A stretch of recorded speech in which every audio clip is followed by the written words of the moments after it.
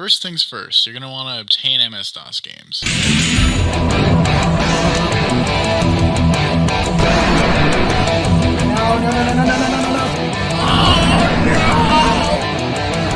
Let's get to the real meat and potatoes of this.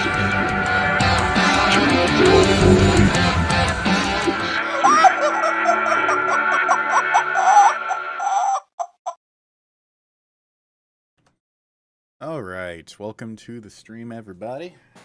Second, I need to plug in my phone, and there is the game being captured. Good. Hang on. He started attacking one of my wires. Plug in. Stay plugged in. Okay. Continue. And, yeah. So we're just continuing from last time. I said it on Twitter, but basically we're doing a second run right now. And this is going to be the oddball run, I guess, because holy shit, one of the decisions that I made was fucked up. I basically ditched like half the group with the idea that, oh shit, everyone could fucking just die, or like 2 people can die because of this decision. But oh dude, I mean, you know, I know we're in the same Discord group, Watuk. Yeah. Anyway, so we'll talk about that probably post stream, maybe, I don't know, maybe a little bit during the stream. But no, it's okay, I understand. But I really want to save my hype for that in the video. Which I don't know if I'm going to call it Breaking Reality anymore. I think I might call it The Last Stand or something like that. Just because, you know, it's no, you didn't have to do that. That's fine. But okay, whatever. Anyway, yeah, I'm not sure what I'm going to call it yet. It might still just be all right, whatever. You know, you do you, boo. But anyway, so yeah, that's gonna come soon. I'm gonna try and get that done by the end of this weekend. But no, whatever. It's all whatever. Well, we can talk about it a little bit during the stream if you want to, or if anyone else wants to talk about it. But you know, just know that it is going to be coming in that video. I'm not going to go into detail on everything, you know. It would take all of this stream, basically. I mean, fair enough. All right. Anyway, enough about the ruse. Let's go ahead and get into this fucking almost rip-off of Saw, but just blatant homage. All right, we're in the middle of this fucking puzzle. I forgot. Hang on one second. I need to let a friend know that I'm going to be streaming.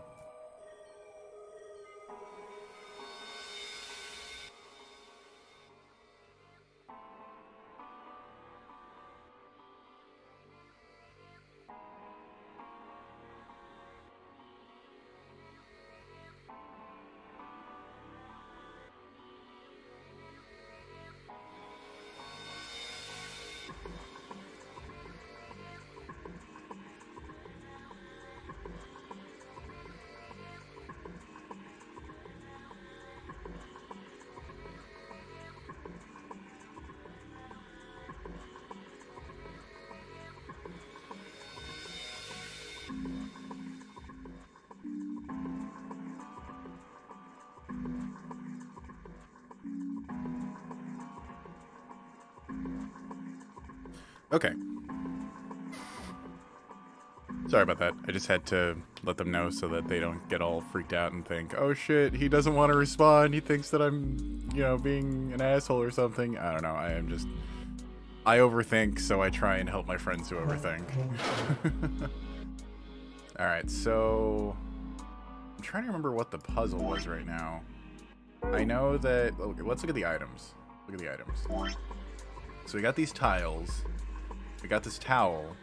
We got this drawer. I think the tiles have to do with this, but I don't know what to do with them. Or maybe I need 2 more of those tiles. Oh shit. There's a budge wall. I don't even know what a budge wall is. Okay, so this is... Yeah, okay. Hmm.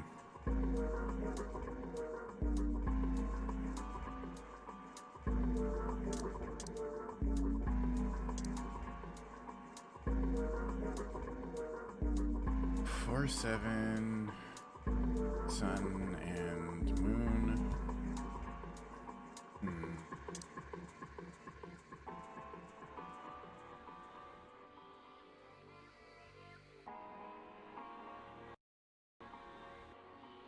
For some reason, I have it stuck in my head that it's possible that something could be underneath there.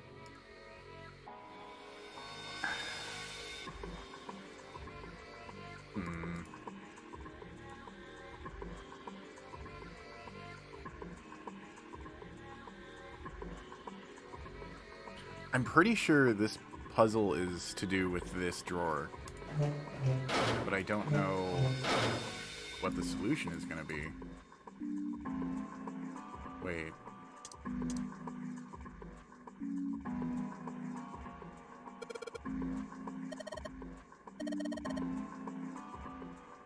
Okay, well, that wasn't really the solution I thought it was going to be.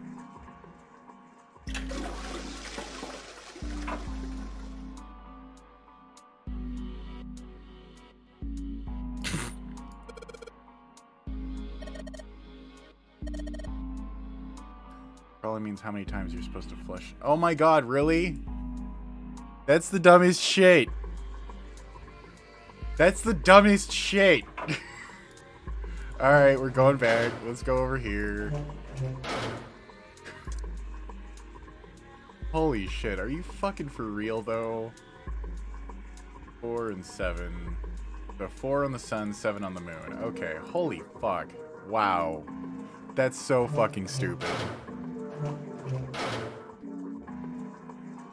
Alright, 1, 2, 3,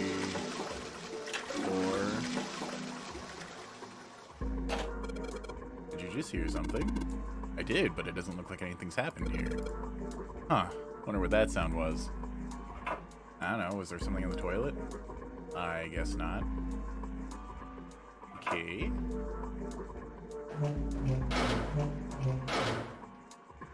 One, 2, 3, 4, 5, 6, 7.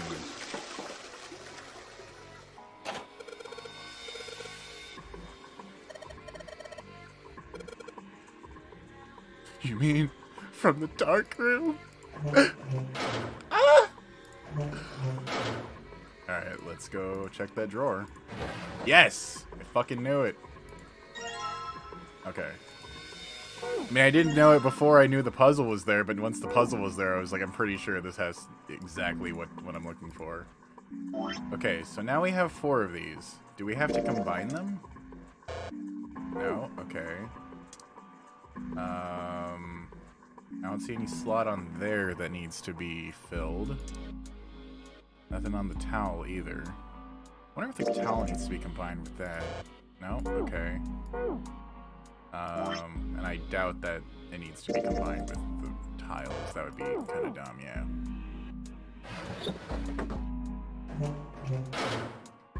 Okay. Okay, well, it looks like we've investigated all the rooms. The only mystery left is that door. Alright, let's crack that mystery then. We've got 4 tiles, and there are a bunch of tiles that are the same size up on the wall here. So if we replace 4 of the tiles on the wall with the ones we've got, that should open the door. Well, there's only one way to find out. It's all the E's. It's all the fucking E's. I know it's all the E's. It's gotta be. I fucking knew it! How did I know? How did I know? Because there was 4 fucking E's! Wow.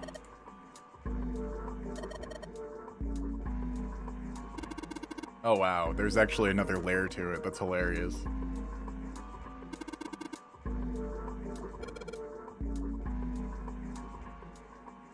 Yeah, let's leave. Come on. I'm pretty sure we're near the end of the run, too.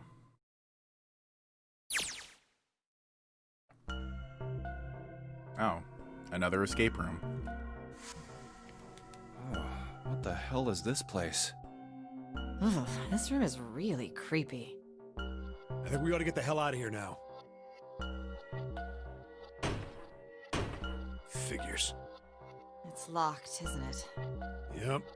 Don't know why I thought this would be any different. So, what is this room for, anyway? Well, there's a chair in the center of the room. Yeah, it's for fucking executions. Oh, looks uncomfortable to say the least. I'd rather not sit in it if I can avoid it. Looks like it's placed over some kind of glass panel. Too dark to look through it, though. This isn't dried blood on the tablecloth, is it? Oh, what the hell is this? What are these tools for? That's not something I even want to think about. No doubt about it. This room's dangerous. Let's make our search quick so we can solve the puzzle and get the hell out of here. Come on. Okay. Creepy execution room. With an electric chair.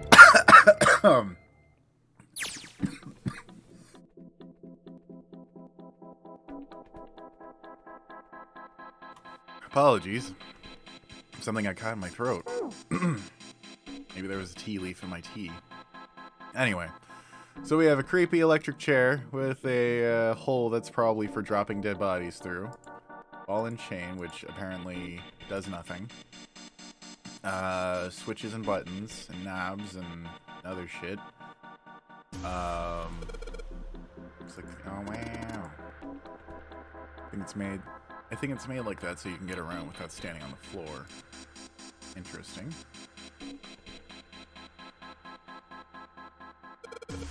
Thought there was a hole here, but I guess it's got a cover over it. You aren't going to be able to get that off. It's bolted on there pretty good. Maybe there's something around here we can use to get that thing off of there. Can you see anything in there? If you can't see anything, I really don't think we should... really think we should need to bother with trying to open it. Too dark to see anything. Huh? Did I see something shiny in there? I don't see anything shiny in there, but you know. May as well fuck with it if we can get it, some sort of wrench. Excuse me.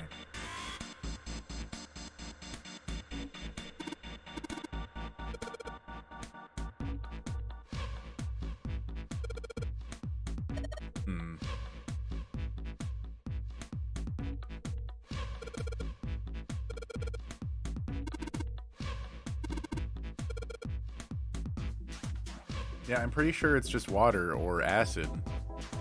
Maybe it's acid. That would actually make more sense because, you know, then they're just disposing of the bodies as quickly as they're making them.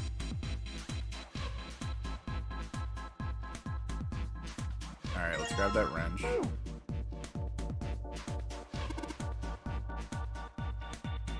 Fair enough. Alright, let's go ahead and wrench this bitch open.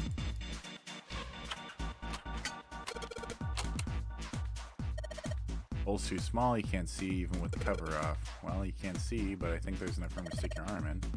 Sure you want to do that? There could be something dangerous in there. Okay, I admit that scares me a little bit. We need to see if there's anything useful in there.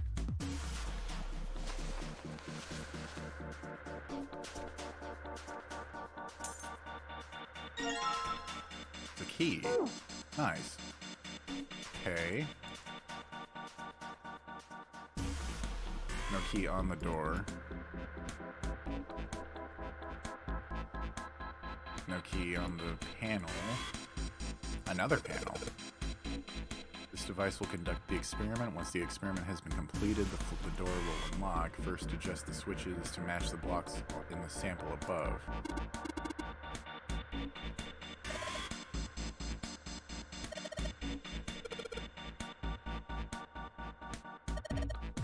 Adjust the switches shown at the four corners of the screen, then press the button to check. Junpei, we don't know what this thing does. We can always come back to it later. There are lots of other things you could do. Fair enough. I'm confused. They all just say, oh. Okay. I'm still kind of confused, but that's fine.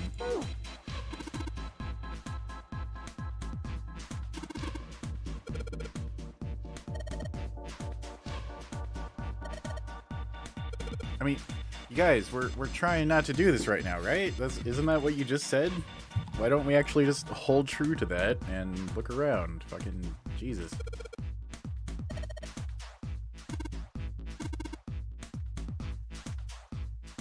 Okay. Well,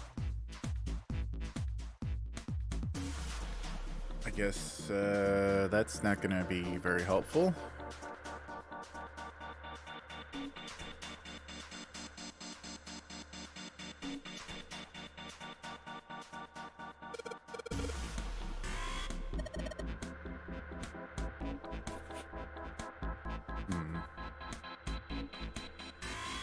Kind of a strange choice to put wiring through pipes, but I don't know, maybe it's electrical insulation.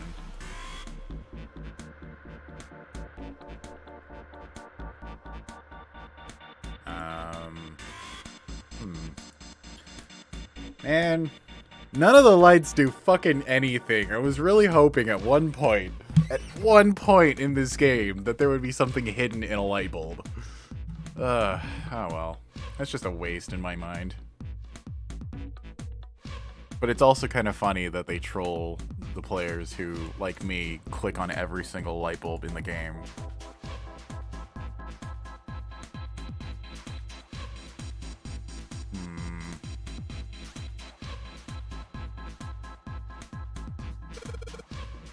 Oh, what? What? For a second, I thought he was saying someone was going into the chair.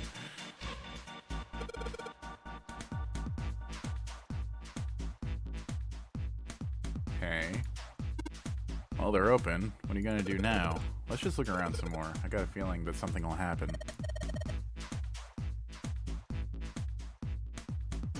Weren't you just saying we shouldn't do that right now? Alright, fucking whatever.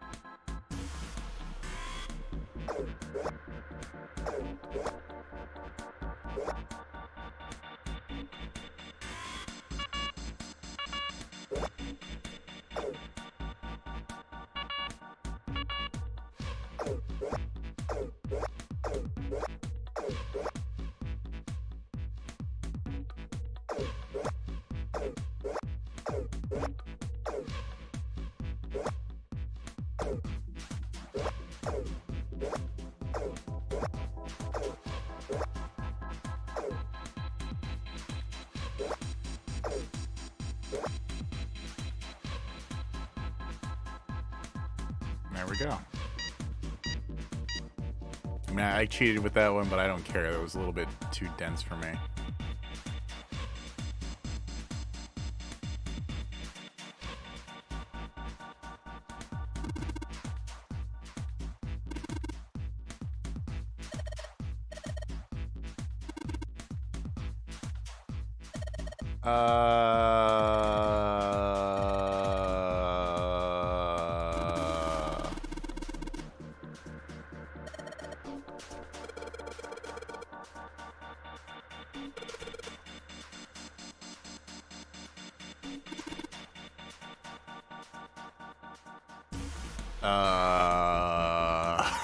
I don't know what the hell to do here.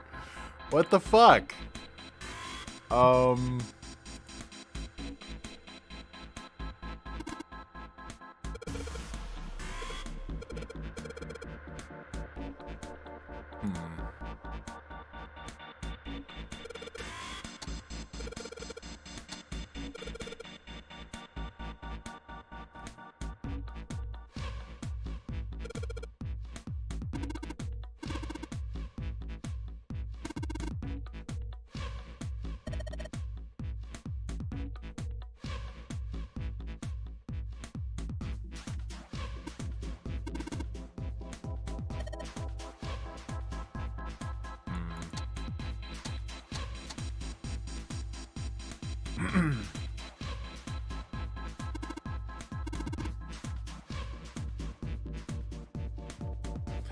Now the question is, what the hell do I do here?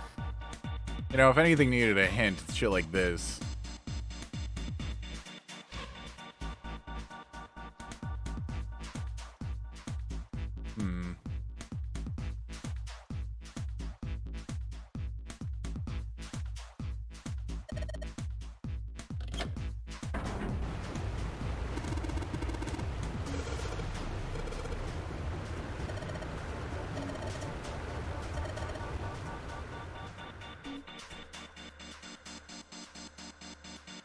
Oh. EDBF.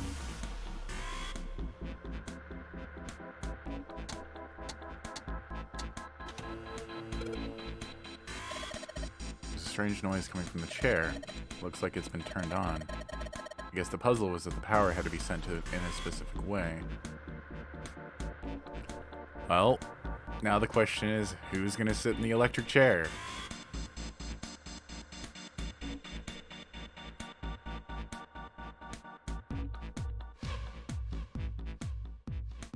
The restraining device is unlocked. Please seat subject in the like chair. We thought, it's not going to work unless someone sits in it.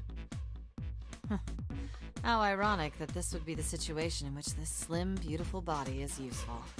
Lotus, are you sure?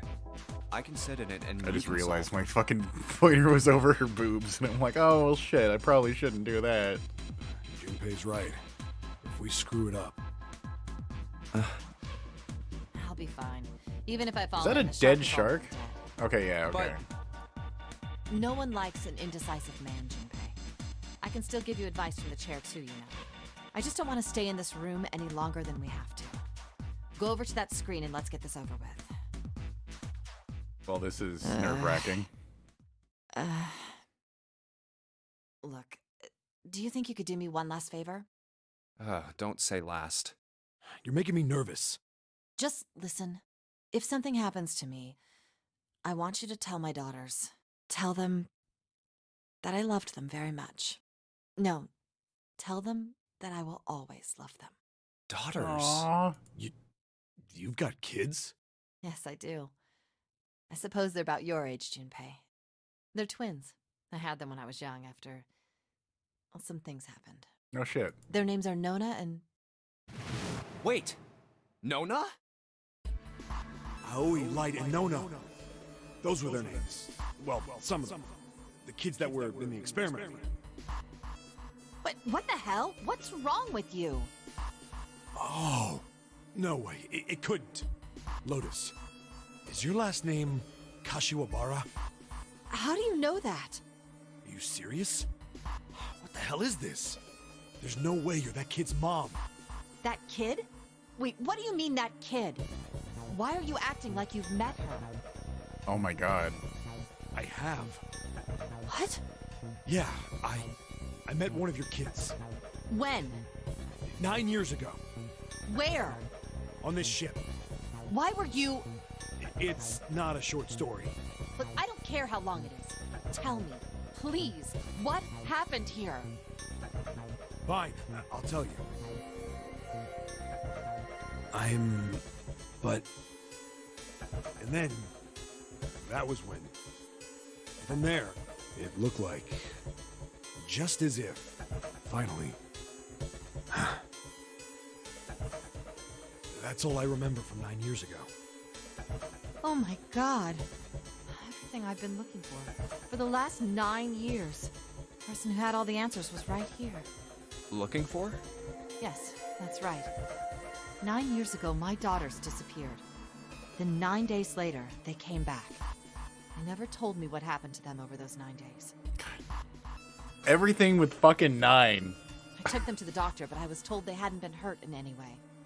Still, I was sure that they had been through something terrible. So I couldn't bring myself to force them to talk about it. If I did, then I'd force them to relive whatever horrors they'd been through. I didn't have any choice.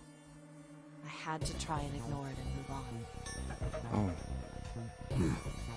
A few months passed. Gradually, they started to act like they always had, before they disappeared. They smiled and made jokes and did all the silly things kids do. It got harder and harder for me to ask them about what happened.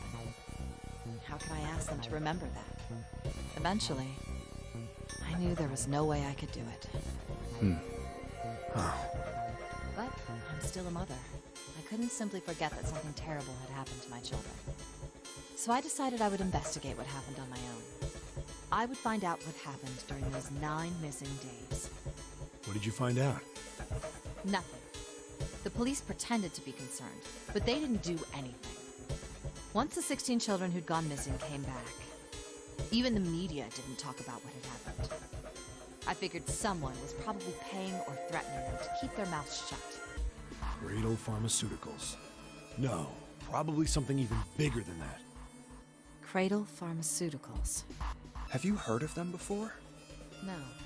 It's the first time I've ever heard that name. 7. How did you find out that Cradle Pharmaceuticals was connected to the kidnappings in the first place? I figured finding out whatever the victims had in common would lead me to the culprit. That's what any good cop does. What did they have in common? Every single one of the kids who disappeared had gone to this one hospital at some point. The hospital was one of a bunch that were under the control of Cradle Pharmaceuticals. After that, it was just about connecting the dots. The hospital. The hospital? For a while, I was trying to get some kind of information out of the kids at the hospital. One of them told a weird story. What was it? Have you heard about the Gansfeld experiment? I guess all these kids had to go through it while they were at the hospital. I think it was passed off as some sort of counseling. What did you call it again? Oh, the Gansfeld experiment. This is how it's set up. First, subjects Q and A are put into separate rooms, far away from one another. Then a series of video images are shown to subject Q, who is told to send the images to subject A by thinking about them. Subject A, on the other hand, is put in a large reclining chair, given a blindfold. With their senses cut off, A is asked to guess what images Q is looking at. Oh, yes, I've heard of that. It's a famous telepathy experiment, isn't it? Telepathy. That's how the experiment on this ship was supposed to work. The experiment to control people, right? Yeah. I don't know if any of the telepathy stuff really exists, but maybe someone from Cradle Pharmaceuticals bought into it. Even if that is the case, I still don't get how that has anything to do with any of this. The Nonary game, Zero, why we were kidnapped. What does any of that have to do with telepathy? I know I brought all this up, but I have no idea. Maybe none of this stuff is connected after all. No subject has been detected. Unless a subject is detected within 60 seconds, all power will be shut down. Oh shit. System recovery is estimated to take 1 hour. Oh fuck. If you wish to proceed with the experiment, please seat subject in the restraining device. Whoa, that doesn't sound good. Yeah.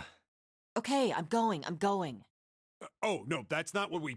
Just hurry up and get it over with. Junpei, I'm counting on you. Right. This is seriously fucking nerve-wracking. Lotus, please, tell me right away if you feel anything weird. Yeah, if she's getting electrocuted, you're gonna fucking know, You worry kid. too much. Now get on with it and be a man, or June's gonna leave you.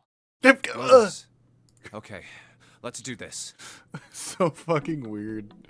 Oh my god. Wait, so... What are we... What?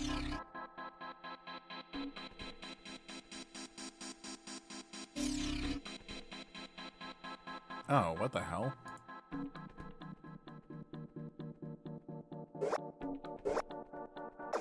Oh, what the hell?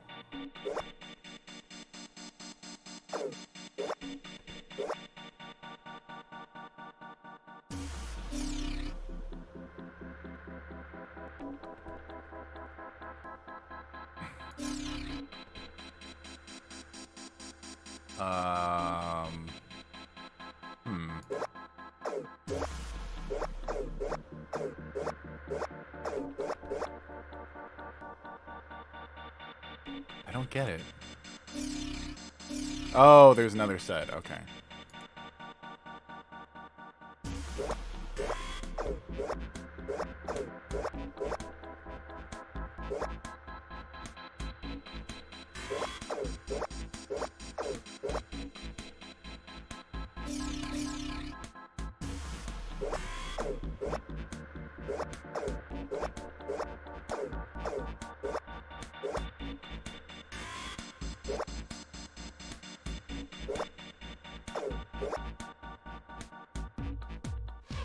close, I think.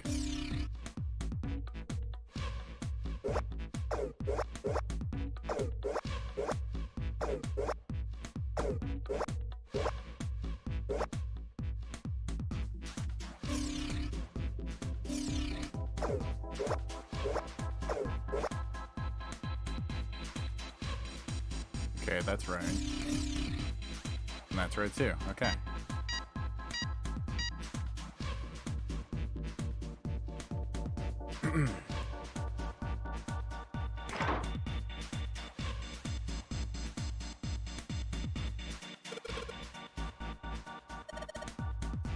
Huh. Eh.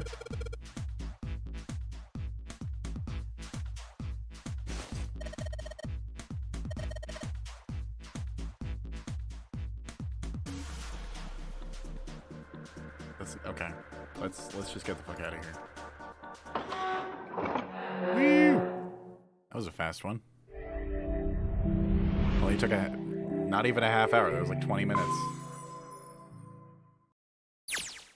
The hallway goes to the left. Yeah, but I don't see any doors. Guess we just need to keep going. Right. Let's go. An elevator. Just what we need. Let's take this to C-Deck. After this next, series of discussion in the game, well, actually, hang on. Let's look at the flow really quick. Where are we? Oh, we're like right at the end. Okay.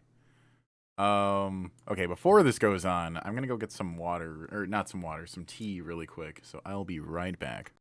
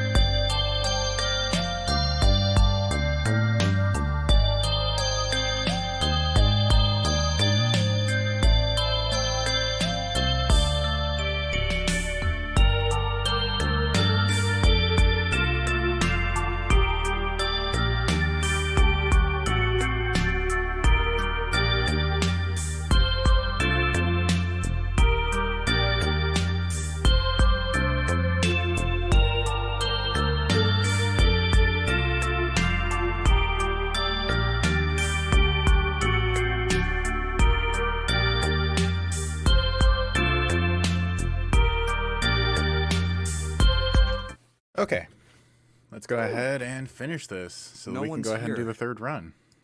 Where did they go? So I have I no really idea. want to get that true ending because I felt blue-balled during that first run. Holy shit. Hey, Junpei! We should follow him. I know where we need to go. The door behind the central staircase. There was a sun symbol on the keyhole of that door. And I happen to have the sun key in my pocket right now. This should open that door. All right, time to open this. Hold on a sec there. Huh? What? We don't have the key for this one yet, right? That's... Oh, it's the Jupiter symbol. Then we can't open this door. Well, shit. Unfortunately, no, we can't. Jeez, the sun door's gotta be just on the other side of this, you know? We can't just stop... Hey, it opened. What? And the others must have found the Jupiter key. Well, what are we waiting for? What? What the fuck? Why?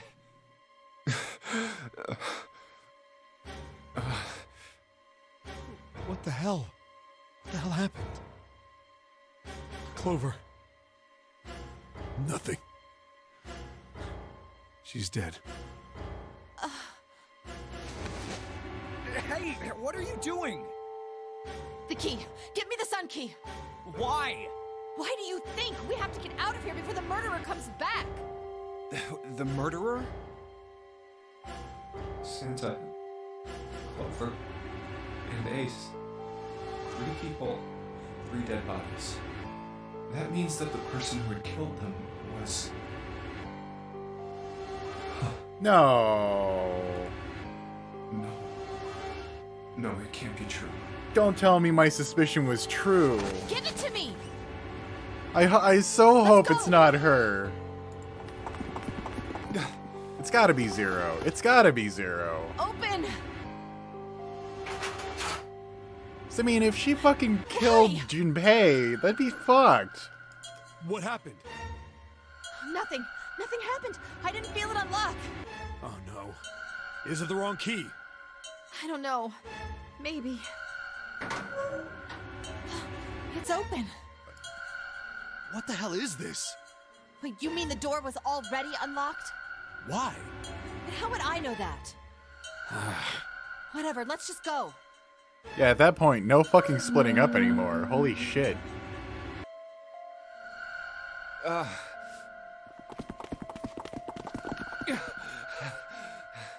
What the hell is this door? I can't see anything that looks like a doorknob or switch or lever or card reader or anything.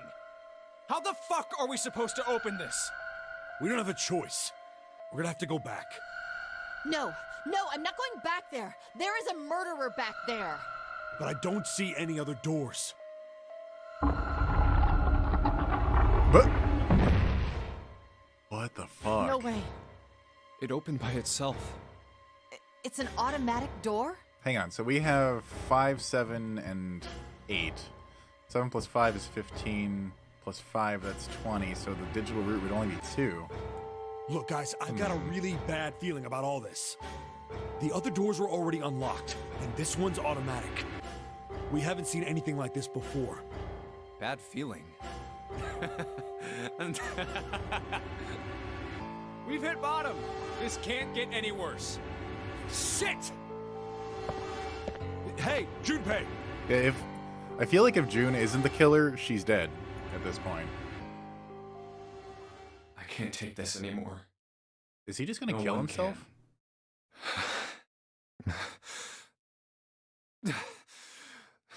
No. It's a lie. It's gotta be. This can't be real. No. It's impossible. If it's a dream, just wake up already. Someone please tell me it's all just a joke. I'm imagining things. Yep, that's it. This is all obviously a lie. It's a big, elaborate trick. An illusion or something, or a dream. It's made up. Ah! Ah! Connie! Oh shit. Okay, yep, she wasn't the killer. Connie, hang on! Connie! Jumpy? Oh man, Connie, there's so much blood. What the hell happened to you? How did this happen? Jumpy, I'm sorry.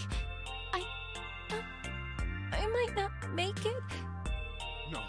No way, no way I am going to let you die. I am gonna save you, I promise. Thank you, Jumpy. Thank you so much for everything. I was really happy to see you again, Jumpy. Really happy. Oh, don't give me that I was crap. You're gonna see me again lots more times. You just gotta hang on, all right, Connie? You... Ow, what can I do? Damn it!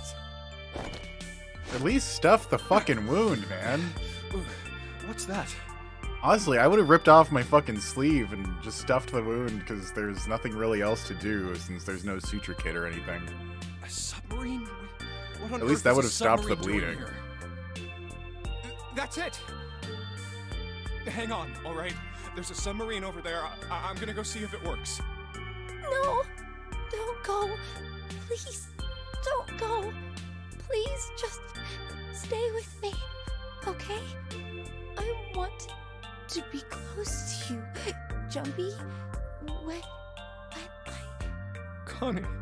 Jumpy, did you know you meant a lot to me when we were kids? I've liked you for a long time, Junpei. A really long time. Jumpy, do you remember how we hung out a lot when we were kids?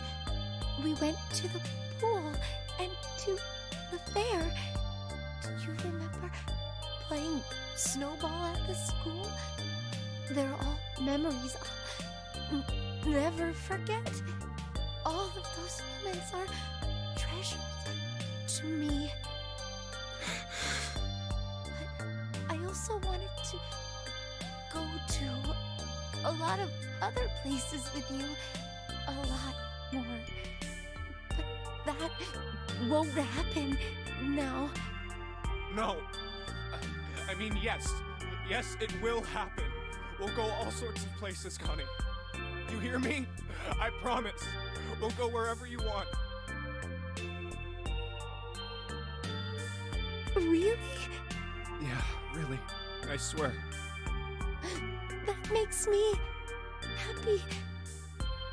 Really happy. Jumpy, I feel sleepy. No, Connie, don't fall asleep. Thank you, Jumpy. Thank you so much. Connie! Connie! Connie!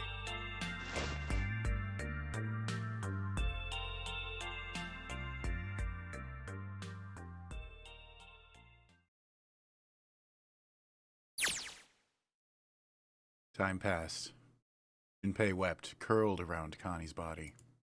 He cried and cried until he had no tears left. When the last tear fell, Junpei was no more. His body remained, but only as an empty shell. Somewhere, he heard a bell ring. It was the clock at the central staircase.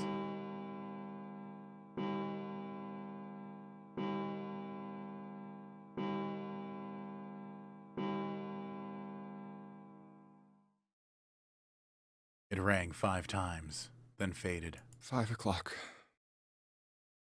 Quietly, gently, softly, he set Connie down on the floor. Slowly, Junpei stood. Only then did he realize that Seven and Lotus had not followed him. Where had they gone? Slowly, he looked around the room. There was nothing. No sign that they had ever been there. It felt as though every part of Junpei's body was made of lead. Slowly, he made his way to the door he'd come through. As he approached it, it opened, sliding apart with a sound like grinding stone.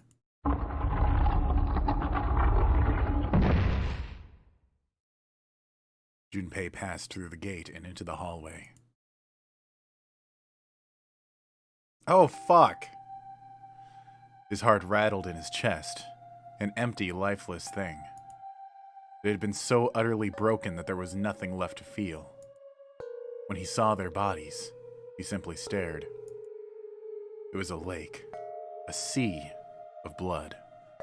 2 bodies lay in it. There was no need to check. There was no breath left in them. His eyes lit on Lotus's wrist. Her bracelet. It was gone. He stared. It meant nothing to him. He didn't care anymore. He couldn't care anymore. Junpei's body felt numb. A part of him knew the lump of lead in his chest had once. He couldn't quite remember what it had been for. Tears poured from his eyes in great streams. He wasn't sure why. He gave up trying to make them stop. He turned around. The door opened again and slowly, numbly, he walked through. kept walking. Why stop? An object set in motion, simple inertia carried him forward. Eventually, he found himself in front of the submarine. His arm reached for the hatch.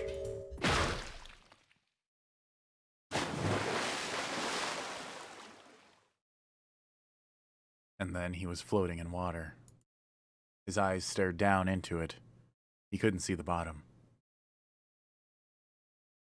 His back was hot. Dimly, he felt the blade of a knife in it. Who? One dead body lay behind door number 5. The body of the 9th man. Another lay in the shower room.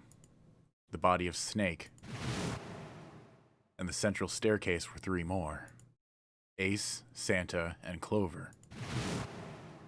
Just outside the door were 2 corpses. Those of Seven and Lotus. And in this very room lay the body that had once been Connie. And now, Junpei would join them. Who, then, had killed them all? Who?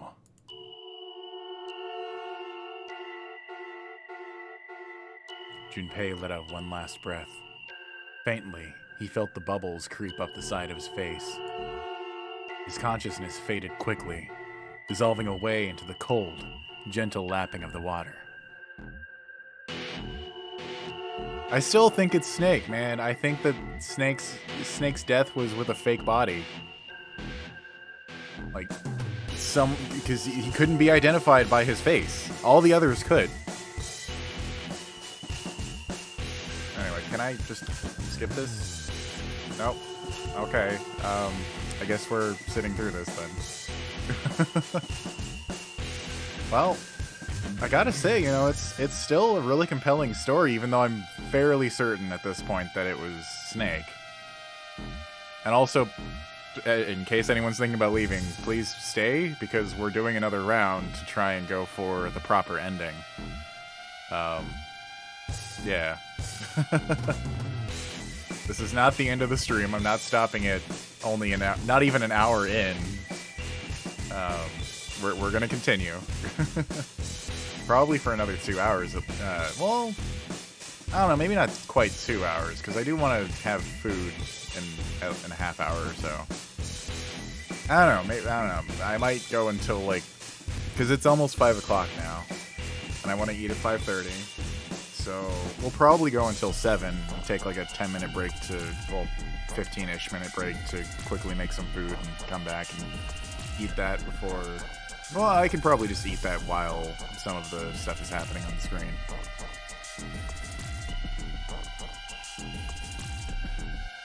Okay, is that the end of the credits? I think that's the end of the credits. The end? Or is it?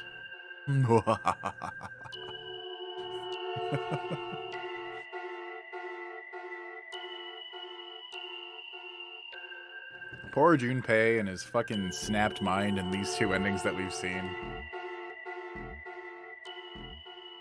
We all die by a yellow submarine. Nice. What a fucking achievement name. Yes, I would like to save.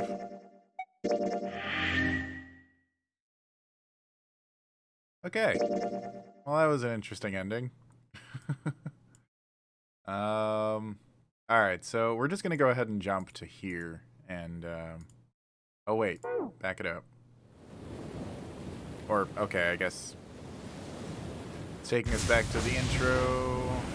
Oh, right, because it's gotta start it, and then we have to make a decision of where we're gonna go.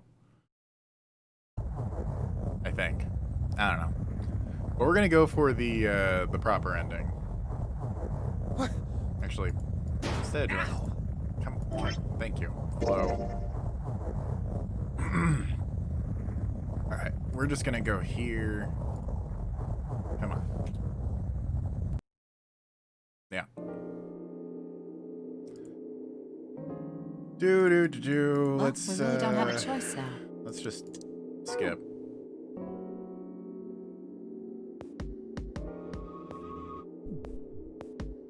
Alright, think it was door number 8. Yeah, because door number 3 was the fucked up option.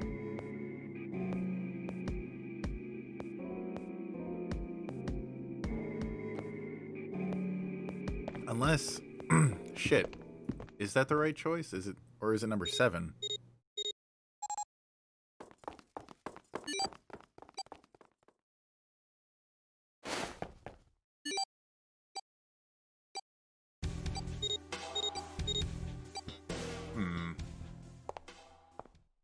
Missing links, do you know?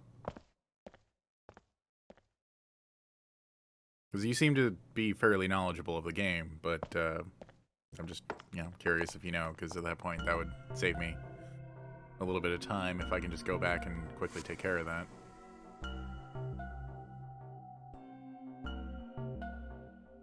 Door 4?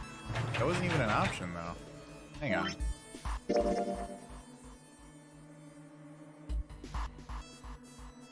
Oh, wait, okay, so... Hang on. Yeah, it's 3, 7, and 8. There's no door number 4.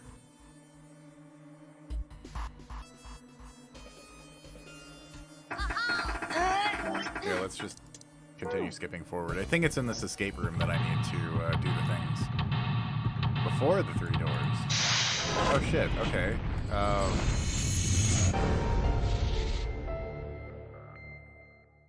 Do I actually need to specify that, though?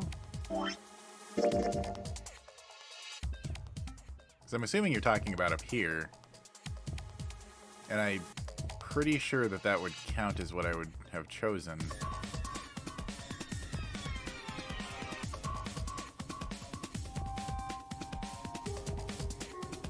Doors 4 and 5, but I'm not sure. Fuck it, let's just make sure that the game knows.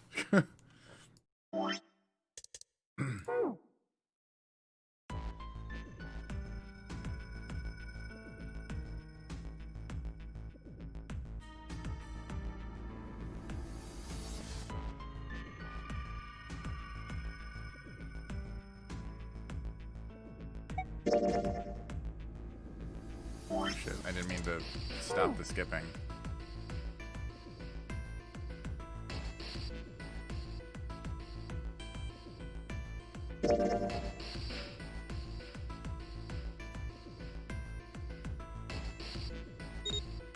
Okay.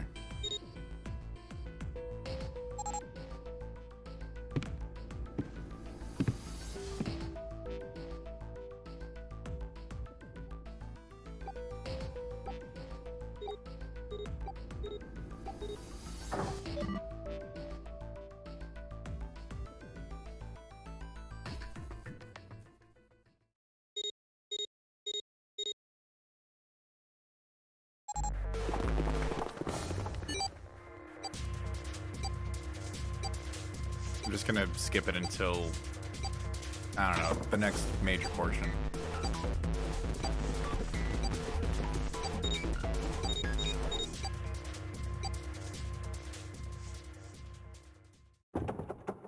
I think now it's the escape room, so I'll just let it get to the escape room part, and then we'll go ahead and jump forward.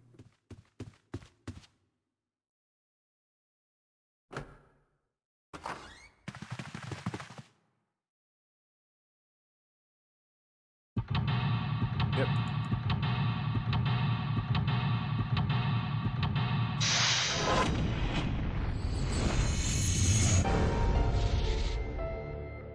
That was weird. There wasn't a face that time in the image. All right, flow. Wait.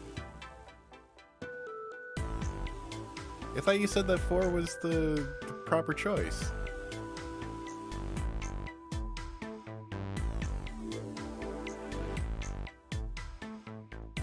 I need the bookmark. But I'm confused. Oh, I have to get the bookmark? Okay. Wait, so was the bookmark earlier, or is it in this part? I think it's in this part. Let's just look around a little bit. Got the matches, cool. Oh yeah, how's your fever? You feeling better Let's now? skip that.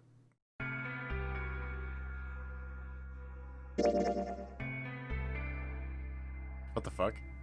I don't remember that happening.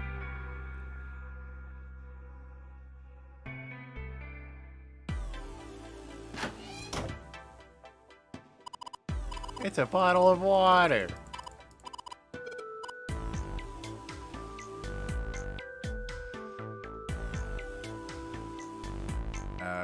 If I remember correctly, there was nothing in there.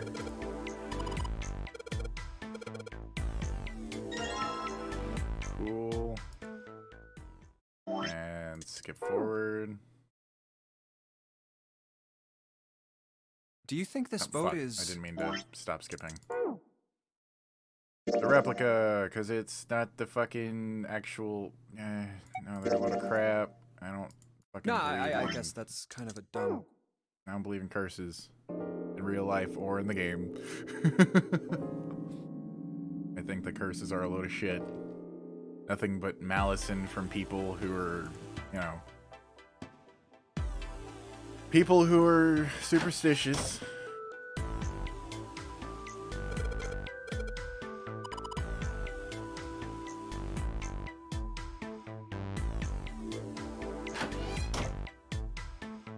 Oh shit, dude.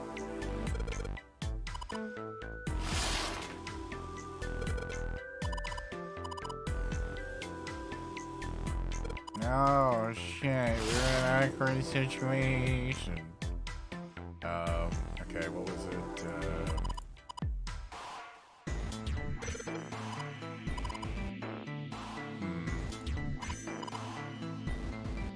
I mean, I remember there's the, you know, in the other one, or in the other, oh, fuck, that's not, damn it, stop it, what? In the other room, that there's a basically identical, that still cracks me up, that fucking June, or Connie, contemplates stealing. In the middle of a fucking, you know, in the middle of this fucking murder house, boat, thing.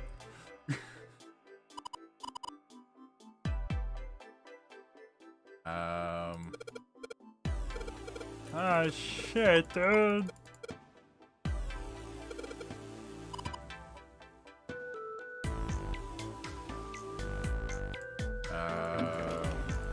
Key.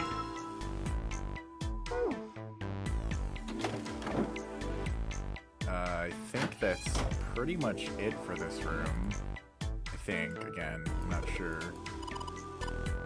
Yeah, I'm not trying to fucking relax.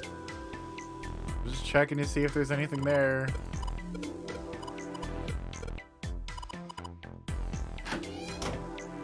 Okay.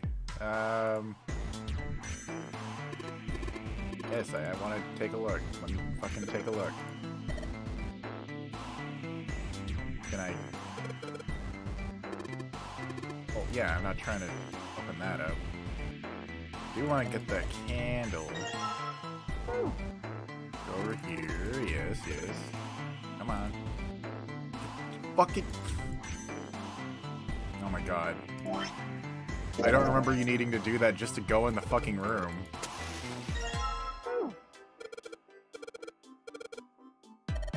Put it on the fuck... Jesus!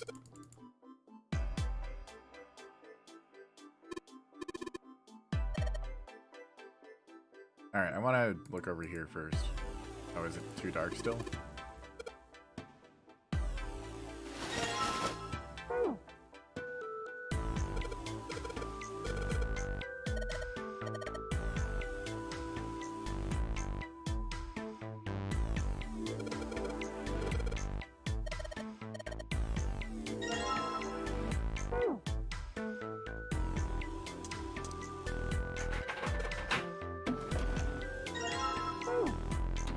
Okay, back it up, go over here, use the fucking candlestick on the thing. Open that shit up! Hey, Junpei, you got a minute?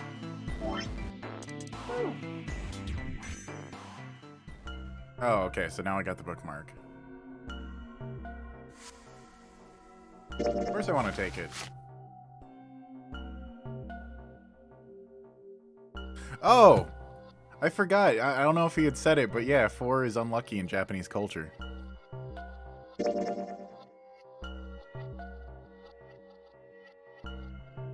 Like, it's equivalent to 13 in American culture or English culture. I'm not sure if it started in America or England.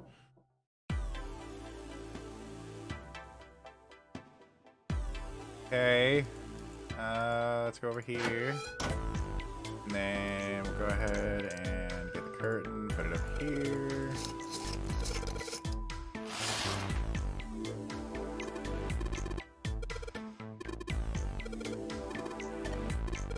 I'm trying to do that. I want to look over here, close the curtain.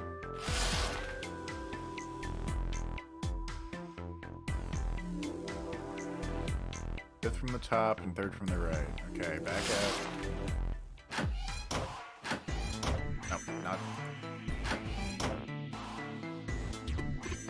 Yeah. 1,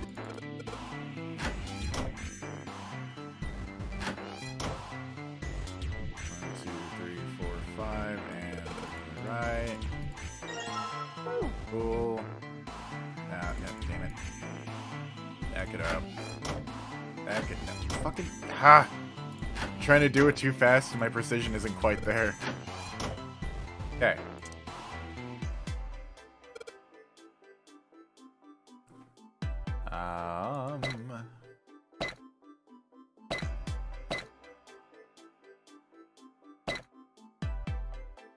I kind of feel like that might be. Nope.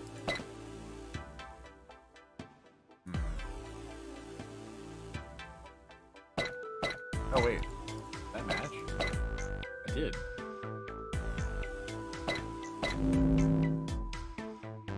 It's the dog.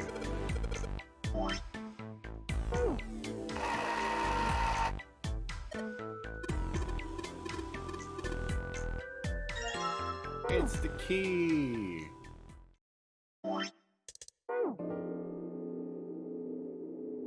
Actually, I should Telepathy? let's look at the flowchart. Okay, that's still. What the fuck? The key is still not saying that it's working.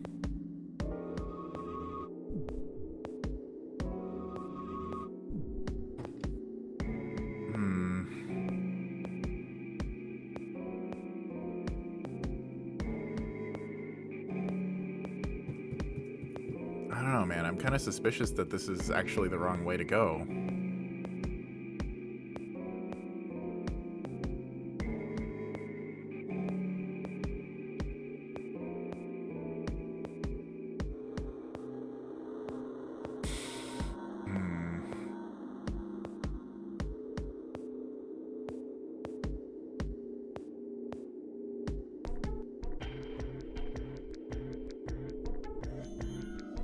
Okay, here. I'll just look it up really quick.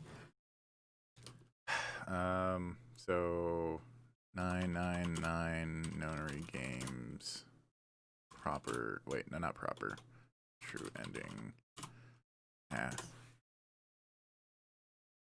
I don't want the endings explained, I just, fuck. True ending walkthrough. Spoiler free.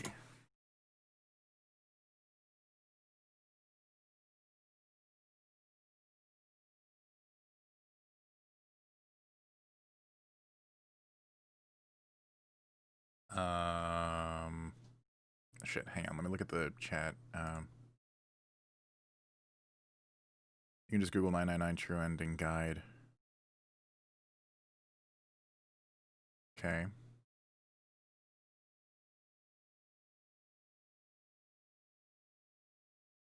Yeah, let me take out Nonary games. Maybe that's making it too specific. Endings Guide, there we go. 3 standard and 3 special. Would it be considered a special ending or a standard ending?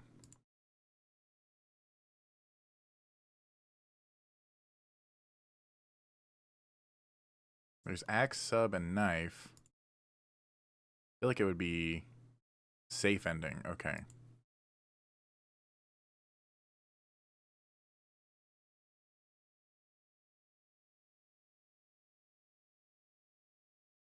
Hang on, let me go back to chat. Third class cabin.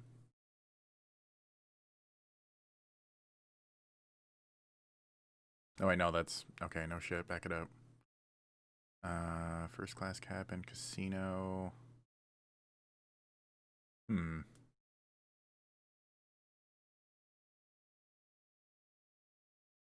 Or is it the June ending?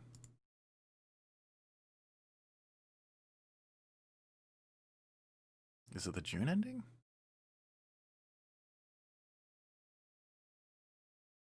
Well, that's okay. I clicked on June ending and it changed it to Coffin ending. I don't know what I'm doing now.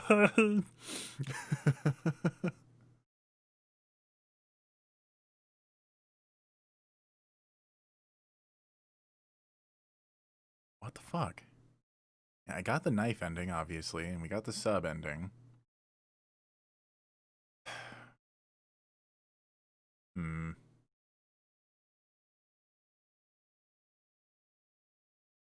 Okay. Page tools. No, back it up. Shit.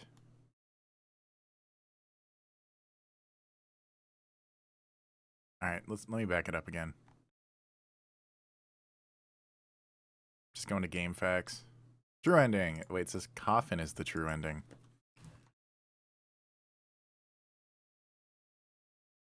Okay. Okay, so I guess it is door number 4. Select the matches, go into the bedroom, take the map from the wall, examine the dresser for the dresser key, take the candlestick, combine the matches in the candlestick, open the dresser, take the plate, receive the curtain from the bed, examine the candlestick, unlock the display case, take the plate, take the bookmark, go into the bathroom, put up the curtain, pull back both curtains, examine the hole. Yep, okay. Back in June's room, go to the bathroom, examine the aforementioned, yep, okay. Return, adjust the plates, receive the Mars key, leave, open the double doors. Okay. Well, let's just fucking get through it. We're so close to the ending, we may as well just let it play out. Well, we now know it's a dog, so I'm gonna say it's a dog.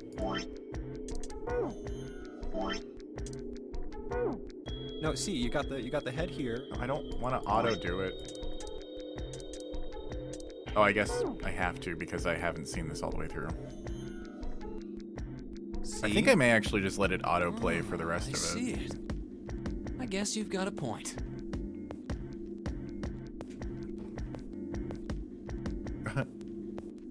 Oh, maybe not, because then How it's did you gonna know? make reading You're right. kind of a pain in the ass. I didn't think you would have been able to guess that. Because it wasn't a guess, bish. So now we know what it's a picture of, but I don't see how that helps us.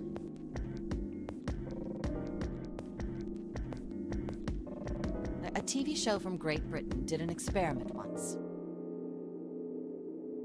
They took 2 similar pictures. Both of them were difficult to identify initially. Well, this is playing out. I'm going to go to the restroom really quick. But once you figured out the answer, you couldn't see it as anything else. These 2 pictures. The first was a woman wearing a hat. The other one, well, to make it easier, let's just say it was this picture of a dog. So, their experiment.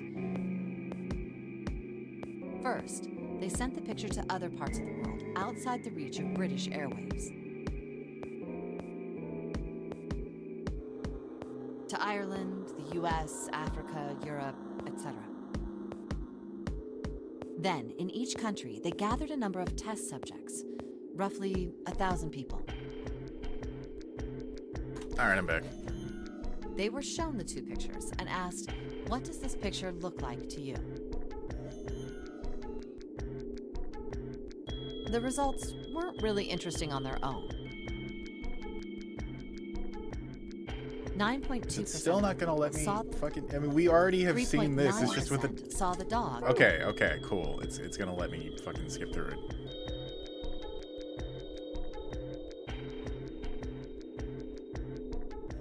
I guess it was just literally the new dialogue that they wanted me to see.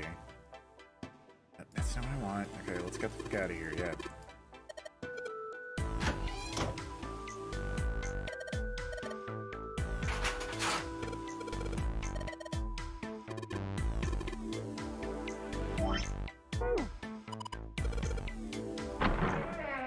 Hooray!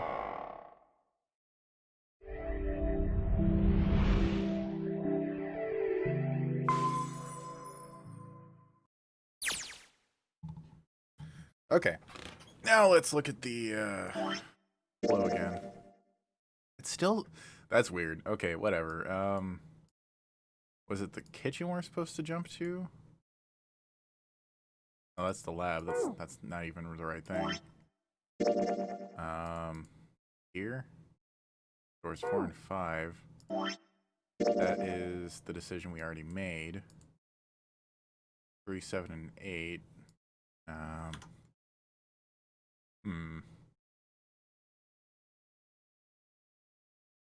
Engine room, cargo room. No one, leave no one behind.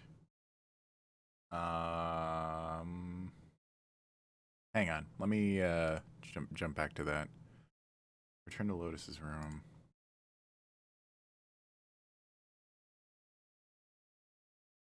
Oh, so we just have to go to the next. Okay, so we actually have to do all of the. All right, let's just. Can we just do that? Okay, yeah, let's just jump straight there. Put water and make sure. Now I just. All right. So We just need to give it a little tap.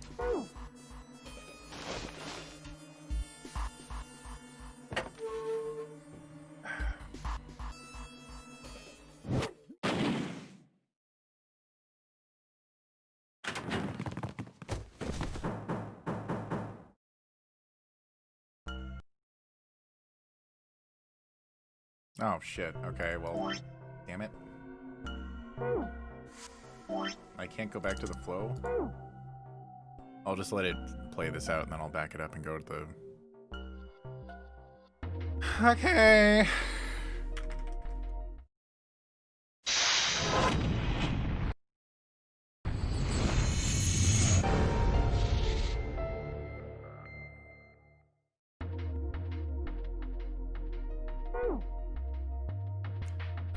Okay, so what I'm going to do is I'm going to move this to the left side of my right monitor so that I can still have the walkthrough, but also still have the chat open. Okay, so investigate the sink.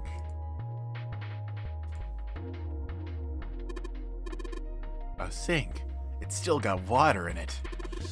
There's a couple of plates in there, but I don't think they're going to help us much. So good. Alright, acquire the whetstone. Go into the pantry. Where is the pantry?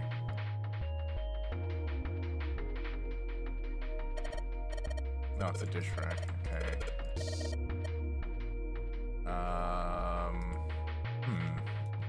Where is the pantry?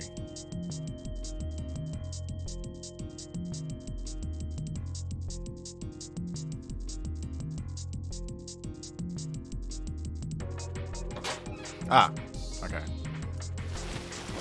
Look behind the middle cheese.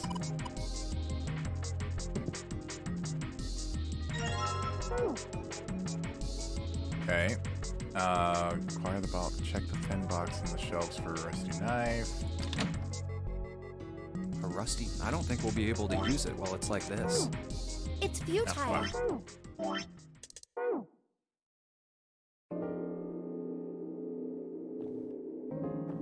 Let's see if I can just skip this. I know what you're talking about. Oh, wait, shit. Oh, no, I chose a different... Oh, shit.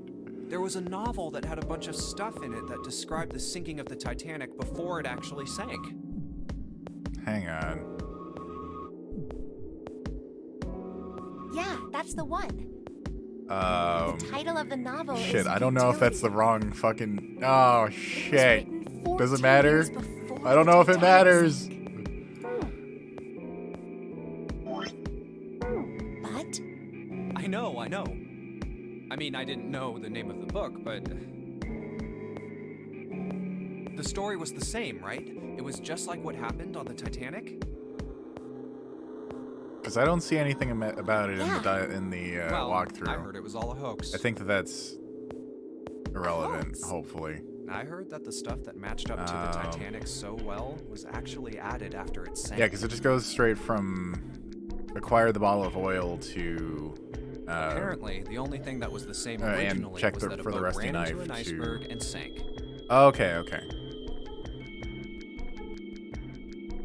but Alright, let's just... Like at 14, you just... Yep, we know, we know. but was in I'm pretty... right. But to be What? Are you... yeah, What are you... these guys... When this... So... that's What's... he. Will you? He Honestly, I just don't care enough about the differences, I well- know. Come on. Alright, okay, so combine with the whetstone, yes.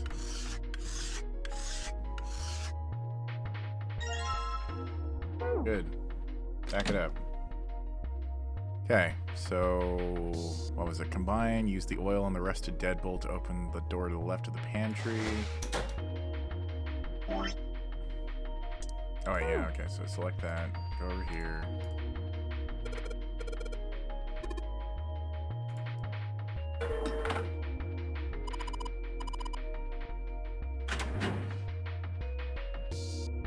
Okay, let's just skip through this.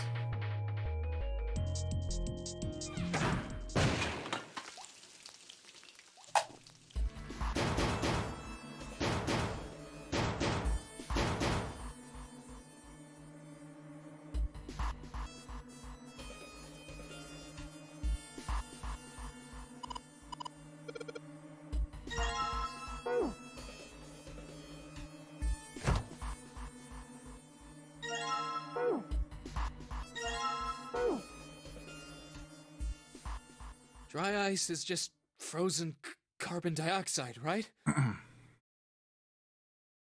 Alright, let's skip forward. One out of the freezer now.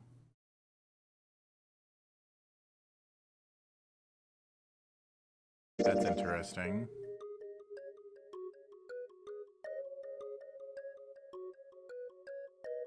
Was honestly impressed. Well, that's what the thing is saying. It actually says he wanted out of here now. That's interesting. Was honestly impressed. So is this guy just fucked? Because it says Coffin / true ending. The question is, whose guide is fucked?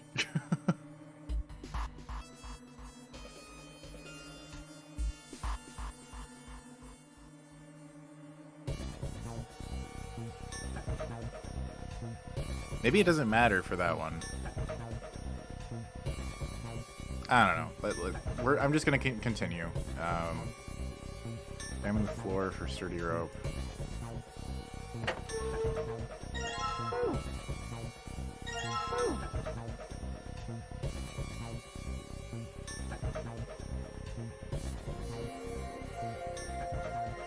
Item, combine. No, not that. Oh, shit. Combine that, yes.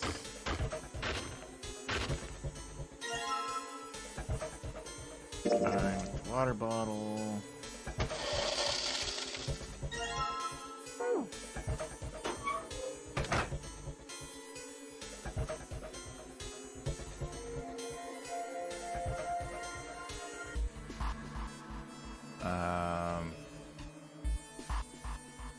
Cut the pork with the knife.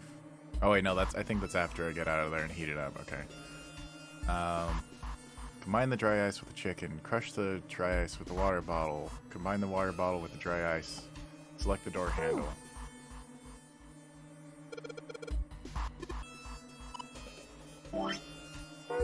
I guess I can't.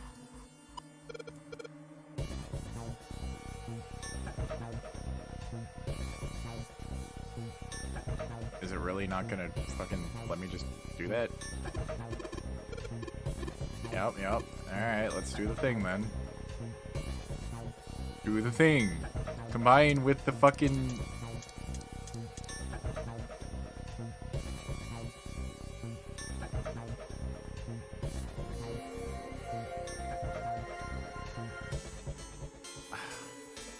I hate this. Okay.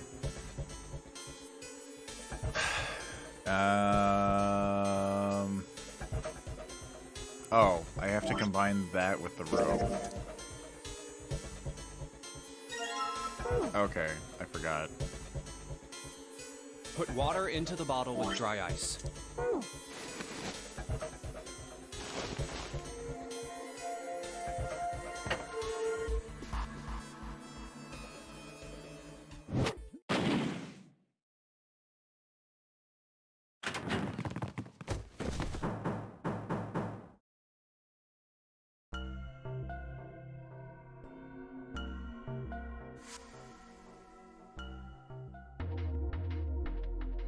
Alright, back over. Oh, wait, shit. That was it.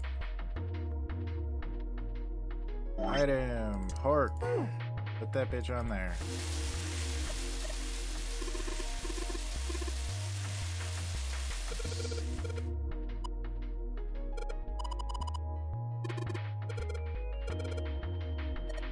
Yeah, what kind of fucking idiot touches pork with your bare hands, or hot pork with your bare hands instead of, you know, the knife you fucking sharpened?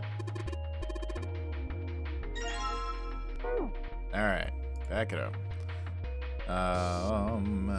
C plus 10 plus F, touch the blocked cabinet.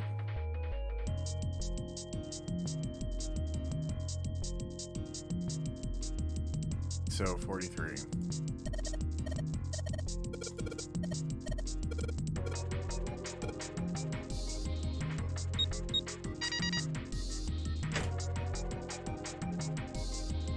Okay.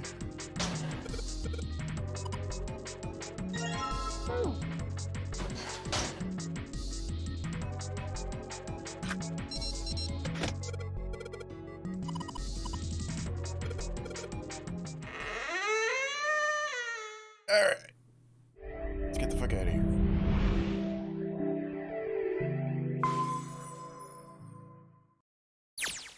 I think we've been here before. Actually, wait, I think I can just... They both seem to connect to a room that looks L-shaped.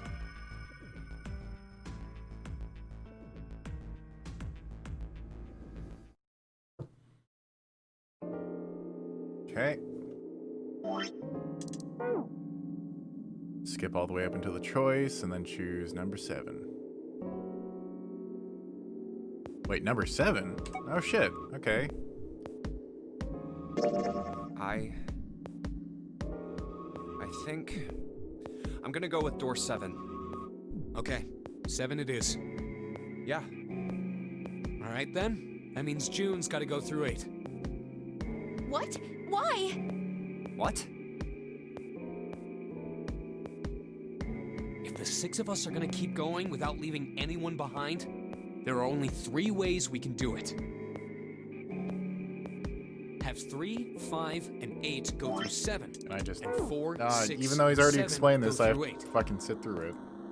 4, 5, and 7, or there are no other. In other words, 3 and 4. You get it now? Oh no, you're saying we aren't gonna see. Hey, come on. We gotta split up, but only for a while. I'll bet. You mean? Yeah. Prob? Yeah, it's Yeah, the I'm same just- fucking dialogue In other that's words, still making me sit through he's it. not. Everything's gonna Hang be on. fine. Yes. Anyway, Clover, I think. What? All right, let's move.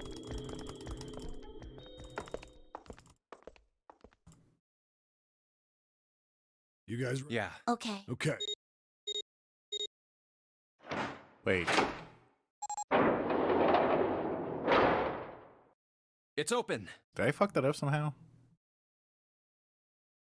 Back to the large hospital room. C deck. Walk away without saying anything. Finish searching. She was right. Oh, fuck. I think I might have to go back and choose specific options for before that up here.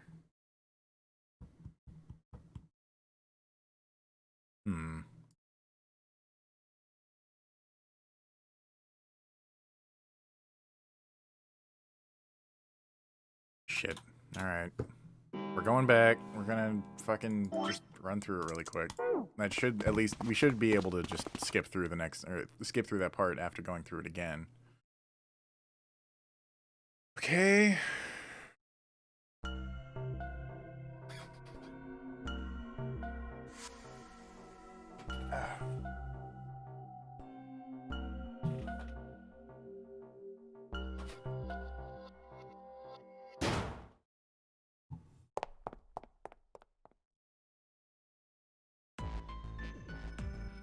Oh, right, there's this whole part of trying to figure out where the fuck she is. Okay.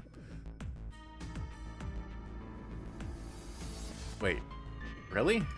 Just go back to the large hospital room? Let's head back to the large... Huh? Why would... Well, I mean, we might have just missed him, you know? Maybe he really was just late. Oh, I hadn't thought of that. Okay, let's go. Huh. Hey, wait, that's...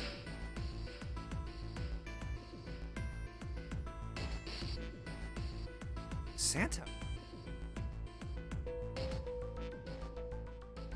Walk away without saying anything. I doubt we learn anything from him anyway. Jumpy? No, nothing. Let's go, June.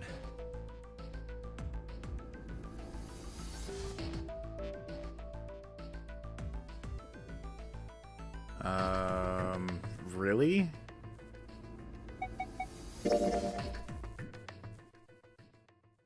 That's surprising.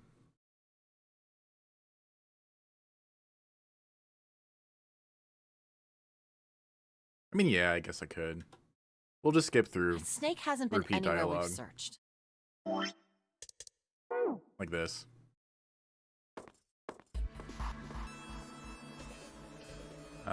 She was right. Okay. It wasn't pleasant, but she was right. There wasn't any way the numbers worked out. If one group was 4, the other group would always have a digital route that didn't match a door. Then 7 spoke. His voice was strained. Then you're saying we gotta decide who's gonna stay behind? Yes, we do. Given our circumstances, it's logically and morally the best solution. If the other 6 are to survive, then one person has to sacrifice themselves. No, that's too cruel! What's so cruel about it? To just sacrifice someone like that? Then what's your plan? Maybe we should sacrifice 2 people instead of just 1. That's not what I meant! We shouldn't sacrifice anyone! I told you, that's impossible. Wake up. Whoa, whoa, calm Alright, down, you two. Maybe I can skip through it? Okay, good.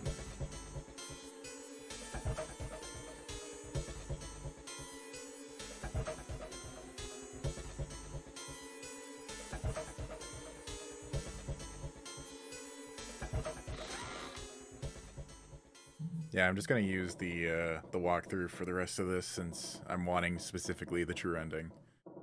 I'll probably do a few more runs of this, even if we do get the true ending in this stream, just because I do want to see the other endings. And there's 6 of them, so, you know, or 5 or 6, something like that. Alright, door number 7. Yeah, I'm just gonna, you know, we're gonna skip through everything and, you know, get it all done.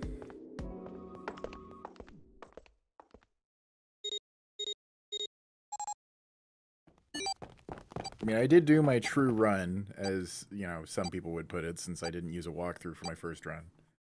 I think that's all that really matters, is that, to me anyway, that's all that really matters for this game, is that I did my first run authentically. Junpei stepped to follow them, but as he was about to step over the threshold, he stopped. He looked to his right, towards door 8. June stood there, a mirror image of Junpei. She turned around and looked toward him. Their eyes met. They nodded. June. Jumpy. Their farewell took almost 1.5 seconds. What the hell are you doing, Junpei? Then someone took hold of Junpei's arm and hauled him bodily through the door. He heard the sound of the numbered door slam shut behind him. His Only bracelet gave a 81 cold seconds electronic left. beep. No time to waste, guys. Let's get moving. Oh, I just now realized why it's 81 seconds. It's 9 times 9.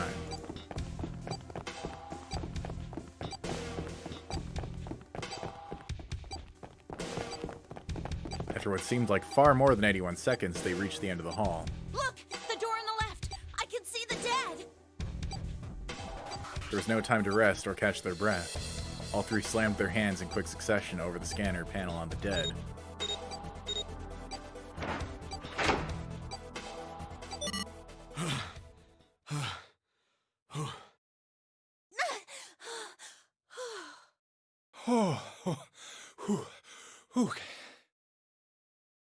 Still trying to catch his breath, Seven leaned heavily against the wall. It stopped. It stopped.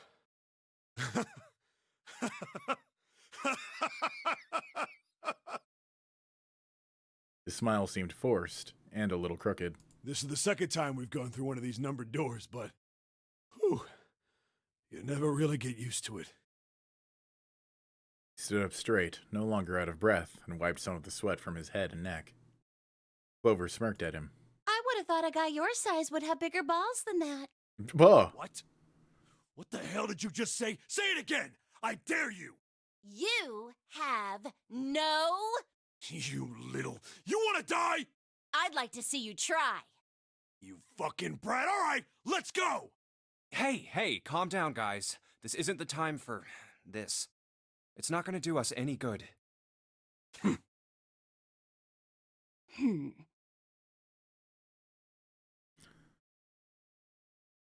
Huh. Interesting. Well, I look forward to continuing the series once we get through all of the endings of this one. Gosh.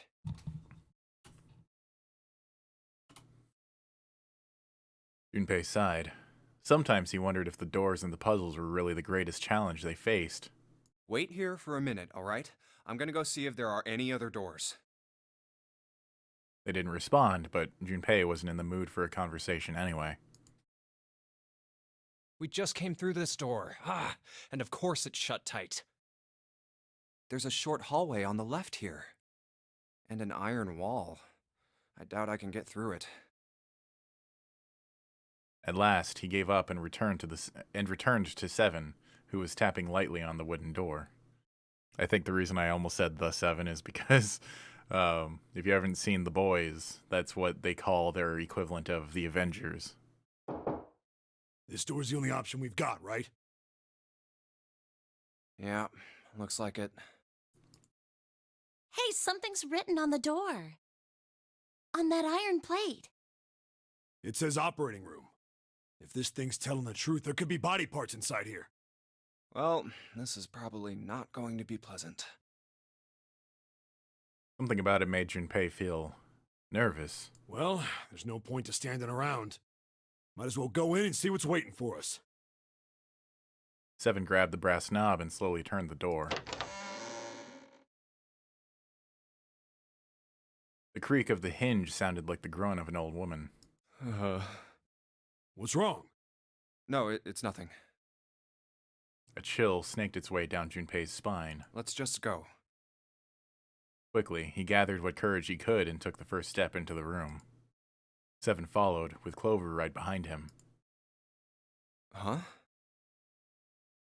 Part of the room just past the door was obscured by a screen. What the hell is this? Why don't we take a look? Hey, Clover! Clover's curiosity got the better of her, and she darted past Junpei to peer around the screen. Her scream nearly blew out Junpei's eardrums. What? Clover! He and Seven ran toward Clover to see what had frightened her. Hey, what's wrong? They rounded the screen, and the cause of her outburst was immediately clear. What the hell is this? Is this a corpse? I mean, look at the joints. Does that look like a human to you? It was something that looked kind of human, lying across some sort of bed. No, not a bed. An operating table. The table sat on a rusty steel lift, and a cluster of bright operating lights shone down on it from the ceiling. We should probably take a closer look. Yeah. Slowly, they approached. As they got closer to the body, it became clear that it wasn't a body at all. This is... What the hell?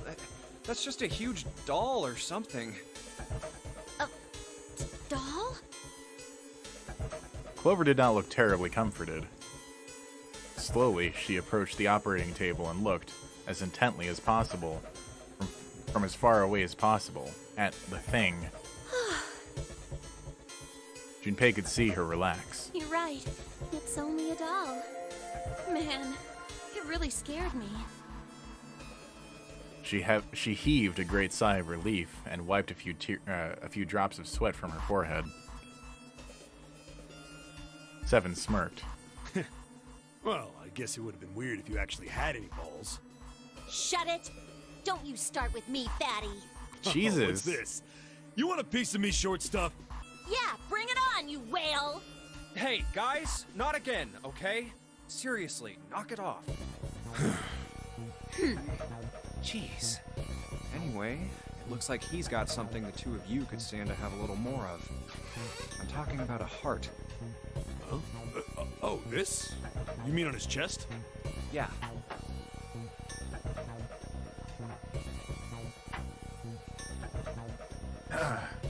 It was set a little higher than normal for a human body, but from the shape of the organ, there could be no doubt that it was a heart. Why would there be a heart in a doll?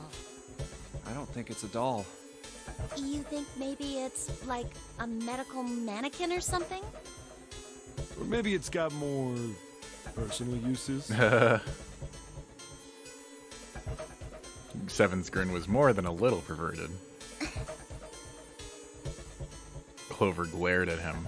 Anyway, how about we take a look around this place? Let's go. Okay. Sure thing.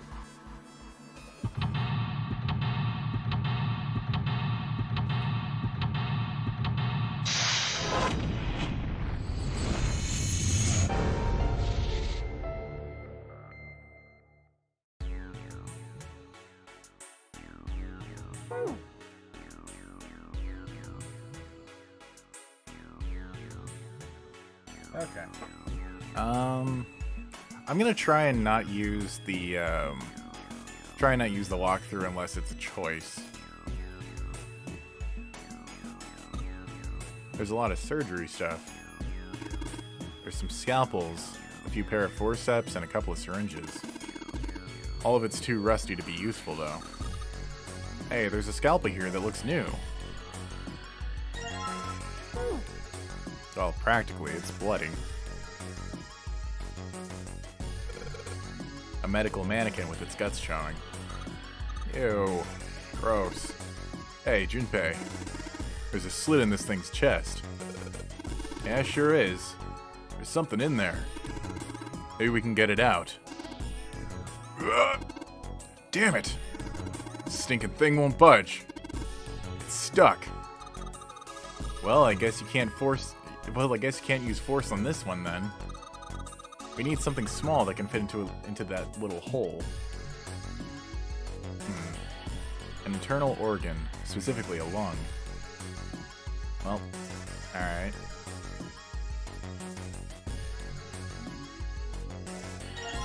Got some forceps. I don't see anything else of use. Oh, okay. Huh! What the fuck? Another medical mannequin? From the looks of it, this one's a chick. She has a name, too. Lucy. Poor thing. Looks like Miss Lucy only has a head and a left arm. Maybe we're supposed to gather all her parts? Maybe something will happen if we gather all our body parts. Okay. Oh, there's her torso.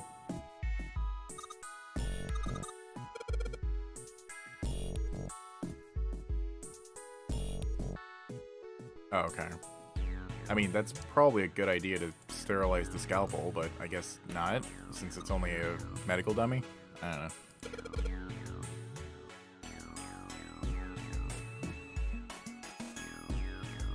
Alright, let's try the forceps.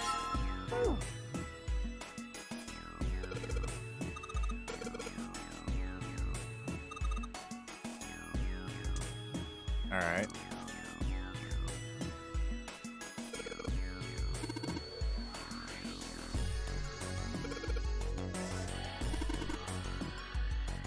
Fuck.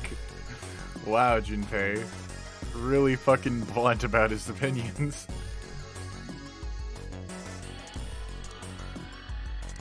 Oh. I guess you use the forceps to pull out the lung? Interesting. Alright, let's put the fake chest in place.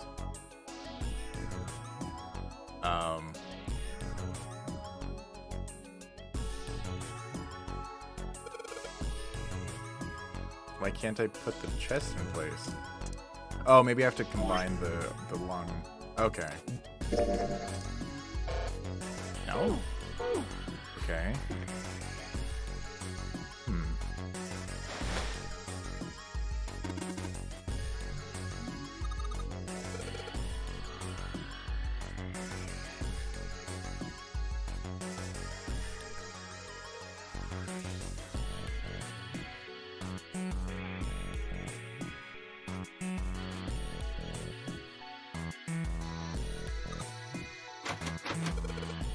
Huh.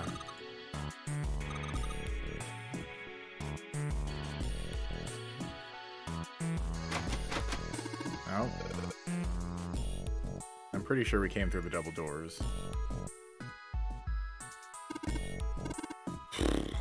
Okay. Oh. Probably combine the scalpel with the lung. Yep, okay. Gross. Although I do want to examine this really quick. Okay, nothing. Back it up. Go over here.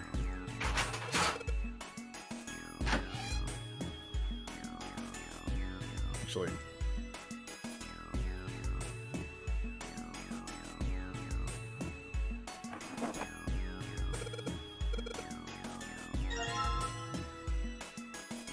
Huh, okay.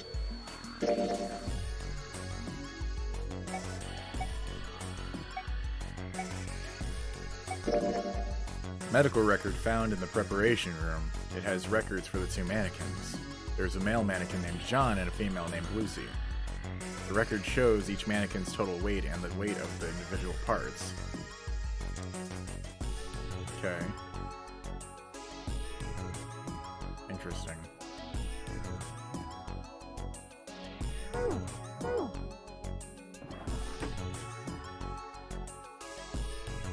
Huh.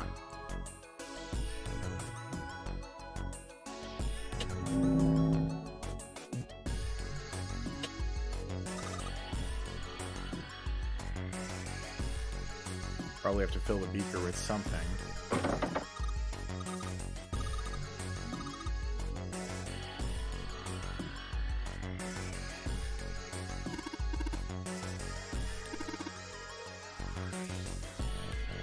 I don't know. Oh, we need a, I can't remember what that symbol is. I want to say Mars or Jupiter, but probably wrong on that.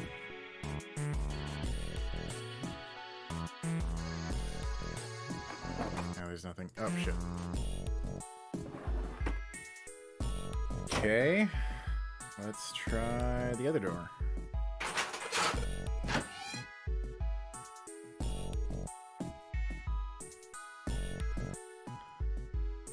Iron, salt, and water. Carbon dioxide, ammonia, and ethanol.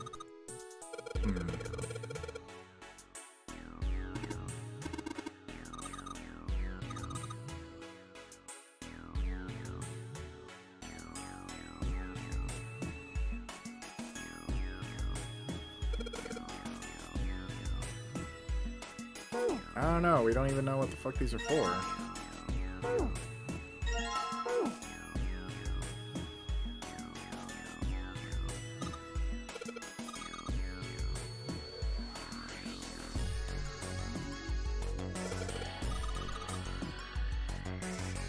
Ugh. God, she is such a bitch.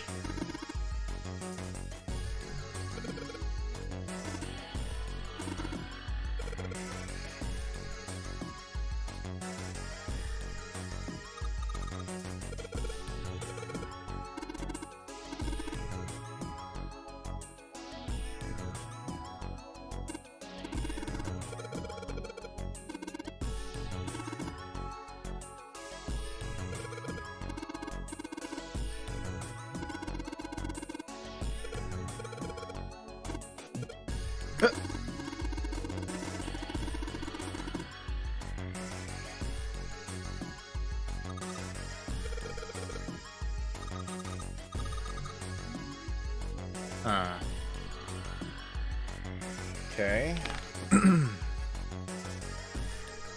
So, hang on, let me... Okay. Iron, salt, water...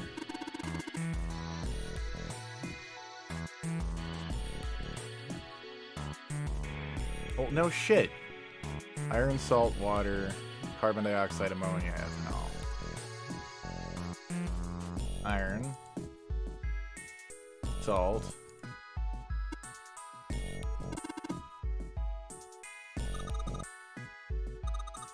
Yes, yes. Okay.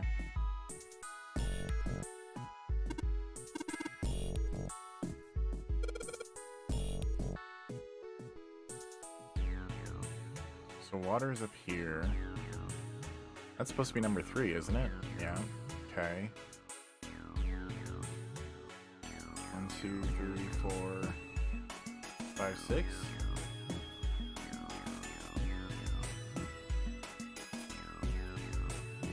So carbon dioxide is 4.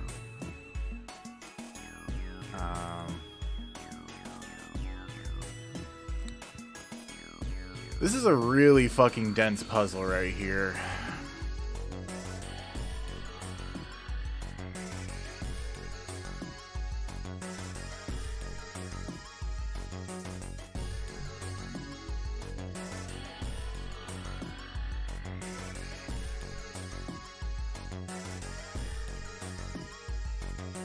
You know, fuck it. I'm just gonna enter in the code because I'm cheating.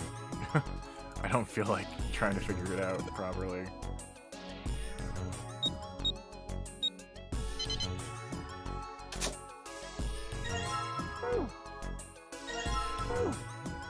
What?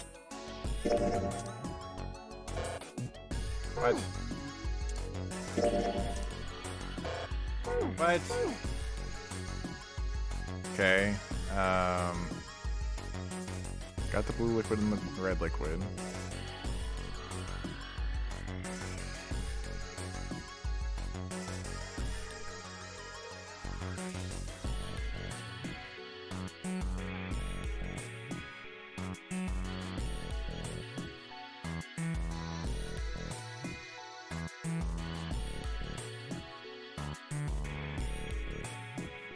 You think we should go back?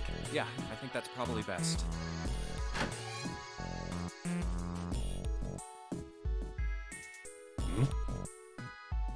Hey, Seven, what's up? Oh, well...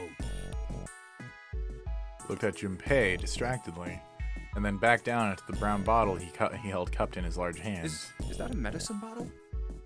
I got curious about it. Here. In response, Seven tossed the bottle gently to Junpei. He caught it and twisted it around to read the label. Ethylene diamine tartrate? Yeah, that's right. CDT. What kind of medicine is that? It's not medicine. I think it's an industrial strength detergent. Why would they have something like that here? Well, probably to clean stuff up. Clean what up? Fuck if I know. Still, it looks like it's cleaned my brain up. You remember something? Yeah. Seven nodded slowly and spoke. Well, I remember a story about EDT. Happened about 50 years ago. There was this factory somewhere in America making big old EDT crystals. They were making it to sell as an industrial strength cleaner, like I told you before. But a year after the factory started up, something strange started happening with the crystals they were building. Water molecules started attaching themselves to the EDT crystals.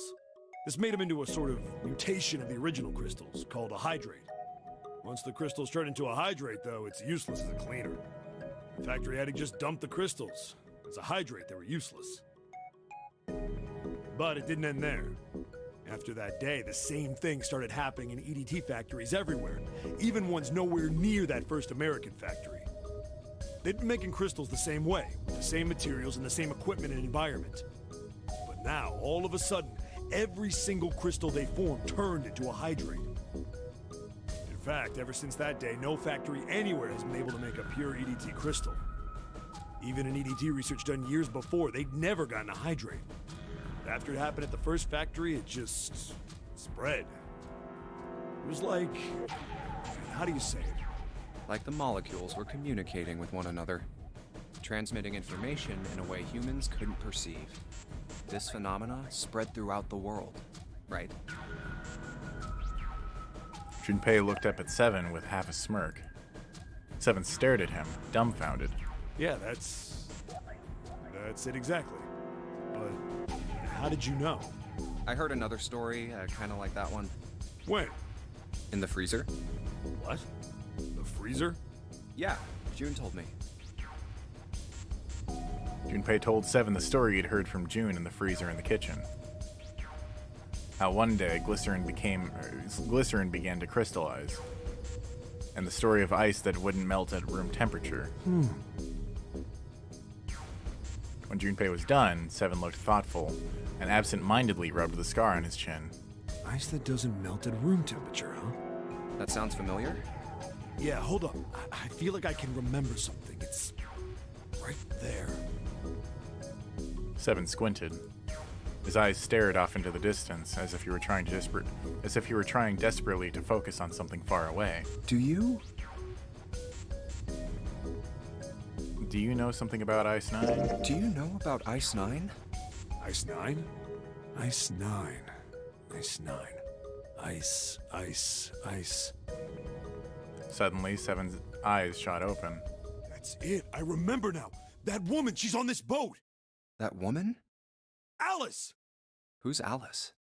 Come on, the woman who won't melt at room temperature. Huh? What? It became clear to Seven that Junpei had no idea what he was talking about. He ran his hand across his face and took a deep breath. You know how the Titanic sank on April 15th, 1912, right? Yeah, more than 1,500 people died. Worst maritime accident in history. What about it? Did you hear about the boat that was sent to collect the dead bodies? I think that was the RMS Carpathia, right? It was a cruise liner, just like the Titanic. No, that was the ship that picked up the survivors. The ship that collected the dead bodies was the CS McKay Bennett. The McKay Bennett showed up on April 17th, 2 days after the accident. It set out from Halifax, a port in Canada, and recovered 306 bodies. The Atlantic that far north was really cold. It would have to be for there to be icebergs and stuff. Anyway, the bodies they pulled out of the water were frozen solid. This isn't a very nice story. So, what happened next? Well, they say the McKay Bennett recovered something more than just dead bodies. There were various bits of stuff floating around in the water. Things the drowned had carried with them, or stuff that dislodged as the ship sank. One of the things they found was a coffin. A coffin? Yeah, a wooden one. The craftsman who made it must have been pretty skilled. It wasn't just a wooden coffin. It was all wood, no nails, no reinforcements, no gaps in the wood anywhere. The thing was airtight. The crew got pretty curious about what might be inside it and opened it up. They had to get a wedge and hammer it open. It was so well made. Inside, they found a woman. Or, I guess you should say, they found the dead body of a woman. Her hair was thick and black, and her skin rich brown with no blemishes or signs of decomposition. They say that she looked gorgeous, like a goddess. She was obviously dead, but everyone who looked at her said she just looked like she was sleeping. Her skin was so lifelike, she looked like she might wake up any minute. And she didn't, though. Like the rest of the bodies they found, she was frozen solid. Eventually, the McKay Bennett finished searching and returned to Halifax. The 306 bodies were unloaded and taken ashore. However, it was warm enough that they began to thaw. They say that the stink was horrible, but there was one body that didn't thaw, and that was... the girl in the coffin. That's right. Everybody thought for sure that she'd melt and start to rot like the rest of them eventually. But weeks passed and nothing happened. Then a month passed, and another. And it was summer, and she was still frozen solid. After a while, people started to say she was some sort of miracle. Rumors about her started to spread. People came to visit Halifax from all over. After a while, people started to call her All Ice. Alice. Of course, those rumors didn't last long. Why? Well, she up and disappeared. One day Alice was there, the next day she wasn't.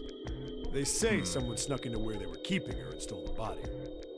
With the body gone, the rumors followed pretty quickly. And after a while, no one remembered her. You might be able to find something about her if you could find a newspaper from back then, but that's about it. Wait, you just said that she was on this boat. Yeah, I did. Alice has got to be somewhere on this ship. Now why the hell would you say something like that? Because I know. And just what is it you know? What happened to Alice after she was stolen? Junpei gulped. All right, tell me. What happened to Alice? Seven nodded slowly and took on the look of a man recalling something long buried. Well, around that time, the word was that there was a special black market in New York. All millionaires from all over the world. I've heard that Alice went up for auction there. The person who won the auction was Lord Dashiell Gordain. You've heard that name before, right? Lord Gordain. Oh, isn't he the guy who bought the Gigantic? The Titanic sister ship? Yeah, that's him. Although I guess he hadn't done that yet. What do you mean? Gordain bought Alice in 1912. 4 years later, in 1916, he bought the Gigantic. And he hid Alice somewhere on the Gigantic. But nobody knows where. He died in 1931. And apparently he died without ever telling anyone where Alice was hidden. However... However, what? Well, he did have one close friend who asked him, "Where is Alice?" And he said, "Alice sleeps in a small chamber past the Forest of Knowledge beneath the navel of the Gigantic." Huh. Strange. What the hell is that? Is it some kind of riddle? Your guess is as good as mine. Seven threw his hands up in defeat. So that's it. Whatever you think, I believe it. She's hidden somewhere on the Gigantic. In other words, she's hidden somewhere on this ship. Before Junpei could dispute Seven's rather bizarre claim, as Junpei was trying to figure out what on earth he was going to say next, Clover's shrill voice pierced the room. Hey, what are you two doing over there? Stop wasting time and get over here. Okay, we're coming. Jeez. Seven looked at Junpei. Yeah, so anyway, that's the story. It might be useful someday. Don't forget it. Someday? You mean this day? There's only this fucking day that's gonna come in handy, motherfucker. With that cryptic remark, he turned and left the room. Alice. Huh. Junpei was left to ponder what he'd just heard.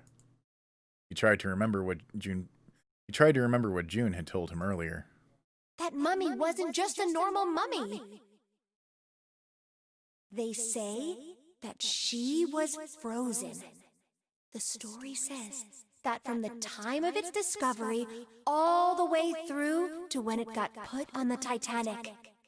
Even though it was carried through the desert, her body never melted. Then was that Egyptian priestess Alice? Did No the shit. water in her body become Ice 9?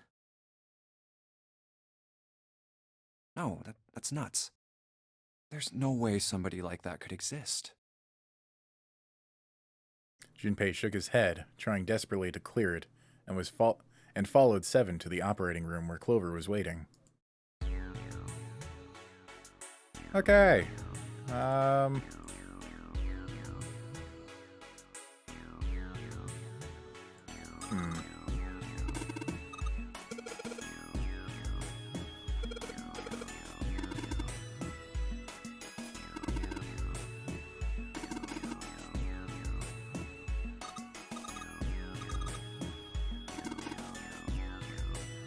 Yeah, and I want to read what it says.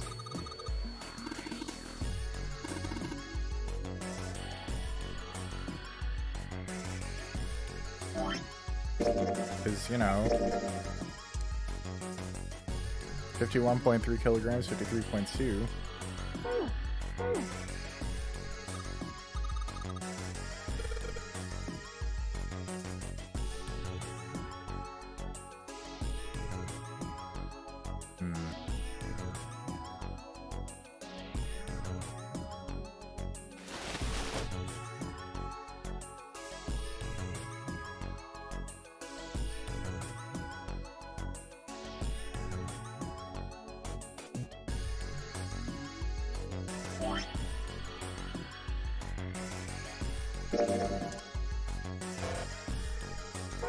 I'm so surprised that that or that are not what I need to do here.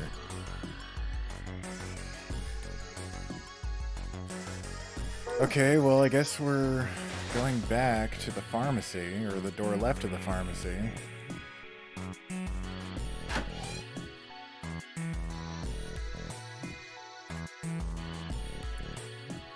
I'm just gonna follow the instructions on this. Take the blue and red liquid.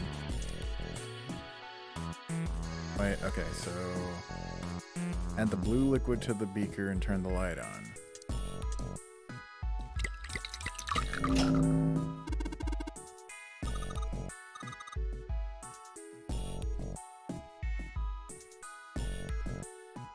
Take the fake left leg and from the blue locker. Okay.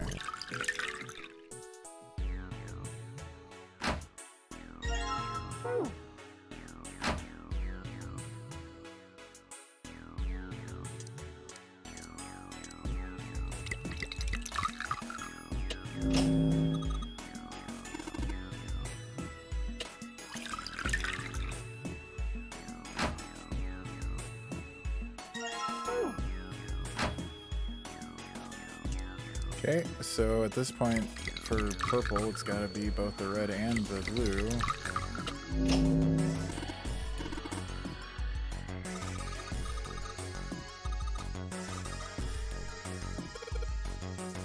Oh wait, no, back it up.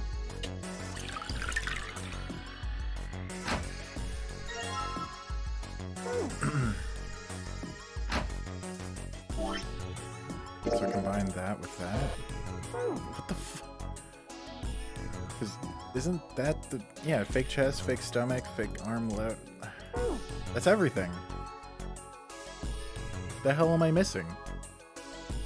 Alright, well, we got all those open. Remove the sheet from the second replace... Okay.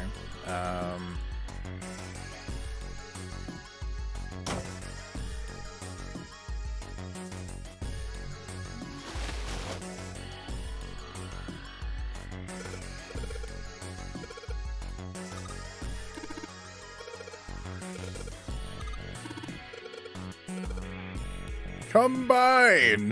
That was kind of funny. Hey, nothing happened. Yeah, I knew that there was something wrong. Fucking... No shit.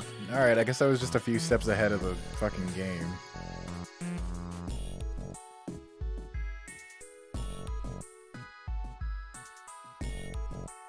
Okay, so we need to switch the bellies? Maybe it's the arms. Nope.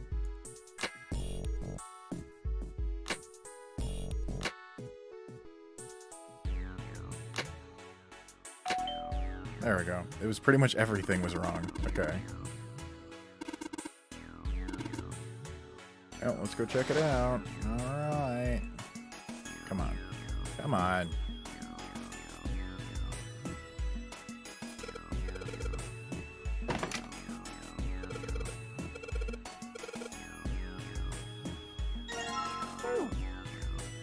Nice. I think that's actually the way out now. Let me make sure I'm not missing anything. Okay, we did all the things.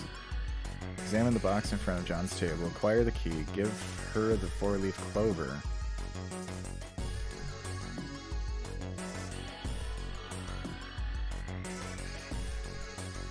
Okay, back up.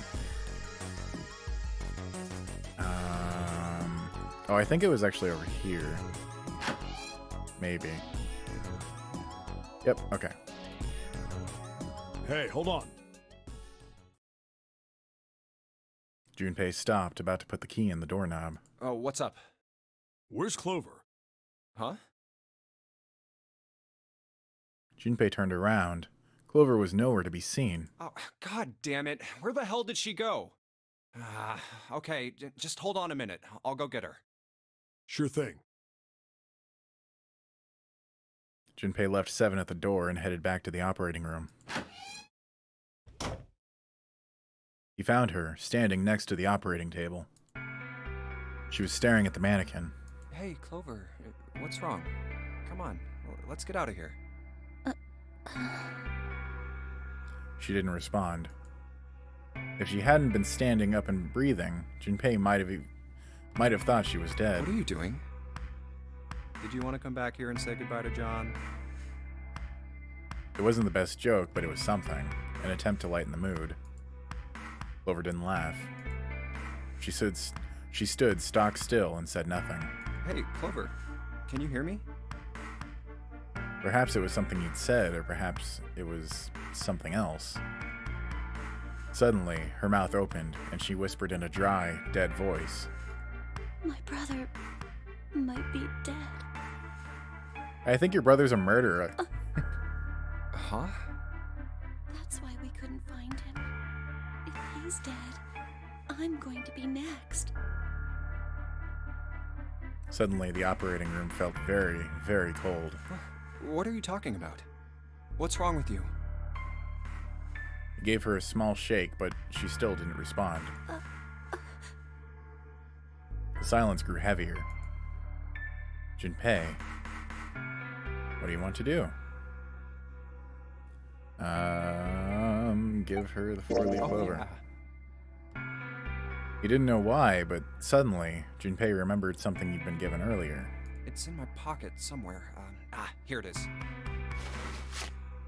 He reached into his pocket and dug it out. A 4-leaf clover.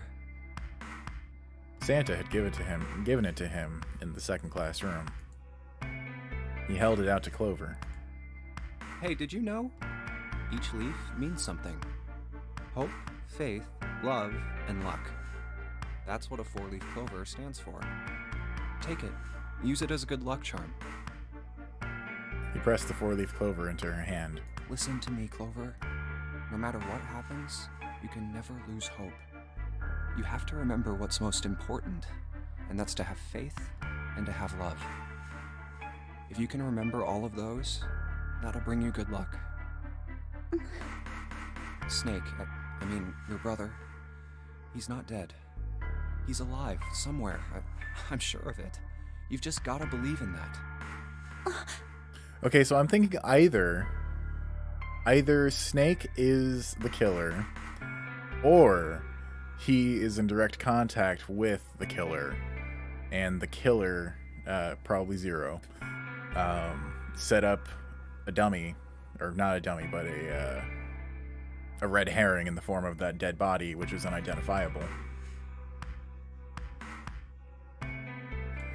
Clover stared at the 4-leaf clover in her hand. You could see tears start to form at the corners of her eyes. Thank you. Her voice was tiny and broken, and as she spoke, she started to cry. She tried to hide her tears by looking at the floor, but it did little good.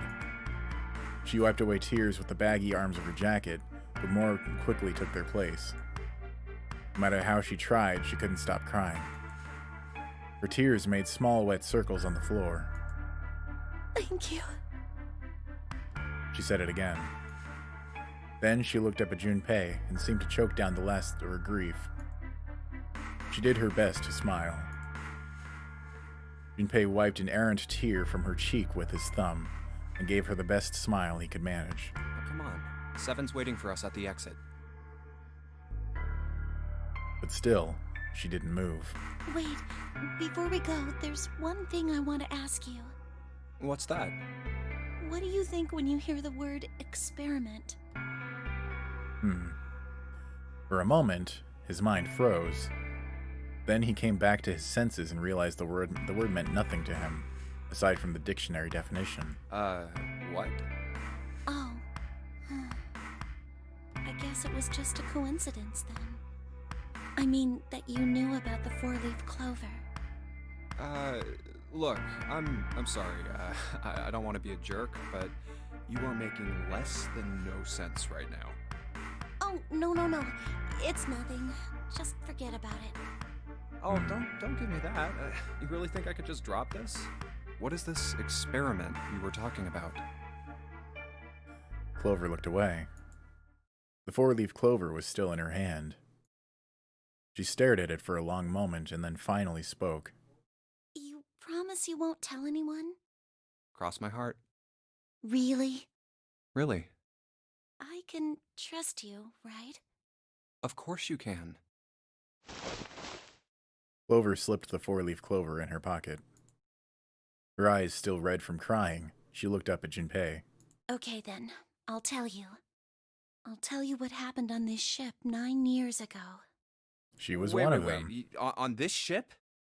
Yeah, this ship. He was in. How are you entirely lost? Junpei, you are fucking stupid.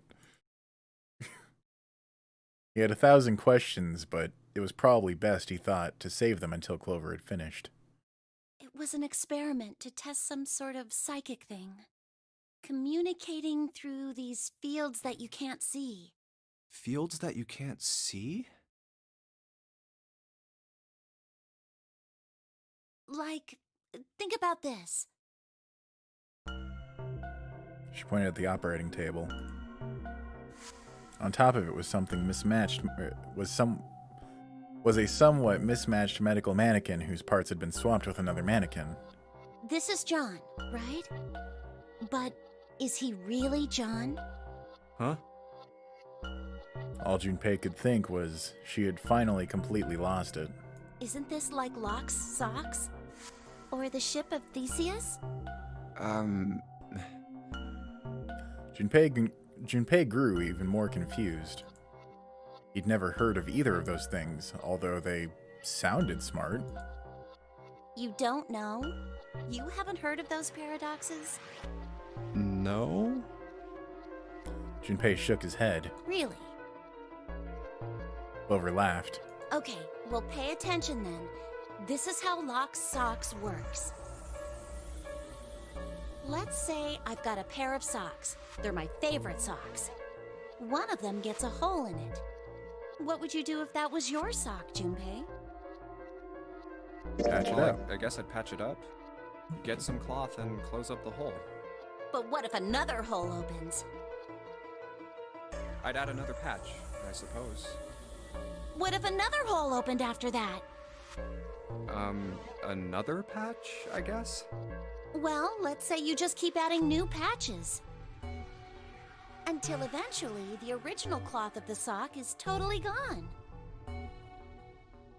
Once you get to that point, can you really say they're the same socks you started with? Well, that's tough. Junpei crossed his arms. So, that's the Locke socks thing? Yeah, the ship of Theseus is a lot like it. The ship of Theseus. If you keep fixing the damaged parts of a ship, eventually it ends up with none of the parts it started with. Can you really say that ship is the same one you started with? And what if you took all the old parts from the first ship and built another one somewhere else? You know, I have a pretty similar experience to this. Oh my god. Because, okay, to explain really quick, because this is a very strange anecdote. At least to me, very strange anecdote. About, when was it? 2014, 2015, somewhere around there. I had to sell my computer that I had in order to make rent. And so I ended up buying a Dell Optiplex. What was it? Hang on, I want to look it up really quick. Dell Optiplex. I think it was a 7010. It had an i5 3350 in it, and it was a small form factor computer. Oh wait, 3470. I'm sorry. And in order to get it to work, because I didn't want to just build what I was trying to do inside the case because it was so small, it would have needed all small form factor parts. But all small form factor parts were more expensive. So what I did was I just pulled it all. I pulled the motherboard and everything out except for the power supply. And I just had everything laying about on my table. And I bought a separate power supply. The fan didn't work because, for whatever reason, because it was a proprietary unit, Dell decided to use proprietary fan connectors for the motherboard. So I ended up having to get a converter for that. And I just had a graphics card sticking out of it. Eventually, I ended up getting another case for it. And yeah, so I threw it all in that case. It was a janky-ass build, but it worked. And then it wasn't until last year, when I was working at my last job, that I ended up getting for free, because they were going to throw it out. I ended up getting a GTX 1070. Basically, I ended up getting a busted computer, and I robbed the parts out of it. So I took the GTX 1070 and I slapped it into that, and it was working for a while. Oh wait, no, sorry, I missed a part where my friend Adam ended up shipping me a motherboard and CPU combo, and I took the RAM out of the Dell Optiplex computer, put it into the new motherboard, which was a MSI Gaming 5 Z97 motherboard. So I now had this i5 3470 mixed with the RAM and the GTX 1070, and that was fine until I ended up getting Death Stranding, and Death Stranding didn't work with the i5 because, I guess, you know, even from my own experience with the i7 that I now have, the 7700, it maxes that bitch out. So the i5 didn't even stand a chance. So I ended up having to replace the motherboard and the CPU yet again. So no longer did any of the parts match what I originally had, and I ended up kind of with Theseus's ship, but as Tyson's computer. Just one hell of a coincidence there. Then which ship is the real ship of Theseus? The one you repaired, or the one you built with all the original parts? That was an interesting question.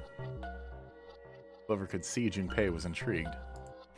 Hey, do you think it's the same? What's the same? These guys. Is this John, or is it Lucy now? Junpei looked at the operating table again. A mannequin full of body parts from a different body. Clover had been right. It was like Locke's socks and the ship of Theseus. Part of the body that holds a person's identity is the head. Of course, for many hundreds of years, conventional wisdom had held that a man's identity resided in his heart, or any number of internal organs. And here, they had both. John's head and heart are both his. But apart from those, and a single arm, the rest of his body was once Lucy's. Was that mannequin really John? We're just like these mannequins. She looked at Junpei again. Think about it. The cells in our body change every day. Old ones die and new ones are born. Maybe part of my arm is made of stuff from a fish I ate once.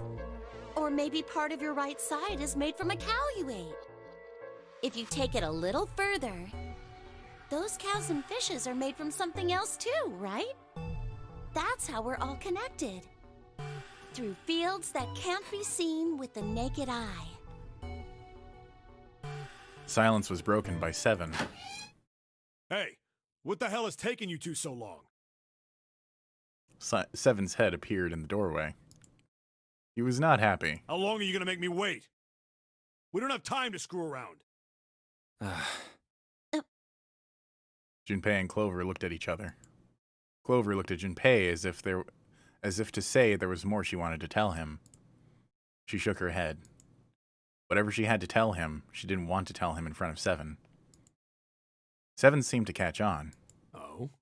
What were you two doing? Was this some sort of secret meeting? No, it wasn't. We were just Just... playing with the mannequins. Huh? Let's go, Junpei. Moving a little too fast to be entirely innocent, Clover headed toward the exit. Seven stared after her, then turned to Junpei with an amused expression. Playing with mannequins, huh? Didn't know you were into that kind of thing, Junpei. You're a dick. Junpei dashed past him and traced Clover's path out of the door. With a short laugh, Seven followed. They stood in front of the door. Junpei took out the Jupiter key. All right, I'm gonna open it now. Is that cool? You don't need to keep asking, just do it, all right? Fine then. He slid the key into the keyhole and turned it. He felt it unlock.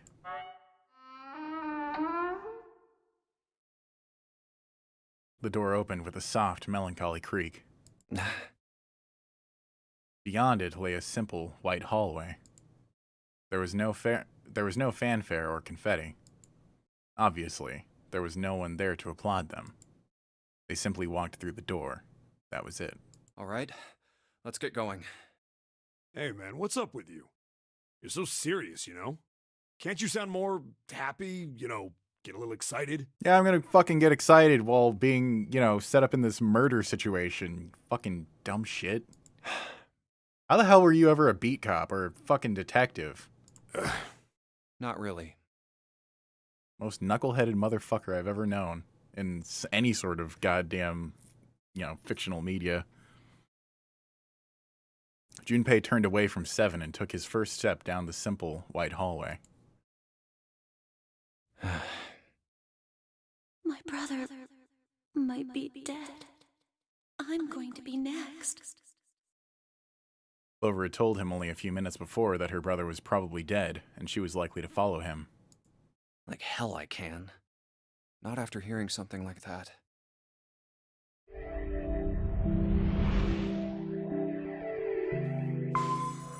Honestly, I don't know what the fuck is with the people in this game and being like, oh, why aren't you happy? No one should be happy in this. They left the operating room. The hallway took them around several corners and past several doors, but they were all locked. There too, huh? Every door in this place is locked up tight. How about that one? The final door was hidden in the corner of the hall. May as well give it a try. Junpei grabbed the handle. As he made to push it open, a voice stopped him. The voice came from behind him and belonged to neither Seven nor Clover. Jumpy! Huh? He spun around. He saw someone running toward him from the other end of the hallway.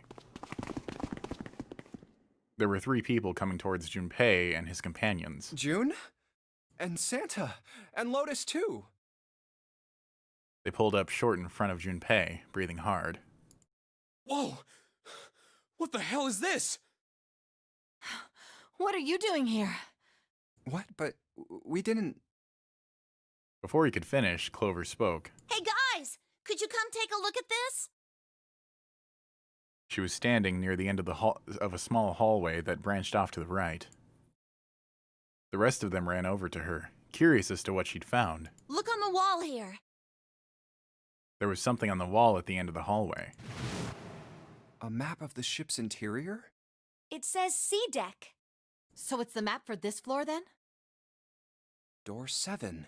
And Door 8. Yep, they both eventually end up at this hallway.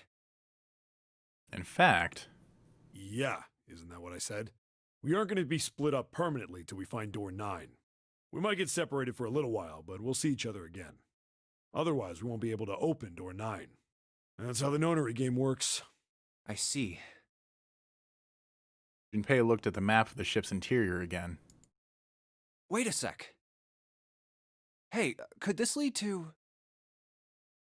As he looked more closely, his surprise and excitement gave way to weariness. Oh, You've got to be kidding me. One by one, the others saw what he'd seen. We may as well go. yeah. They moved as one for the door. Almost forgot. We should keep this. He pulled the map of the ship's interior off the wall, put it in his pocket, and followed the others. The 6 of them stood in front of the door, arrayed in a semicircle. Santa stepped forward. He took hold of the door and spoke, without looking back at the other 5. Ready? I'm gonna open it. Slowly, all 5 nodded, their silent assent. Wait. All 5 nodded their silent assent. Okay. With a deep breath, Santa threw open the door.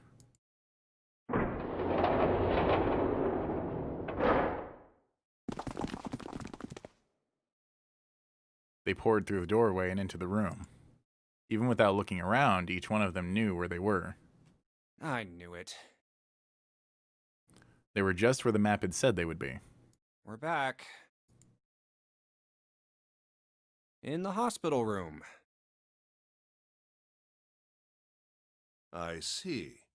I believe I understand what you're saying. The 6 of you split into 2 teams and went through doors 7 and 8. You solved the puzzles in the operating room and the laboratory, and then met one another in the hallway after opening your respective locked doors. He looked like anyone might, after only just waking up, but it seemed that his brain was working as well as ever. He had managed to grasp, summarize, and understand each team's report. At any rate, I feel a bit silly for my Oh, little right, show now of we're, altruism. The key? Alright. I think before this continues, I'm going to go ahead and put it on the pause screen, because I'm getting really hungry. It's now 6:30, and I was initially going to get food at 5:30. So, I will be right back with some food, and we'll continue this.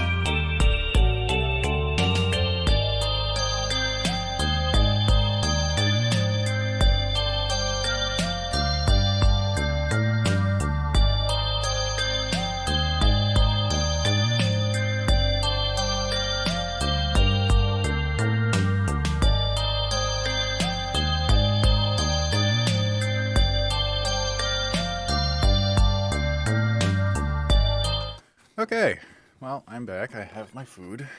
I'm gonna go ahead and continue. Right, Junpei? Yeah. Junpei nodded. Oh, the solar system keys. Actually, we found one in the laboratory, too. Here, the Earth key. Lotus dug out a still warm key with an Earth symbol on it. I might lose it. It's probably better if you hold on to it.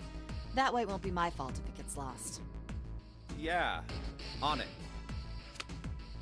And with that, she pressed it into Junpei's hand. Slightly less than honored. Or he felt slightly less than honored. Now we have 3 keys that we haven't used yet. Yeah. The Jupiter key that we found in the operating room. The Saturn key card we found in the kitchen. And the Earth key Lotus just gave me. Junpei tucked the new keys into his pocket. June spoke up. The Jupiter key is supposed to be for the door at the end of that long, straight hallway, right? Yeah. If the map's right, then it connects to the central staircase. Then, next to the stairs... Wait! They were the first words anyone had heard out of Clover's mouth in They were the first words anyone had heard out of Clover in quite some time. My brain added out of her mouth just because, I don't know. I guess that's how I would have written it, just as, you know. I tend to make things wordier than they have to be. Her face suggested they weren't going to be very happy words. What about door 3? Look, you saw the map, right? It's the same as 7 and 8.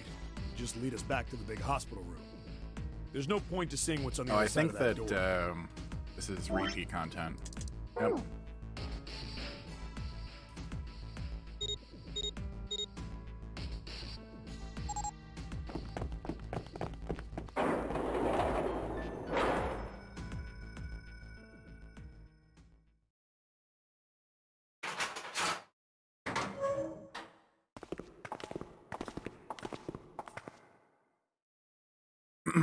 Okay, let me get the walkthrough open again.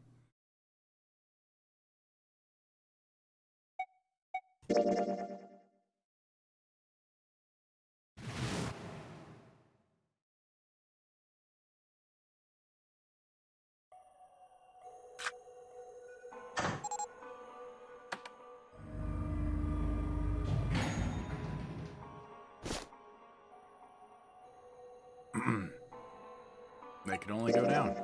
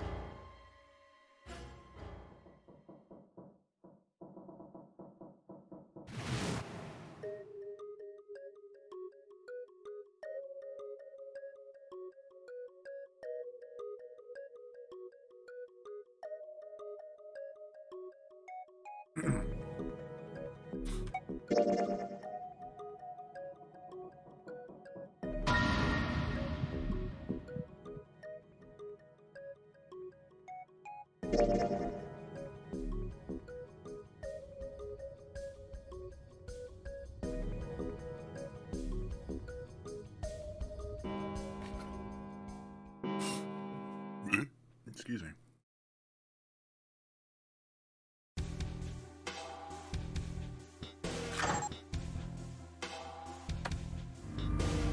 Goddamn. I forgot how much of this dialogue there was.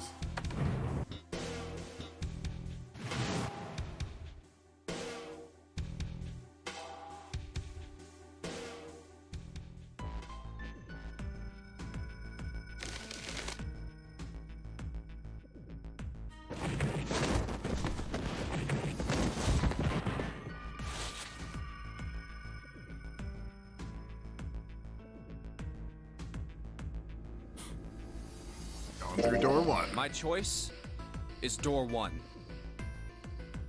Santa was unconvinced. Hey, wait a minute there. You cheating? Cheating? I'm asking if you changed your number after you heard what doors we wanted. How could I do that? I wrote it down on the paper earlier. Let me see that. Sure, here. Junpei shrugged and handed it to him. Santa examined it furiously. The others peered at it as well. As they did, Junpei quickly slipped the piece of paper he'd been hiding in his pocket. Although he'd never know it now, Santa had been justified in his suspicions. Junpei had switched papers. I had 3 pieces of paper ready. For doors 1, 2, and 6. And I put the one with door 6 on it into the pot. He put a small mark on it so that he would know which one was his. I just needed to make sure I drew last. After I saw everyone else's result, I just chose whatever door I wanted. If the number I'd already put in matched, then I didn't have to switch the paper out. Wow. Well, what does That's it say? sneaky. He fought the urge to smirk. You got lucky. Santa snorted and tossed the paper aside, frustrated. Very well. We've decided who will go through door 1. It will be Clover, Junpei, and myself. 1 plus 4 plus 5 equals 10, which is the root of 1. Our only problem is the 2 remaining teams. June and I want door 6. Lotus and I want door 2. That's not good. We can't open either of those doors with only 2 people. Aw. Fine. 7, we'll go through door 6. 3 plus 6 plus 8 plus 7 equals 24. 2 plus 4 equals 6. Sure thing. I didn't really want to go through door 2 anyway. Besides, if we've got a younger girl with us, it'll lower the average age. Right, June? Well, I am... June was at a loss for words. Lotus was not. Pig. You just wait and see. Her eyes were the eyes of a woman prepared to kill. A shiver ran down Junpei's spine. I wonder if she faked... I wonder if she, used fake blood to make it look like she was dead. Because honestly, she's been the most suspicious the whole time, aside from Snake. They're about as subtle as a brick. And they're at it again.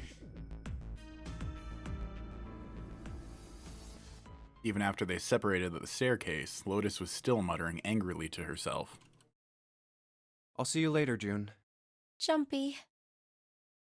Circumstances dictated that Junpei and June would have to part ways again, but this time it didn't sting quite so much. Don't make that face. It'll be like what 7 said.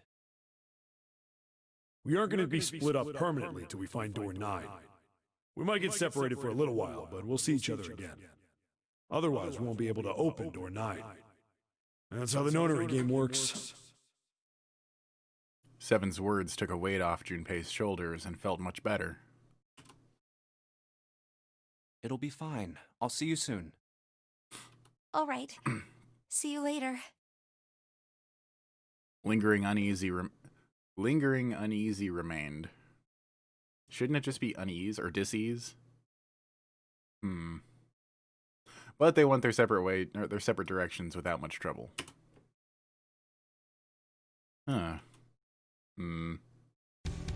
Junpei, Ace, and Clover headed towards A deck. Here's A deck. It was the door on the left, right? That should be it, yes. Here we go. It opened, and they walked through. It's just as Santa and Lotus said. At the end of the hallway sat a door with a large red 1 upon it. A numbered door. To the left of it, bolted to the wall, was the red. There's the red. I'll go first. Ace went first and waved his wrist over the scanner panel.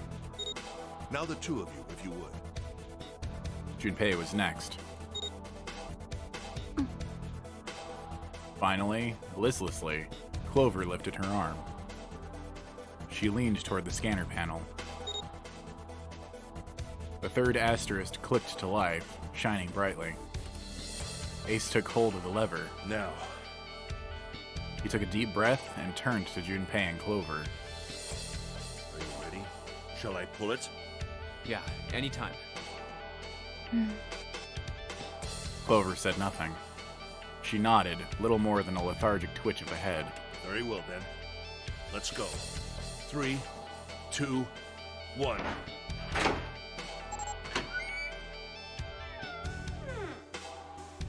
And it's open! Move it! They stumbled into the room. Where is it? Frantically, Junpei scanned the room. His eyes stopped at the device that would determine whether they lived or died. There it is! Over there! Next to the door they'd come through was the dead. As one, they ran to it. They put their hands over it as if they were fighting for it.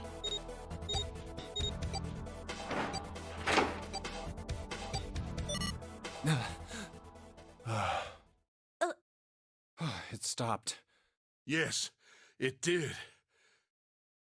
Junpei could feel his heart pounding against the inside of his ribs. Ace and Clover were breathing hard and fast. Whew. I don't believe I'll ever get used to that. I'm not sure it's something I'd want to get used to.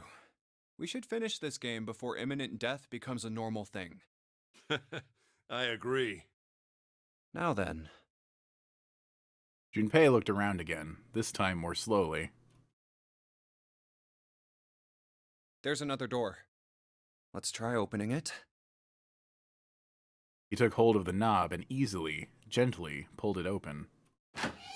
So, this is the wheelhouse? He closed the door again and turned to Ace and Clover. He fixed each in turn with a meaningful stare, then spoke. Ace, you investigate the wheelhouse next door. Very well. Clover, you're in charge of this room. Say something. Okay, I will. All right then, let's get started. Okay. Time for the next one. And there's only 2 choices, it looks like. So, oh wait. 4 choices. I'll just keep that in mind for later. Okay, let's look around. Stack of nautical charts, really? Okay. Unique.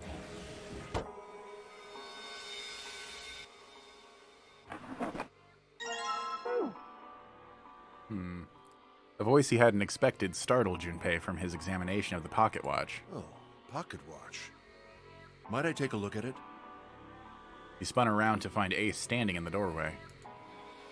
Junpei shrugged and handed him the pocket watch. Hey, man. What are you doing over in this room? Oh, I just thought I'd come check up on the two of you. Is there a problem? Well, not a problem, but... Well, not a problem, but... That's a lie. I wanted to get rid of Ace. I sent him to the wheelhouse at the beginning for a reason. Because I wanted to talk to Clover alone. There's something I want to ask her, and I don't want anyone to overhear us. I'm pretty sure Clover won't talk if there's anyone else around. I'm a little desperate to send him back, quick. He has to leave. Ace opened his mouth, then took another look at Junpei and shut it again. A small smirk appeared on his face. Oh, I see, of course. He looked Junpei over, then glanced at Clover. I apologize for the intrusion. Well, best of luck. I think he's implying something else, but he doesn't know shit. Ace gave Junpei a knowing pat on the shoulder and left.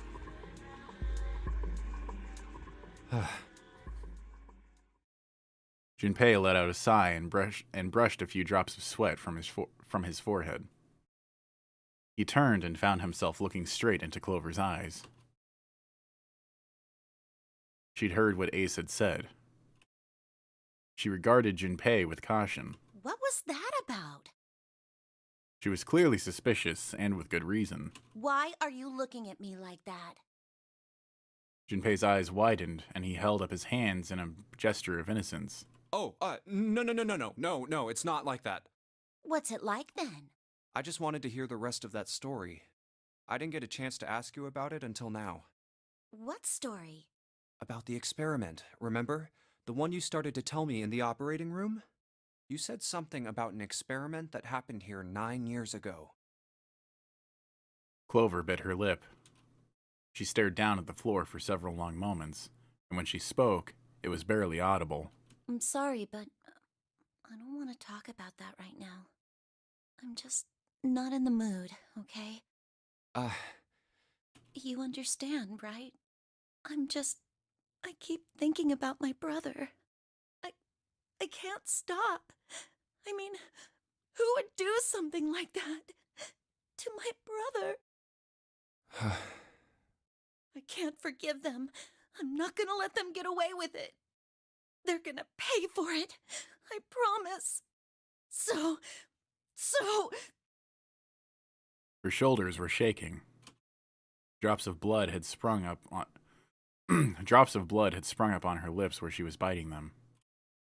She wiped it off, then looked at Junpei, her eyes fierce and angry. Junpei, who do you think did it? Her voice was cold and scarcely above a whisper. Junpei gulped. Well, if what Seven said was right, then there would have to be at least 2 of them. You need at least 3 people to open the numbered doors, and if you subtract Snake, that means there were at least 2 other people.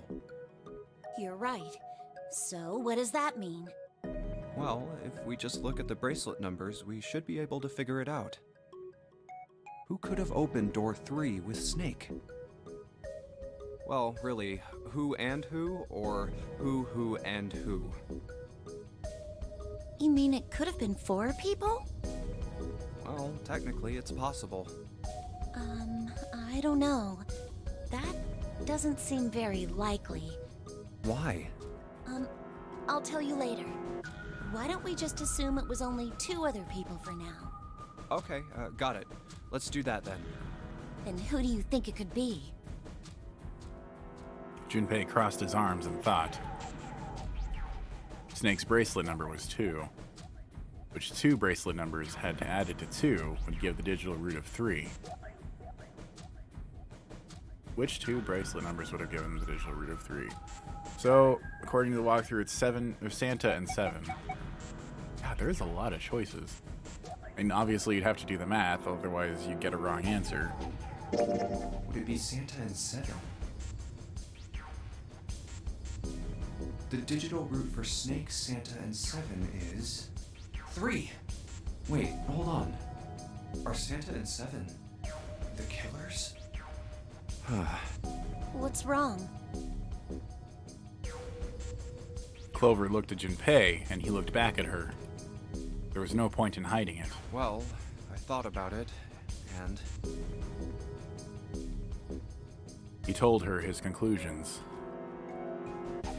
That's what I thought. She looked less surprised than he'd expected. Santa and 7. If it was 2 people, then that's the only combination that works. Hey, wait a minute there.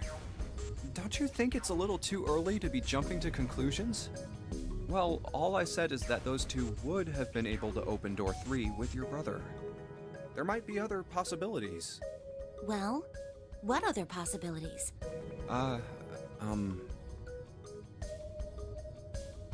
He didn't have an answer. He was ready to admit defeat when Clover spoke. Are you saying you think that it was 3 or 4 people? I really don't think that's likely. Why not? Can I borrow your pen and paper? Clover put her hand out expectantly. Yeah, here. Junpei pulled out his pen and paper and handed them to her. She opened the notebook and wrote down several simple addition problems. Eventually, she had 8, which provided a digital root of 3.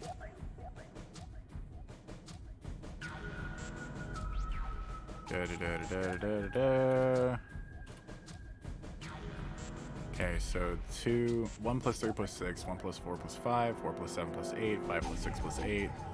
So all of them equaling 21. What's this? These are the combinations for 3 or 4 people. These 8 combinations are the only possible ones. Oh, I see. Junpei, Yeah? I can trust you, right?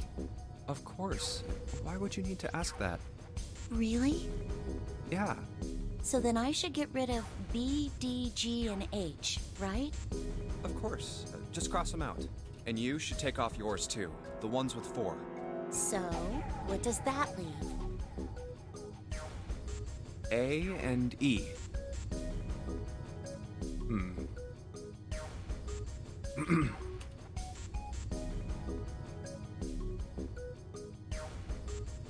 That actually makes perfect sense that it could very well be E. Wait, it can't be A. Why? Because June's in that one. There's no way in hell she'd do something like that. Are you sure? I'd bet my life on it. Okay then. I can cross off A too, right? Yeah. Well, what have we got left? E. Do you know what this means? Everyone besides me, you, and June would be working together. Do you think that's likely? If there were 4 people working together, they wouldn't be very cautious.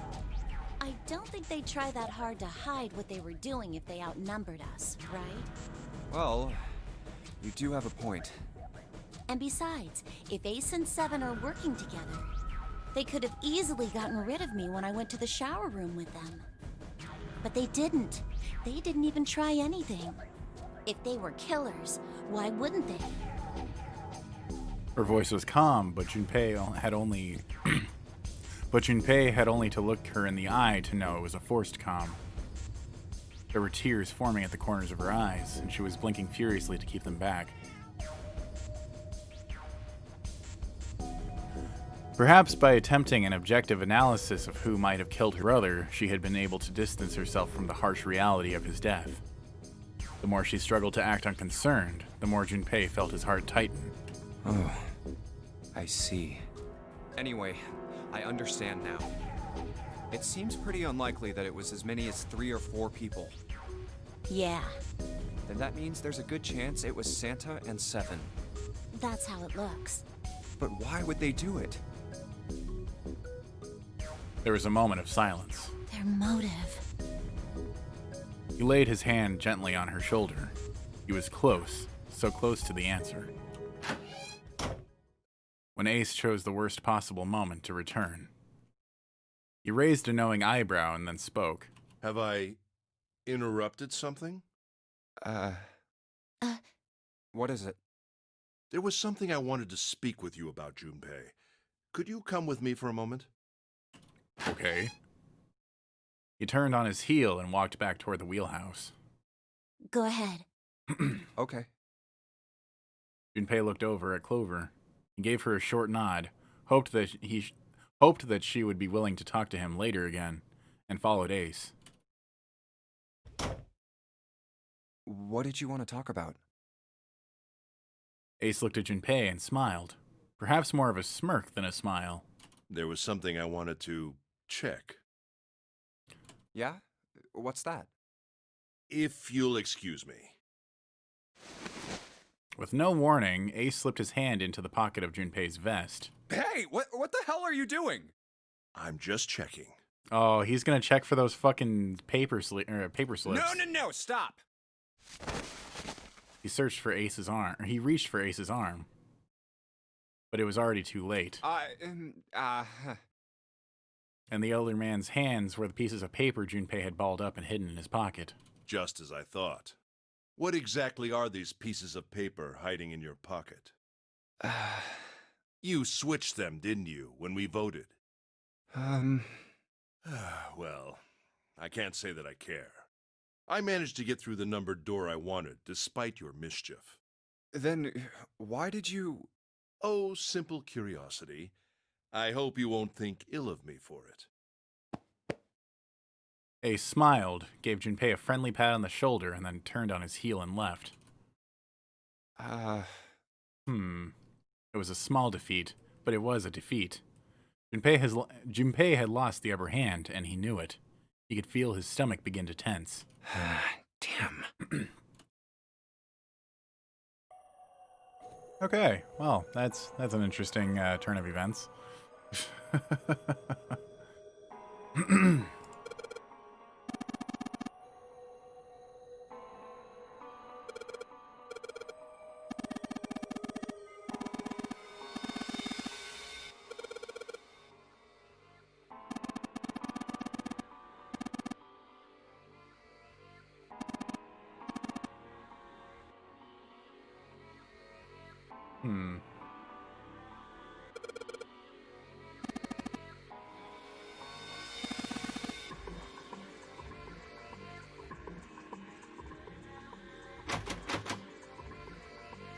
Oh, wait.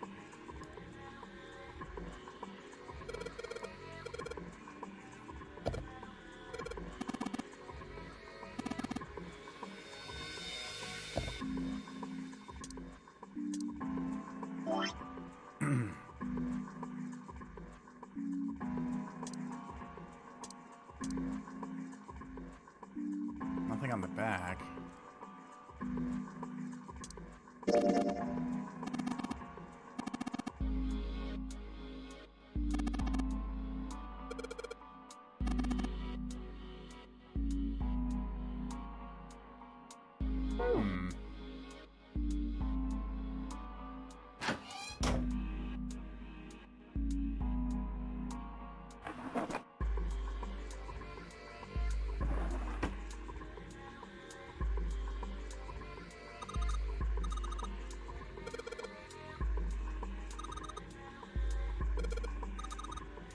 What do you mean, who knows? Come on, be serious. I am.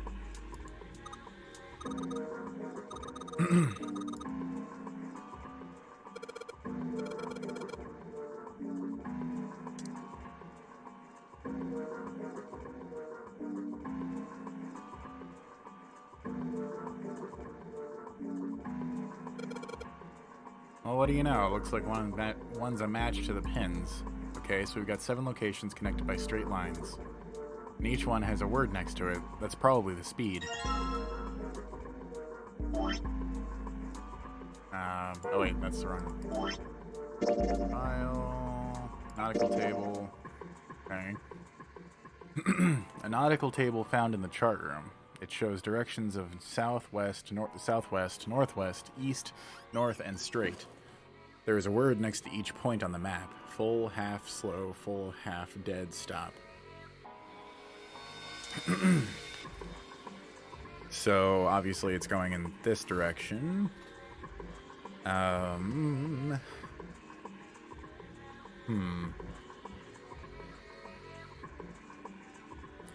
the question is, was it the path of this ship, the Gigantic, or was it the locations? How many is that? 7. I think that 7 had said that there were 7 victims, or kidnapped victims, rather, in the original experiments from 9 years ago.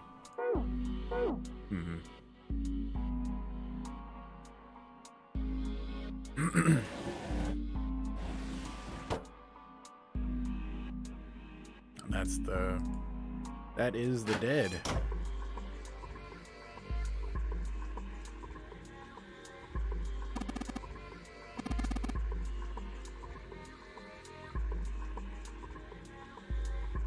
Then, can I not turn it? Oh, okay. So,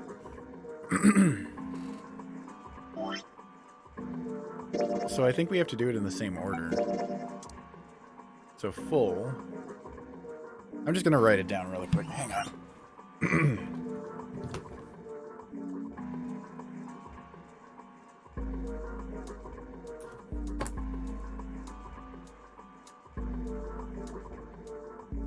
All right. Full.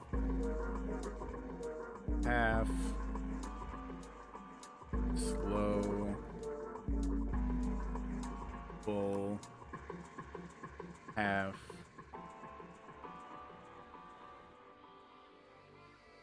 Dead. Stop. Okay. Oh wait, shit, I should also... I'm gonna write down the directions as well, because I think that that is potentially important. Okay, so we've got... That's straight.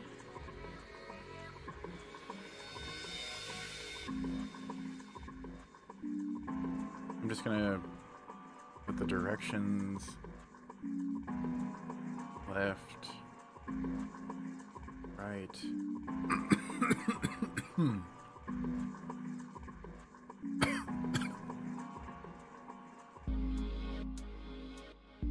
And these are the directions leading up to where they're going to, not exactly. Right again. Left, okay.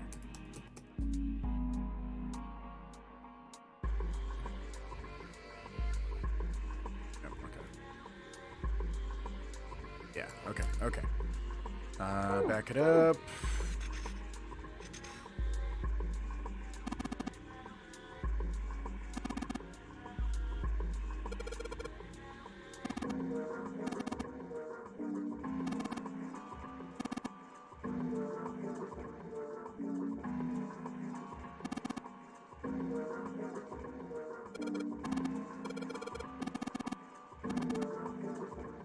Huh. Okay. I don't think I... Yeah, I just have the claw, or the stopwatch, rather.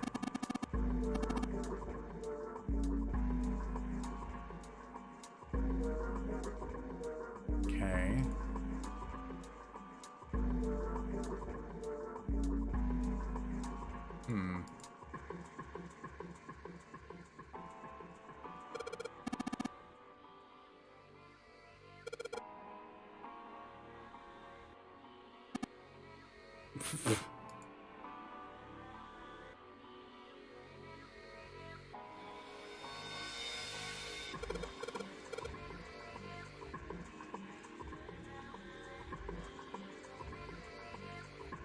Oh, wait.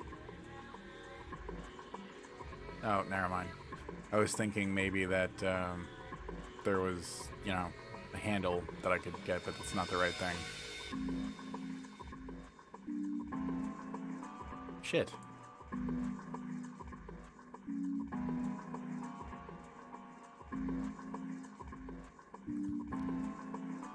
I don't really feel like trying to figure out.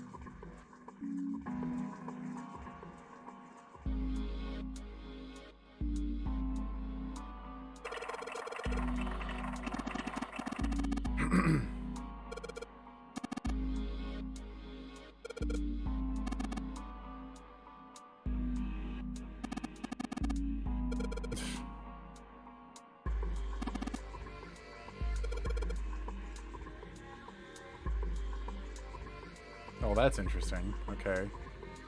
Oh, shit. Okay, fuck. Now I feel like what I just wrote down was not nearly as useful.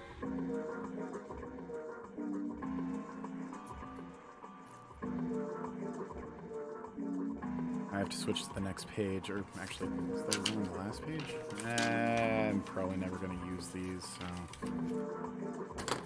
Okay, let's back it up.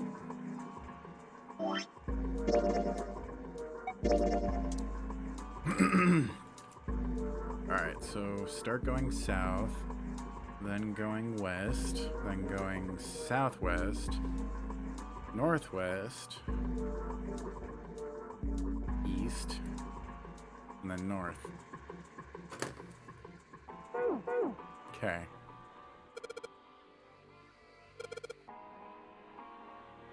So we have to switch it to south.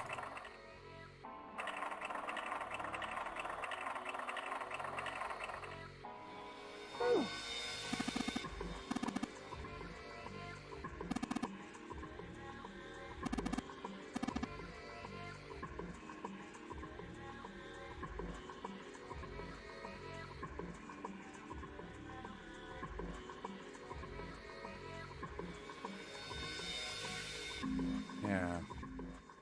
Let's try checking back in here, see if I missed something. Ship's log.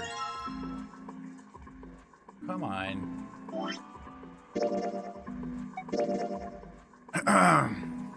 Ship's log found in the chart room. The following is written on the last page.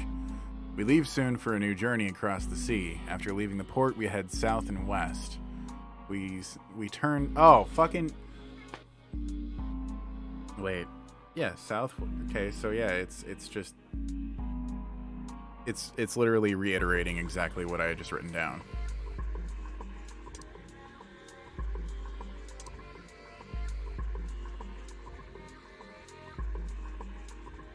Nope.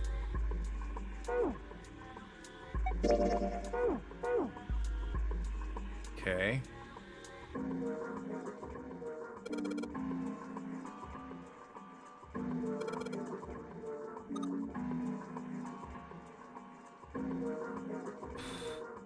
There's nothing in there. That's where we came from.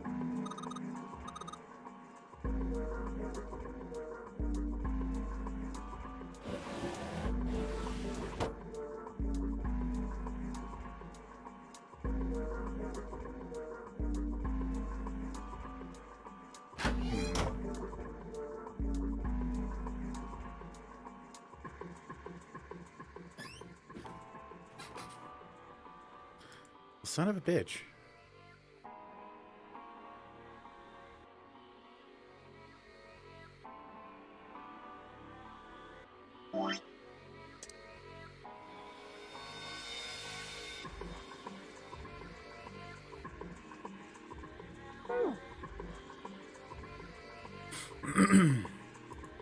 Hang on. I was hoping that maybe there was some sort of direction on the compass that I'd be able to use in order to set the clock.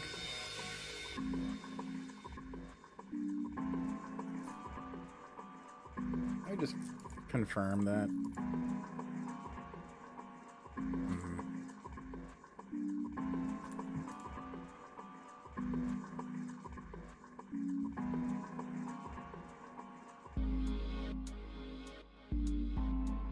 Well, alright, so I guess I just have to enter in all the different directions that we're supposed to go. Okay. Let's go ahead and go south.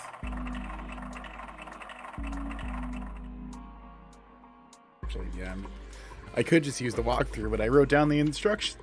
I wrote down the instructions, so there's no real reason to, you know, use the walkthrough when I have my own goddamn directions. Alright, so we're going southwest now. Northwest. East. And north.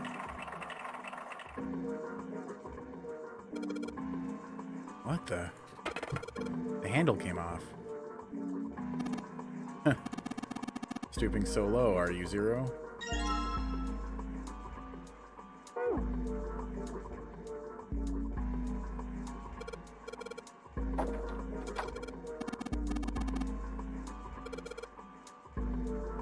Okay,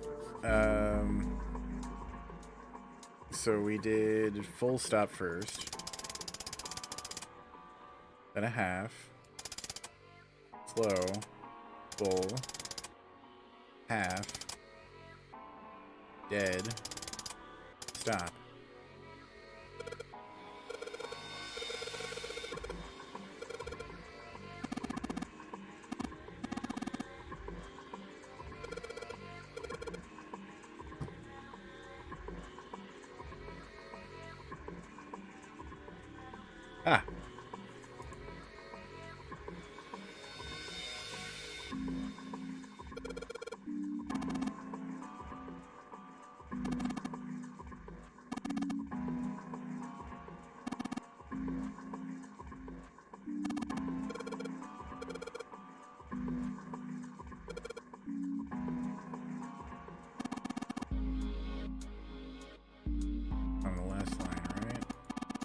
10 seconds past 3 o'clock. Perhaps that's the arrival time.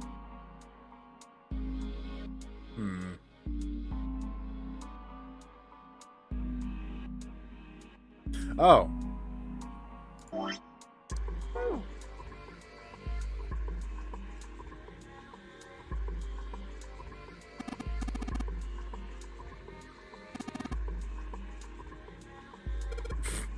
Yeah, he doesn't give a shit anymore, Junpei. You fucked up really bad.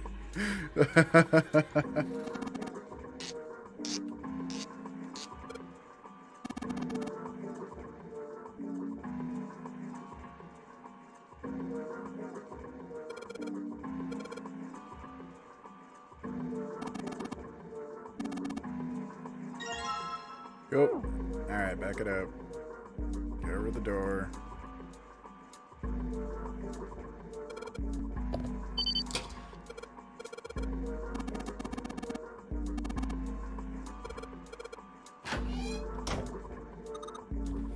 Oh my god, okay.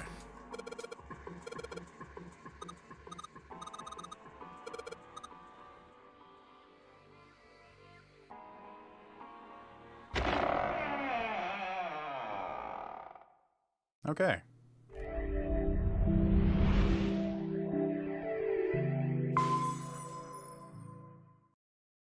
Oh, a hallway. It's far too narrow to be called one. They found themselves in a small space outside of the wheelhouse. On their left was a wooden door. This seems to be the only route. Yeah, let's go. Junpei pushed it open and stepped into the room beyond. Wow. It was full of all manner of turn-of-the-century electronic equipment. Well, these machines are weird. I've never seen any of them before. Huh? Wait, this one is... One smaller machine had a metal bar that ended in a circular handle. Ace seemed to recognize it. Ah, yes. A telegraph key. These were used to transmit Morse code a long time ago. This must be the communication office.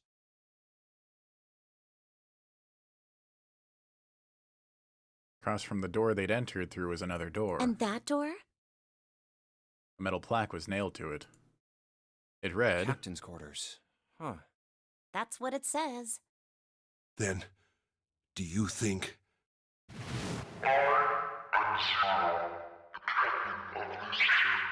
Yeah, I doubt it. Ace swallowed. Junpei could feel his hands begin to sweat. Only Clover seemed unaffected. Well, we won't know if we don't open it. She walked up to the door and put her hand on the knob. It opened easily, and without so much as a pause, she walked in. Junpei and Ace followed. The first thing they saw was a man on the floor, covered in blood.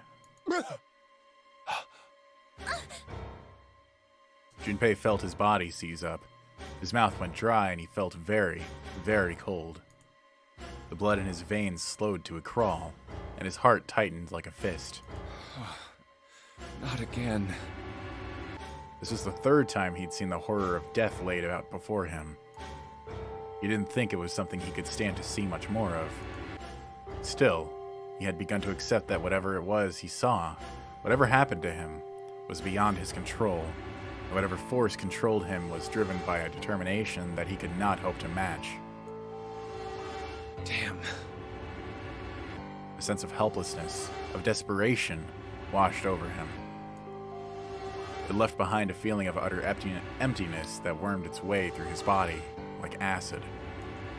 No, wait. We didn't check his pulse yet. Maybe he's still alive. Fueled by the spark of hope, Junpei ran to the man's body, and his heart fell. When he touched his hand to his neck, no pulse. His pupils had dilated, and he wasn't breathing. Well, he's dead. Damn. If only we knew how it happened. He's got another wristwatch. Junpei lifted the man's already stiff body. There was a deep red wound on his chest. These wounds. I wonder what killed him. Junpei did not have to wonder long. It must have been this. For lying next to the corpse was an axe.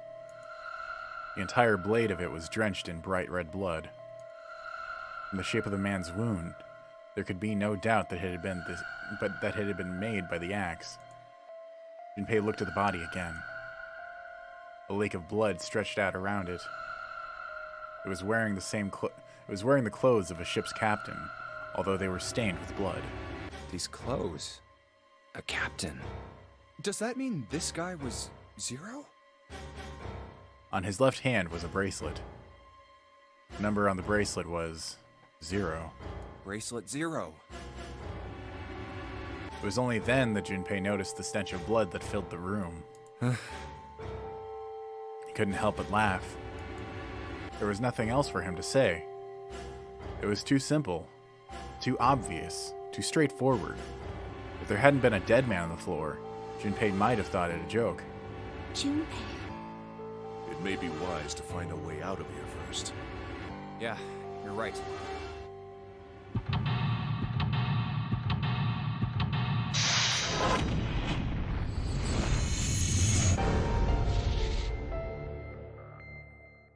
Well, that, and would an old man have been able to pull this off?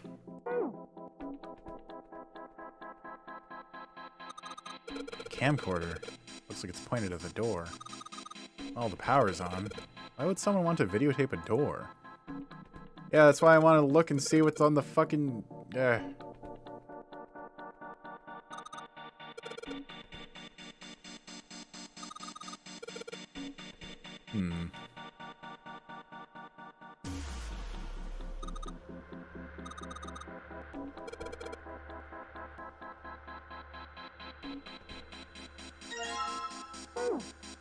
There's a music box.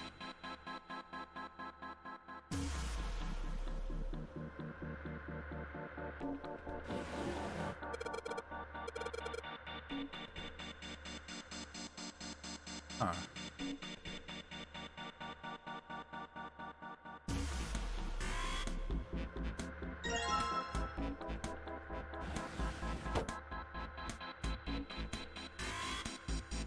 Wait.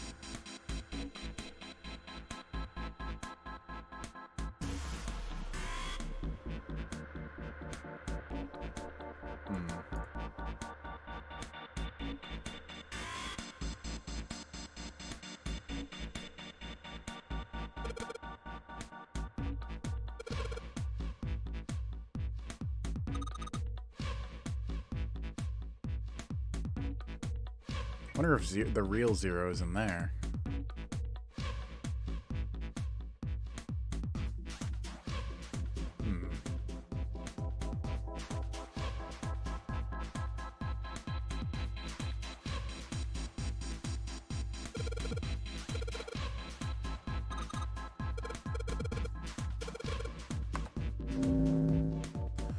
I guess it does change, though. What the hell is this?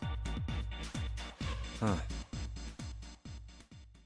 Junpei snorted with grim humor for the second time since he'd come into the room. The 4 screens along the bottom had a single letter each spelling out Z-E-R-O, huh? It's like he's making fun of us. What do you think? He turned to Clover, who was standing next to him. Clover nodded. Nothing. It seemed that she cared about little. Of course, Junpei could hardly blame her.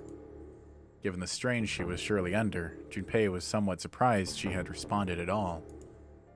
Still, he had to ask. He gestured toward the corpse. What about him? Do you think that's really Zero? Clover shook her head weakly. There's no way that's him. Didn't I tell you already? Zero is one of us. Yeah, right. Well, even if he wasn't one of us, there's no way that man could be Zero. Huh? Don't you get it? The letters that spell Zero on the TV screen, the captain's clothes he's got on, and of course, the bracelet with a 0 on it. It's too obvious. Look, this is Zero right here. This dead body is Zero. Isn't that kind of fishy? You're right. Only an idiot wouldn't see through something like that.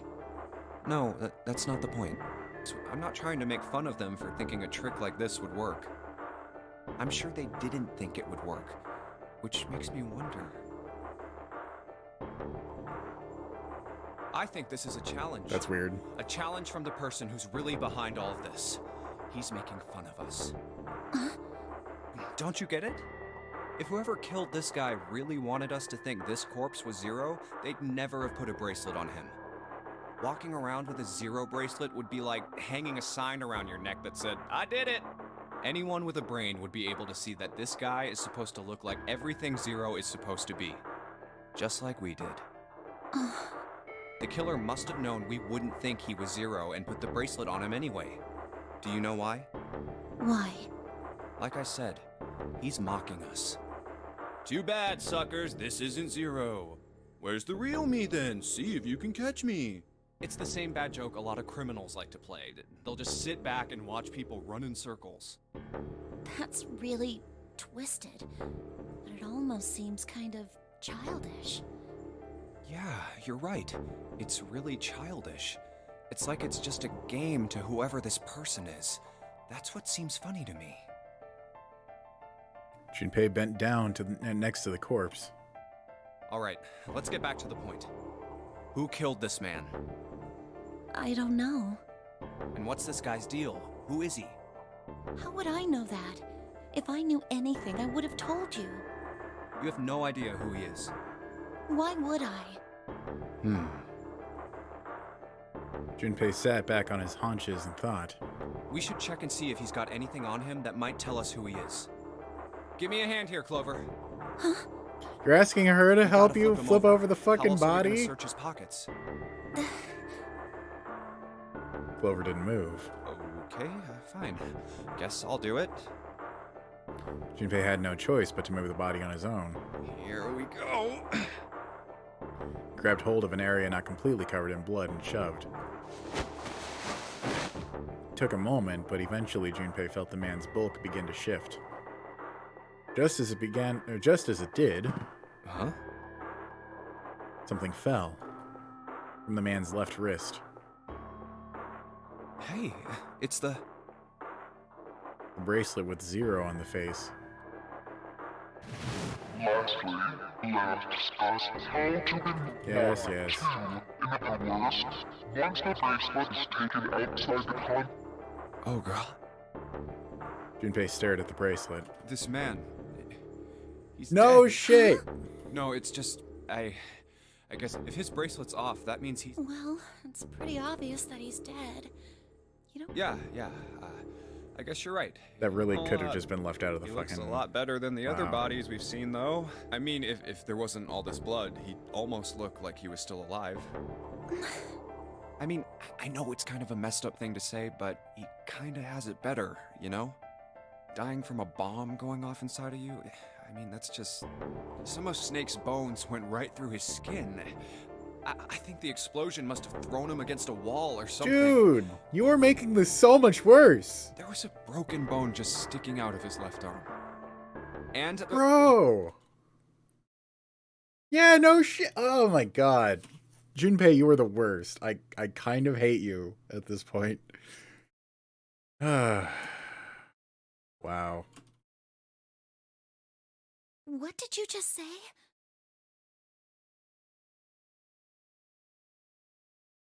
Oh man, I am so sorry. I shouldn't have said that. No, that's not what I'm talking about. What did you say about his arm? Arm? Yes, his left arm. You said it, didn't you? Well, yeah, I did, but I mean, didn't you see it too? Of course not. I could barely look at him. There's no way I was gonna see the details. Clover took a quick, deep breath. Are you sure it was his left arm? Junpei thought back.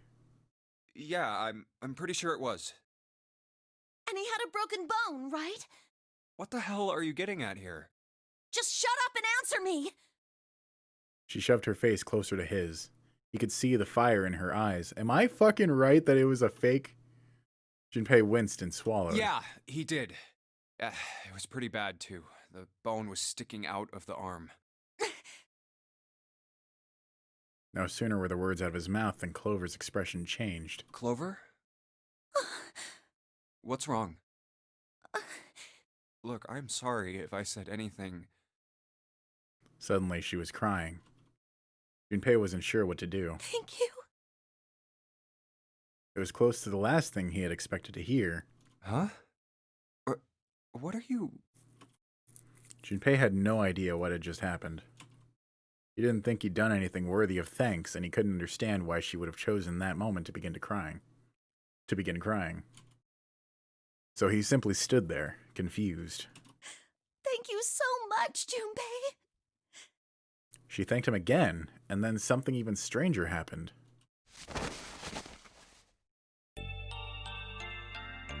Clover threw herself into Junpei's surprised arms. Hey, what's going on with you? I'm sorry, it's just... I'm so happy! Why? The body in the shower room, it isn't his! It isn't my brother! Huh? It's not Snake! Why on earth would you think that? Because his left arm is... Prosthetic? I'm sorry. I really shouldn't be talking about this. Junpei decided it would be prudent not to press her for any more information. If she did not wish to tell him, she certainly had a reason for doing so. But perhaps more importantly, however, if Clover was so certain, then she was likely right. That meant that the body in the shower room wasn't Snake. It wasn't much, but that knowledge lifted some of the weight from Junpei's heart. But he's still alive. I'm so happy. Yeah, well, you're probably not going to be happy when you realize either your brother's a monster or he's working with Zero. Tears shone in her eyes. Those tears melted Junpei's heart. As she cried, she had pushed herself up against his chest like a child. Junpei put his arms around her and held her tight. I'm so glad. Huh? Junpei, you were right. Huh? No matter what happens, you have to remember what's most important, and that's to have faith and to have love. If you can remember all of those, that'll bring you good luck. Clover reached into her pocket and pulled something out. That's... It was a laminated bookmark with a 4-leaf clover. I only made it here because you gave me this. I was suspicious of everybody, and I was angry and miserable. But because I had this 4-leaf clover, because of what you said to me... Yeah. Junpei hadn't thought his words would have had such an effect on her. Her words were making him feel a little awkward. Thank you so much, Junpei. She looked up at him. He scratched his nose and pretended to notice something interesting somewhere else in the room. Oh, if you really want to thank somebody, you should be thanking Santa. Santa? Why? Well, he was the one who gave me that thing. And the words for each leaf, I got that from him too. Oh. Then, suddenly, Clover broke away from Junpei. Huh? He looked confused. He hadn't thought she'd react that poorly. Clover began to pace around the room, or across the room.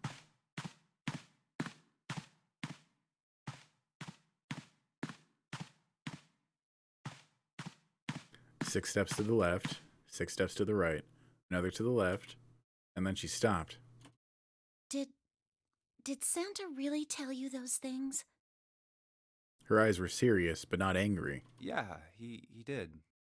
Did I, say something wrong? Oh no, not at all. In fact, this could be really good news, I think. You think? Santa knew about the words and the clover. The only people who should know about that are the other subjects. Subjects?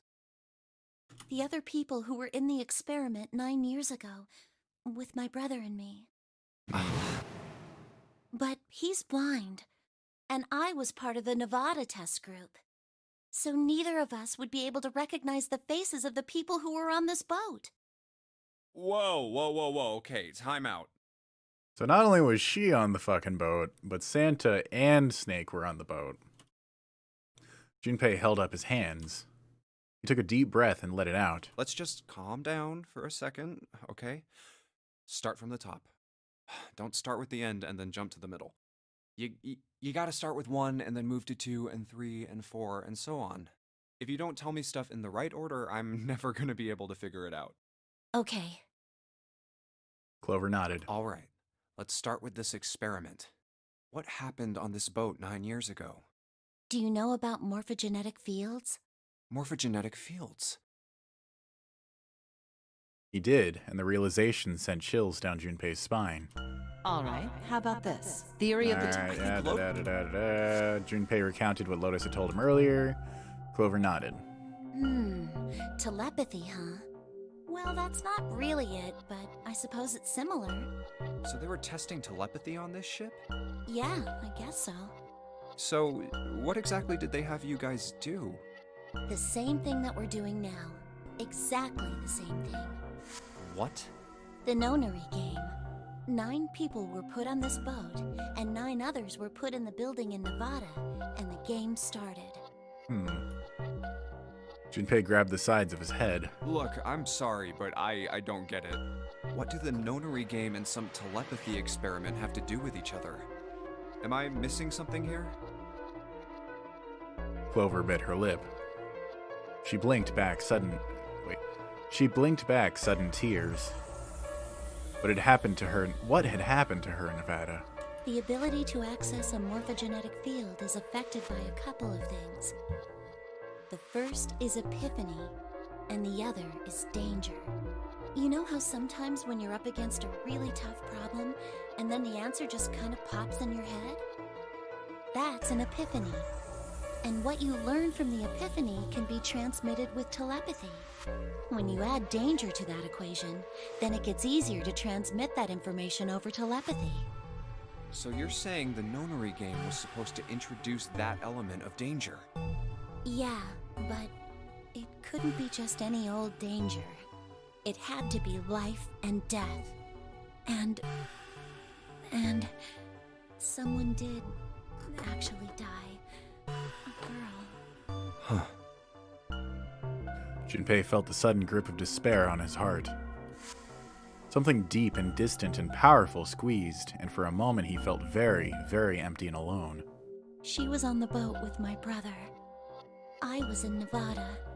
I never met her, but I did hear her name. Her name was... Sound of the door opening was like a gunshot. Junpei spun around. Oh, my apologies. I seem to have disturbed you. Oh, no shit. You have the worst timing, Ace. Ace? You two must have strong stomachs. I can't imagine how you could stay in this room for so long. Ace glanced down at the floor. At the corpse covered in blood. At any rate, Junpei, would you be so kind as to come and help me with something? I'm having a little trouble and I could really use your assistance. Come on, it'll only take a moment. Christ on a cracker. With that, he turned and walked back toward the communications office. Clover waited until he was out of sight, then spoke in a small, quiet voice. I don't want Ace to hear us. We can talk about this later. Huh? Hey, wait! Yeah, you blue-balled me twice now, Clover. God damn it. Clover ignored him. From outside, Junpei could hear Ace calling. Junpei? What are you doing in there? Hurry up! Grumbling to himself, Junpei stomped off toward the communications office. Okay. So we're done in the captain's quarters, so now we just need to deal with this.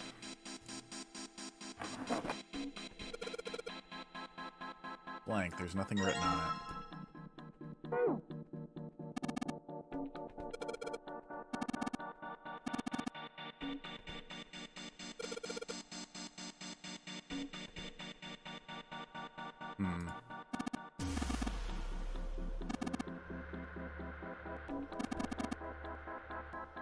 I don't know if it's broken, bro. It's plugged directly into the drawer, so I imagine there's some sort of puzzle that we need to solve here. Oh shit, that's not what I wanted to click.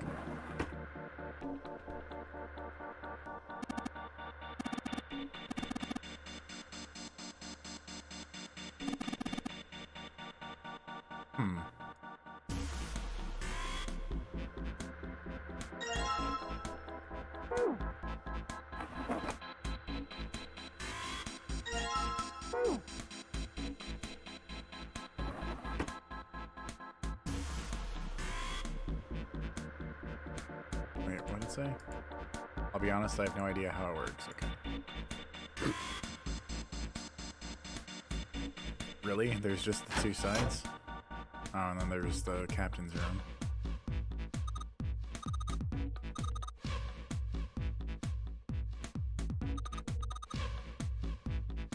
Okay. Alright.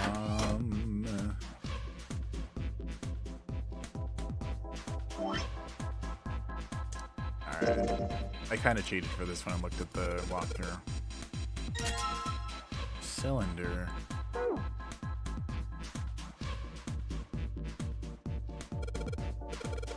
Model of a steam train. What? Yeah, I want to know the same thing.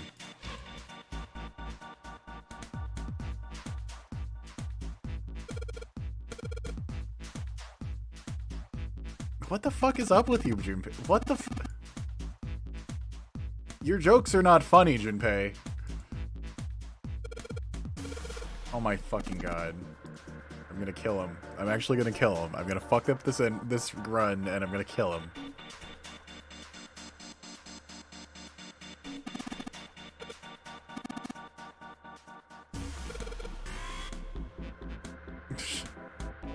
Christ.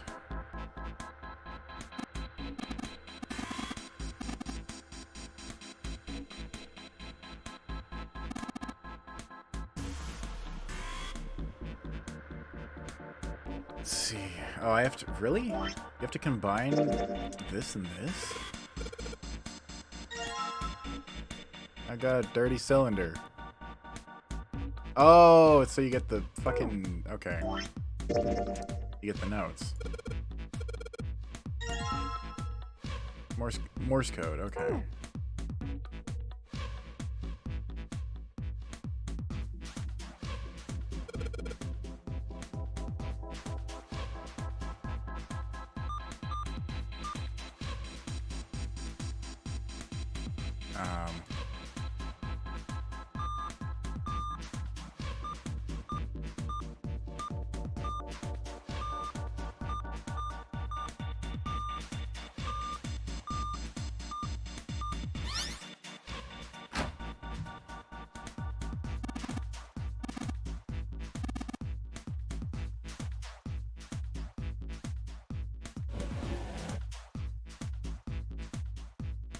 A red file lay on the drawer, or in the drawer. Junpei reached down and picked it up. Looks like there's something on the cover. ALLICE. Ah, shit. All ice. Alice. Does this mean... Junpei couldn't hold back. He had to know what was in that file. Hieroglyphics?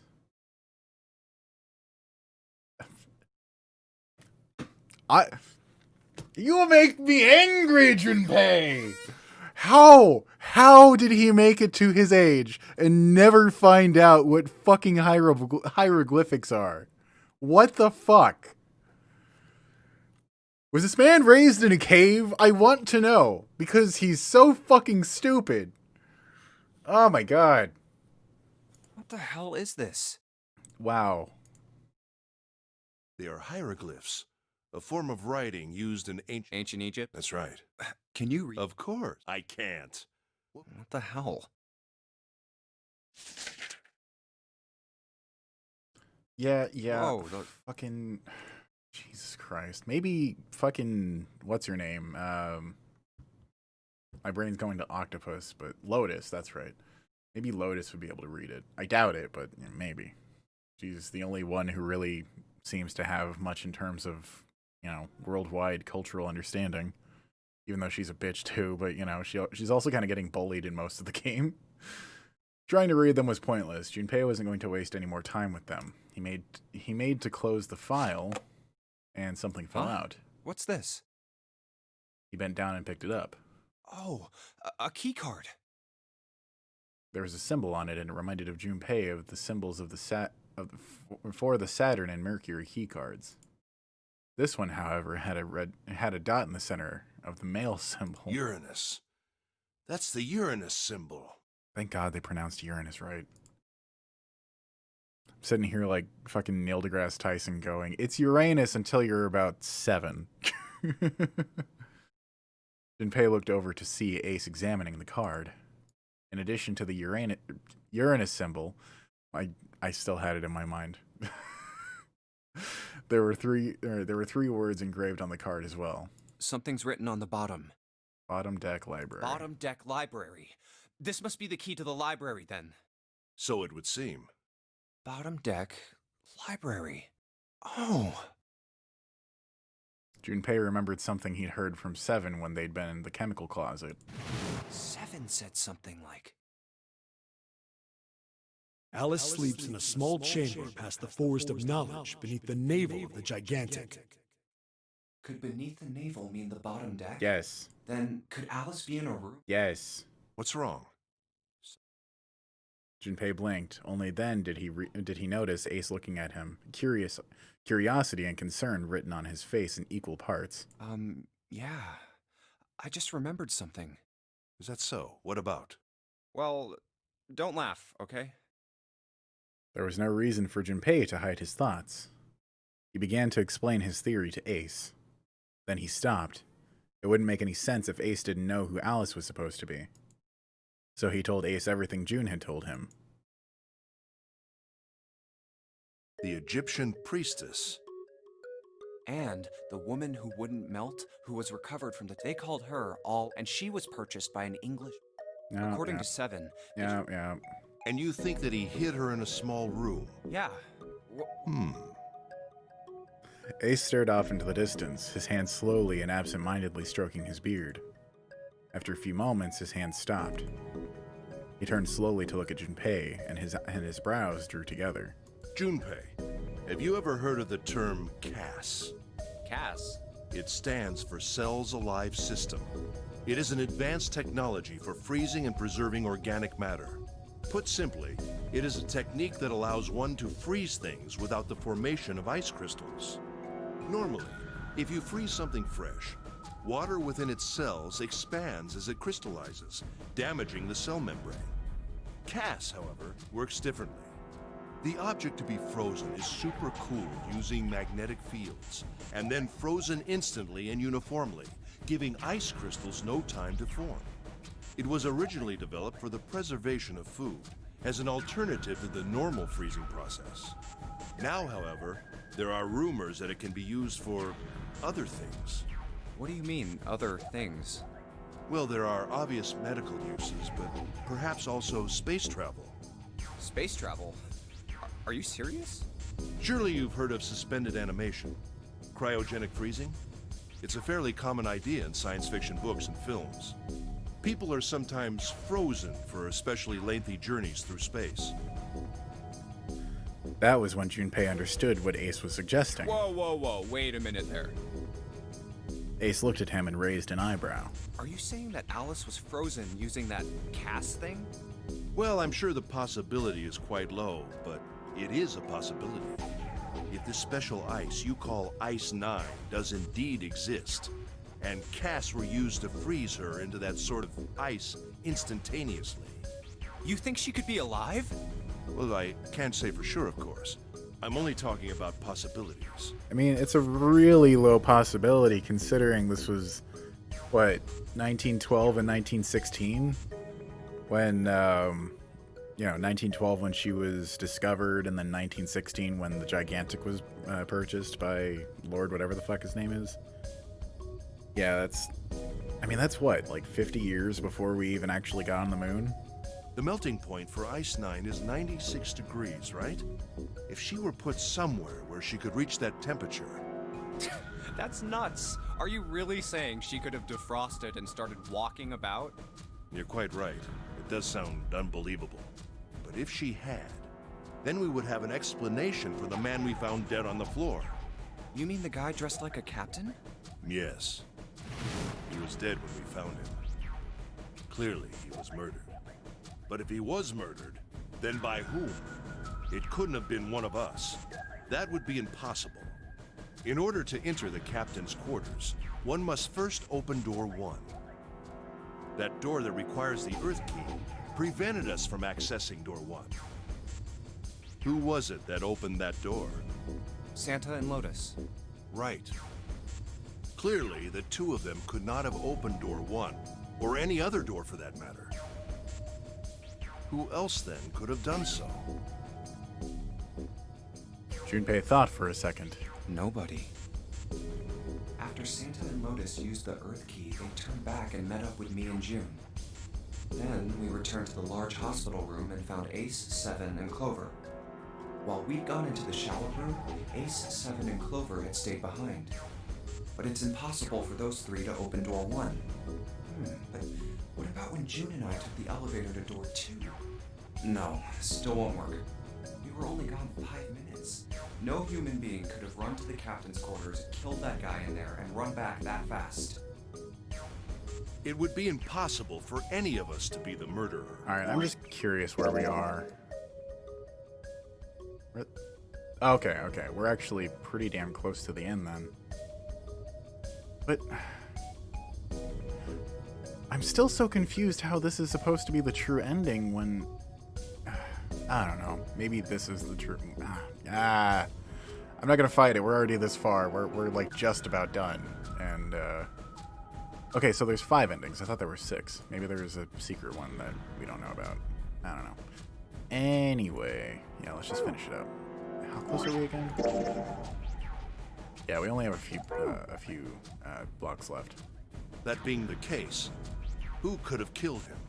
Wouldn't it make sense if his killer was someone who had been in the ship for some time? Like Zero? A person like that would know the ship well. They would know the locations of all the hidden passages and secret doors. The numbered door would mean nothing to someone like that. It would be a simple thing for them to enter the captain's quarters. Then you're saying the killer was Alice? It was Junpei's turn to raise an eyebrow. Ace drew his thumbs across his lips thoughtfully. And you know, one thing that had crossed my mind is that Zero could very well be a woman because, you know, if you paid enough attention to the voice of Zero, yes, it was modulated, but it sounded like there was an undertone of femininity.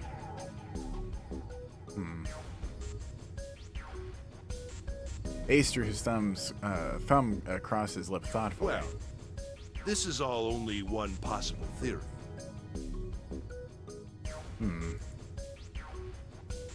All ice. Alice. Is she really somewhere on the ship? Junpei had only one clue. A key card in his hand. Maybe this card will give me access to the Forest of Knowledge. And the big mystery. What could be there beyond the Forest of Knowledge? Anyway, whatever. It's gonna have to wait. I can't do anything right now. I'll come back to this later.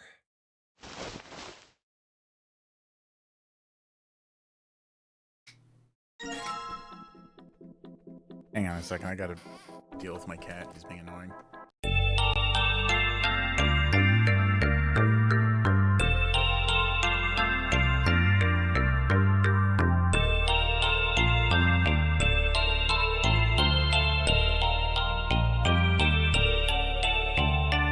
Okay. New material has been added to the file screen. Cool. Let's get the unique key.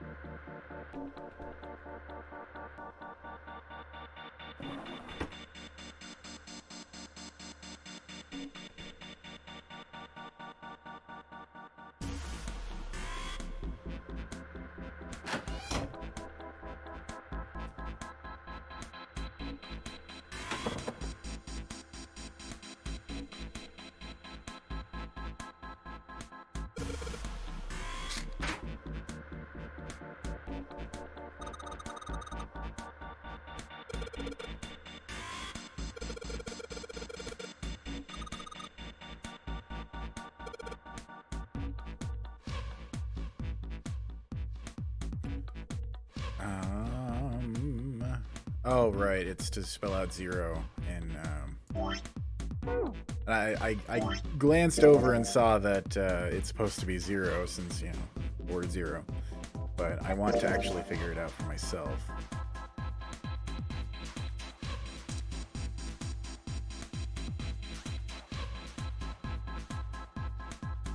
This is in the drawer.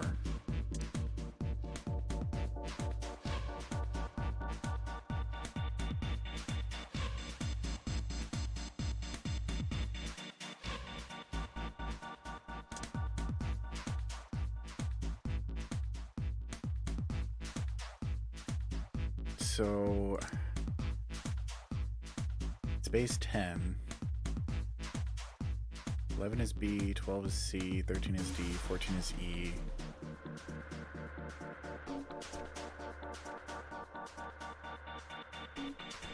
Okay, so that would make it 35, I think, for, because obviously there's 26 letters in the alphabet. And if A is 10, that basically acts like 0. So subtract 1, consider 10 to be, you know, if we're doing it out of 26 and A is 0, then that means B through Z are 11 through 35. So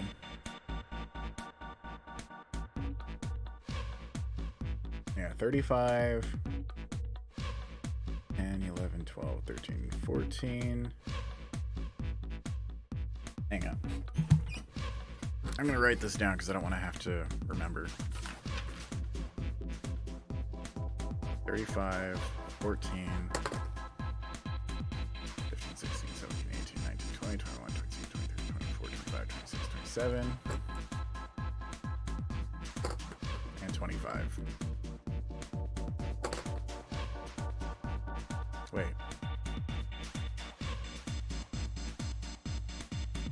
Oh, 24. My bad.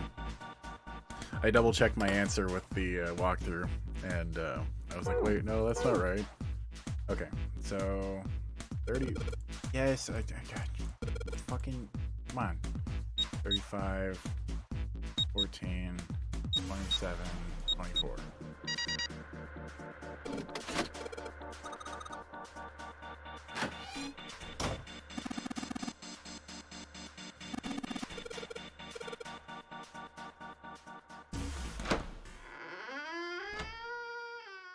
Well, now Zero knows that we're through the door.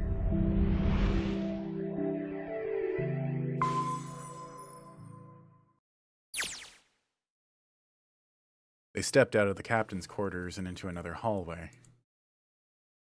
The hallway stretched out in front of Junpei for a bit before turning left like a great backward L. All right, let's go. Junpei rounded the corner and took off down the straightaway. He ran. And ran, and ran. At the end of the hallway was a door. That's the next door. He made straight for it. Wait, a piece of paper. He was near halfway to it when he noticed a piece of paper in the middle of the floor. Junpei skidded to a halt. This is... He dropped down to his hands and knees and quickly tore the paper off the floor. Map of the ship's interior for A-Deck. What's wrong? Ace, slightly slower by virtue of his advanced age, had finally caught up to Junpei. I found a map for this floor. He showed Ace what he snatched from the wall. He looked at it long enough to determine what it was and nodded. I see.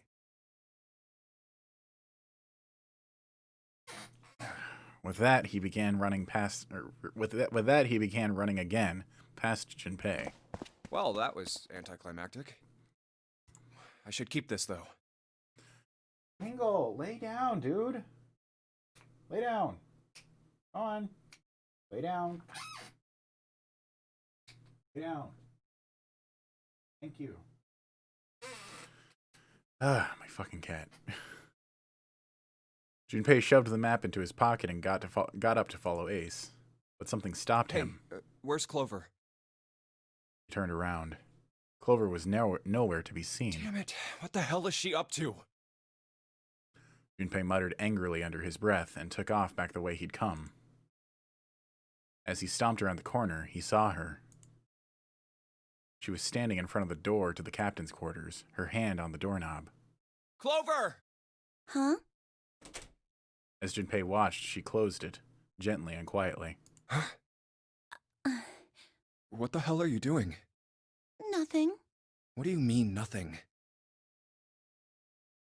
Clover had consciously put her hands over the pockets of her jacket as if trying to hide something. What the hell is that?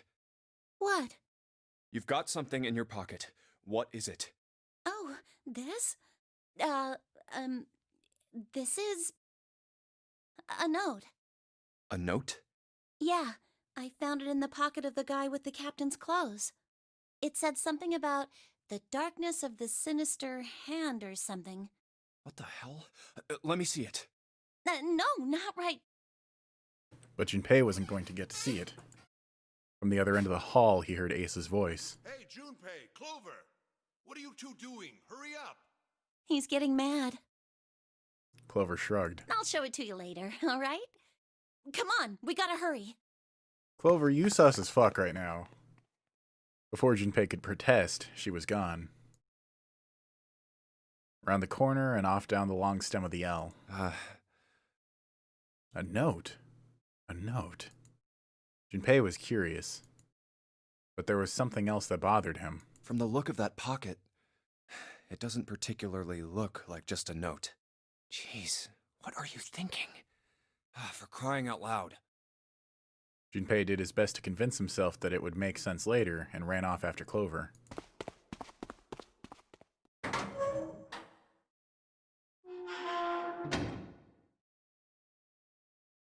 Junpei pushed through the door and found herself in a large room with a large set of stairs. The big stairs. So this is where it ends up. Just like it says on the map. It was just what he'd expected to see after reading the map. His "I see" after reading the map himself meant that Ace had probably realized the same thing. Ace, did he head down? He put his hand on the handrail and leaned over to look down. Oh, there he is. Look, the 4 others are there too. And not just Ace, Santa, June, Seven, and Lotus as well. Really? Let's join them. Junpei and Clover glanced at each other and hurried down the stairs. They reached B deck at the same time. Jumpy! Clover! June's face was excited. Something had happened, that much Junpei could tell by simply looking at her. What's up? Given their situation, he was not inclined to be excited about the sudden developments. June, however, couldn't contain herself. We found it! Found what? We found it! What did you find? The number last 9 door! Yep. We found door 9! What? Come on! Just follow us! We'll explain on the way! Okay. Seven turned and jogged off down the stairs. Well, if that's the case... Wait for me. We should get going as well.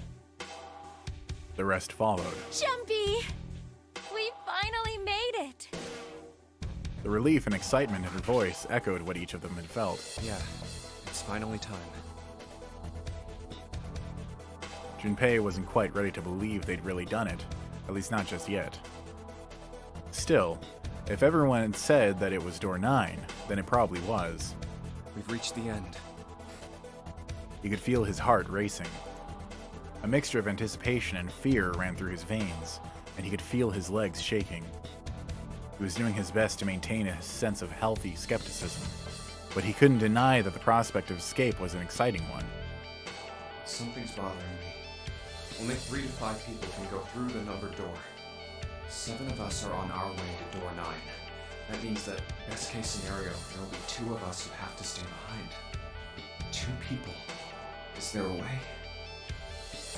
Junpei looked over at the clock. 4:30. We've only got 90 minutes left. I've got no time to wonder about it now. Hey, Junpei! June! What the hell are you two doing? Hurry it up! Santa's voice jolted Junpei out of his reverie. Let's go, Jumpy! June took off down the stairs, jogging as quickly as she could. Yeah. Junpei followed. Oh, jogging as quickly as she could. My brain was fucking... My brain put Junpei in in the sentence. In place of June in the sentence. Wow, my brain is just fucking trash right now. As a group, they piled onto the elevator and rode impatiently down to E-Deck. It looked familiar. There was a metal grate between the two elevators. Seven grabbed hold of it and began to talk. I know I told you I'd explain it earlier, but honestly, there ain't much to explain. After we split up from you guys, the four of us got into the elevator on the left, and that took us to the other side of the grate. After that, we headed down another hallway. It took us toward the bow, and eventually to the number 6 that you two found earlier. We opened it and kept going. There was another locked door behind it, like usual, but this time we had to complete 2 different areas before we could unlock it. Once we were through that door, there was another hallway that went the other direction, toward the stern. So, on your way, you found the elevator. That's right. So, in other words, you kinda did a lap, huh? You came from that side to this side. Yeah. With that settled, Junpei looked around. So, where's the number 9 door? Over here. Follow me. Seven began walking down the hallway that led to the stern. Junpei and the others broke into a jog to keep up with him. By the way, They had been walking for a while, June in silent step with Junpei when she spoke. you know, it's because of Santa that we're all here right now. Huh? That all 7 of us are going to door 9. What? You don't get it? Santa, 7, and Lotus. What's their digital route? 9. It's 9. That's right. They could have just left me behind and kept going if they'd wanted to. But they didn't. Yes, because Santa wouldn't let them. He said, we can't leave June and the others behind. That's why we went looking for you guys. And then you got on the elevator and went back to the central staircase. That's right. Well, I wouldn't have called that one. That Santa would be the one to stick up for you. Junpei felt his eyebrows knit as he considered that. Oh, don't get me wrong. Perhaps June had sensed Junpei's concern. I don't mean that 7 and Lotus said they wanted to leave me behind. We were just talking about it, and Santa objected to it first. Is that so? Junpei was about to respond when 7 suddenly stopped. We're here. In front of them stood a door. So, is this... Yeah. Junpei couldn't see 7's face, but he could see him nod. There's no other place for us to go. Nope. Just look around. There's a big old iron wall at the end of the hallway. The other hallways on the left and right are blocked by metal grates. I see. It looked as though 7 was right. The door in front of them was their only choice. All right, let's get moving. He pulled open the door and walked in. Junpei took a deep breath and followed. It appeared they'd been telling the truth.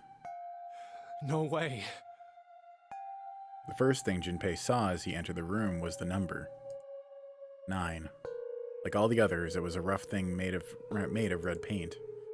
The door it decorated sat on the back of the wall of a rectangular room. Junpei ran up to it. The 9 door. It was a large double door with powerful styling. Something about it was almost majestic, and it made the red paint look especially garish. We're finally here. Junpei grabbed the handle and shook. It didn't budge, but then he hadn't really expected it to. The red was bolted to the wall next to the door. Its display read vacant. No doubt about it. This is door 9.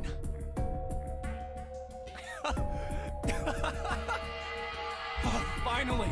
This is the last Junpei felt a flood of emotion wash over him. He felt a chill down his back, and his chest tightened even as his blood began to boil. There was a moment of complete silence. Junpei, look behind you. He turned around. Behind? What? Junpei could scarcely believe what he saw. Why? A door and a 9. There's another one. Hey, what the hell? What the hell is going on here? His words came slowly, and his brain struggled to understand what he'd seen. On shaky legs, he made his way to the second 9. It was a small door, set parallel to the door they'd come through, but on the other corner of the room. 9. There was no mistaking it. There was no mistaking the number, and if any more proof was needed, a red was bolted onto the wall near the door. There's a red there too. That means... And of course it won't open. He grabbed the handle and shook the door, not because he expected it to open, but because he had to make sure it was real. Why? Why the hell are there 2 doors? It was Ace who spoke first. Do you think perhaps one is the right door and the other is the wrong one? Oh, I didn't mean to scroll. Lotus was skeptical. I don't know about that. It seems unlikely. What makes you say so? Well, think about all the rooms we've been through so far. They're full of puzzles, but there are always hints about how to solve them. I'm pretty sure there aren't any rooms where we just had to go with our best guess and leave it to instinct to solve the puzzle. Do you really think that at the very end of the game, Zero's going to suddenly throw in something that depends entirely on luck? Then you're saying there's some sort of hint in this room? No, I don't think there's a hint anywhere in here. I searched it very well when I was in here before. I didn't find anything that might have been a hint, though. Well... Yeah, both of these are the right door. I mean, if you think about it, Zero never actually said there was only one door with a 9 on it. It is hidden, but an exit can be found. Seek a way out. Seek a door that carries a 9. Junpei began to mutter to himself. So if there are 2 number 9 doors, if we split it up right? That's not gonna work. Junpei blinked and looked up at Clover. She held out her hand. Wow, brain. Can you read? You've got a notebook and a pen, right? Can I borrow them? Yeah, here. Slightly confused, he pulled them out and handed them to her.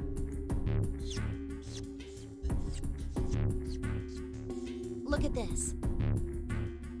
Clover opened the notebook to a blank page and set it down on the desk. Everyone else gathered around her and watched as she wrote down a series of numbers. You get it? The numbers on the top are all the combinations with digital roots of 9. The numbers on the bottom are the people who don't fit. There's only 8 possibilities if we split up into 2 groups of 3 or 4 people. So... If 3 people go through the door, then 4 are left behind. If 4 go through, then 3 are left behind, right? Yeah. Clover nodded, almost as if she were pleased with herself for solving a difficult math problem. No way.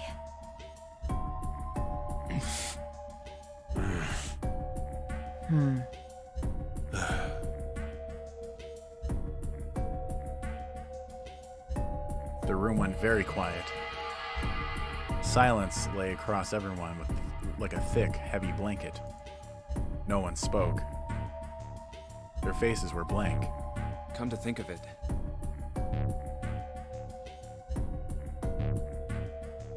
Desperate for something else to look at, Junpei turned his eyes to the room around him. what is this room? The walls were covered with candles. The wavering flames made the shadows of Junpei and his companions look as though they were dancing. 2 rows of wooden pews filled most of the room.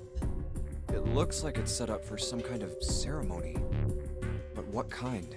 Well, there's a fucking coffin, so probably a funeral.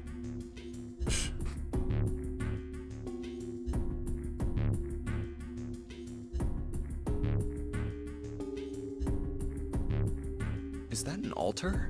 It was a recessed space set into the wall between the two other doors. Sitting on a raised section of the altar was a coffin. A coffin? No, it couldn't possibly be. But if it wasn't, then whose body occupied it? That was as far as Junpei wanted to pursue that line of thought. He decided not to think about the coffin for the time being. At that moment, Seven spoke. There was an edge of humor to his voice, but it was forced. Okay, I give up. I give up. I figured if we sat around here long enough, someone would volunteer. But I guess nobody's got the guts to do it. What are you talking about? Junpei didn't understand, and he wasn't the only one.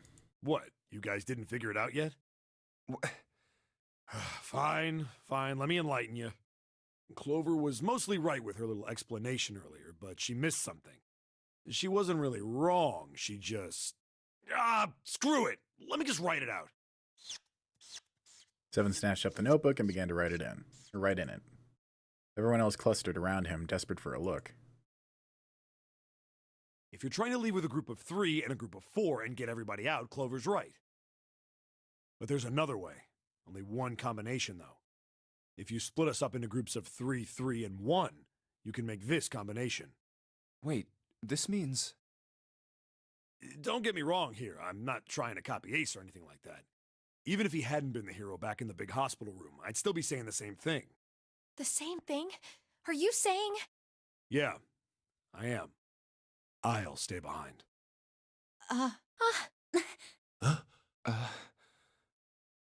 Why are you acting so heroic all of a sudden? Are you some kind of idiot? Lotus was the first to speak. That in itself was a little strange. She'd reacted much differently when Ace had volunteered.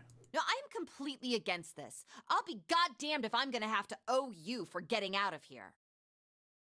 The rest of them began to speak all at once. I'm against it too. I didn't want to leave Ace behind, and I don't want to leave you either. I don't like that idea. There's gotta be other options. I disagree as well. I can't say I care much for you being the hero. Finally, they quieted down. Junpei looked at Seven.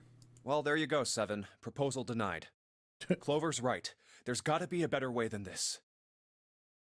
Seven made some noise that was somewhere between a derisive snort and a cough. Doesn't make any sense. He was doing his best to pretend they were making a foolish decision, but Junpei could see the twinkling of water at the corners of Seven's eyes. That was when Santa spoke. Whoa, hold on a minute. I haven't said anything yet. Until then, Junpei hadn't realized that Santa had stayed quiet for the whole discussion of Seven's fate. Something in his voice made Junpei uncomfortable. Are you agreeing? You want to leave him here? Santa shook his head. Nah, I'm against it. I don't want to leave Seven here alone. Then I don't see how it matters. I said alone. Huh? I said I don't want to leave Seven alone. There was a dull shine in Santa's eyes. They were cold and hard. Junpei felt himself shiver. What the hell are you... What? You don't get it? I can't leave just one person. I need 2 more. 3 people, including Seven. I'll be leaving behind 3 people. That's my proposal. No, those are my orders. What do you mean, orders? I'm really confused right now. What the hell makes you think you can order us around? Who the hell's gonna listen to you?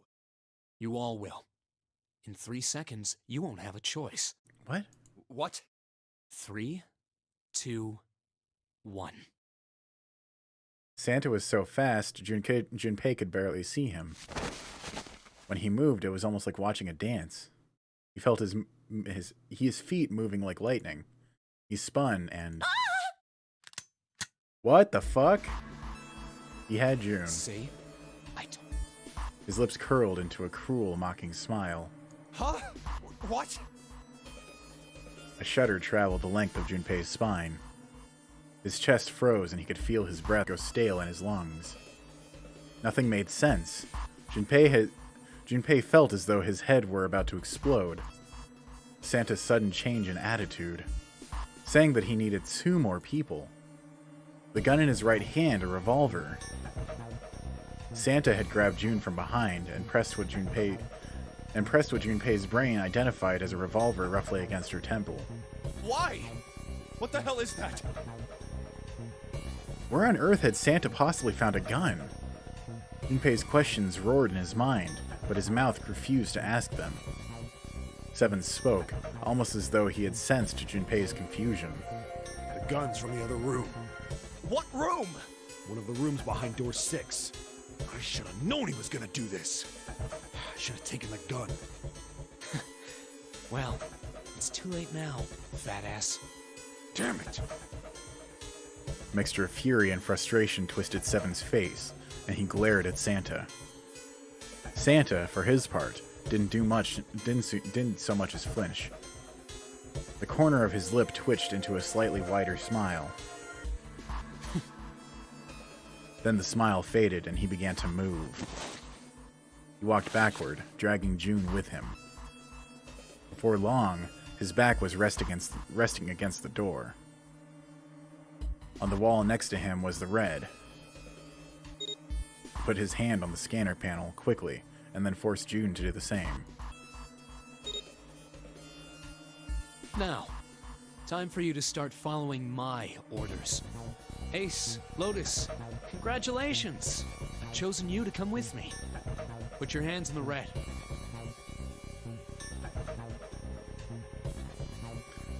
Hey, Death, I gave you an order.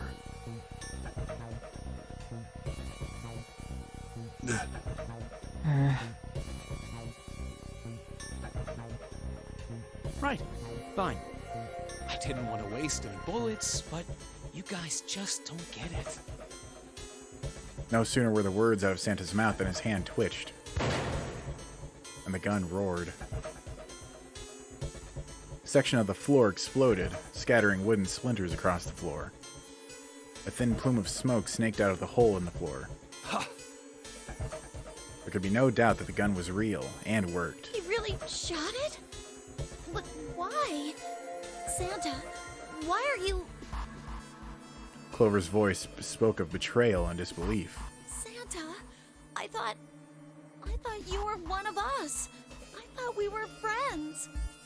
What? You knew about the leaf words and the 4-leaf clover. Santa's cheeks twitched, almost imperceptibly. What the hell is that shit? I've got no idea. You're lying! Shut up! Just shut up! You stupid bitch! You want me to put a bullet in your fucking head? Flecks of spit flew from Santa's mouth, his face twisted with rage. Clover recoiled, her eyes wide. When she spoke, her voice was very small. Santa! He snorted, then shook his head vigorously and turned to face Ace and Lotus. Alright, assholes. What are you still standing there for? Get over here and scan those bracelets. I don't have all day. Oh, what's the matter? Your hearing's starting to go? Going senile, maybe? Ace and Lotus still didn't move. It almost seemed as if they couldn't move. June's face was pale behind Santa's arm. Her eyes were wild and her chest heaved with every quick breath, like an animal cornered by a predator. Junpei's mind worked furiously. What were they going to do? Then he realized something. There was nothing they needed to do. There was nothing to debate. That's it. June's safety was the first priority. That much was obvious. Doing as Santa had commanded meant that she would be safe from at least 2 threats. She wouldn't be shot, and she would leave the ship alive, along with Santa, Ace, and Lotus. There was only one thing for Junpei to do. It's the only way. He turned to Ace and Lotus. Please, go. Huh? No way. Jumpy, what are you saying? If you stay here, you're going to be stuck, Jumpy. And so will Clover and Seven. I know. But you don't need to worry about us. We'll figure something out. Right, Seven? Right. You just leave it to us.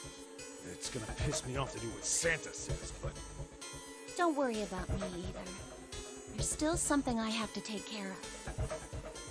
No, no! You can't! Ace, Lotus, don't come over! Don't worry about me, please! June was almost crying. Junpei walked around behind Ace and Lotus. He gently placed a hand on each of their shoulders. Please. And pushed them toward the door. They almost stumbled, then righted themselves and took another step. And another. They turned around and Junpei nodded. Go. All right. Fine.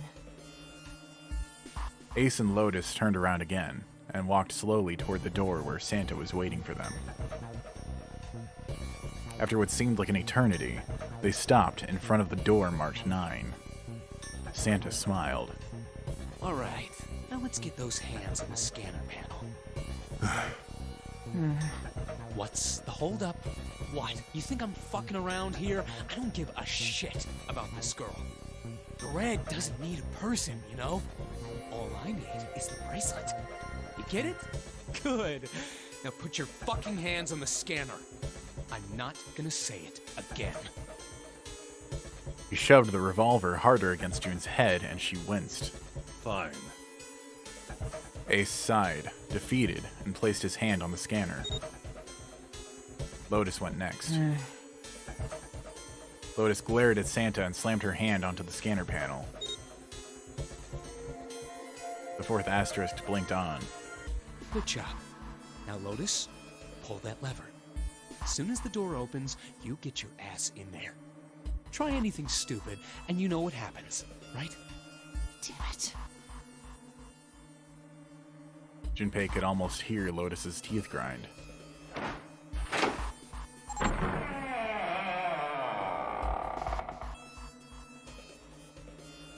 The door slid open. Door number 9 opened at last. It opened with a low, powerful rumble, a drum roll to welcome the chosen few. Good. Go. Lotus and Ace walked through the door, their eyes furious but defeated.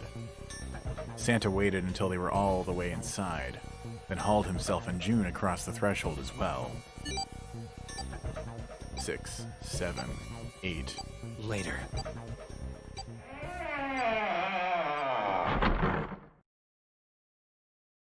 After exactly 9 seconds, the door swung shut. The gust of air created caused the candles on the altar to flicker and die.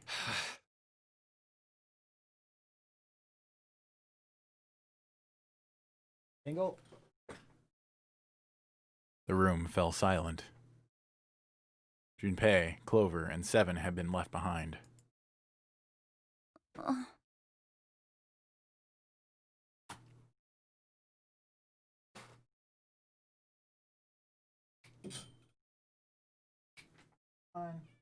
Tingle. Thank you. Clover looked down at her hand and traced with her finger the faint blue veins that crisscrossed them. Okay, so let's see. There's Clover, 5, 7, and theoretically 2. So 4 plus 5 equals 9, plus 7 equals 16, plus 2 equals 18, which would equal the digital root of 9. So they need to find Snake in order to escape. And since it has been confirmed that he is still alive, they still have that option.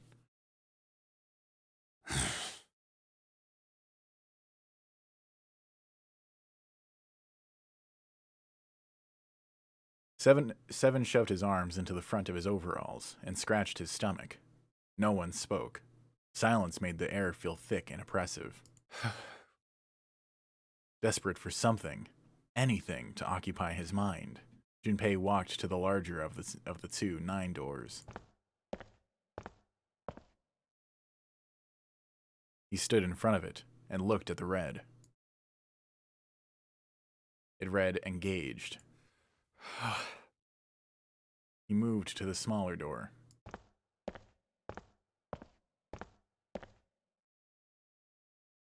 The red read, vacant. God. The digital root of the remaining people was 7. Yes, there was no possible way for them to open a door with 9 on it. Junpei touched the surface of the door. June. He thought about June, about Akane Kurashiki. Was she safe? That was all that mattered to him. If she was alive, if she had escaped this horrible boat. That was what June prayed for. 7 came up next to him. He pulled off his hat, scratched his head, and sighed. So, what do you want to do, Junpei? What do you mean, what do I want to do? What can we do? 7 opened his mouth to respond when... It's Snake! A noise echoed through the room. Someone was pounding on something vigorously. It wasn't mechanical. It was certainly human. Junpei and 7 looked at one another. What the hell is that? Shh, quiet! Clover motioned to 7 to be quiet. She put one finger to her lips and closed her eyes in concentration.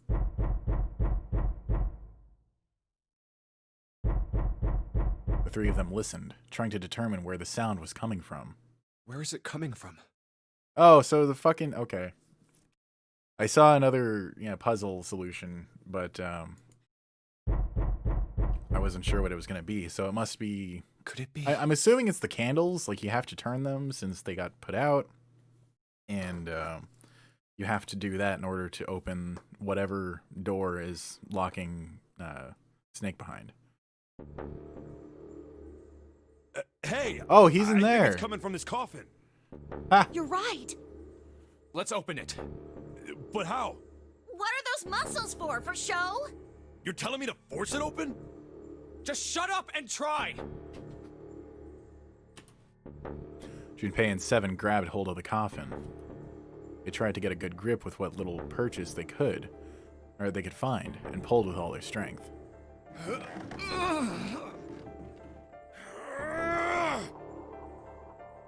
Damn it! It won't even budge. There was some sort of keypad attached to the coffin.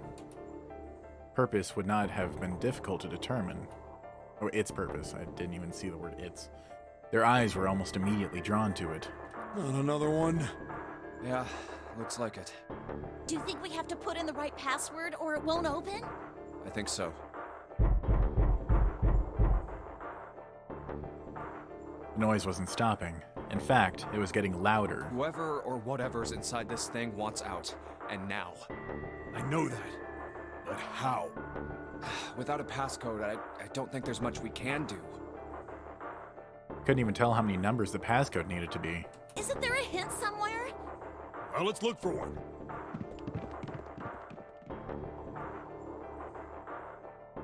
Unfortunately, there didn't seem to be anything near the coffin.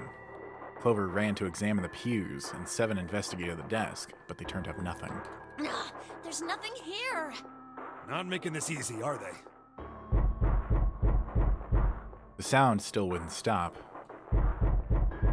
It wasn't a noise that belonged in that room.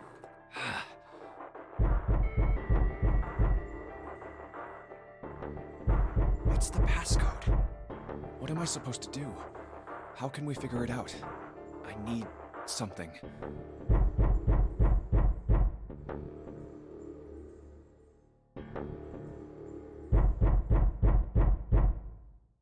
What a fucking cliffhanger. Ugh. So I guess that's where it splits and the next game starts. God damn. What? What?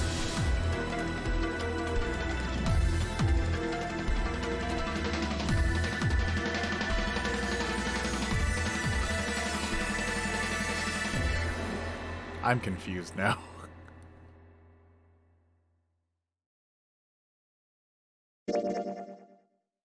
Wait. I'm so confused. What? What happened?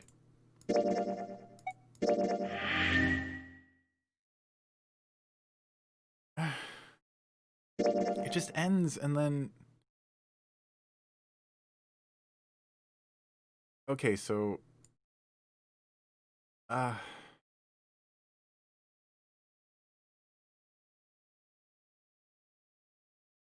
Where do I get the password from?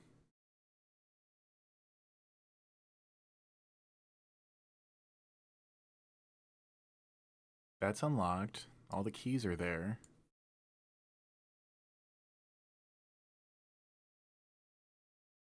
Do I have to do all the endings? Okay, hang on. All the guide says is...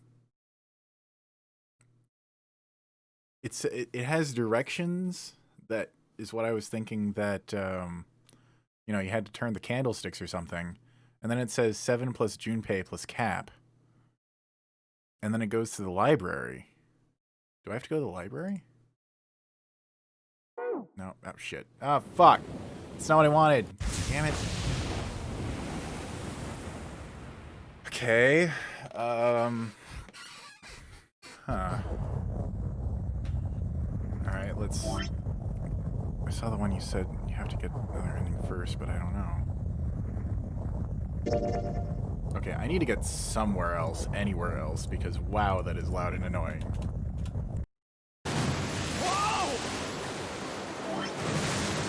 Let's just skip through this really quick until there's...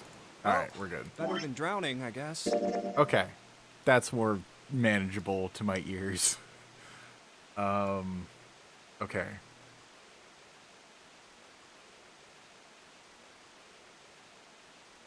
So... everything's unlocked. Do I have to do something in this novel to get over here? Or do I have to do something prior in order to,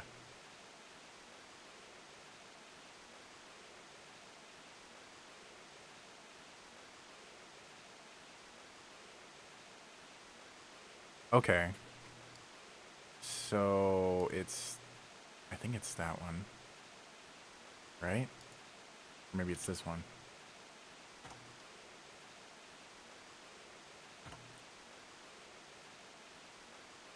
Is it the second class?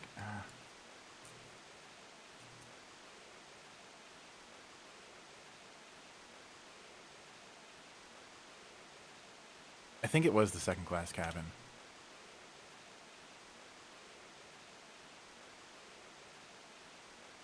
I think it was played on a shelf.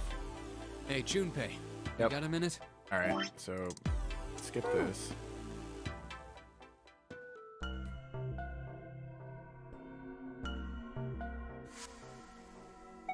Thanks, but it's kind of weird to be getting presents from... Well, I guess you do have a point. I won't force it on you. Sure you don't want it?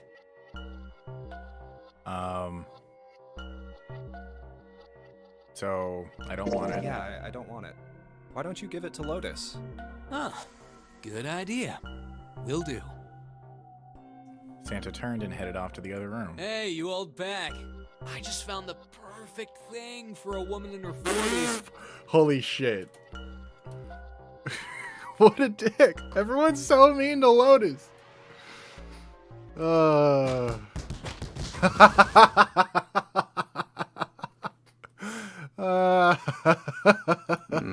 Yeah, I'm just gonna pretend I didn't hear that. That's fucking funny. Alright. Oh my god. So wait, do I have to go back here now?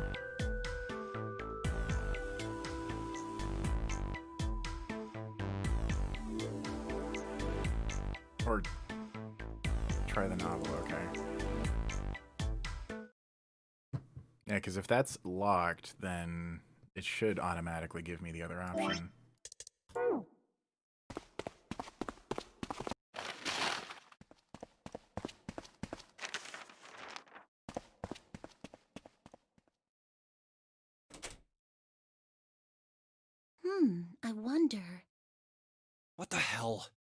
on, we gotta hurry.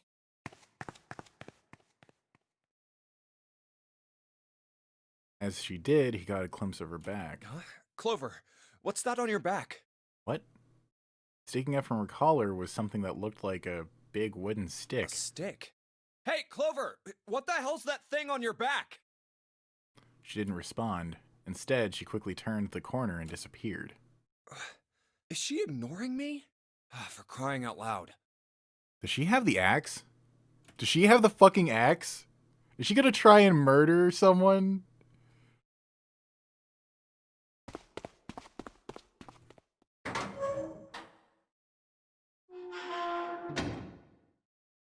Okay. Alright, let's skip through everything. I'm so curious if she's gonna try and murder someone at this point. They reached B deck at the same time. Jumpy! Clover! June's face was excited. Something had happened. That much June. Oh, this is the same. What's up? Oh, I guess it's different enough that it's justifying me having to sit through it again. We found it! Yes, Found what? Yes. We found What did you the last we found. Come on! Okay. Well, Wait for me. We should... Jump, we... Yeah. We've reached the... But something's bothering me. 7 of us are on our way to 2 people. Is there a way? 4:30. We've only got 9. hey! Let's go, Jumpy! Yeah.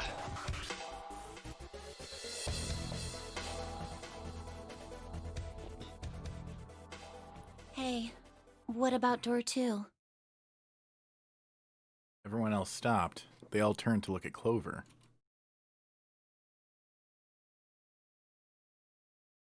Seven What spoke. about door 2? Door 2 is the only one we didn't... We haven't gone through it, I mean. Yes, that is true. Are you guys okay with that? Not investigating it, I mean?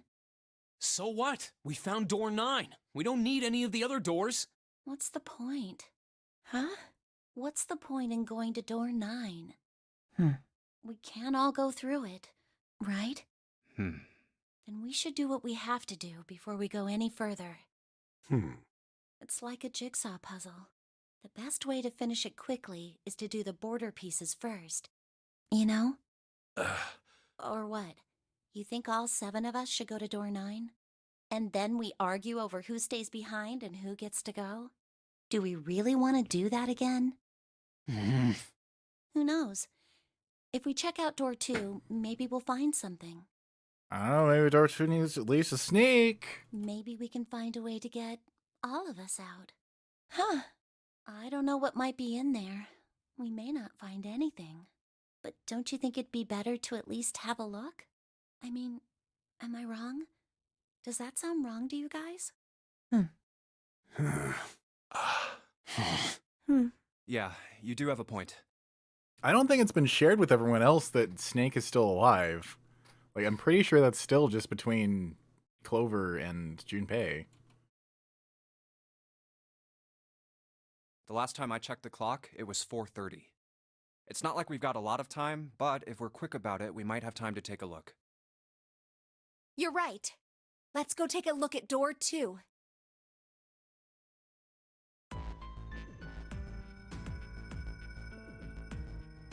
The elevator can take us down to door 2. Who shall go then? Let's see. Me. I'm going. Then June, 7, and I need to go with her. I mean, not necessarily that, but okay. Hey, why do you get to... I don't mind. We'd only waste time arguing over it. Jumpy, I'm okay too. See? Can we just Yeah, I'm uncomfortable with this, Santa. You fucking asshole. Fine. All right, let's get going. I'll see you later. Okay. Be careful. Yeah, be careful of Santa. He's got a gun. He's not trustworthy. Admit. They climbed into the elevator and Junpei listened to it creak and rattle its way to the bottom deck. Only Junpei, Ace, and Lotus were left.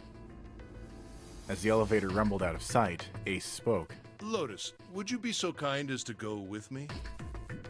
Go with you? Well, I didn't think people still talked that way outside of the 1950s. Well, I'm a mother. Would that be a problem for you? That wasn't what I meant to... I was hoping you would come with me. Seriously, though, I was kidding. So, where was it you wanted to take me? There's something I wanted to show you. Hey man, what the hell? I'm not important enough? Well, it's not like that. Once I've shown Lotus, I'll show you. Really? Of course. Why does it have to be one person at a time? Whatever you want. Thanks, Junpei. Are you a murderer, Are you Ace? coming, Lotus? Fine. Doesn't look like they're going to be back anytime soon. I might as well go and see whatever it is you think is so important. Thank you. Well then, shall we go? Ace turned and began to walk. Lotus followed. They disappeared into the hallway on the left. And now I'm alone with the fucking murderer in the fucking ship. I don't like it. Time seemed to drag as Junpei waited for the others to return. They're so slow.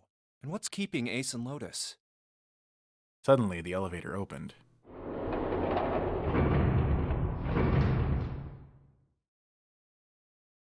A single person stood there. Clover! I guess you're the first one back. There was only Clover inside. He didn't see the rest. She looked at Junpei, then slowly, purposefully, stepped out of the elevator. The door closed behind her. Where's everybody else? What happened? She didn't answer. Instead, her eyes swept the room and then settled on Junpei. Where are Ace and Lotus? Oh, Ace said he wanted to show Lotus something, so they went into that hallway. Junpei explained what had happened. Oh, then they went over there? Her voice was small and timid. Yeah, I think so. He repeated his earlier question. So where are June, Santa, and Seven? Why aren't they with you? You really want to know? There was something wrong with her smile. She's about to pull the fucking axe out. Yeah. Okay, sure. Here, let me show you. Clover pulled something out of her pocket and tossed it onto the floor at Junpei's feet. Huh? He looked down. On the floor in front of him were 3 metal Bracelets. rings. Yep, they're all fucking dead. Oh, holy shit. So she was the murderer. No. No way. No way. This has got to be some kind of joke. This can't be real. Junpei's body felt like rubber. His heart felt like a cold lump in his chest, and his hands shook uncontrollably. Sweat poured down his face. The 3 bracelets sat there on the floor before him. You could see the numbers on their faces. 3, 7, 6. Lastly, let us discuss how to remove the bracelets. There are only 2 ways to do so. 1, 2, in other words. But why? Junpei's voice was flat and broken. Clover's response was cold. Revenge for my brother. What? But you know he's alive! He was forced into door 3 and murdered. But you know he's alive! You need at least 3 people to open Oh, the wait. door. Oh, wait. In this branch, she doesn't know he's alive. What the fuck? Who were the 2 that opened that door with him? It could only have been Santa. Oh. I killed them. Why did you Because she tried to protect them. She was in my way. She had to die too. No. That's so fucked. No. Hey, Junpei.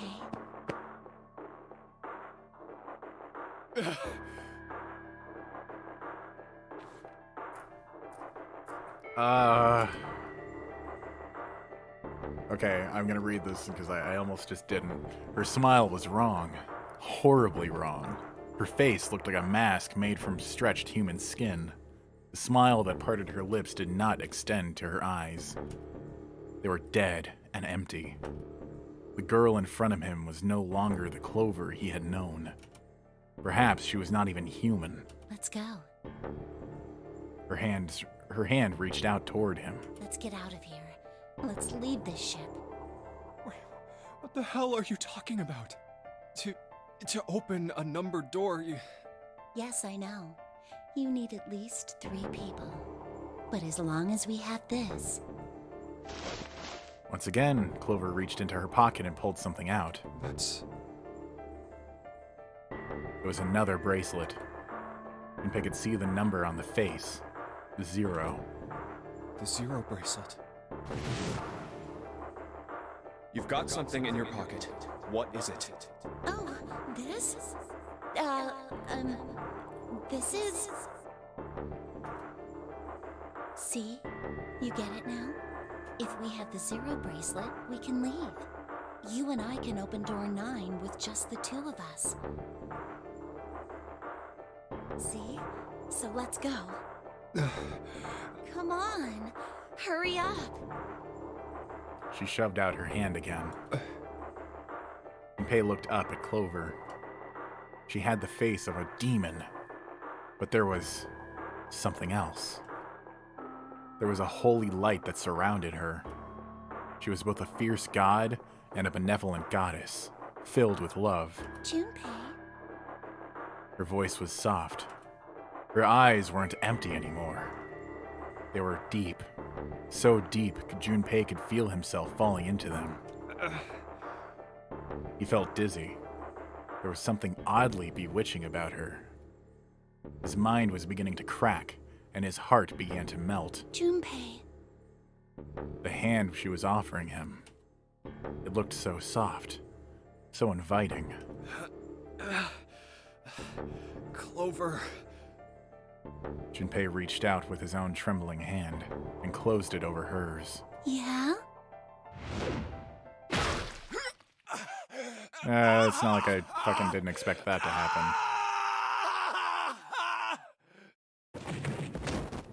Junpei writhed in agony. He shuddered and twitched, his body spasming as he went into shock.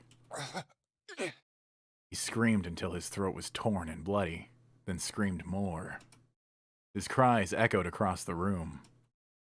Eventually, his movements slowed, then faded. There was no more strength left in Junpei. He could feel his body begin to go numb. He no longer felt pain. He no longer felt anything. Whatever Junpei had been was gone. The last remnants of his mind began to fade. Even as his vision faded to nothingness, he saw Clover. Thanks, Junpei. I'm just gonna borrow this, okay? Her smile was cold. What was left of Junpei's consciousness drifted away. Yeah, you came at like the worst time. All that was left was a twisted, broken corpse.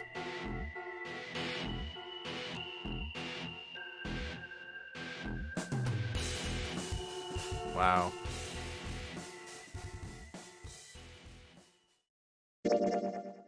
Okay, so that... I'm assuming that means that the password is the combination of their numbers. So let's go back up here. Wait. Hang on. No, it has to be up higher. Yeah. Because I need to go back to the plate on a shelf. Hey, Junpei, you got a minute?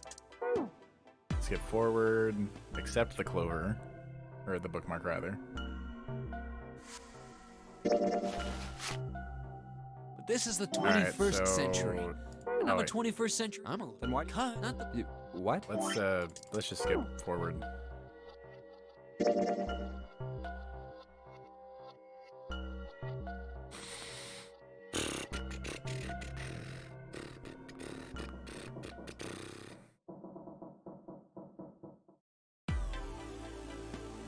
Okay. Unless that's not the... Okay, hang on. Okay, so I think... So we have to do... The only way this makes sense to me is that we need to do this to unlock this to get these unlocked, and then get whatever ending. Obviously not that ending. Get this ending. That'll give me the password to be able to open up this. Okay. That's what makes sense to me at this point, because you know you would need to unlock this in order to get that. God, that's a kind of clever but fucked up way to add some replayability to a game. Okay. Clearly, that's what I was. Yeah. I thought we were finished with that topic.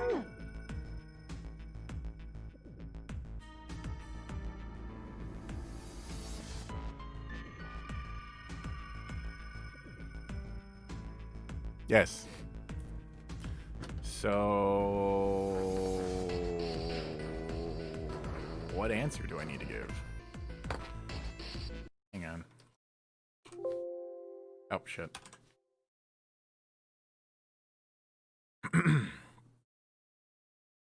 Oh, fucking, I wish I had known. Okay.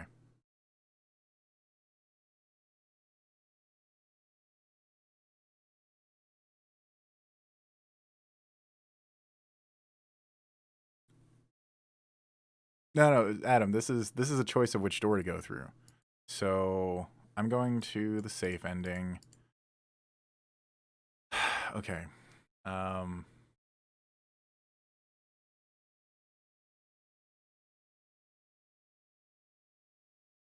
Shit. Where is it?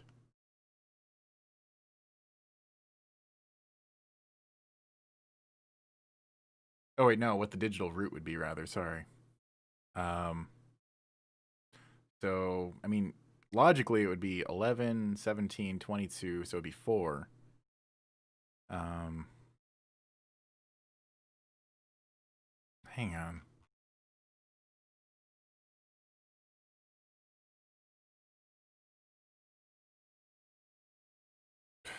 I'm confused now. Why is... What is it jumping to? Hang on. This isn't... Son of a bitch. Yeah. Can I... That worked out well. Okay, let's go to the flow. Examine the bed.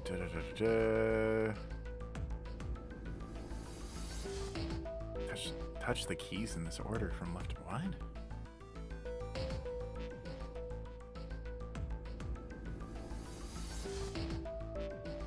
Fire the score plate. Hang on. Oh, so there... Okay, so even though there's 5 branches, technically there's 6 endings because you have both the Coffin ending and the true ending. Okay. So now we have to get this ending in order to get this ending so we can get all 6 endings. God damn it. Missing links, I feel like you played me. Even though I'm sure that wasn't your intent. Oh my god. God damn it. Now the question is, do I even... I feel like I want to just continue so I can get this just done. And then on Thursday we can just start the next game, because god damn, I just want to know. Okay,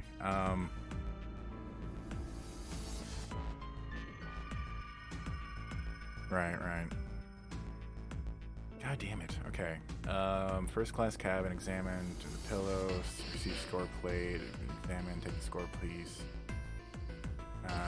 Examine the safe.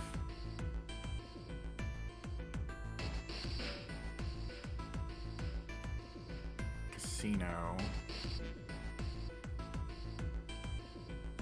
I mean, I don't think that answer would really matter much. But let's...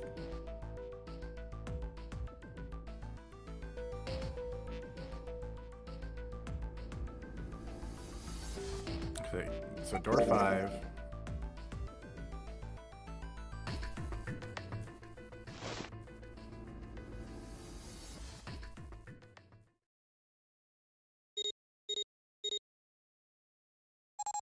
Okay, I think actually at this point I can go ahead and just jump ahead.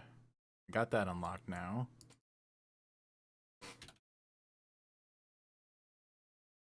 Well, we really don't have a choice now. Alright, now we can go ahead and skip ahead, choose door number 8. Yeah. Shit, okay. Now that's unlocked. I'm pretty sure. So now we're in the laboratory.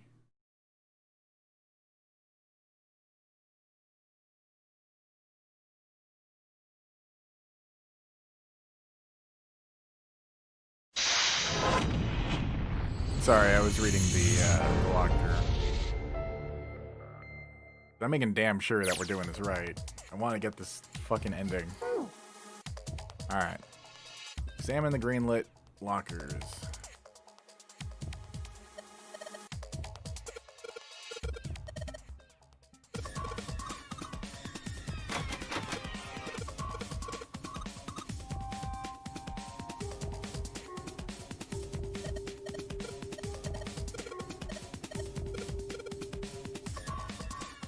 Okay.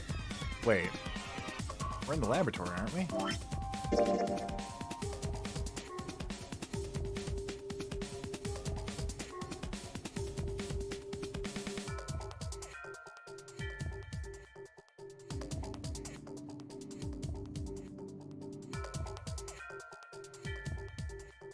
Or is this a different laboratory?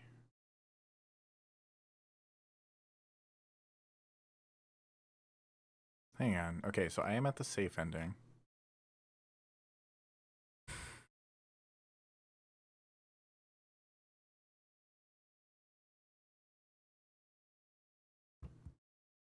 Okay, we're in the right place. I was just being dumb.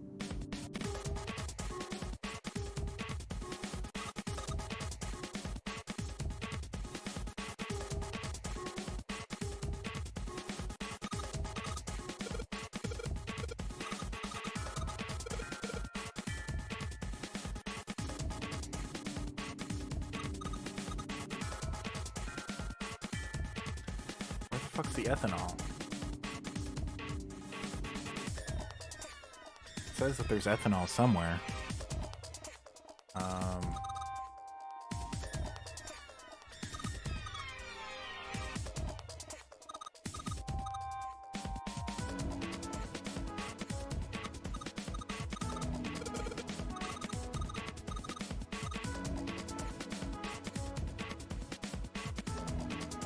Oh!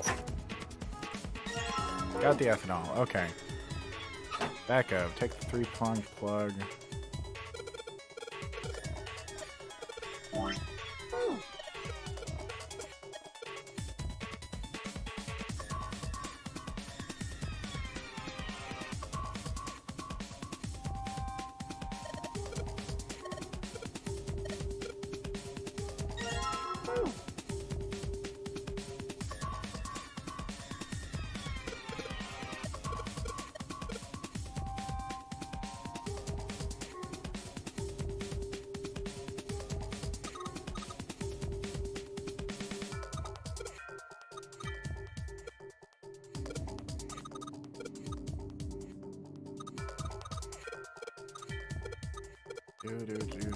Come on, let's fucking do this shit.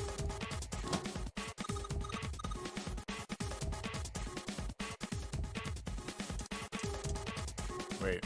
Oh, now I gotta go over here and get the plugs from her.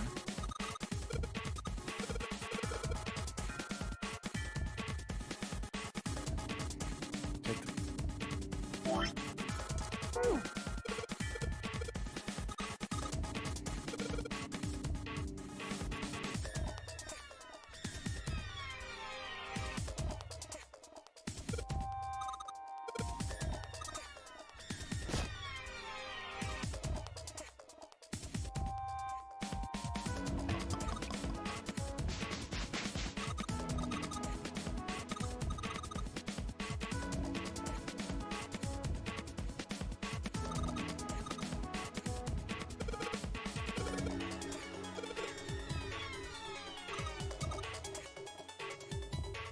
Okay.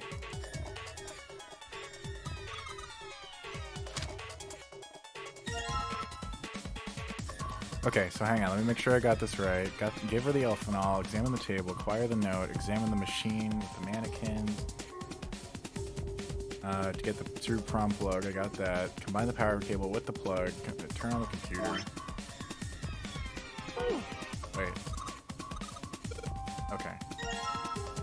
Combine. Cool. Hang on.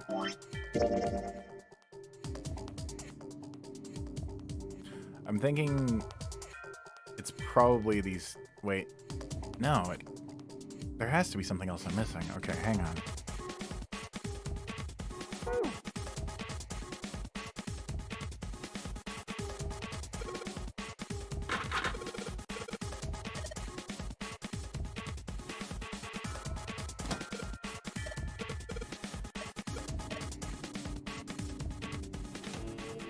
That worked. What? It's certainly. What? Wow, there's just the only. Maybe it's. Yeah. Have you? Is that? Yes, at least where I work. Yeah.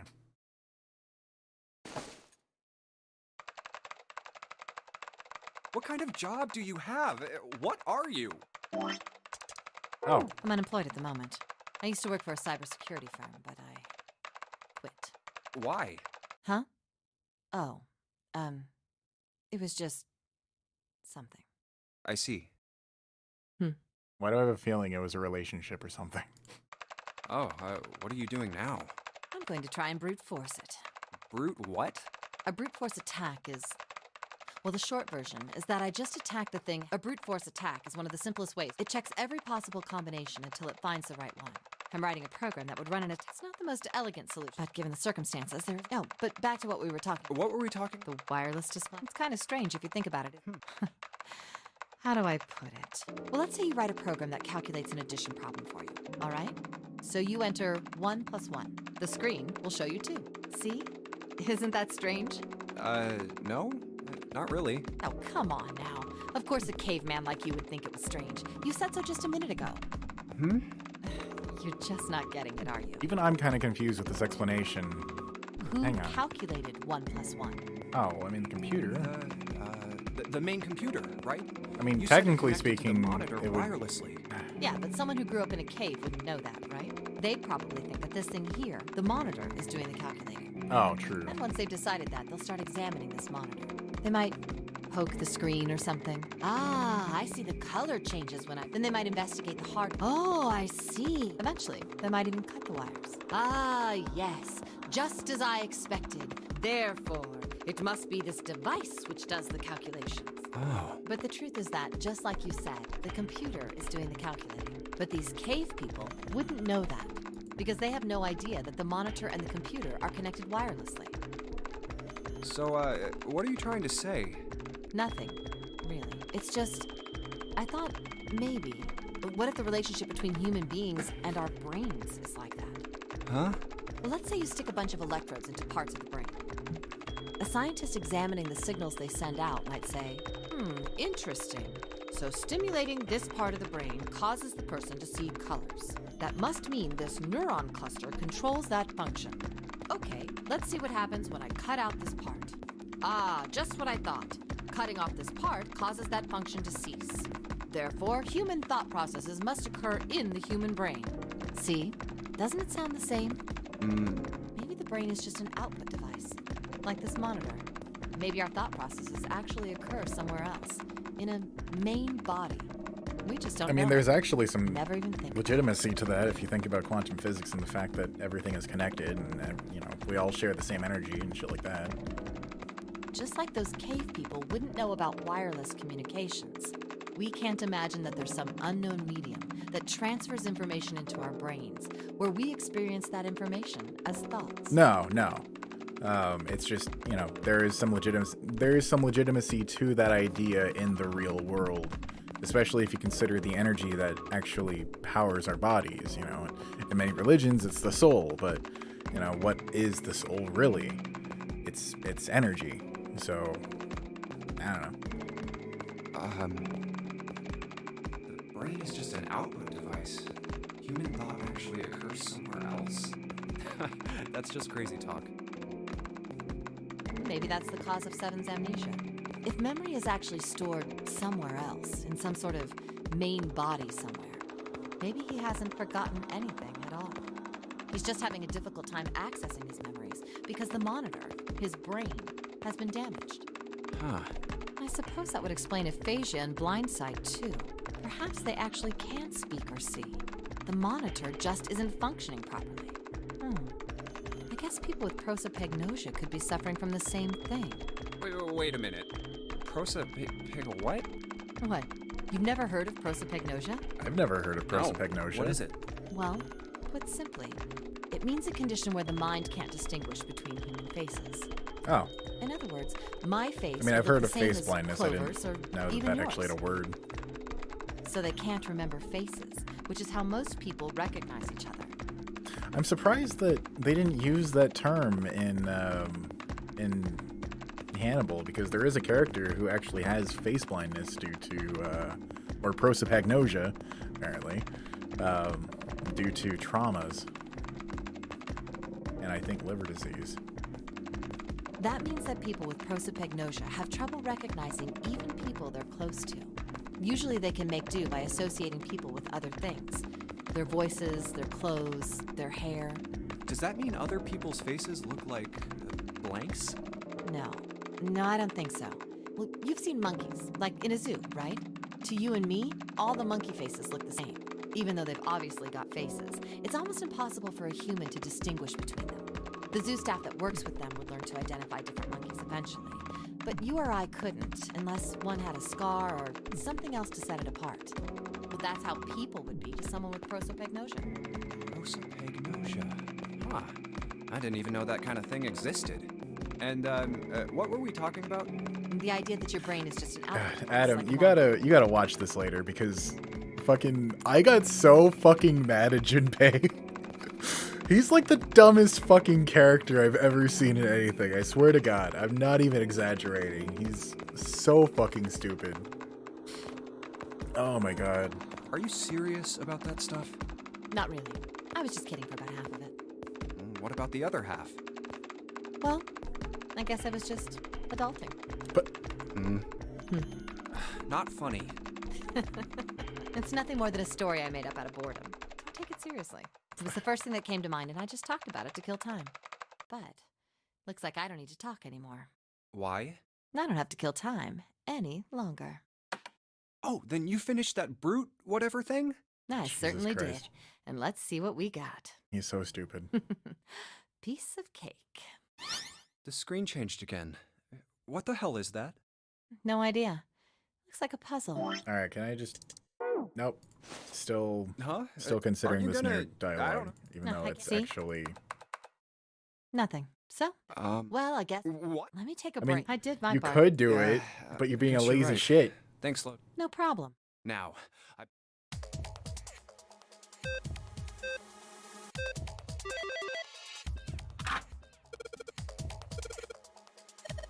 It took me 5 seconds to fucking solve that.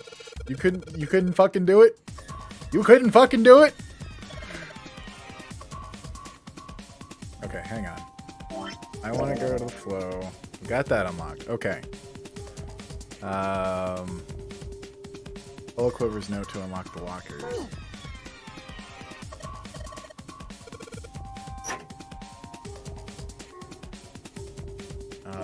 Hang on.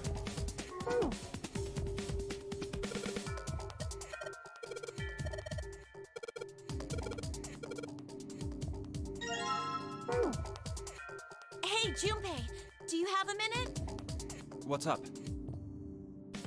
Wait. I wanted to ask you something. Hmm? Junpei, you went into door 5 with my brother, right? Did you hear him say, like, anything weird? Huh? Well, let me think. Sorry, Clover. I can't really think of anything. I mean, he did mention that his hearing exceeds that of a regular person, or something like that, but that's about it. Okay. Hey, wait a minute. Hmm? Look, I don't know if I should ask you things, but if you don't mind, I was hoping you could tell me if, is Snake, was he born? You're talking about his eyes? Yeah. No, he wasn't born blind. When he was a kid, he got in an accident. A really bad car accident. He couldn't see after that. And his arm. His arm? Yeah. My brother's left arm is, it's not like a normal person's arm. It's fake. It's not a real arm. The accident hurt him really bad. To save him, they had to cut off his arm. Oh. Is that all you wanted to ask And me? Junpei didn't realize with this revelation that, Look, I'm sorry. he's still for alive. making you talk about all that painful stuff. It's not that. So from all that talk about the human thought process and stuff made me think about my own weird thought I've been having for a while, but I feel as though it's possible to weird for YouTube chat. I mean, fair. We can talk about it later if you want. Or you can just send it to me on Discord and I'll check it later. Okay. Wait, where's that note? What? Hang on. Follow Clover's note to unlock the lockers.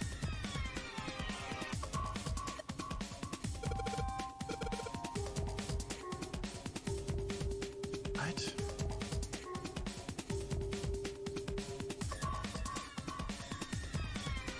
Oh, don't tell me I gotta fucking do it. Okay, we're good. Alright, let's just, let's skip ahead. Because I don't want to sit here and, waste all fucking time. Alright. Pretty sure this is the boiler room.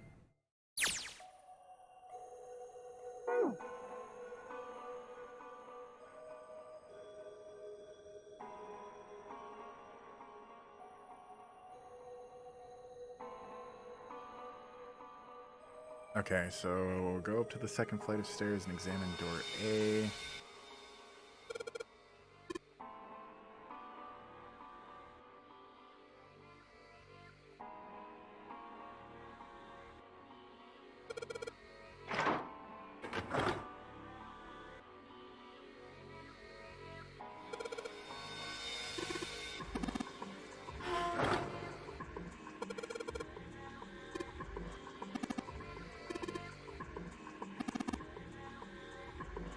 Okay. Take the wheel from the winch through door B.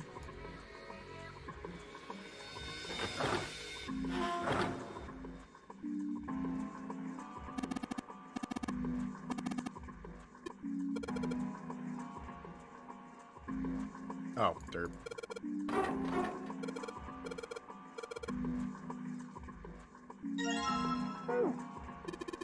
Good job, Virginius. You big old dungus. Alright, take the wheel from the winch. Examine the winch through door C.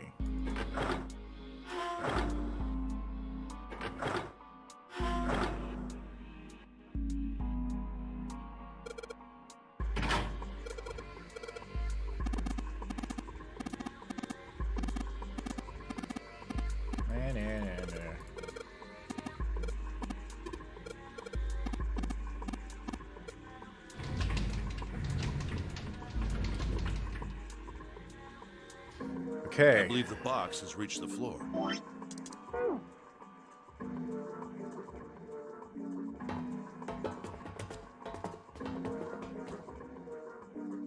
You know, speaking of experiments... Is this new? That is new. There was this experiment some scientists did with rats. First, they took a squarish C-shaped tank and filled it with enough water that the rats could drown in it. The tank has 2 exits. Just to make it easy, we'll call one A and the other B. Exit A is pitch black, so dark even a rat can't see anything. But exit B is electrified, which means the rat can't leave through it. So, what would a rat do if it was put in this situation? Which exit would the rat choose? B, of course. The rat has no way of knowing that exit B is electrified. Exactly. The rat goes to exit B.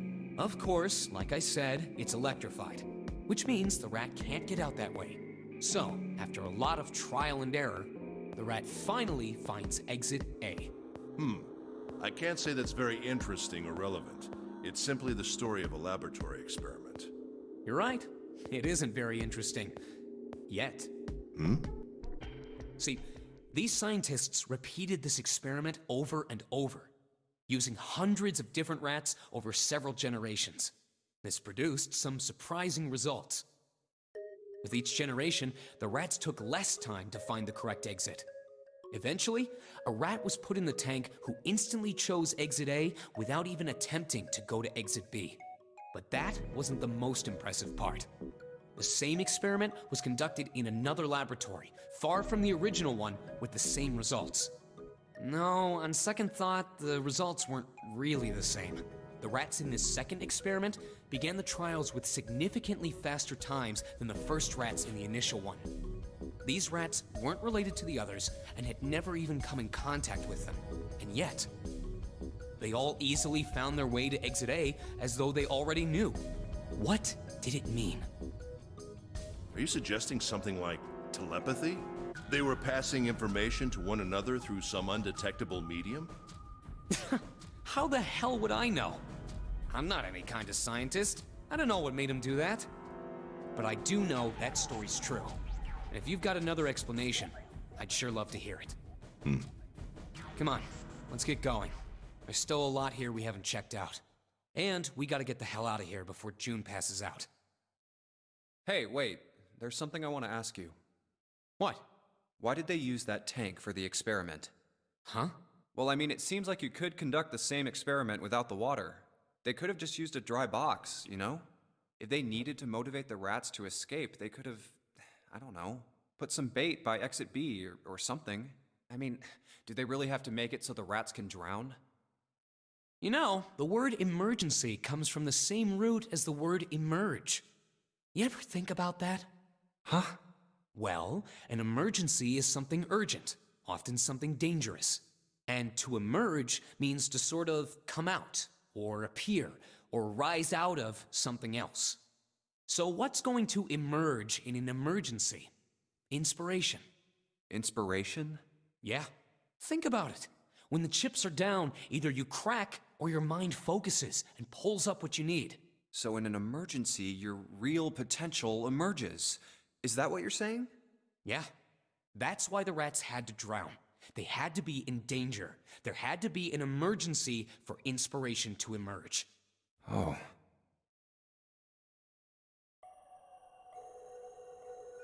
Again, legitimacy to this. Okay. Okay, so now we need to go back down. Means going back through door C, rotating back. Wait, we gotta go back through A. Down the stairs.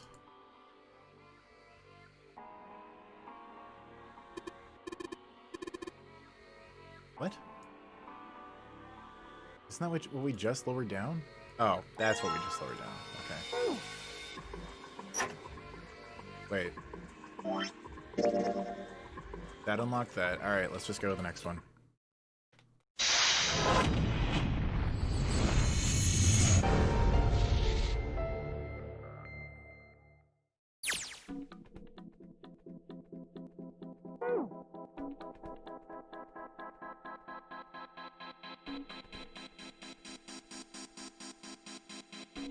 Alright, so I guess we're just gonna get all the fucking things really quick. Oh, of course.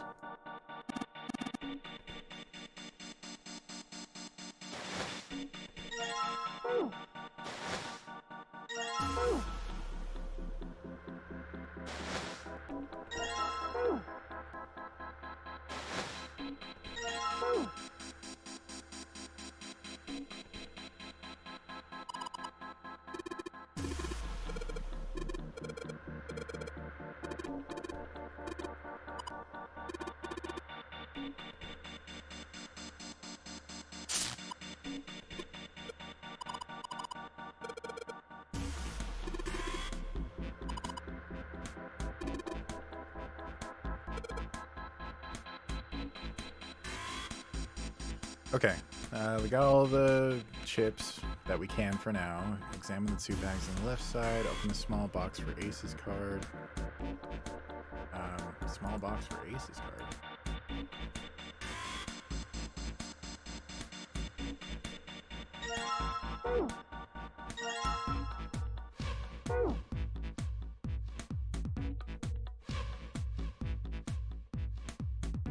Oh. I only have 8 out of the 9.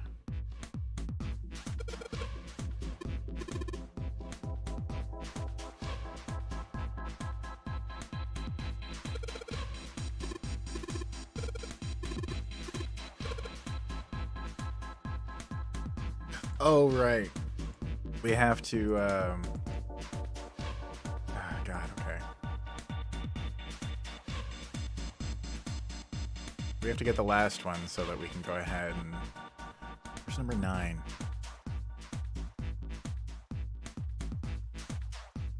Wait, I think I already have number 9.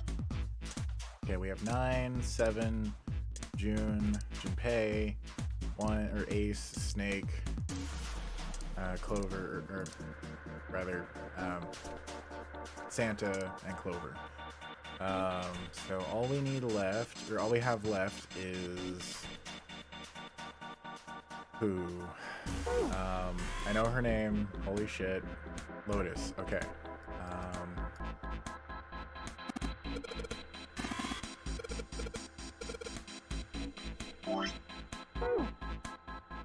Where is Lotus? Examine the blue boxes for Lotuses.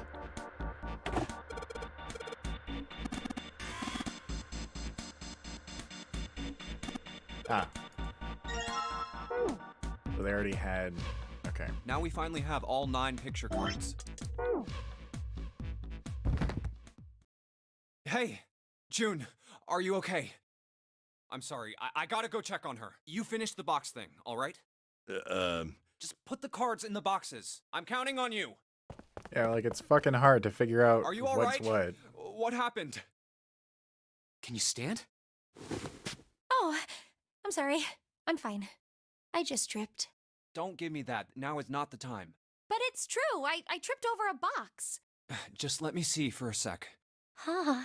You're still warm. I saw her fall. I think she really did just trip on something, you know? Still, to fall down like that, I think she's probably still a little messed up.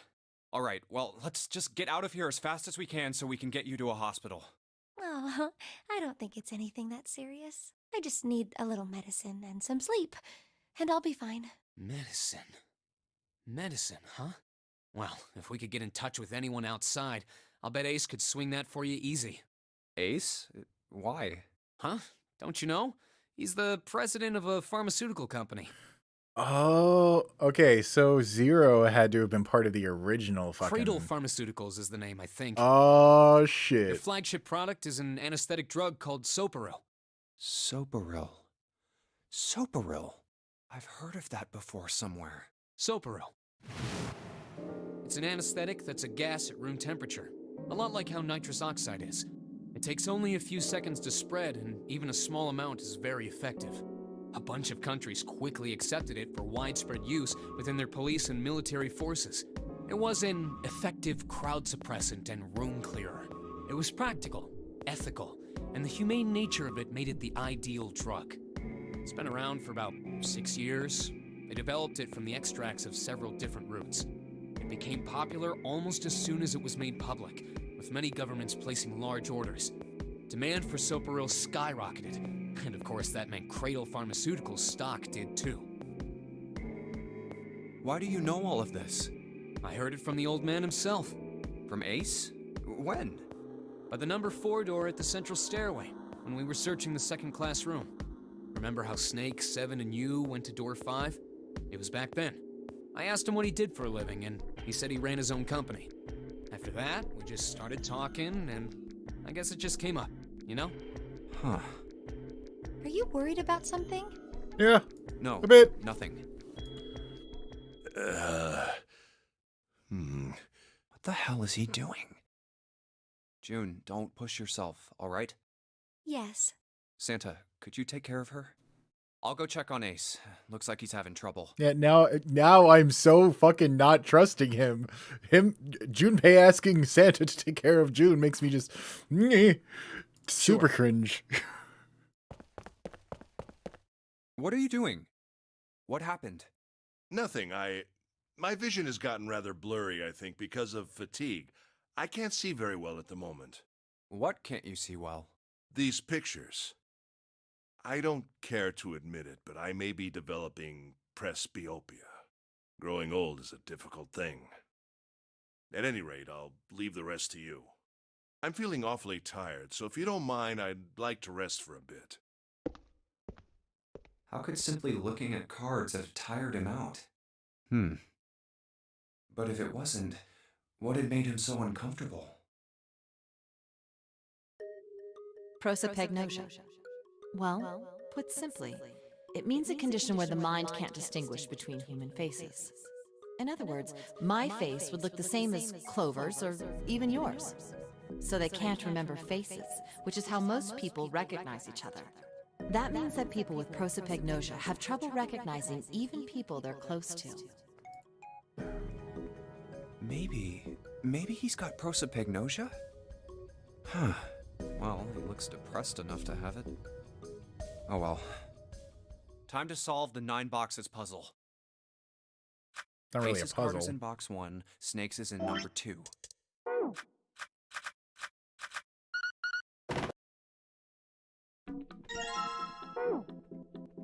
Alright, let's take a look at the flowchart. Alright, we're good on that. Let's go ahead and fucking finish this shit. So we can go ahead and get the last ending. I'm so impatient at this point.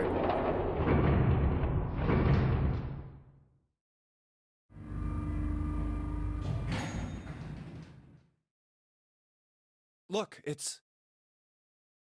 7 and Lotus. Wait, okay. Yeah, let's just skip through everything we need to.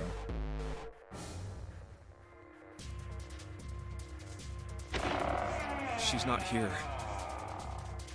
This must be... Yep, okay. No, she isn't. Alright, just in case, we should go take a look in the shower room. Shower room? That's where her brother is. She might have gone to see him. Well, we might as well check, right? Let's go. Good. We can still get in. We should thank Seven later.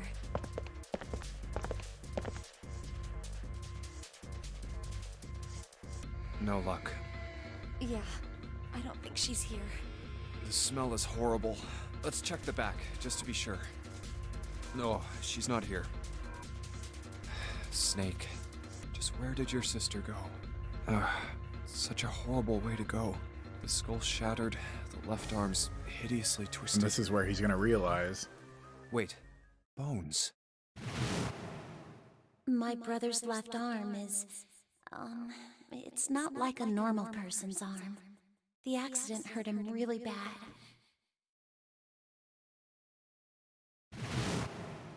Of course! Of course! Why didn't I realize it earlier? Yeah. Jumpy? Oh, sorry for making you wait. Let's go. You're not even gonna tell her your revelation?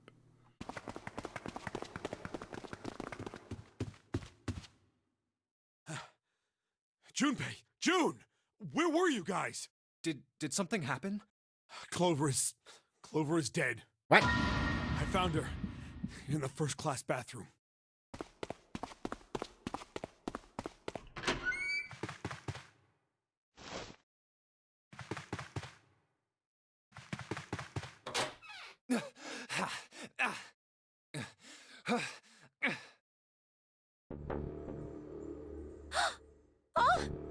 Clover, why? Why did this happen? Clover. No way. Let's get out of here, June.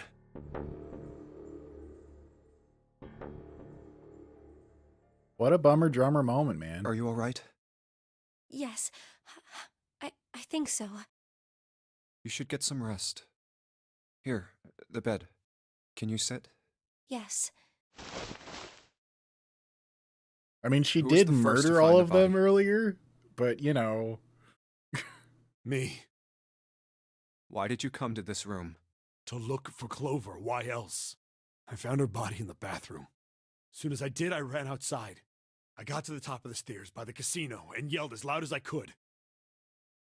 Hey, guys! I found her, but it's bad! She's in the bathroom in the first-class cabin! Come quick! Did he self-report? Something like that. Then I went back to the bathroom. Ace, Santa, and Lotus showed up real soon after that. But I guess you two hadn't heard me or something because you didn't show. So I took off down the stairs to look for you. After that, I mean, you know the rest, right? 7. There's one more thing I'm worried about. What? You stuck one of those plates in between the door and the frame, right? Why did you do that? Come on, didn't I already tell you that? I did it so that the door wouldn't lock. So we could come back to this room? Oh, you think I did it? Well, I don't know. That kind of depends on what you say, doesn't it? For crying out loud. Follow me. A closet? Yeah. This is the reason. This safe. We couldn't open it when we were getting through this room. I figured there might be something pretty important in it. I couldn't stop thinking about it. I figured eventually we might figure out what the numbers are for the safe. And if we did, I didn't want to screw around with door 5 again. So I put the plate in the exit door so we could get back in that way. You get it now? Yeah. Figured it wouldn't open. Huh? This is... rust. If there's rust here, that means... Has someone opened the safe? Huh?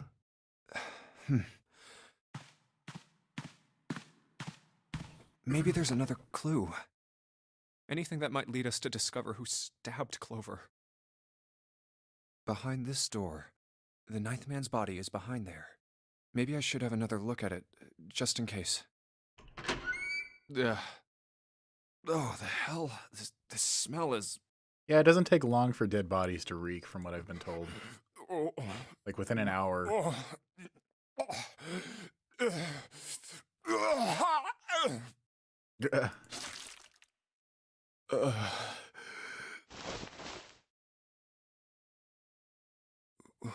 Wait. It's gone. His bracelet. It's gone. It was right next to the glasses. But why? Huh? Where'd Junpei go? Did Snake kill his own sister? Oh, there you are. Were you looking for something in the hallway? Yeah. Did you find something? No, nothing. What's up? Well, I wanted you to take a look at something. What is it? Clover. What was it you wanted to show me? I searched Clover's body again. A real shame. She was stabbed once in the back, probably by a knife or something. And I found this. What? I haven't actually looked at it yet. Didn't want to disturb the crime scene, you know? Basic stuff. Well, I did borrow one thing. What? I'm opening it. Truth had gone, and truth had gone. Ah, now truth is asleep in the darkness of the sinister hand. What is this? Some kind of secret code? A code.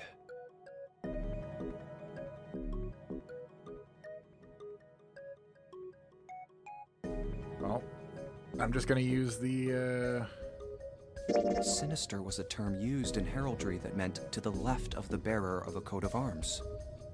The left hand. The left hand. What does the left hand mean? Actually, that kind of makes sense because, well, Does the darkness of the sinister hand have something to do with the bracelet? I guess to me it makes sense just because the right, people being right-handed is the most common, at least accepted, which is why most things are right-handed. But I don't know. I guess that was just kind of a guess. There's two things sticking out on either side of the face. The left and right sides of the face.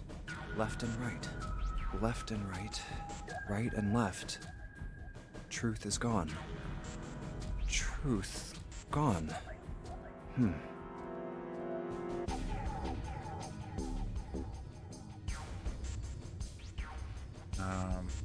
How about reading it out loud? How about switching the sentence around?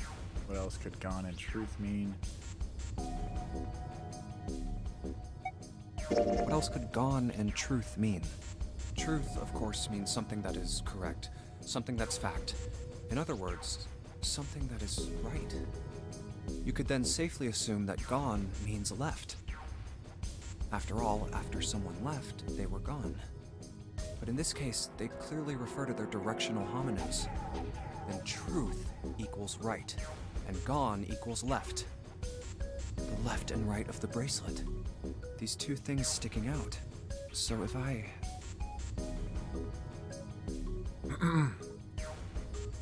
Shit. Hang on, I'm gonna go back to the stream really quick so I can... Okay. Truth had gone, truth had gone, truth had gone. Right, left, right, left, right, left. And then, is it right, left, right, left, right, left, right, left, really? Right, left, right, left, right, left. Wow. Okay.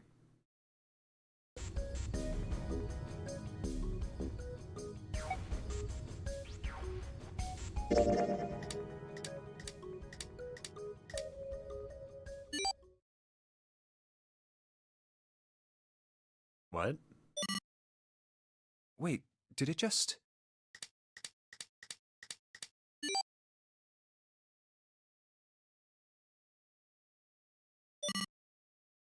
14383421. I'm gonna go ahead and just write that down so I don't have to rely on the walkthrough for that.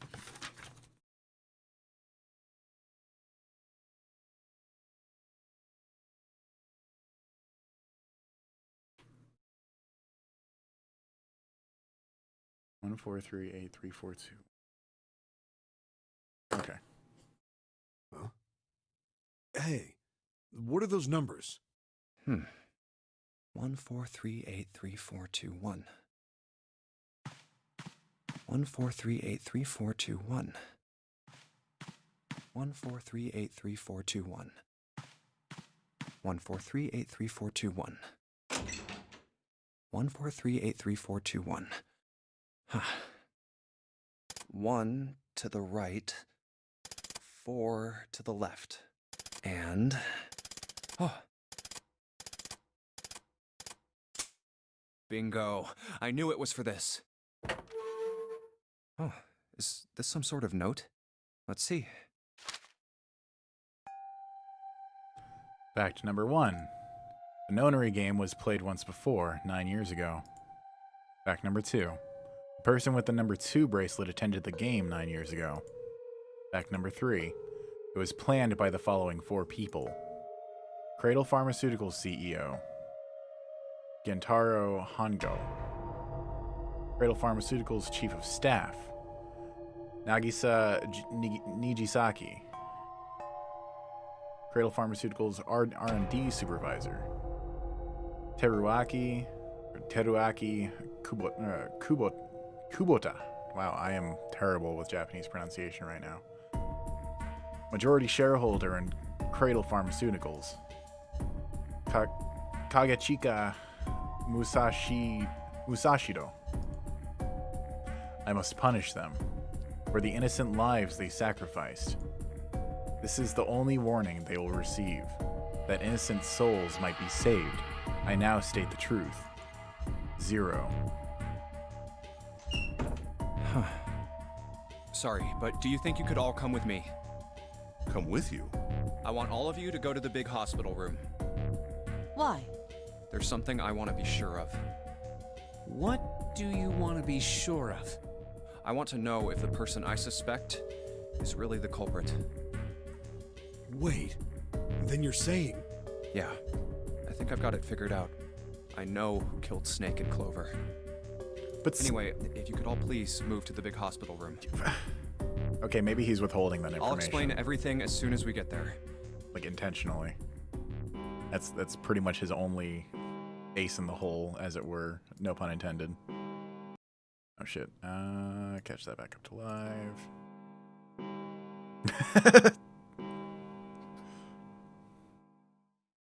It's 5 o'clock. We don't have a lot of time left. Let's go. I mean, I still don't think that it's Actually, 7. Before we get started, I Because was he hoping you was a could do beat something cop, for as me. far as I'm understanding, unless he's faking that. But number 1 was actually confirmed earlier to be the head of Cradle Pharmaceuticals. So now I'm thinking he's going to ask everyone for their names. Ace, 7, and Lotus, could you please place your palms on the red? Huh? Why? If we need to get to the shower room, why don't we just... No, we're not going inside. Once you've authenticated, step away from the door. Why? Please, just do it. Or perhaps you don't want to know who killed Snake and Clover. Fine. What about you, Ace, Lotus? Very well. Sure. I have this idea. I don't think this device responds to a hand placed on it. It instead reacts to a bracelet being brought close. You don't actually need a hand. I knew it.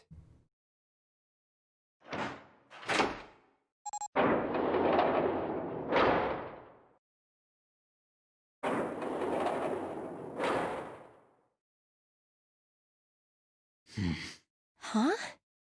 What was that about? How should I know? Thanks. I appreciate your cooperation.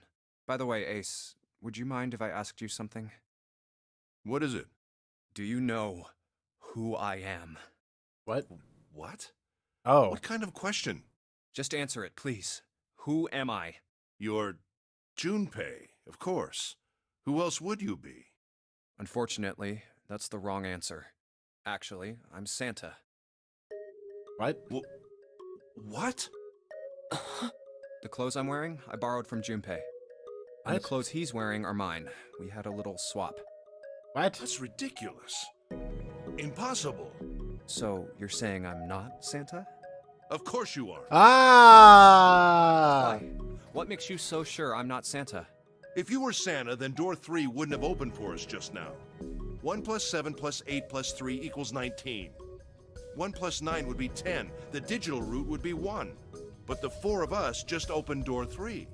You can't possibly be Santa. Your bracelet number isn't 3. It's 5, right? You're exactly right. My bracelet number is 5. Sorry, Ace. I tricked you. Of course, I'm not really Santa. I'm Junpei. Who could possibly think I was? It's obvious I'm not. To think I was? Ridiculous. But I guess you couldn't see just how obvious it was. I asked you before, didn't I? What makes you so sure I'm not Santa? And you answered. If you were Santa, then door 3 wouldn't have opened for us just now. Most people wouldn't say something like that. The first thing that would come to anyone else's mind wouldn't be the bracelet number. There'd only be one thing they'd say. One sentence. You don't have his face. Ace, you have prosopagnosia, am I right? Prosopagnosia? What's that? No clue. Prosopagnosia is... Yeah, she explains it, thankfully. Very I wish they would do that more in this game. I have prosopagnosia. I cannot differentiate human faces. Is that what this was about? You want to mock me for my disorder? No, not at all. I'm not making fun of you at all. In fact, I feel kind of bad for you. No, the reason I brought this up is that there's an excellent chance the person who killed Snake has prosopagnosia. What do you mean? I'll just come right out with it. I think it was you, Ace. You killed him.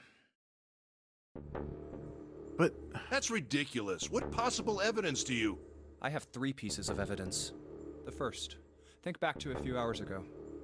You made us argue over the 3 doors here in the big hospital room. There was no way all 7 people could go through them. Lotus suggested that we sacrifice one of us. Oh, wait, this isn't the run where he realizes it. Okay, wait. No, this is the Hang on. I want to go back to the flow really quick. Yeah, this is the run where he realizes it too. Like, there was this run. Oh, wait, not that run. This run, and then this run. So... I'm fucking confused. Then you, Ace, said, I'll stay here. Why would you say something like that? It's pretty simple, really. You didn't want us to see the dead body in the shower room. You see, if Ace stayed behind, there were only 2 doors the rest of us could go through. Doors 7 and 8. There was no way we could get through door 3, the shower room. You knew that, didn't you, Ace? That's why you volunteered to stay behind. Come on now, I think that's going a bit far. I can understand if you're jealous of my bravery, but please don't devalue my actions. I only wanted to save the rest of you. Surely you can understand my altruism. Altruism, huh? You already knew, didn't you? You knew that whichever doors we took, eventually we'd end up back in the big hospital room. What on earth are you saying? Of course I didn't know that. How could I have? Really? Yes, yes. Oh well, that's cool. I've still got 2 more pieces of evidence that say you're the killer. The second is that, as I said earlier, you have prosopagnosia. Then you mean to imply that a person who can't distinguish human faces must be a bad person? Junpei, they call that prejudice. No, I am not that stupid. Then why? Well, before I explain, I suppose there's something I should tell you. The corpse in the shower room. It's not Snake's. What? I didn't put it together right away, but there was something Clover told me. She said that Snake's left arm was prosthetic. He'd lost his real arm in an accident. But the body we saw in the shower room, let's call him Guy X. Guy X's left arm was definitely flesh and blood. In other words, Guy X couldn't possibly have been Snake. Oh God. No. That's impossible. Let's say, hypothetically, that the killer didn't have prosopagnosia. If that were the case, he would immediately realize that Guy X wasn't Snake. Even if the clothes were the same as Snake's, their faces would be completely different. It would have been obvious they were different people. And yet, they still killed him. Why? Why would they kill a stranger who'd only just shown up? On the other hand, if the killer did have prosopagnosia, it makes sense. They thought Guy X was Snake and killed him. Wait. Wait just a moment. Let's say you're right, and I mistook Guy X for Snake. Even if I did, I would have had no motive to kill him. Why would I want to kill Snake? I can think of at least 2 motives. 1, Snake knew about your past. If he ever revealed what he knew, that would have been really bad for you. You really didn't want that to happen. So to make sure Snake's mouth stayed shut, you killed him. 2, Snake had a grudge against you. You knew that, or at least you could have easily assumed he did. Even without exposing your identity, he was a threat to you. You never knew when you might be attacked. You couldn't ever let your guard down. Every moment was a moment he might try something. You didn't want that kind of danger hanging over you. So you... Hey, hold on a minute. What's the past that Ace wouldn't want us to know? Why did Snake have a grudge against him? Look at this. What's this piece of paper? The Nonary game was played once before 9 years ago. The person with the number 2 bracelet attended the game 9 years ago. It was planned by the following 4 people: Cradle Pharmaceuticals CEO Gentaro Hongo. What is this? It's the message from Zero. It was in the safe in the first-class cabin. Give me a break! That paper is a lie! Someone is trying to frame me! Me. You said me, right? Wouldn't that mean you're admitting you're Hongo, the CEO of Cradle Pharmaceuticals? Or am I mistaken? Very well. I admit that much. I am certainly the CEO of Cradle Pharmaceutical, Gentaro Hongo. And now I was going to present the last piece of evidence, which is Seven's story. So what if I am? I don't know anything about this Nonary game that supposedly took place 9 years ago. Everything on that scrap of paper is bullshit. Someone is trying to set me up, you see? First of all, Junpei, you're claiming I did this all by myself. Think that over, all right? How could I have killed Snake all by myself? Not Snake. It was Guy X. I don't care who it was. You said the killer put this other man into door 3, right? Oh, wait, I just thought... Wait. Okay, so Guy X must have just been wearing all the same clothes and also another bracelet that had the number 2 on it. Because I was just thinking, wait, how did he get that bracelet? Because he did have a bracelet on. That's the only reason that they were able to even quote-unquote identify him as Snake. Yeah, maybe. Then I couldn't have possibly done that alone. I couldn't have opened door 3 with only myself and Guy X. Nope, you could have. Huh? Yeah, because he took number 9. Actually, Ace? Number 9? When you were unconscious... Number 9? I took something from you. Remember when you were injected with that anesthetic and fell asleep in the big hospital room? Yeah, back then, I took this. No! You couldn't have! I got you, Ace. Your right hand there tells me all I needed to know. You want to tell me what you were so worried about? What's in your pocket? It's the number 9 bracelet, isn't it? Number 9? Ace, Guy X, and the 9th man's bracelet. That was all you needed to open door 3. That's how you killed Guy X all by yourself, Ace. All you needed was the number 9 bracelet in your chest pocket. If you want to play innocent, that's fine by me. Go ahead, tell me. I don't have the bracelet, if that's what you want to do. But if you could take off your coat and hand it to me, I'd really appreciate it. Otherwise, we'll have to take it from you by force. Right, Seven? Yeah, it'd be my pleasure.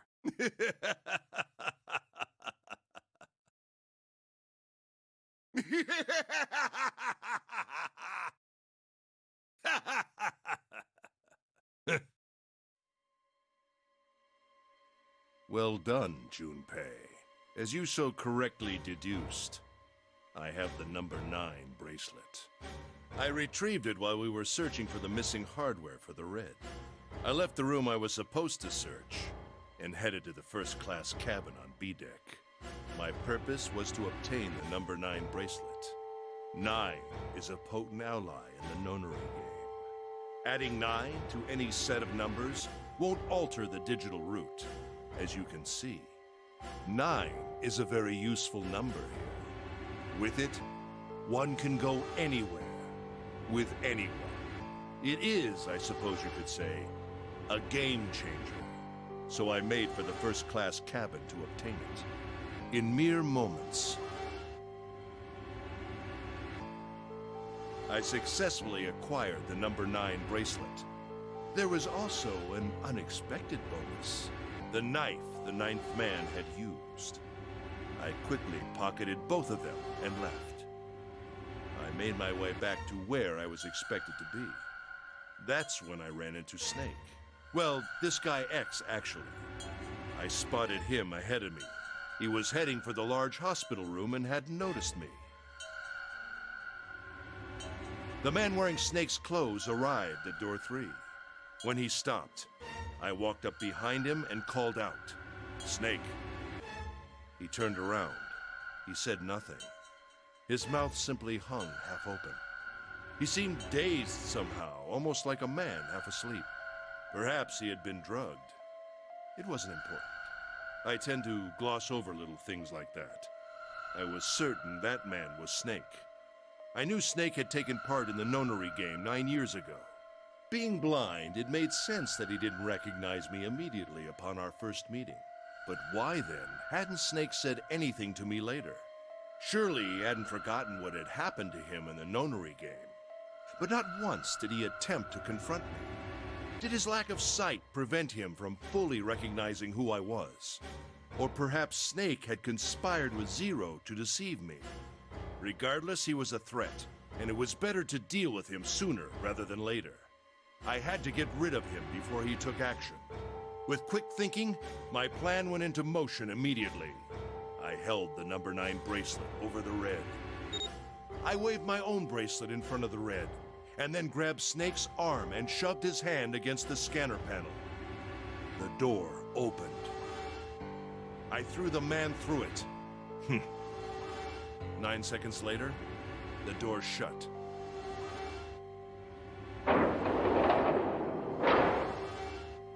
"81 seconds passed.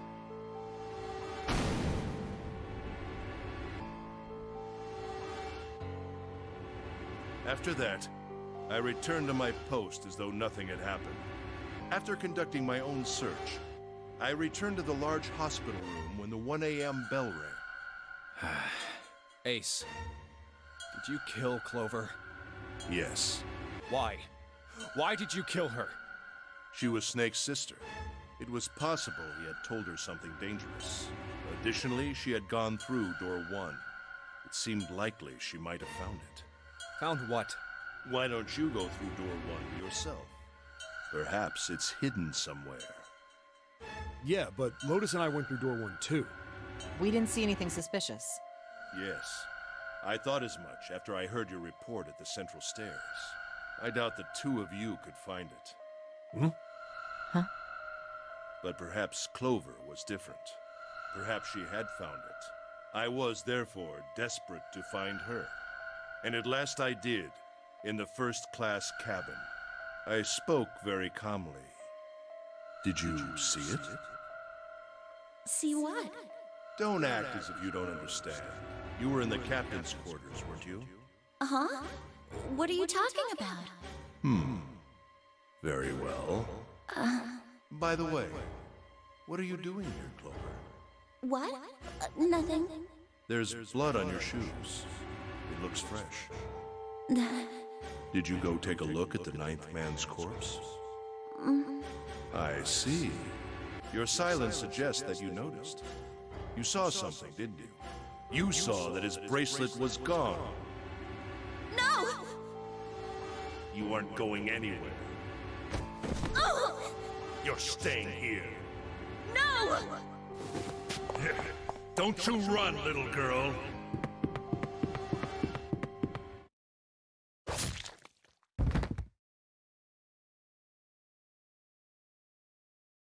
That was how I killed Clover. You son of a bitch!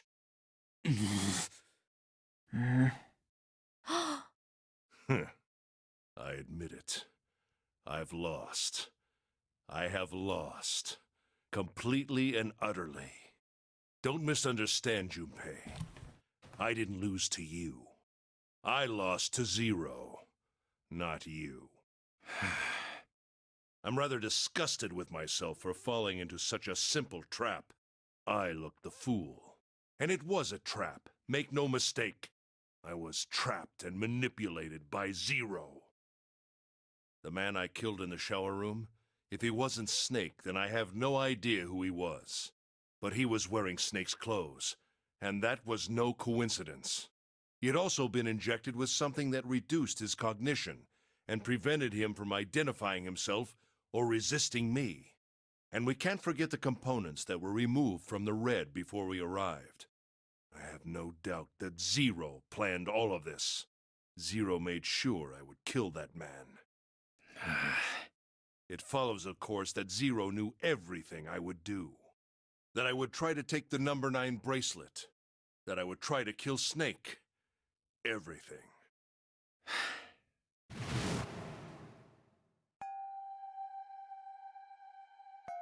I must punish them for the innocent lives they sacrificed. This is the only warning they will receive. That innocent souls might be saved, I now state the truth. Zero. I think Zero is one of us. Yup, it was Snake. Snake is Zero. Huh? I fucking knew it. I fucking knew it. Because Snake's still alive, obviously. And Snake knew. Zero is one of us? No. Wait. There's one more person. Snake. The man who died in the shower room isn't Snake. That means he's almost certainly still alive. Maybe Snake is Zero. Maybe he made Guy X wear his clothes so that we'd all think he was dead. Where's Snake now? What if he's off somewhere laughing at us? If he is Zero, he must have been lying to us about everything else. Is he watching us?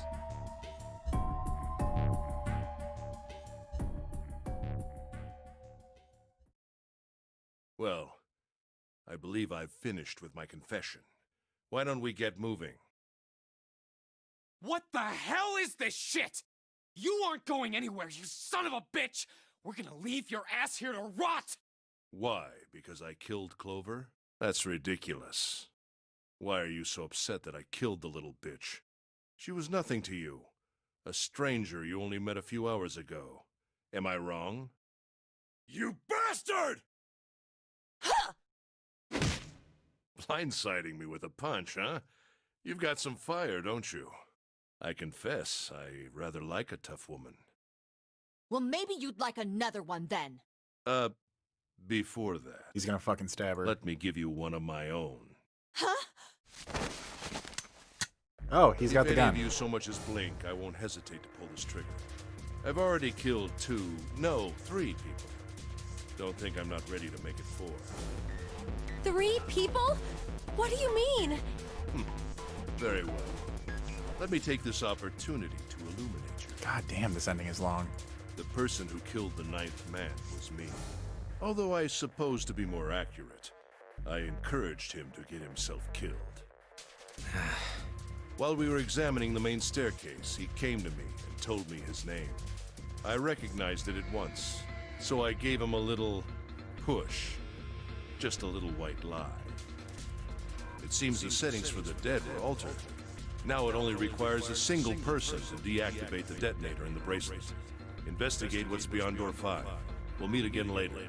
And with that... Okay. Have a good one, guys. I'm going off ahead now. Well then. Why is it stopping? God damn it! You lied! Open the door, please! I'm begging you! Help me! Please get me out of here! Get me out of here! Oh my god, oh my god! There's no time left! Listen! I was lied to! He lied to me! He put me in. Could have said a number. It would have made things so much easier.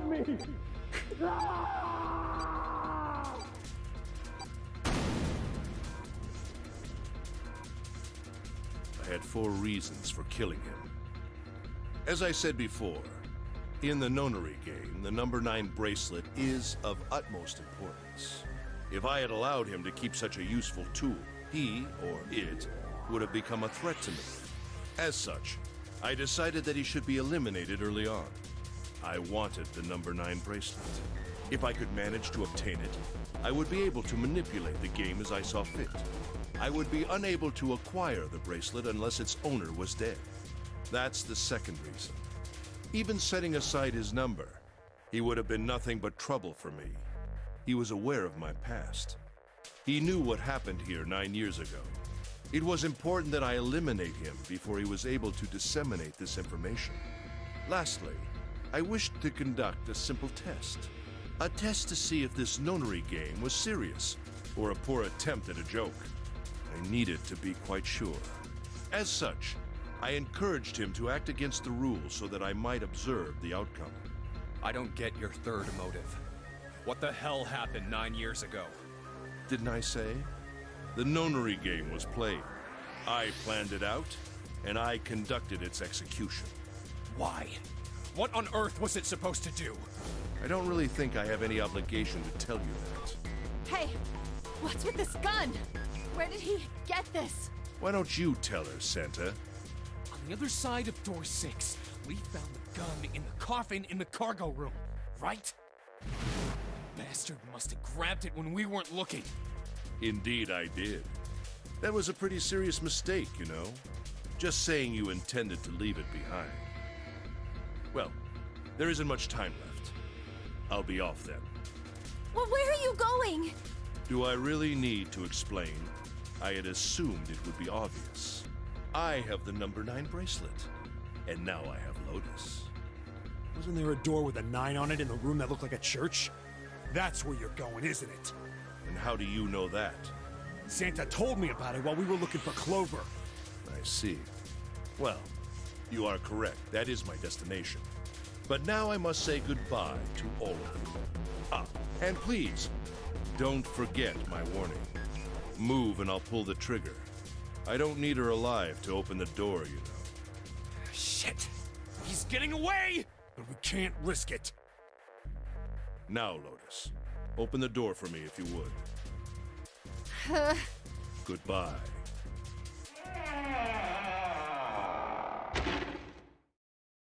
Damn it!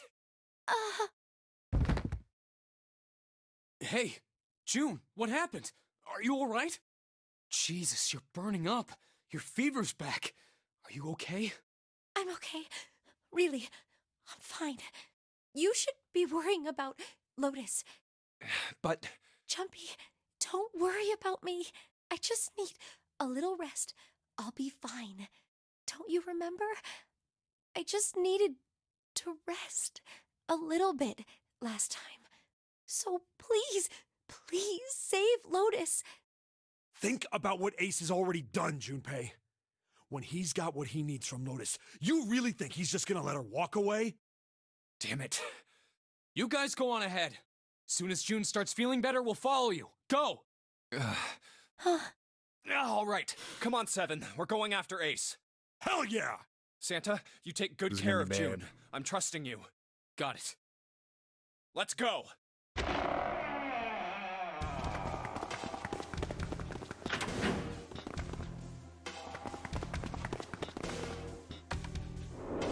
Honestly, she's probably already dead.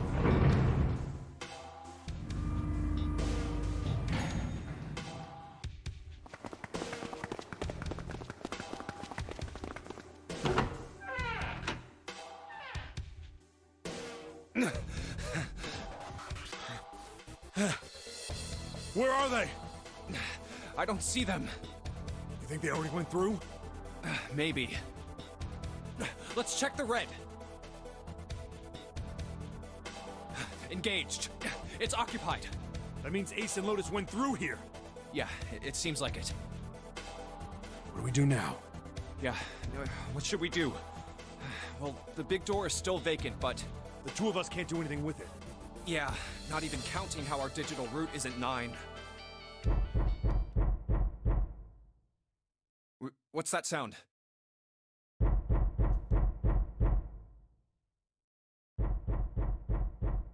Now I really want to know what's in the in the fucking coffin. It's coming from over there. The coffin? Yeah. Let's 'Cause open it would it. make no sense for Snake How? to lock himself in there if he's By zero. force. I don't think that's gonna happen. Well, you never know till you try, right? Clover's dead. There's no way it's Clover. The only necessity for success is the willingness to suffer 1,000 failures. Who said that? I forget. Anyway, we've got to try. A plot twist, fucking Clover got infected with the T virus. Damn it! See? Didn't I tell you? If you could just pull it open, why would it have something like that? Right. So unless I put in the right password... Alright, yeah, let's get past the obvious. Was there some sort of clue?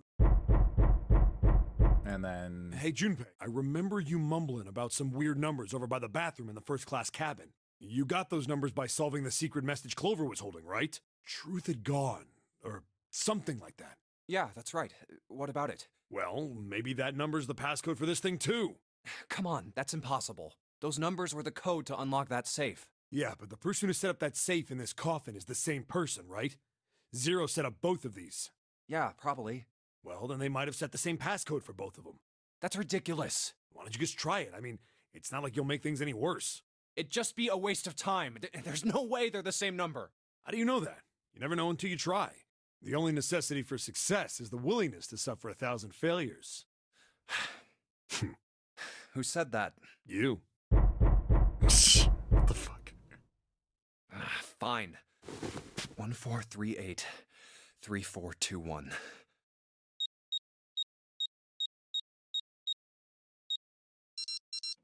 What? You gotta be kidding me.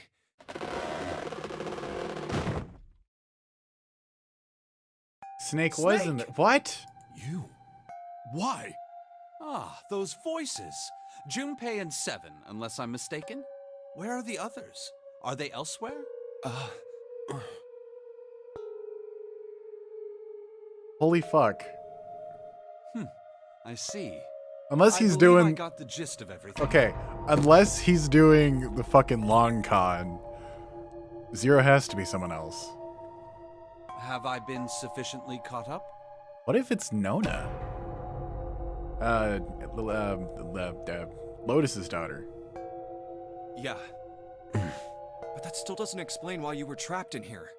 We've still got no clue about Zero's true identity, let alone why the hell he's doing all this. I mean, if it is, again, super long con. Why did he put? Why would he X lock in Snake's himself in clothes? there? Is all this stuff somehow related to that Nonary game that was played 9 years ago? Hey, Snake, do you know anything? What are you talking about? I apologize, but I have no idea what you're saying. Oh, come on, just tell us if you know. I don't know what to tell you. How can I know something I don't? This is bad. We're running out of time. We need to go after Ace. What do we do now? The three of us can't make a digital route of 9. Yeah, we just get 5. We're stuck here then. Oh, hey, I just remembered something. What? What is it? I found... What did you find? This. Zero's bracelet. What did you say? Are you saying that 7 has the number 0 bracelet? Yeah. Where did you get that? Clover gave it to me. She did? Yeah. How did she come by it? Well, she found it. See, on the other side of door 1, A deck, the captain's quarters. She asked me to hold on to it because it was too big and bulky for her to be lugging around.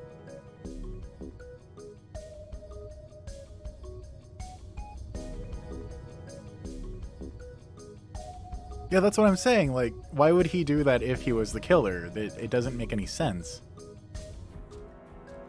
I mean, that's playing into the long con theory. It's just as possible that he is the killer as it is that he isn't the killer. So I guess we're just gonna have to see. He's lying. He even told us earlier. I haven't actually looked at it yet. Didn't want to disturb the crime scene, you know? Basic stuff. Well, I did borrow one thing.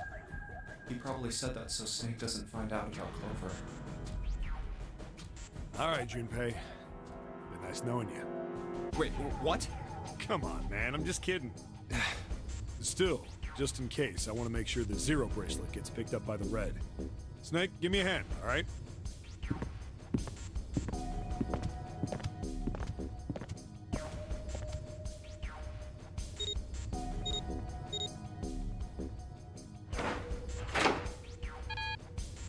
Huh? Why isn't it opening? Well, the third asterisk lit up, so it must have registered the 0 bracelet. Maybe it isn't actually 0. Huh? What? That bracelet may not actually produce the number 0 when scanned. That is what I'm saying. Why don't we try a few different combinations? Perhaps we can determine what number that bracelet actually contains. Oh, got it!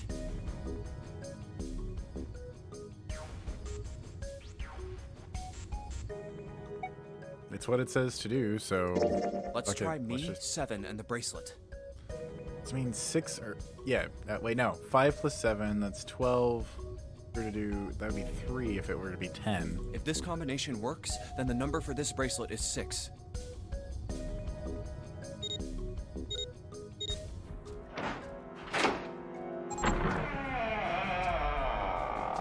Huh. It opened. Yes, so it would seem. That means the bracelet is actually 6. But how is that possible? The display on the bracelet clearly shows a 0.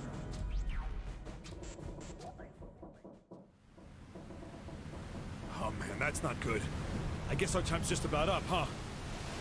At any rate, we know now that the door can be opened. Let's go! But, Snake, are you sure? Yeah. We're leaving everyone else Junpei behind. and I can go through this way.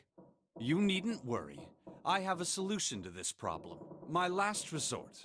But if now is not the time for last resorts, then when? Last? Resort?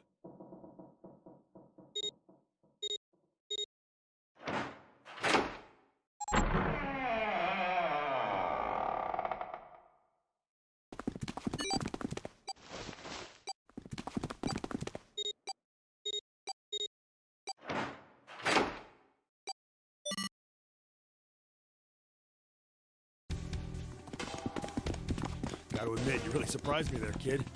I couldn't figure out how the hell you were gonna get out of that one. How come you didn't do that right off the bat? As I told you, it was a last resort. Had I used it at the beginning of the game, I would have come under a great deal of suspicion. I imagine that most people would have taken it to mean that I was Zero. Once they'd convinced themselves of that, I wasn't optimistic about my chances of making it out of here alive, let alone unscathed. I felt it best to play my cards close to the chest, as it were. That way, if I were in a situation where there was nothing else I could do, I'd have a little trick up my sleeve. I'd just take my bracelet off. My brother's left arm is, it's not like a normal person's arm. It's fake. It's not a real arm. I know this is kind of a weird thing to say, but I'm glad that's a fake arm. You'll have to be afraid of the door if you don't got a bracelet. You are correct. I think these stairs connect to the bottom deck. Doesn't look like it's underwater. Let's go through that door. Incinerator? Also, I didn't even think about that. That also means that it wouldn't have detected a pulse. Oh my. That doesn't sound very pleasant. Do you see a lever near the gate, perhaps? Yeah, right over here. How did you know that? Well, I'd be happy to regale you with the story. I imagine it should only take half a day or so. If you pull it, the door ought to open. Got it.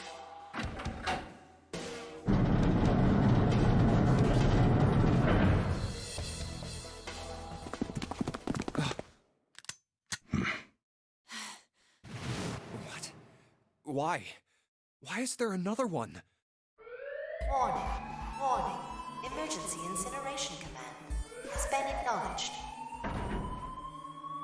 What? Automatic incineration will take place in 9 minutes. Please evacuate the incinerator immediately.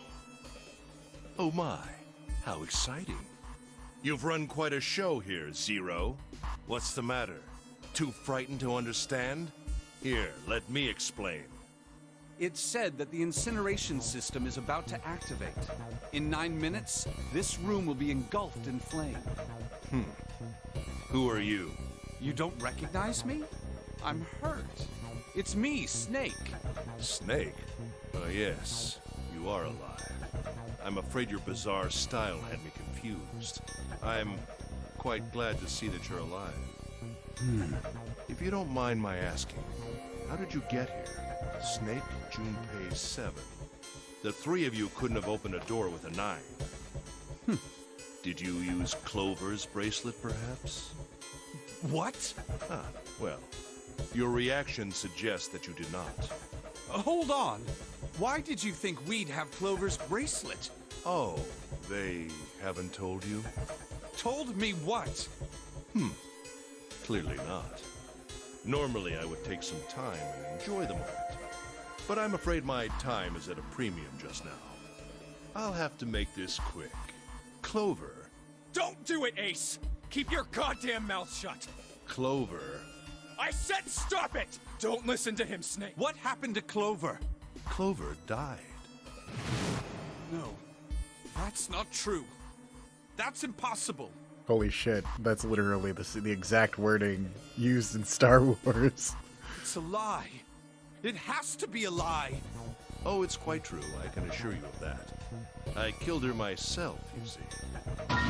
What? I'm sorry, did I stutter? I killed her. I would have rather she died with less suffering. A bullet in her brain, perhaps, would have been ideal. Unfortunately, that would have made quite a bit of noise. Circumstances being what they were, I was forced to settle for the knife. The one the ninth man had, you remember. I believe I caught her just below the shoulder blade. I was rather lucky, in fact. My first thrust went right between her ribs. Her flesh was so soft. My knife slid in so easily. Mr. I would normally take more enjoyment in this, but my time is at a premium, is gonna sit here and fucking salivate over murder. That feeling was... I confess, I feel rather excited. It is a powerful memory. Someday, perhaps, I hope I can feel it again. Incineration will begin in 7 minutes. I'm going to kill you. Hmm? What was that? I'll kill you. I'll kill you. Ah, so you're going to kill me. Please do. Come now. I'm waiting. Don't do it! Don't listen to him, Snake! Stop it, kid. He's screwing with your head. Is there a problem? What are you waiting for, boy? Don't you want me to send you to join your sister? Don't! The Snake! Don't do it!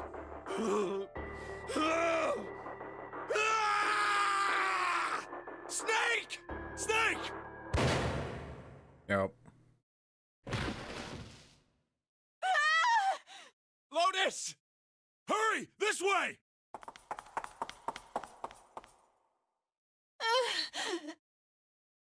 Incineration will begin in 5 minutes. Give me the woman. I need her.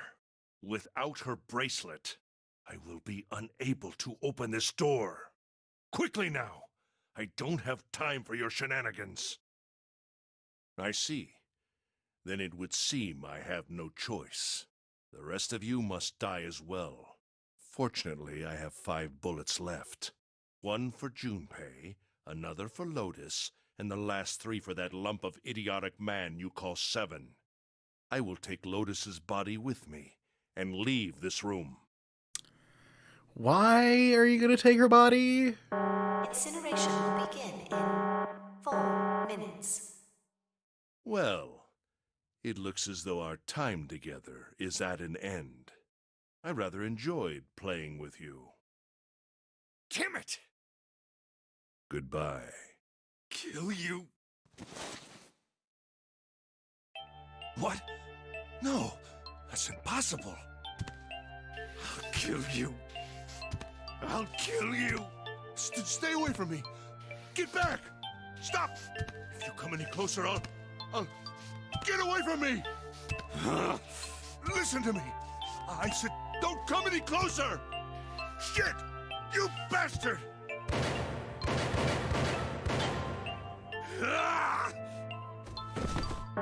Incineration will begin in 3 minutes. Finally, you're... I'll kill What? you. You won't get away. You son of a bitch! You're a monster! Get off me! Let me go, damn you!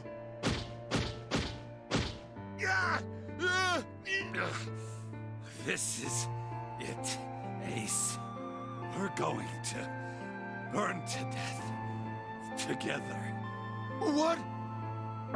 Incineration will begin in 2 minutes. Damn it! Damn you! Get off! Let me go, you monster! Okay, look. Think about it this way. My company owns a wonderful hospital. It has excellent doctors. You're not wounded too seriously. I'm sure they can fix you up easily. You don't have to die. You could be saved. Just let me go. Pathetic. Begging for your life.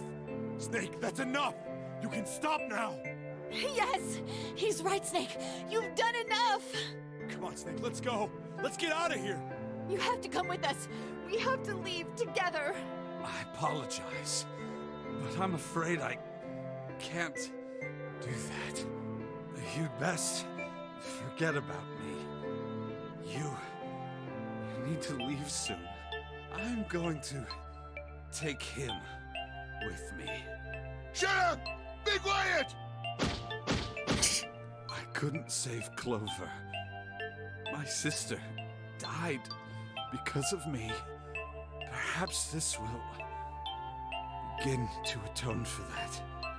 Perhaps in the afterlife, she can forgive me. Now go. You have to go. Incineration. Oh, Adam, I think you were actually on point when in asking if the game's breaking the fourth wall with the whole telepathy concept, because I think that's how this makes sense, that you have to get this ending in order to get the true ending. Holy shit. Sexy as fuck. God damn it! We gotta go! Junpei, what are you doing? You have to get out of here now! Snake! Snake! Wait! Wow, that's like the first time I actually really liked Junpei's voice actor. No! No! I have to help Snake! Snake! Snake! Get off of me! Let me go! Incineration will begin in 10 seconds.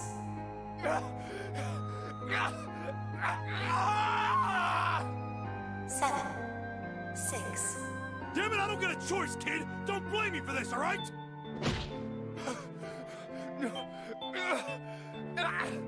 5, 4, 3, 2, 1, 0.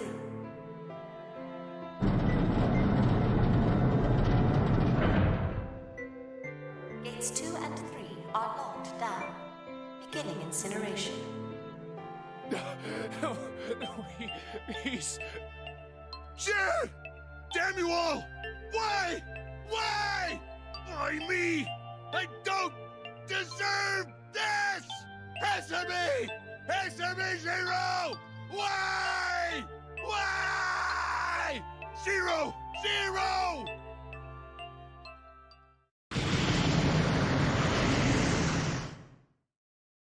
Zero!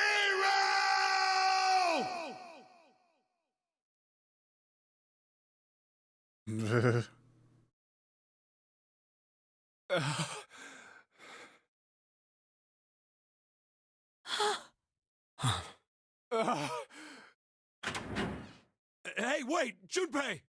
Junpei, where are you going? You stay here. I'll go get Santa and June. You're gonna bring them here? How? Don't worry about that. Just stay here and wait, all right? I saw an elevator on the way here. If I can get it to work, then maybe... Please work.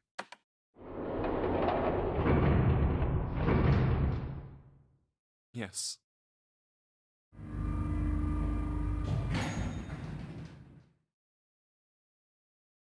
As soon as we get this ending, I have to go to the bathroom, and then we're gonna get the true ending.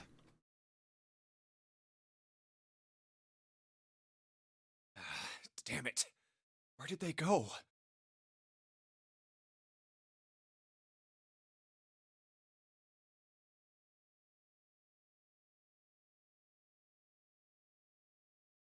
Shit, he went everywhere.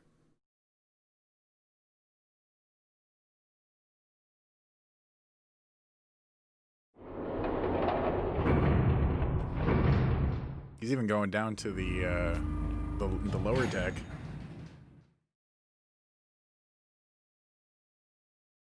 I'm not sure if it'll be in 20 minutes, but you know, I'll do my best.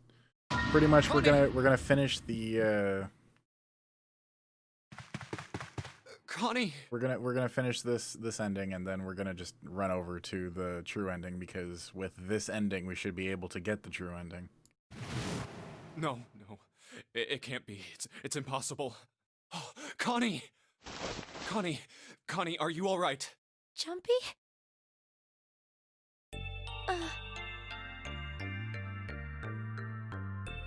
Oh man, Connie. Wait, there's 3 escape rooms after. What the hell happened to you? You feel... Jumpy, I'm sorry. Shit. I might not make it. No way. No way. I mean, am it is going almost to let you 11 die. o'clock. I am gonna save you. I promise. I didn't want to do another stream for this. I wanted to just move on to the next game. Thank you so much for everything. I was really happy to see you again, Jumpy. Really happy. Don't give me that I was crap. You're gonna see me again lots more times. You just gotta hang on. All right, Connie? Jumpy, did you know I liked you? Yeah. 0. You son of a bitch!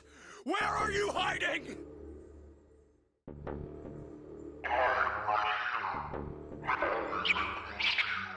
What the hell are you talking about?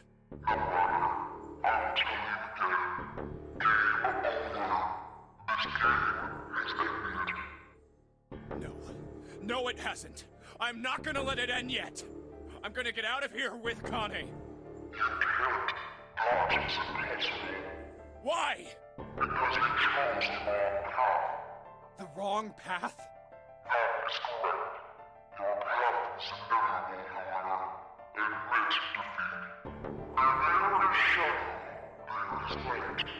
Where there is the absence of light, there is no shadow. So it goes. What are you talking about?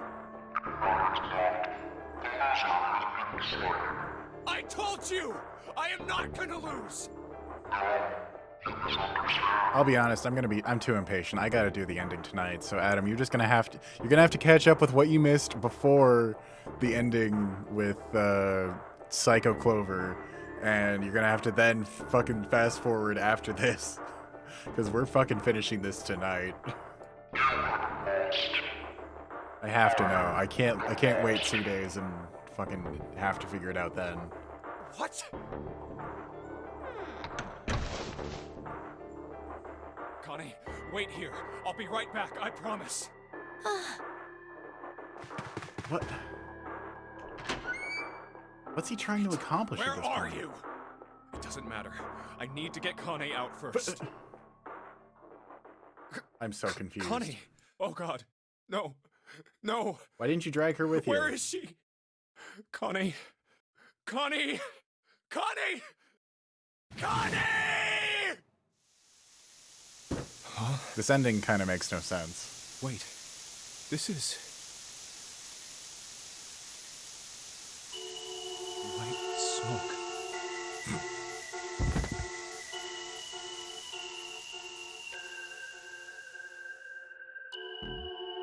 I mean, honestly, it still could technically be. Because she disappeared, and then white smoke.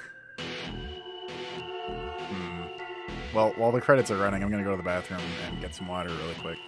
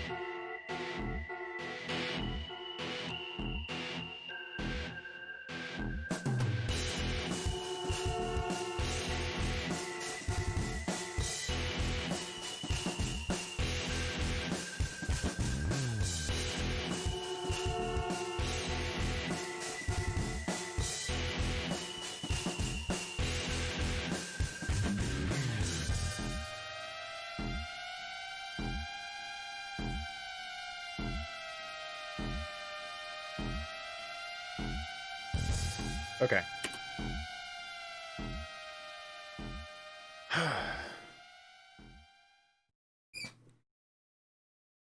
It's fucking game, man.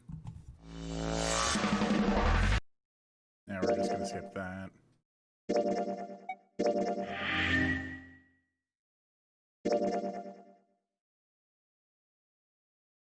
Oh, fuck. Do I really have to fix all of that?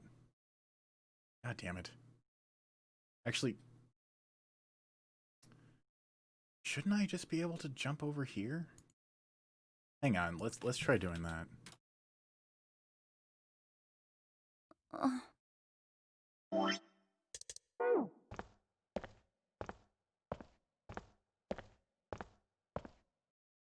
Hang on, I also gotta move this over to, what was it? Coffin.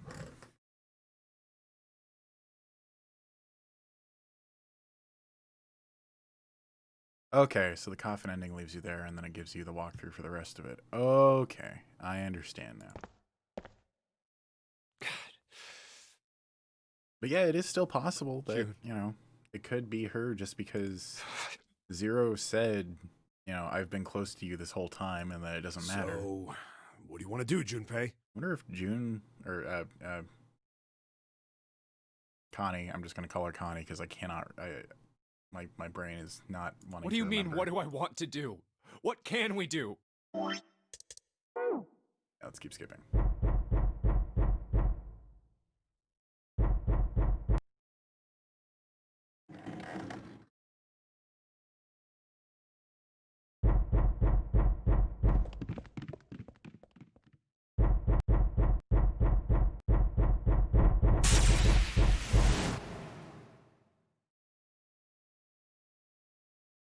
Truth had gone, truth had gone, truth had gone.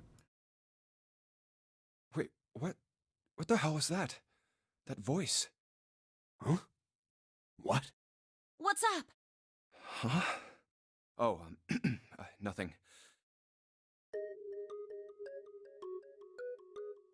Left, right, left, right, left, right. I fucking knew it. That is a unique plot device. Wait. Did I click the left? Oh, right, left, right, left, right, left. Sorry.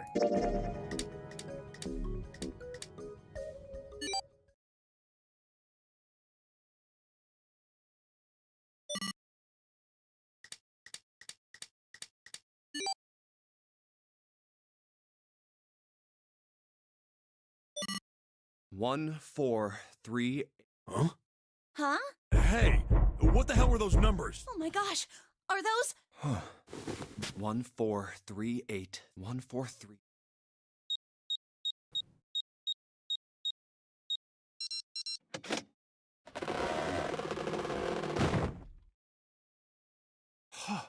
No way! What? Why are you?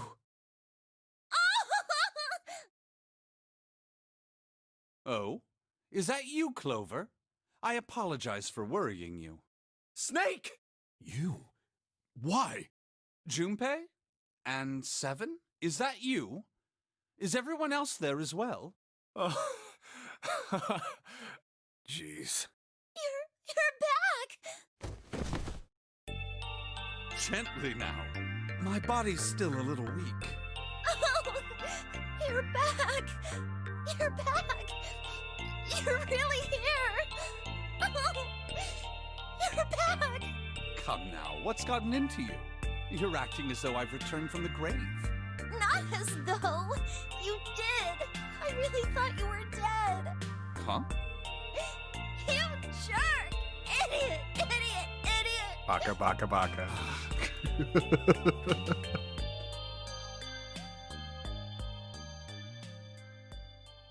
I see. I believe I understand things rather well now, thank you. In the shower room, there is a dead body wearing my clothes. Because of that, you thought that I was dead, correct? Yeah. You also discovered a corpse in the captain's quarters, and Santa turned on you here, in this room. Do I have it straight? Well, the dead body in the captain's quarters is a surprise. Sorry. there wasn't a good time to tell you. Don't worry about it. Well then. I've got a pretty decent idea of what happened while I was indisposed, but it's still something of a mystery who did all this, and why. The corpse in the shower room that looked like me, and the corpse in the captain's quarters. Why were they killed in the way they were? You don't know? No. Why would I? The guy in the shower room. We don't know who he is, so let's just call him Mr. X. Anyway, this Mr. X is wearing Snake's clothes. But you're wearing some kind of weird robes. That means someone took your clothes and put them on Mr. X. We need to figure out who that was. I'm pretty sure that's the sign for Uranus, if I'm not mistaken. I apologize, but I have no idea who might have Maybe done it was this to me. Pluto.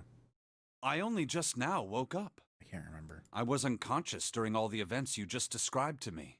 They must have undressed me and changed my clothes during that time. When were you knocked out? When we split up to look for the red. Where did they get you? Do you remember? It was a small room in one of the hallways on C deck. What happened? The same thing that happened to every one of us when we were abducted. A canister releasing some sort of gas was thrown into the room. I believe the gas is some sort of incapacitating agent. Then that means it was... Zero. Looks that way, huh? There's nothing else I have to tell you. When I woke up, I was in this coffin. Why? Why did Zero make Mr. X wear Snake's clothes? How would that benefit Zero? I don't get it. What the hell does any of it mean? And I have no idea how I got the passcode for the coffin either. Truth had gone, and truth had gone. Where did those words come from? Why did I feel compelled to push the buttons on the bracelet after hearing them? All I know is my fingers moved on their own. It was like I did it subconsciously. I don't get it. What the hell does any of it mean? Also, Snake and Clover had been subjects in a similar experiment 9 years ago. The ability to access a morphogenetic field is affected by a couple of things. The first is epiphany, and the other is danger. And someone did actually die. A girl. Her name was... There had been another experiment conducted on this same ship 9 years ago, and a girl had died during it. Morphogenetic field theory. The two murders. Switching clothes. The Nonary game. Zero. He's the ringleader. The person who trapped 9 of us on this sinking ship. Zero should know everything. If we can uncover Zero's identity, all of our questions will be answered. So likely the person who died on the ship was Zero's sister. Now my question is, did Connie have a sister? Because honestly, she is my lead suspect if Zero is among them. Can't even think who the other suspect would be. Oh wait, yeah. Well, maybe not twin sister, just sister.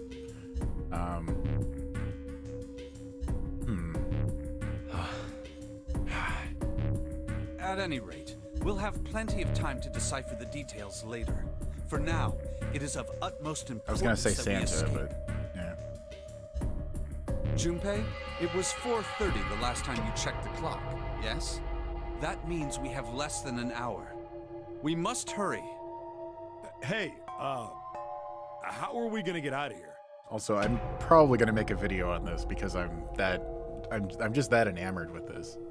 Isn't that obvious? It's very... Through the other number 9 door. I don't know, it's just very Kojima with the multi-universe kind of thought process. Oh yeah, you're right. With Snake, we can open the door. Don't tell me you hadn't figured that out. Come on, you gotta tell me these things. I, assumed you'd figure Oh, it out. I bet. I mean, this is some great groundwork right here. Forget it, let's just get going. Which is part of why I'm like, I need to know. Right. I need to know what's gonna happen. Yes. Yep. yet. Huh? Before we go in, I'd like to check something. You want to check something? Yeah, but before I do, Seven, could you pull the lever? I want to make sure we can verify with just the four of us. What do you mean? We don't need... Just do it, alright? But if the door opens, don't go in yet, okay? Please, this is really important. I really need to check this, okay? Work with me here. Fine. Yet another moment where Junpei wants to check if the door opens, and I'm kind of confused.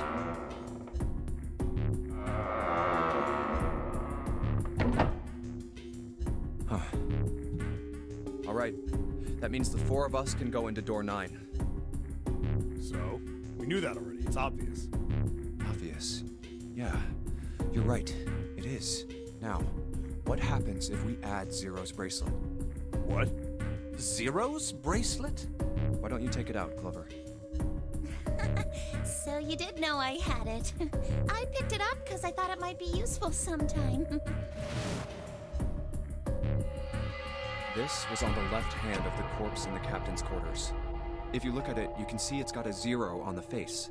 Just to make this a little easier to talk about, I'm gonna call the guy we found dead in the captain's quarters, Cap. Then I should be able to open door 9 with just me, Clover, and his bracelet.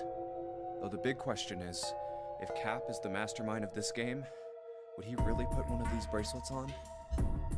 Anyway, let's just give it a shot. Clover, give me your hand. Okay. Now the captain's bracelet. And pull the lever. I knew it. Now, what does this tell us? Maybe the bracelet has to be on your wrist in order for it to work? No, that's impossible. Did you see how the panel showed a third asterisk when I scanned Cap's bracelet? Whether or not it's on your wrist doesn't matter. All you have to do is put the bracelet near the panel for it to register.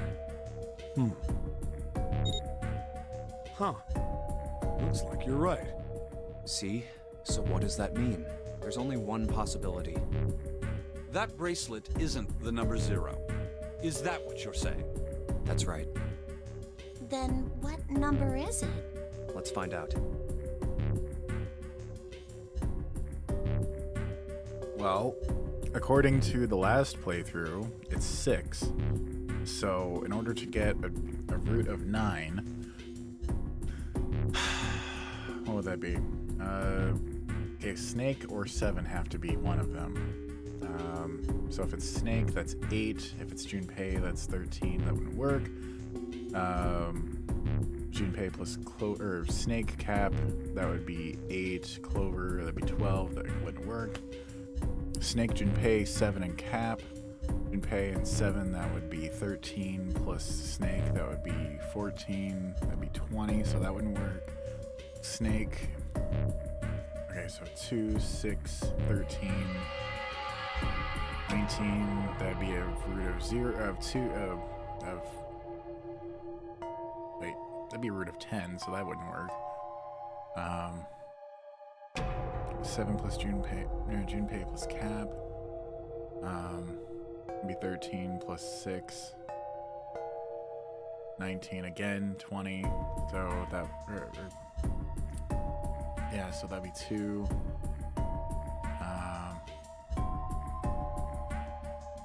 7 plus Clover, that'd be 11. None of those make sense. Hang on, I feel like I miscalculated somewhere.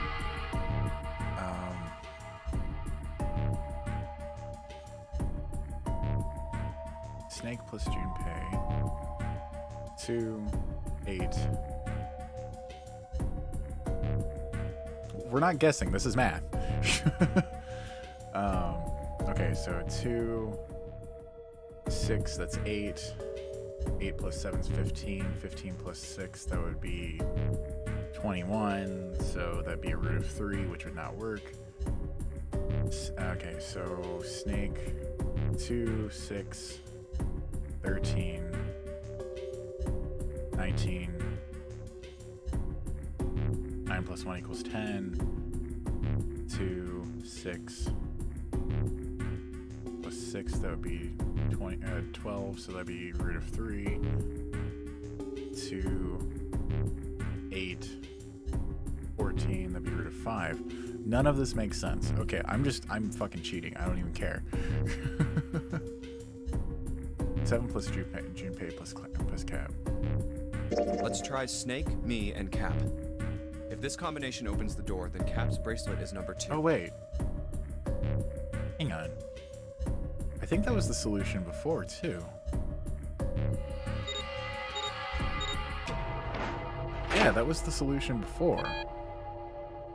It didn't open. Cap's number must not be 2. Then... What? Hang on. That doesn't make any sense. This is the true ending. We're past the coffin. To the right, left, right, left, right, left. It says 7 plus Junpei plus Cap. What the fuck?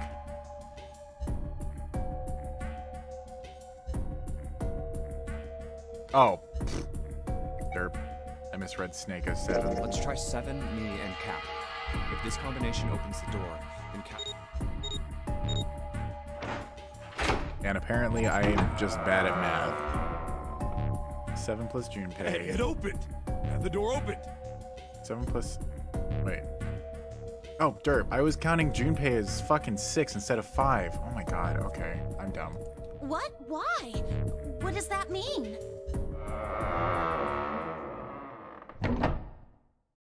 Isn't it obvious? Cap's bracelet is number 6. June is 6, so... Wait a minute. Oh my... Adam, I think you're right. Oh my fucking god. God damn it. Matt. But doesn't it say 0? This isn't a 0. The symbol on here isn't a number 0. It's a letter O. Oh. Whoa, wait a minute. I don't get it.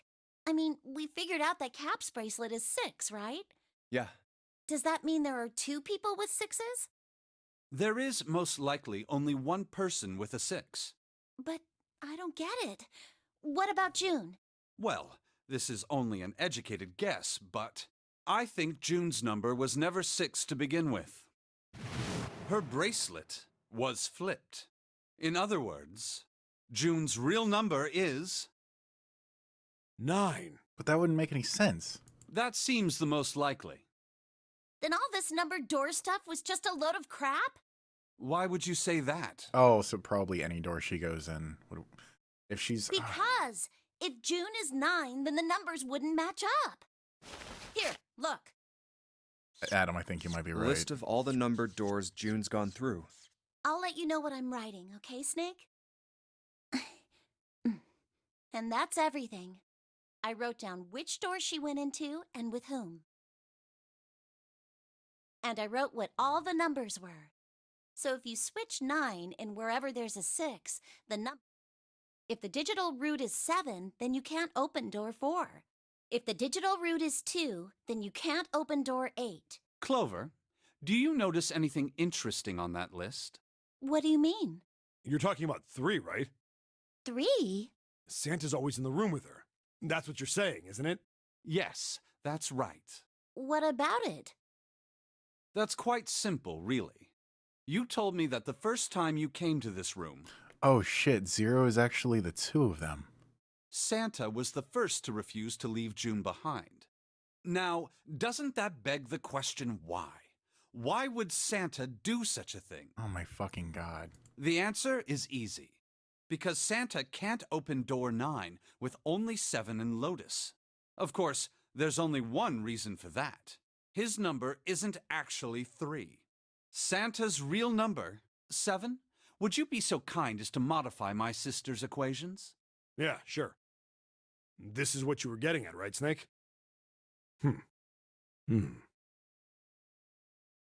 Thank you. That is exactly right, 7. Oh wait, so Santa was 0 all the time. Oh, what? Oh, okay, now, okay. Santa's true number wasn't 3. I fucking knew he was an asshole. It was 0. No way. Santa is Also, he straight up 0? sounds like Cam Clark doing Liquid Snake. And June was 9, not 6. Conversely, Santa was 0, not 3. Plus 3 and minus 3, they cancel one another out. Nothing appears out of order. Santa was still And playing. 3 is also this whole time. the fucking square root of 9. Or rather, yes. No, wait. What am I trying to say? That would be it, right? It's been so long since I've actually had to worry about square roots that I forgot what the fuck a square root is. Okay, yeah, I was right. Okay. Wow. Precisely. Wow. So you're saying Santa planned this whole There's so many layers. I'm not sure if he acted alone or not, but I think it is safe to conclude that he is Zero. If my hypothesis is correct. So that means that June is in danger. Snake's hypothesis. Something doesn't seem right. June's bracelet being flipped. Even if that were possible, that would mean there are 2 number 9 bracelets. And if that's the case... All right, that's enough Or talk. number 9 was actually number 6. Let's go. It's high time we went through that door. So it is still technically possible that they were working together. On the off chance that perhaps it was June's sister It's that right was there. the one who died. And being that Santa was there, and like I said, the voice of Zero kind of sounded feminine.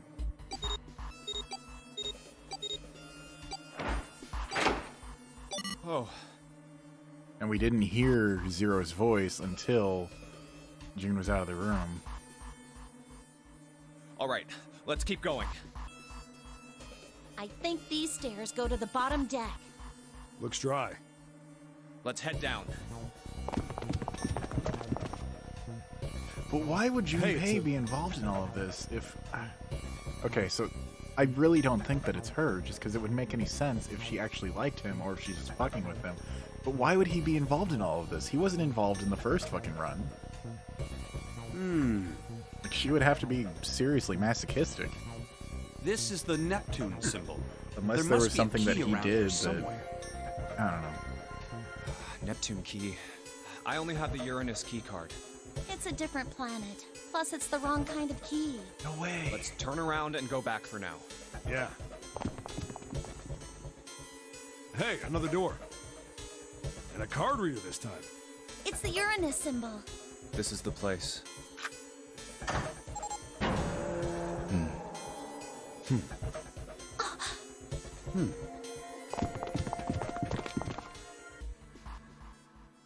Wow!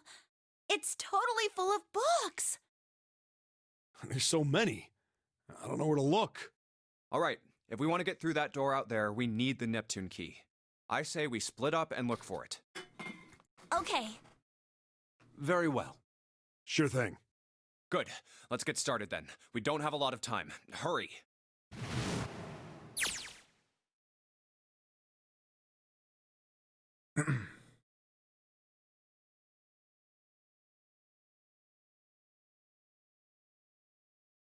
As he began his search for reasons he didn't fully understand, Junpei felt those particular words float through his mind.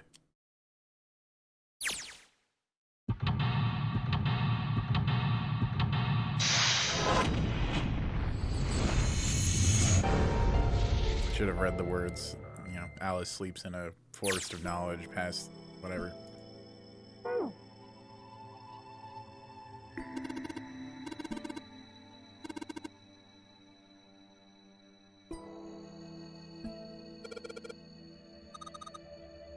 Lights to the books. While intelligence often hides itself in darkness, have you ever thought about the pages of a book? Each page only sees maybe 2 or 3 minutes of light before the reader is on to the next. They spend the rest of their lives locked in darkness, rather like myself. It's horrible. Oh, don't get me wrong. I'm not complaining, not at all. I live in the darkness, yes, but that has gifted me with the ability to catch the truths others might miss. I can hear the voices hidden in the darkness, you might say.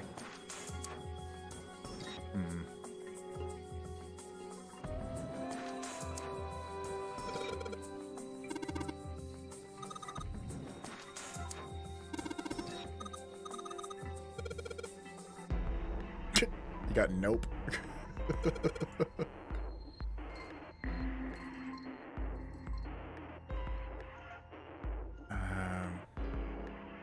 we're gonna use...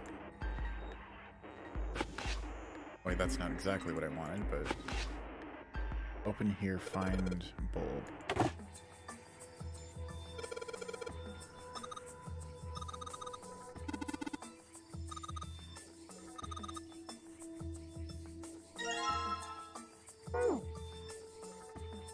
Alright, well, we got something to dispel darkness.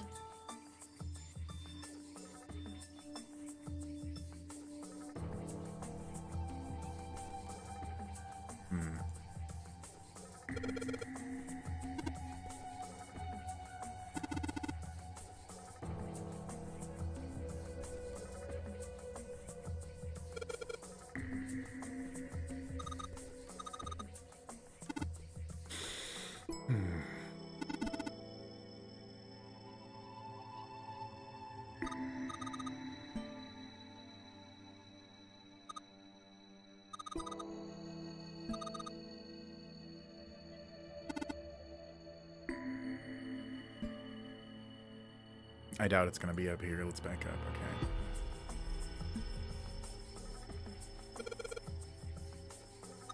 And none of this really seems important, which is why I'm not really reading it.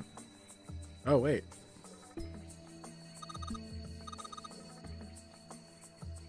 Another bulb.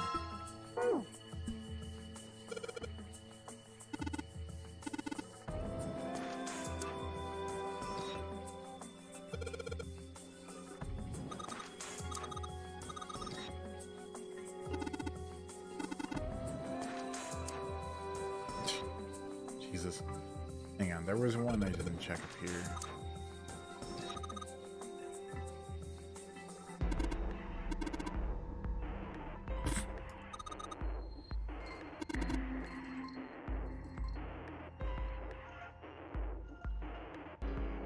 Okay, so...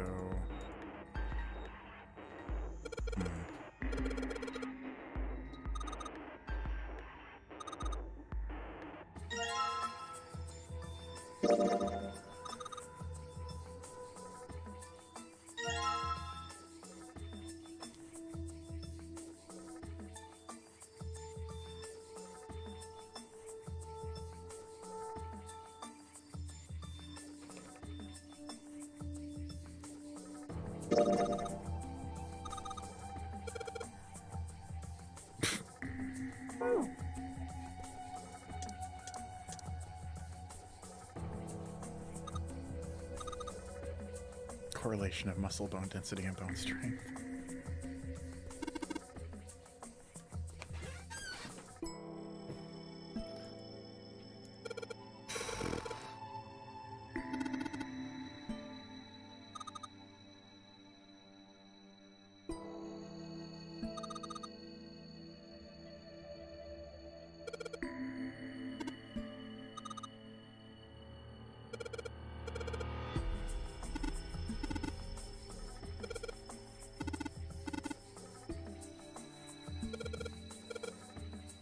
Alright, I don't think we're gonna find anything else in there.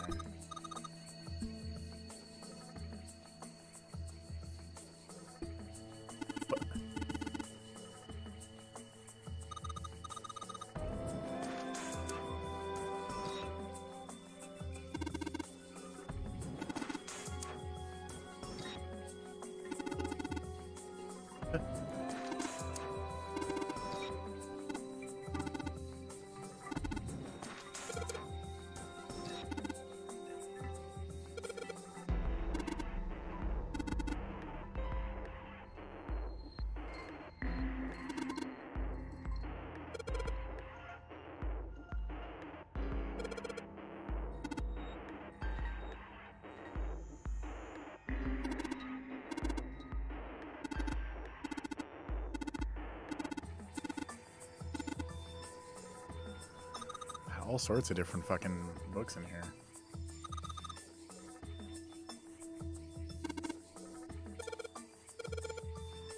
I mean, unless it's all just for bullshit for whoever owns this library, this is a lot of knowledge that they have absorbed.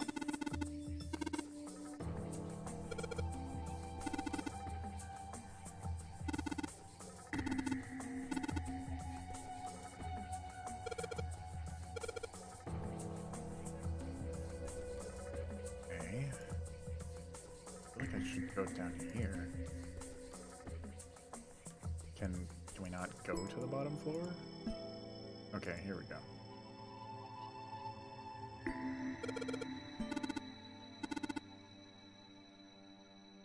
The fuck?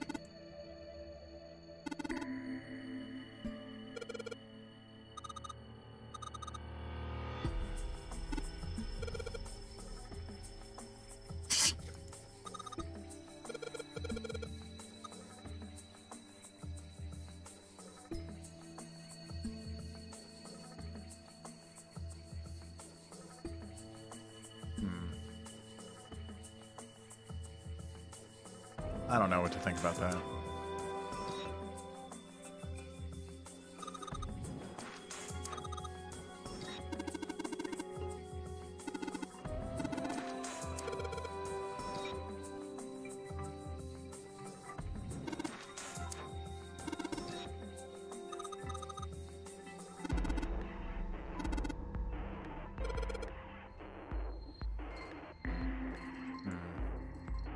So we need one more light bulb and 2 more books.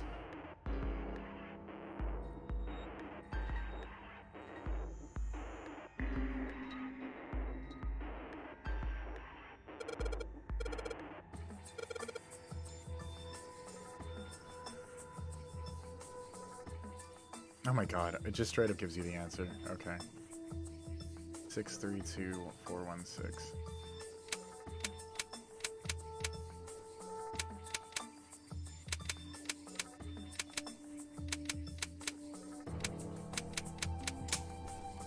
Or 5? Did I just misread that?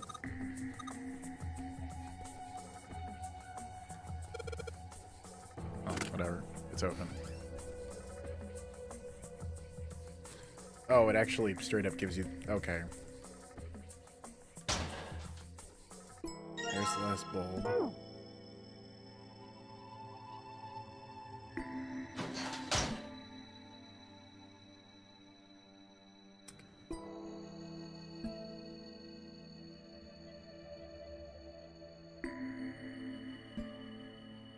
May as well just add the bulbs really quick.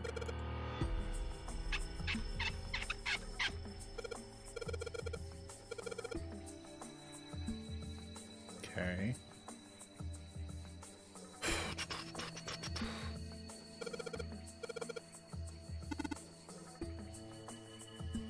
A book just about the Pythagorean theorem. That's kind of crazy.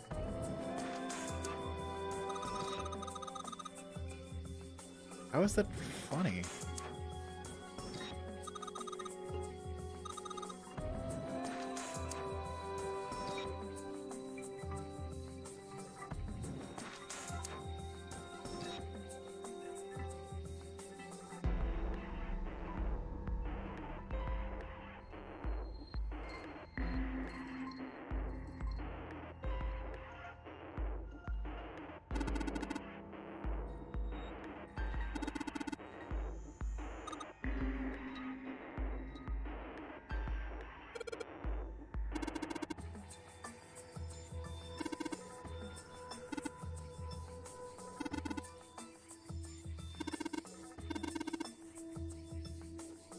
Okay, huh.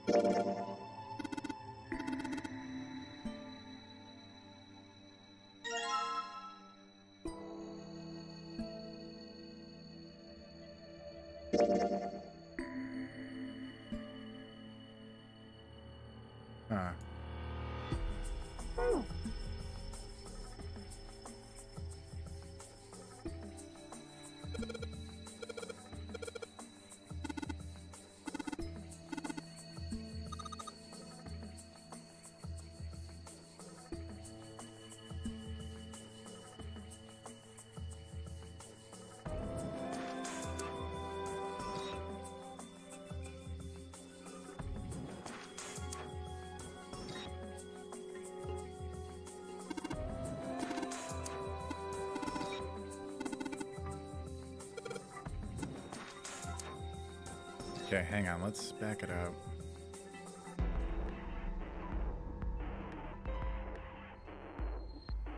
Wait. Oh, for a second it looked like it might have been one of those picture books.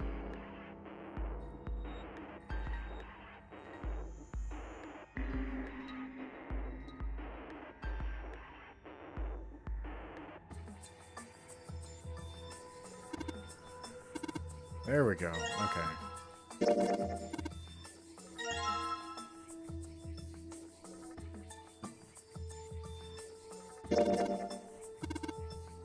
LRK.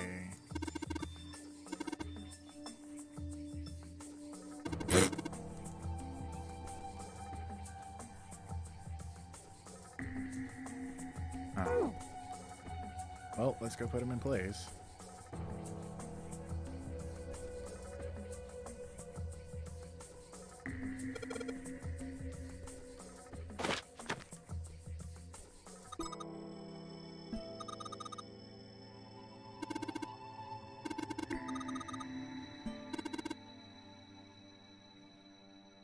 Sheldrake 5. Okay, so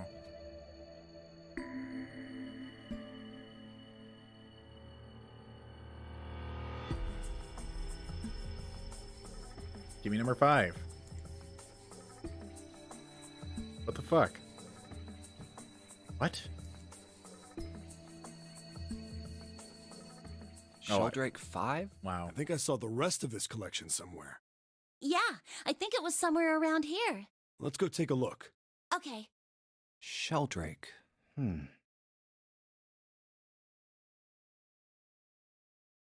Have you heard of him? Sheldrake, I mean. Yeah, Lotus told me about him. There's a British biochemist named Sheldrake. He has a rather interesting theory. Morphogenetic fields, which relies on the theory of morphic resonance.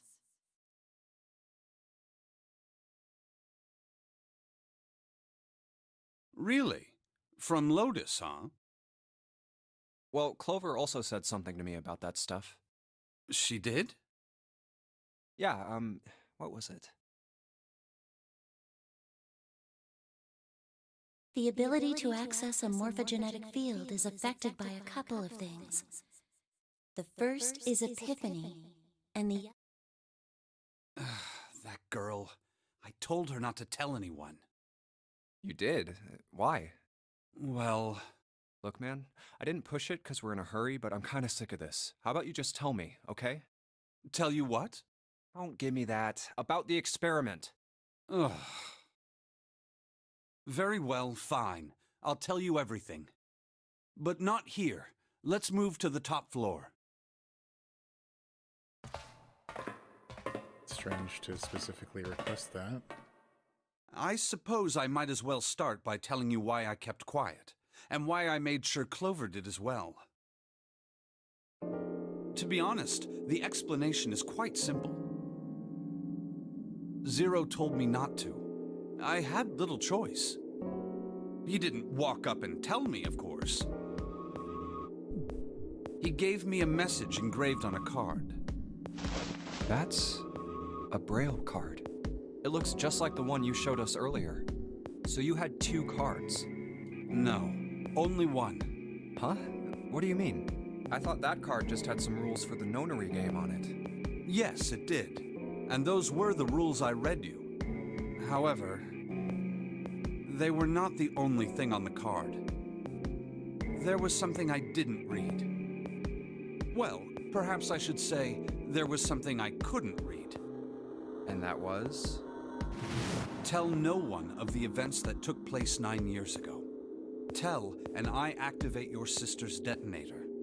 It's a threat on our lives. Oh.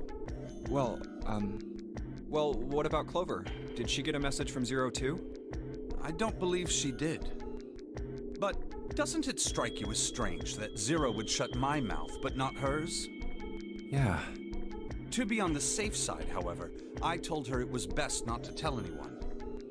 Still, apparently she told you. That girl. What's wrong with her telling me?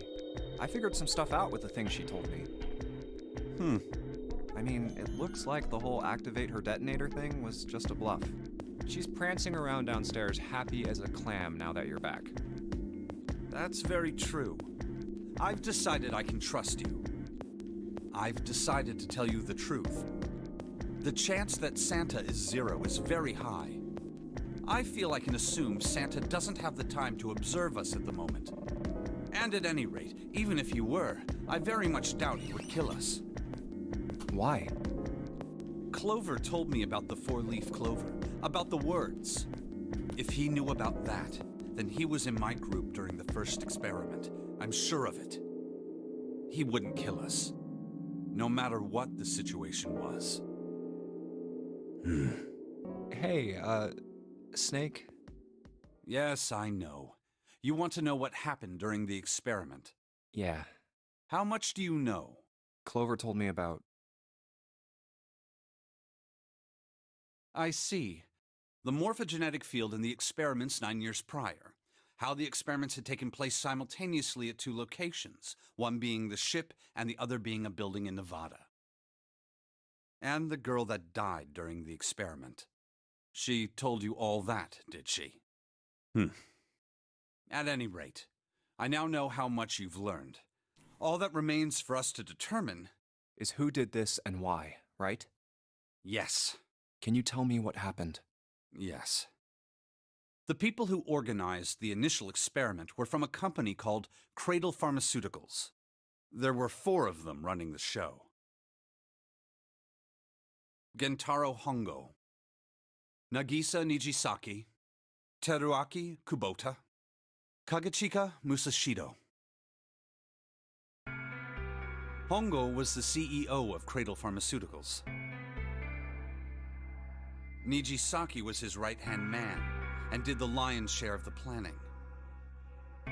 Kubota led the company's research and development division. Musashido was their majority stockholder. It was these 4 people who planned the initial experiment. Let me simplify it for you. Hongo designed it, and Nijisaki put it all together. Kubota developed the technology required, and Musashido provided the cash. So it's Hongo, Nijisaki, Kubota, Musashido... Of course, more than 4 people were required to conduct an experiment of this scale. To that end, they organized a top-secret team to assist them with their research. All in all, they gathered 10 people or so. Those 10 completed their team, and they were able to begin the project. They named it the Nonary Project. The purpose of the experiment was to research the prospect of controlling a human mind through sheer will. The vessel, I suppose you could say, for this control was the morphogenetic field. Why did the glycerin suddenly begin to crystal? Why did the crystal structure? Why did the rats in experiments with humans produce the... Why is that? How could it happen? The answer is that the shape of the answer has been stored in a field invisible to the naked eye. And through that field, the resonant event transmits information related to that answer. That's essentially the idea behind morphogenetic fields. But that's just a theory. Can't bring yourself to believe it? Yeah.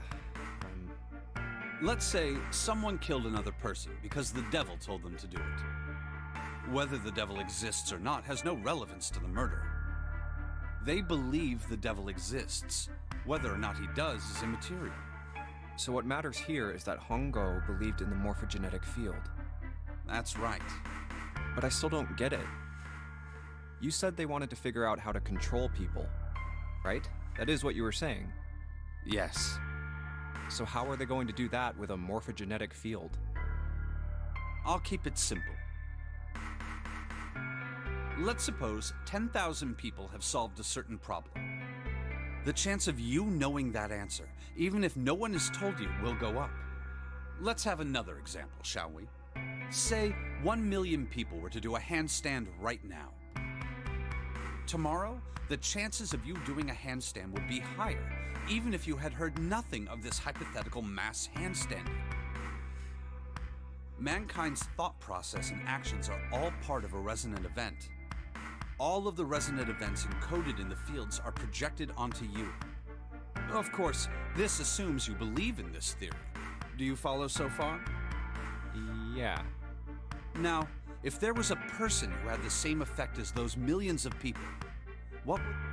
If that one person were to do a handstand, other people would find themselves wanting to do handstands as well. Can you imagine what a person with powers like that would be able to do? Come on, there's no way. I'm not done. Imagine another scenario. Imagine another person. This is an ordinary person. Let's say he does a handstand. What if there was someone who could grab the resonant event he created by doing that and use it to make other people do handstands? What would happen then? A person who has the power to write to the field, and someone who can read from the same. You could think of them as the writer and the reader, or the transmitter and the receiver. What would the world be like if there were people with abilities like these? So the transmitter's resonant event can be transmitted through the field and sent to the receiver. And then the transmitter can control the receiver however they wish. That's what you're saying, right? Yes. Close enough, at least. Come on, that's just crazy. Well, if you want to prove that, then you'll have to test it first. At least, that was how they thought. That was why they decided to do their experiment. That was how the Nonary project began. By the way, Junpei, have you ever heard of the Gansfeld experiment? Yeah, that was an experiment in telepathy, right? You place a pair of subjects in separate rooms. Then you show one a picture. Interesting. I'm impressed. Yes, that is exactly correct.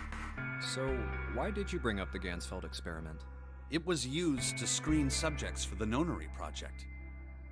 The hospital in a remote town was affiliated with Cradle Pharmaceuticals. Hongo used it to conduct experiments on visiting children in secret. Wow. Some of them, he found, had potential. He began to gather children that showed promise.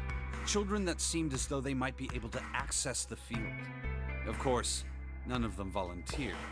They were kidnapped.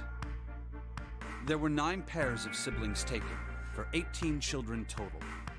For reasons that were not fully understood at the time, each pair had one transmitter and one receiver. They were split perfectly. As such, the 18 children were split into 2 groups of 9. The children who were put into Group Q were the ones who excelled at transmitting. They were transferred to the mock experiment building known as Building Q in the Nevada desert. The children who excelled at receiving were put in Group A. Group A was then placed on the former hospital ship Gigantic. From the experiments he had conducted so far, Hongo had learned the following. There are 2 things that can increase one's resonance with the fields. The first is epiphany. The other is danger. Have you ever been faced with an especially difficult problem and thought about it very long and very hard until finally an answer suddenly appeared in your mind? It may seem obvious to say so, but that is what is meant by epiphany. The information obtained through that epiphany can be easily transmitted through the fields, where it can be easily interpreted. Adding danger to that equation allows for even easier field access. That's where Hongo came in. They set up a number of puzzles across the Gigantic. The participants had to solve each one before they could move to the next room. Of course, he hadn't forgotten to include danger. He had detonated a bomb on the hull of the Gigantic. The children in Group A were forced to play the Nonary game as the ship sunk. By forcing the children into a life-or-death situation, Hongo hoped to increase the likelihood of their tapping into the fields. The children from Group Q, on the other hand, were confined to the mock experiment building, Building Q. Building Q duplicated the interior and puzzles of the Gigantic exactly. Every detail was exactly the same. Hongo explained the situation to the children in Group Q. Solve the puzzles you find throughout the rooms. When you have the answers, transmit that information to the children in Group A. If you succeed, they will be able to solve the puzzles and escape. But if you fail, then the Gigantic will sink, and your brothers and sisters will drown. Those were his orders. Okay, hang on a second.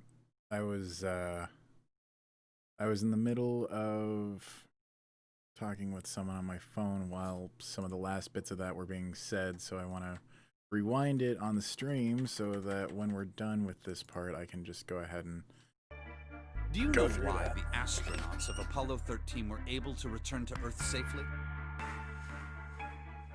It was because NASA had access to a replica of the Apollo 13 capsule. All of the equipment, the instruments, everything. All of it identical. Everything was just like the real Apollo 13. NASA was able to replicate the situation the astronauts found themselves in. By putting themselves in the same situation, they attempted to solve the problems the astronauts were dealing with. Once they found solutions, they reported their findings to the men aboard the actual capsule. That was how they were able to return safely. It was the same with the Gigantic in Building Q. The children from Group Q had to use the power of Epiphany to solve the puzzles they found and transmit what they learned through the fields. The children in Group A, however, they had to access the fields to learn how they might advance to the next stage. That is the simplest explanation I can manage. Huh. Hey, Junpei, Snake! I hope none of that's important to getting through this, because I missed like all of that after they started showing the images of you know, the Group A, Group B, and all that. Get down here already! He's right. Let's go, shall we? We don't have much time. We need to get out of here, and soon. Hold it. There's one more thing I want to ask you.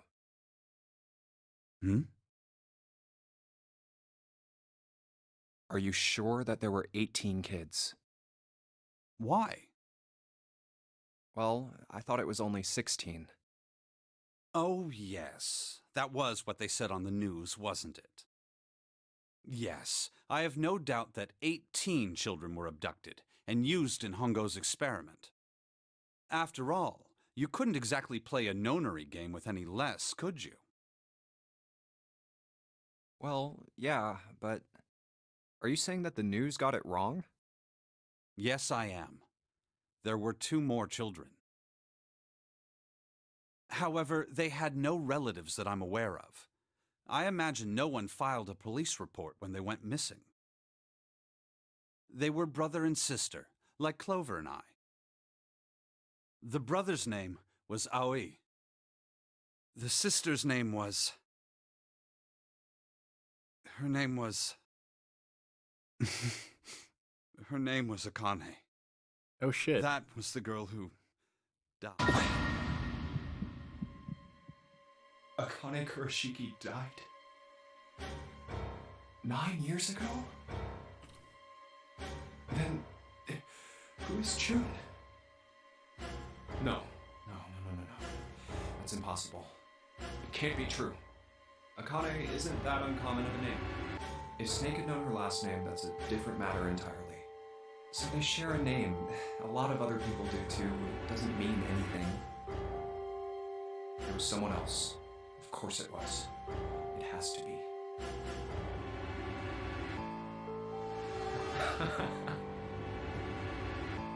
Is something wrong, Junpei? Your breathing sounds strange. Oh, no, it's nothing. I'm fine. Let's get back down there, all right? I couldn't do it. Why didn't I ask? What's her last name? I just couldn't get the words to come out.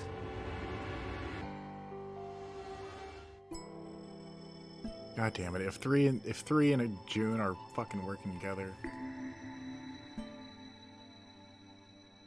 Okay, what are we going back down here for? Oh, right.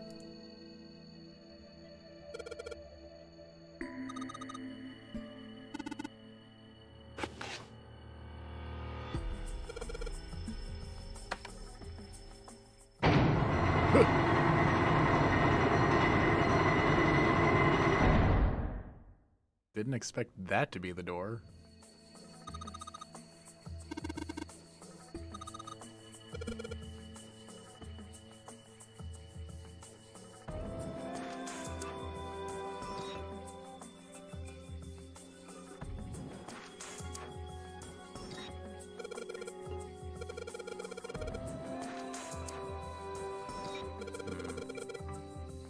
13, 14, 10, and 13.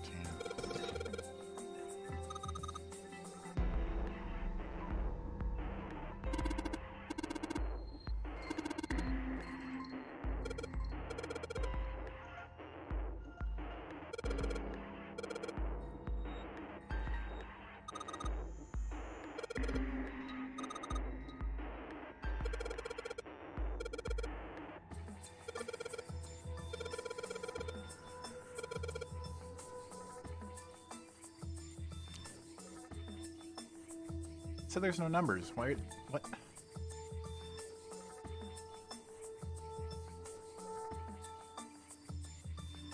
Oh.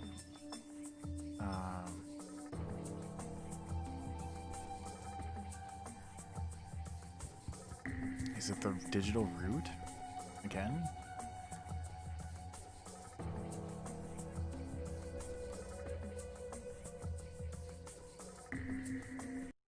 Hang on, I'm pulling up a calculator. I don't want to do it on my phone, I'm just pulling up the... Okay, so 13 plus 14 plus 10 plus 13. That would equal 50. The digital route would be 5.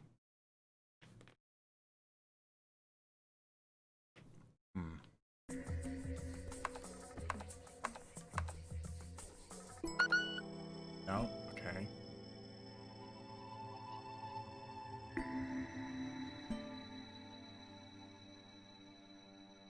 That wouldn't just be... Yeah, that doesn't make any sense.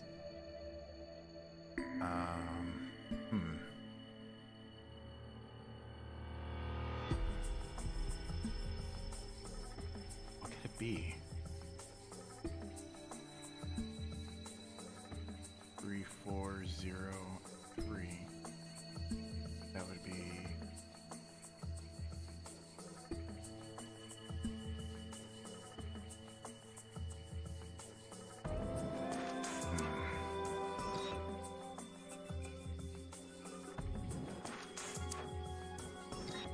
Oh my god, it's...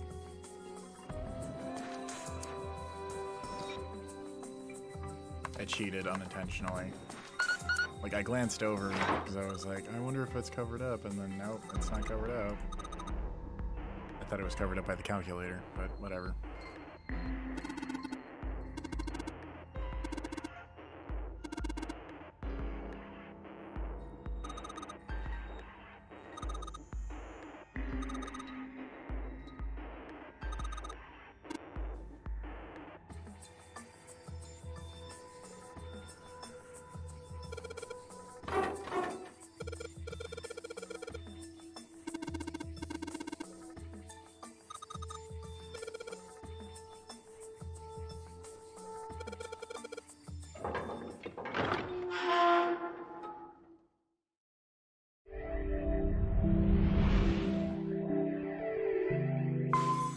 But yeah, it was the, not the digital route, Alright, but the... this is the next... base 10. Oh, the door! Did that just close on its own? Don't tell me we can't go back. I don't know. Let's see. Damn it. It looks like it locks automatically. Is there any other way out? Well, there's another door over on the right. There's a card reader next to it. It's got a red light on it, though, so I'm pretty sure it's locked, too. But there is a card reader, right? Yeah. Then perhaps if we find a key card, we could open the door and leave? Well, yeah, that might work, but... Hey! Wait a minute! Are you saying we're gonna have to search through this room for one little card? Oh, man.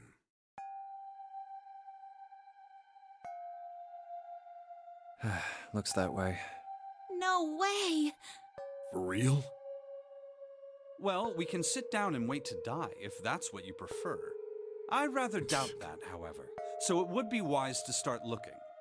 We haven't much time. Let's find that key card. Oh, and the Neptune key as well. We won't be able to get through the hallway without it.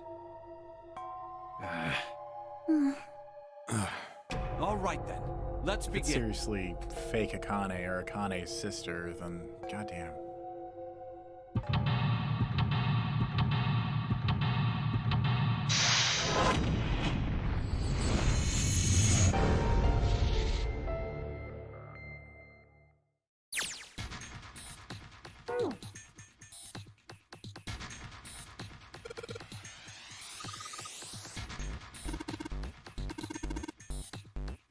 Nope, I was even thinking the same thing.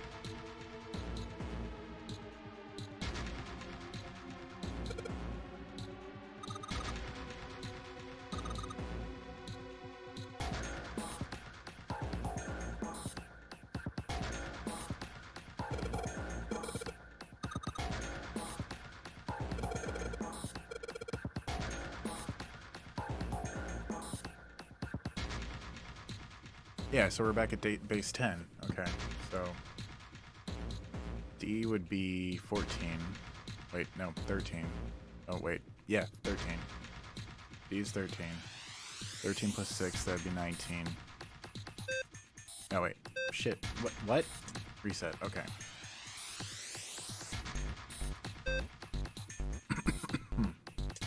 What the hell? How does this work? What?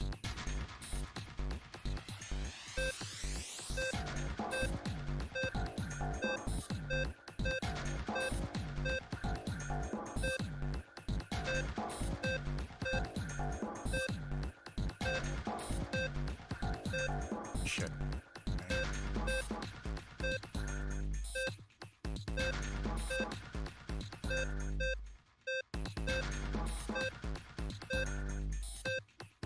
God damn it.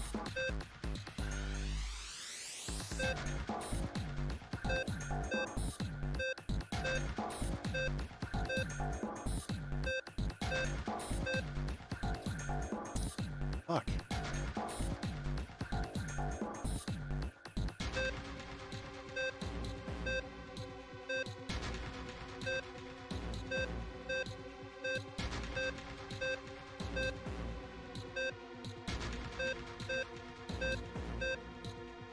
God damn it.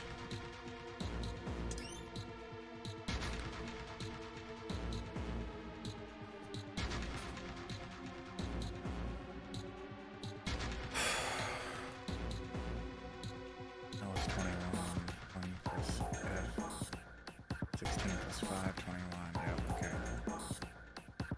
A is 10.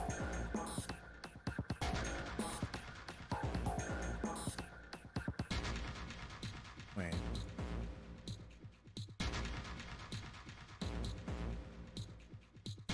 If D is 13, D plus 6 would be 19. It'd have to be like minus 9.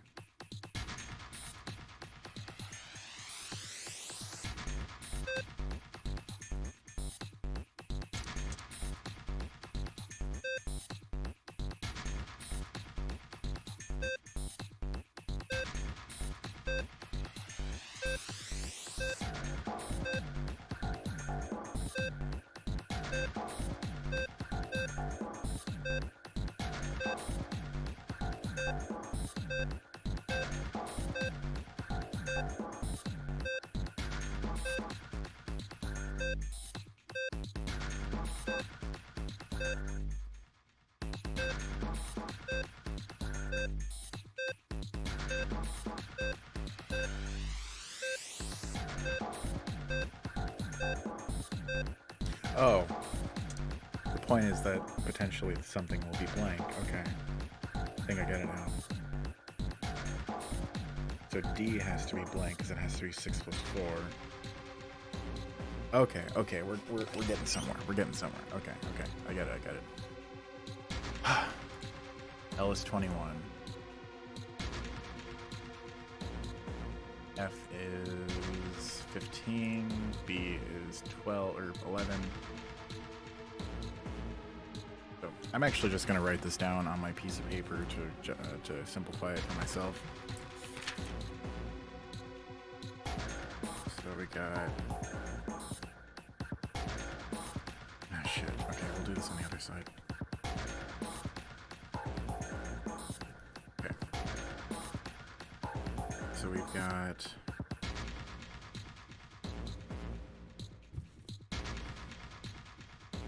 E is 13, 6, 4, 1. I think that was 15.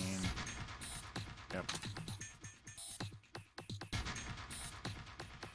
5, 9, 11. And what's the last one? C. So that would be 12. And they all have to equal 21. Wait, no. They all have to equal shit. 21, 21. 21, and then A would be 10. 10 and 21. Okay. So 13 has to go for that to work. 4 plus 5 plus 12, that's 21. 6 plus 5, 15 is 21, so 11 has to go. 9 plus 12 is 21. Okay, so that's what has to happen. Top left and the bottom middle have to go.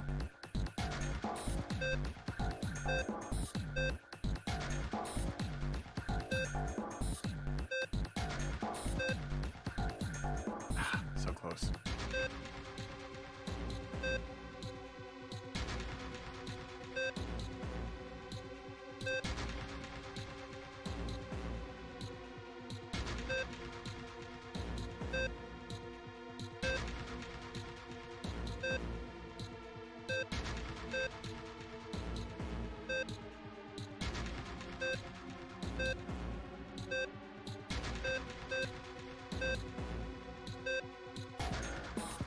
Shit, I accidentally filled it.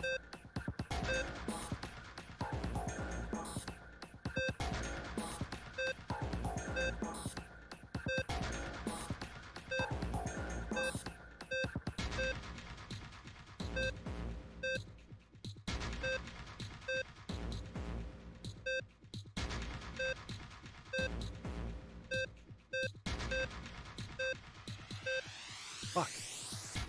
Everything but the bottom middle now. Again.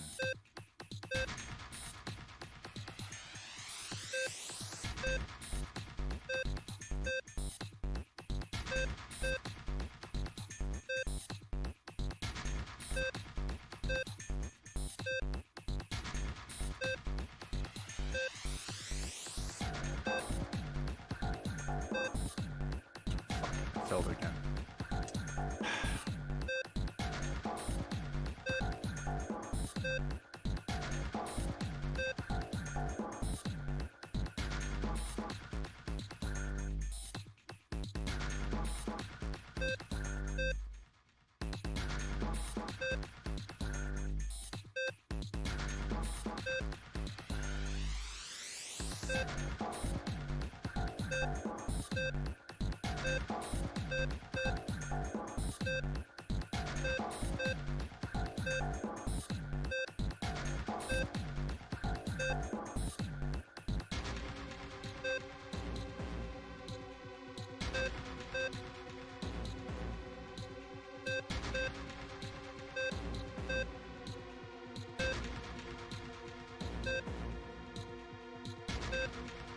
God damn it. I keep fucking filling it.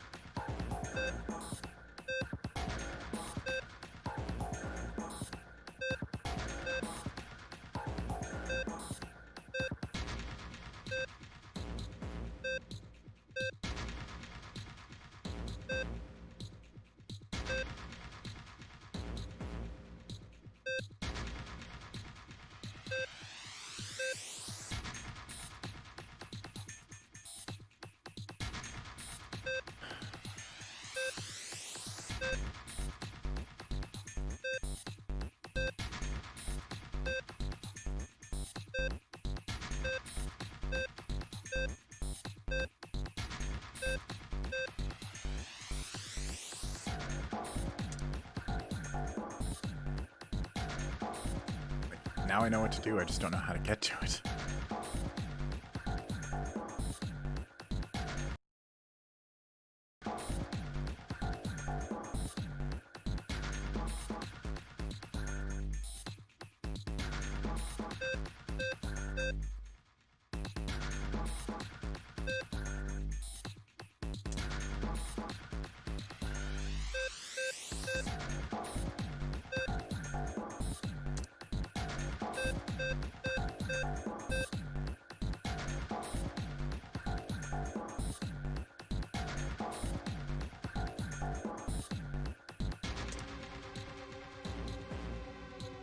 Oh wait, okay, so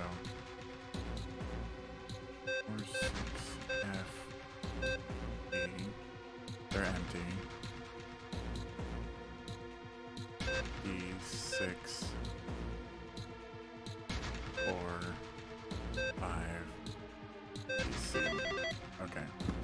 I didn't feel like trying to figure that out. That took me way too much just to. Yeah.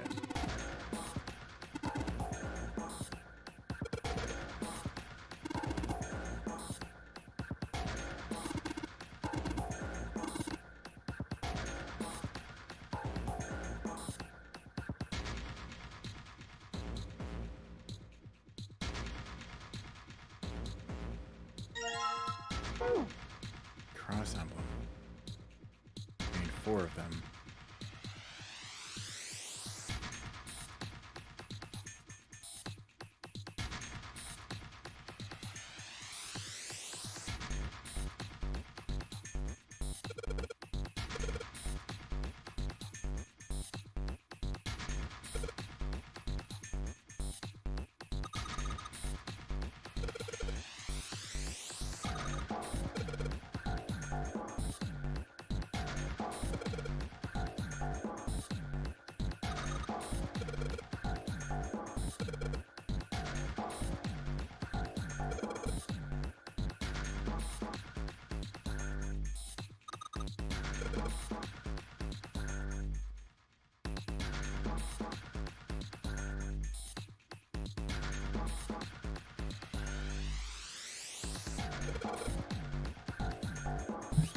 Okay.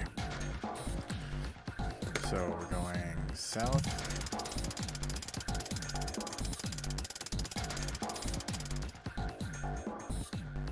West.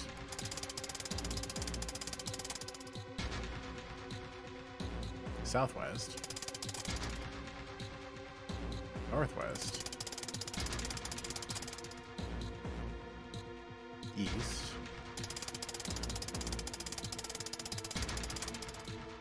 And north. Ah, fuck. I went the wrong direction. It's fine.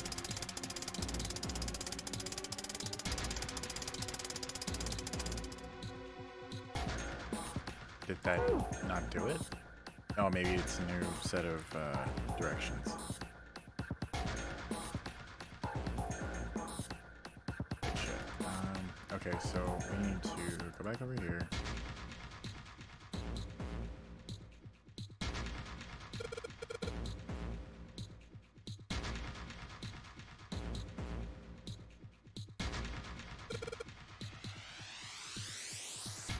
Why isn't there an item? Okay, okay. So we just have to... Okay, so... Start point. South, west. I think this just might be the opposite. Yeah, it looks like this is just the opposite. Maybe.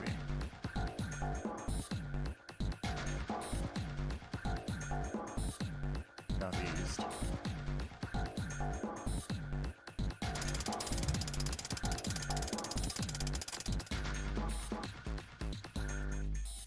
Northeast.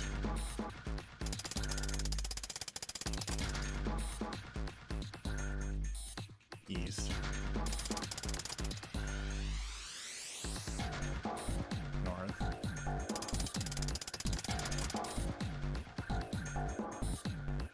East again.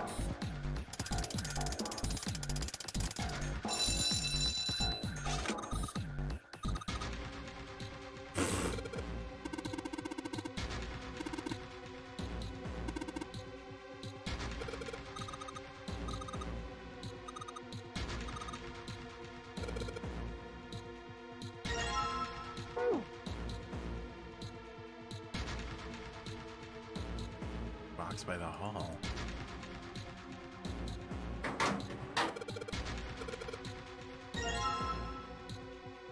Oh, bitch.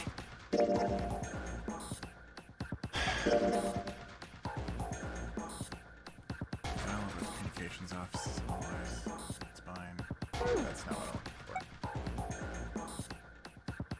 looking for. Oh fuck, are we getting Morse code? Son of a bitch.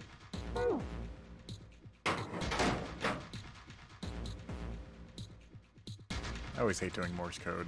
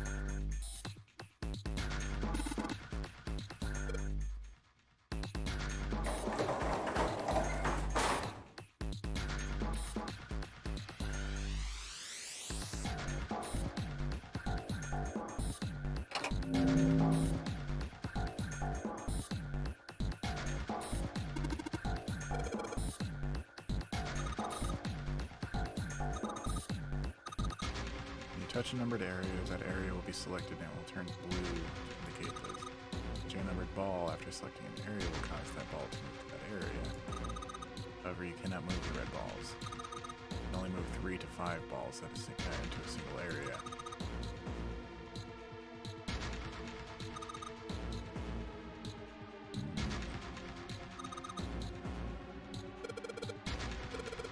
How do you not? I don't know how they wouldn't get it. It's literally the exact same fucking rules as the doors.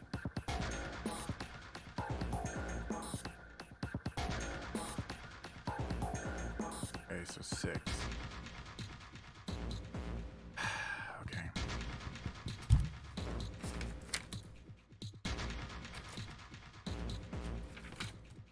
Son of a bitch. I I don't want to have to write this down because I don't really... I'll just tear out this empty sheet. Nah, I don't have to tear it out. I'll just write it up. Okay. So we need 6 and 3. I'm pretty sure the point is to get everyone through.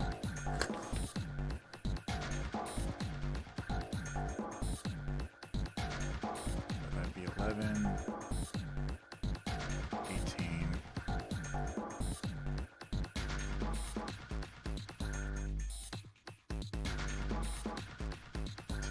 But I need to get 3 or 6.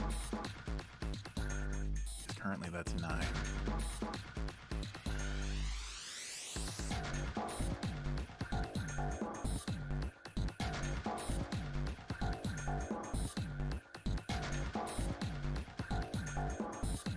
Wouldn't that be 4?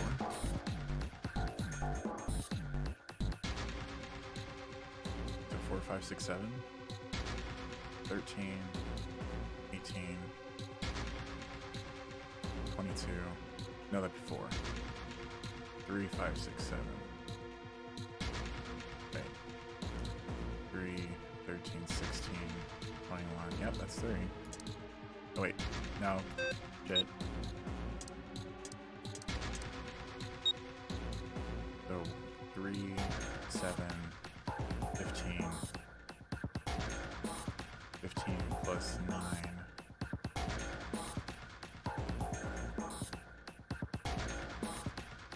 Oh, I guess.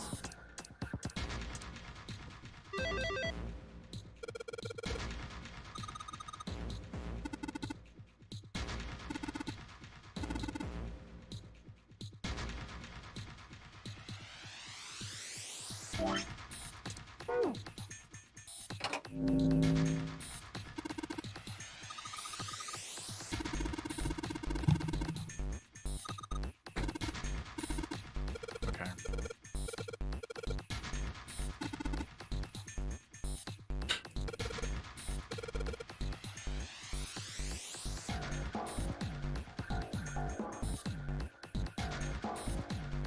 One and 7. Okay. 3 to 15. That's 6.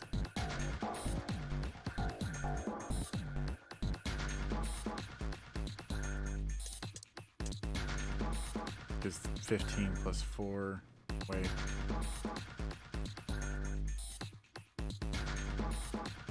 No, that wouldn't work.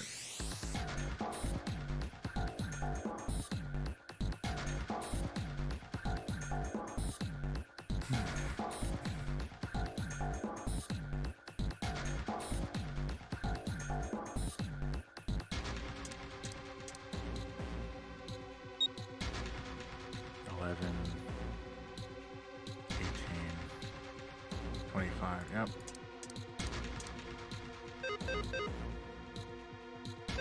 Shit. Oh, duh, that's 5 plus... Okay, that's 9. Okay, that's wrong, yeah. 3 plus 4... 7...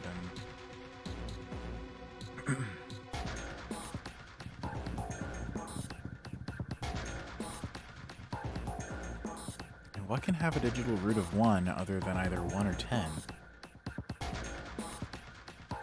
It's gotta be 3 different options, or 3 different choices. 5... Oh.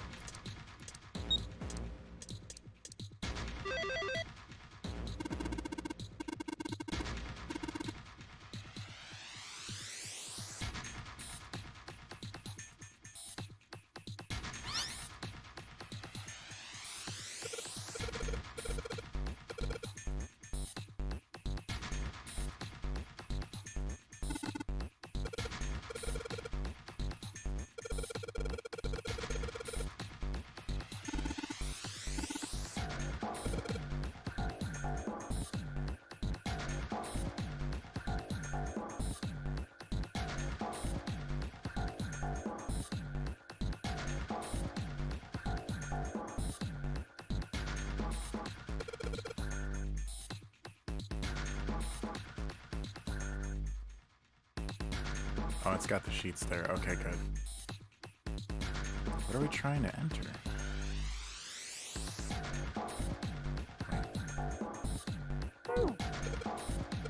I want to look at what it says. No, I don't need the instructions. I want to see what the fucking...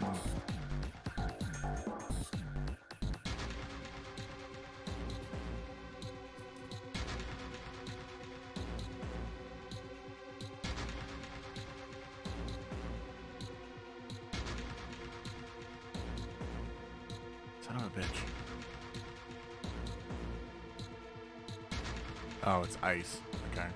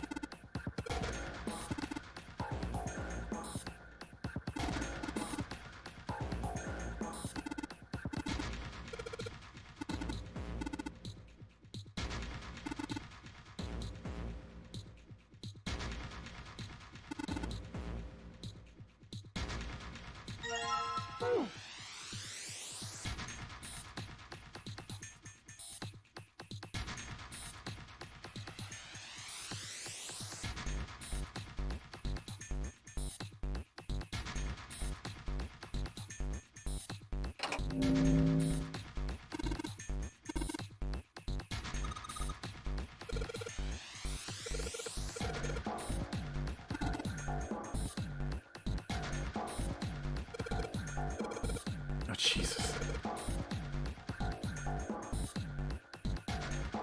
Okay, so they both have to equal 7. If I can get one, I can get the other. 13 plus 4. 3 plus 7 is 9. Plus 8 is 7. Wait.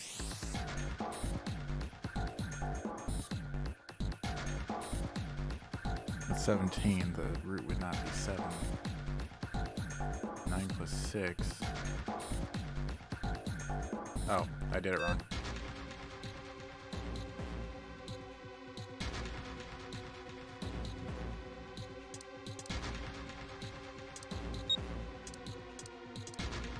Eight plus 8 is 16. That's good. Okay.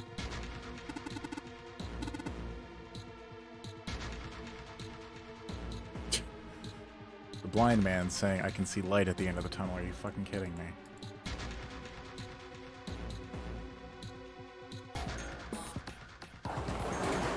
Already checked it there.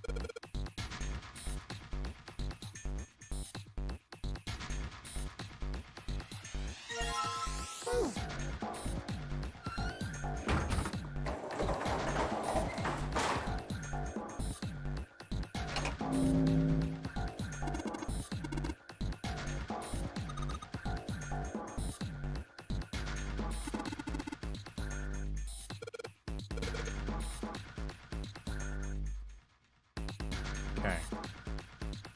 That would equal 9. That wouldn't work. Okay. 2 plus 6. Or 2 plus 4 equals 6, rather.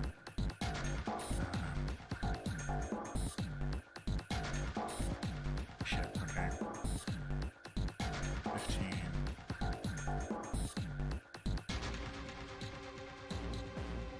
No, that wouldn't work either. 12.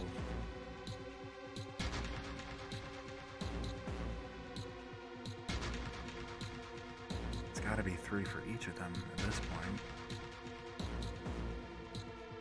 Wait.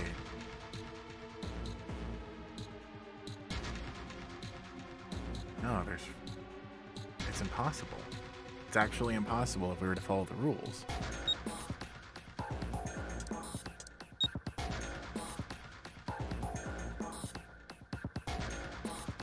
9 plus...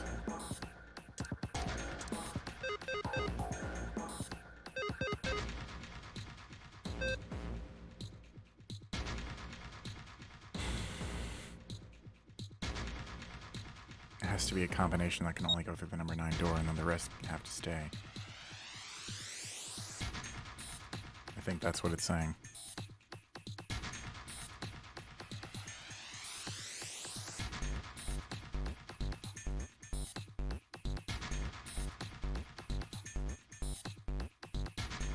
Maybe just one person has to stay.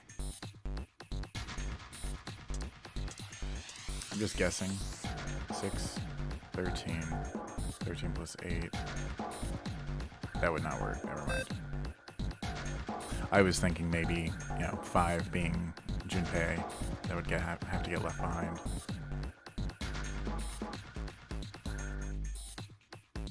Wait, okay, so what if we were just add them all up? 6, 11, 18. 18 plus 8, that would be...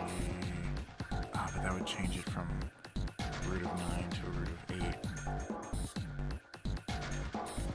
That'd be 27. Wait, no, 26. Yeah.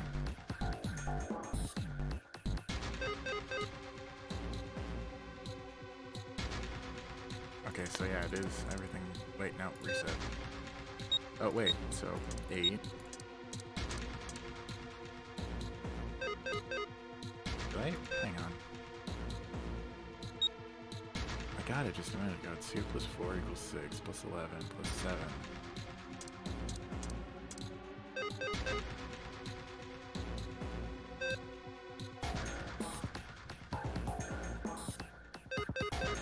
If we're not allowed to use those numbers, how?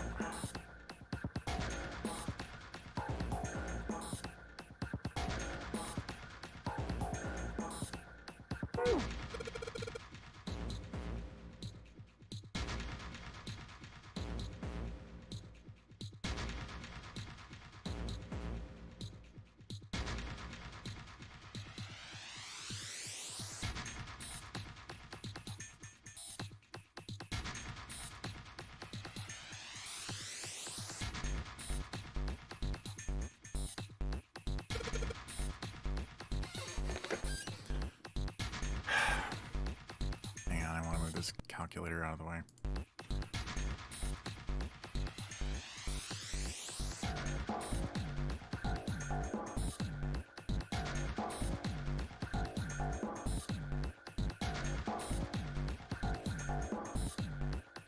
Oh.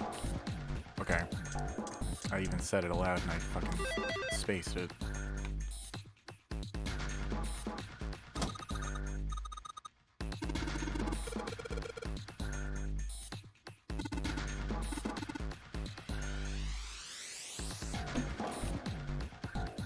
A picture? What the hell is this? This man with a mustache on the right. He's the same guy we found murdered in the captain's quarters. He had the zero bracelet on his left arm. And this second man with the glasses and a doctor's coat. He's the 9th man, the one with bracelet number 9. He died after he went into door 5. But this guy, the one in the striped suit. Oh man, that's Ace. Yeah, I guess it is. No doubt about it. But what does it mean?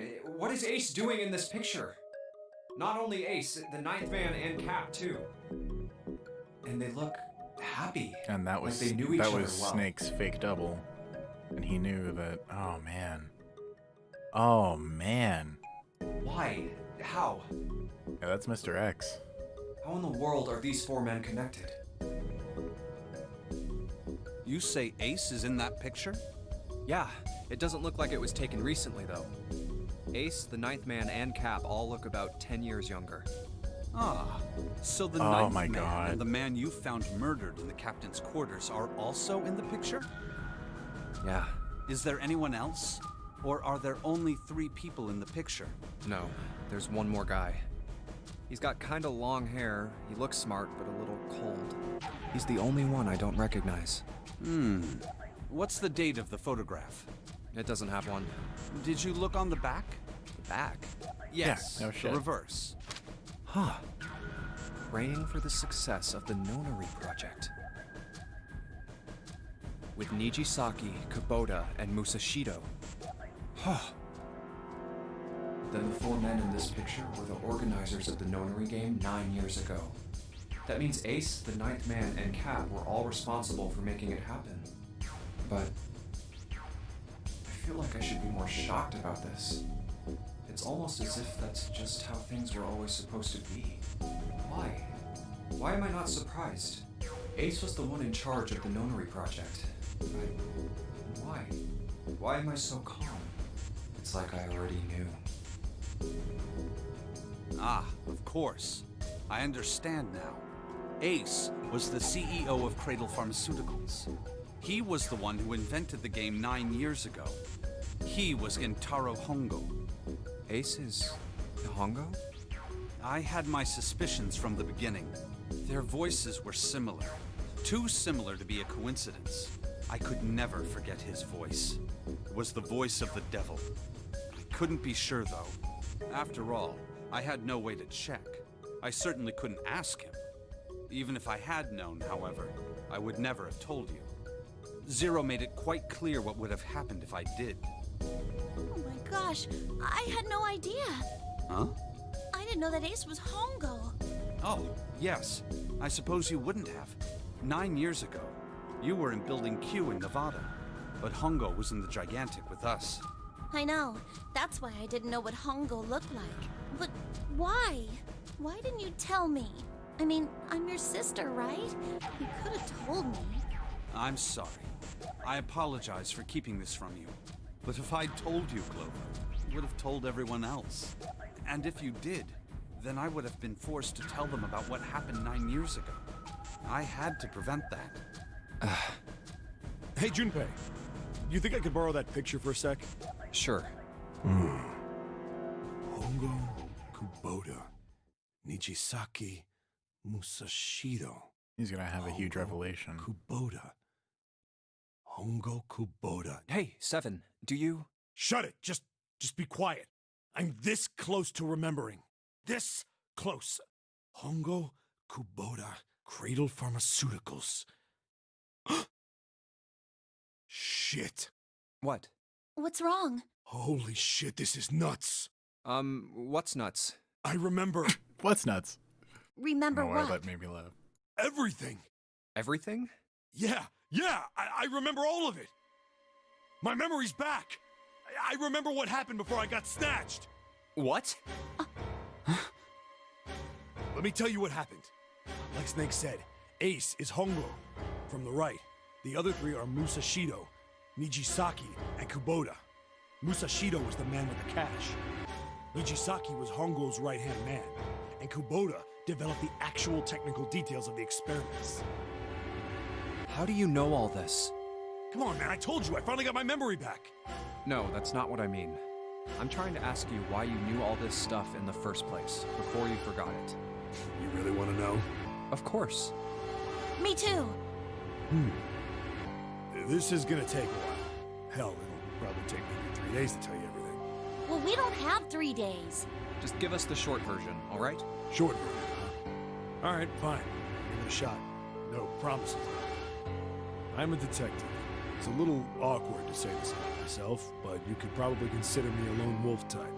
I hold to my own code, because I think doing what's right is more important than doing what you're told. That's why I followed my gut that night. A slim lead brought me to the wharf. It was 9 years ago. The wharf had been cold as fuck, and I could barely see squat.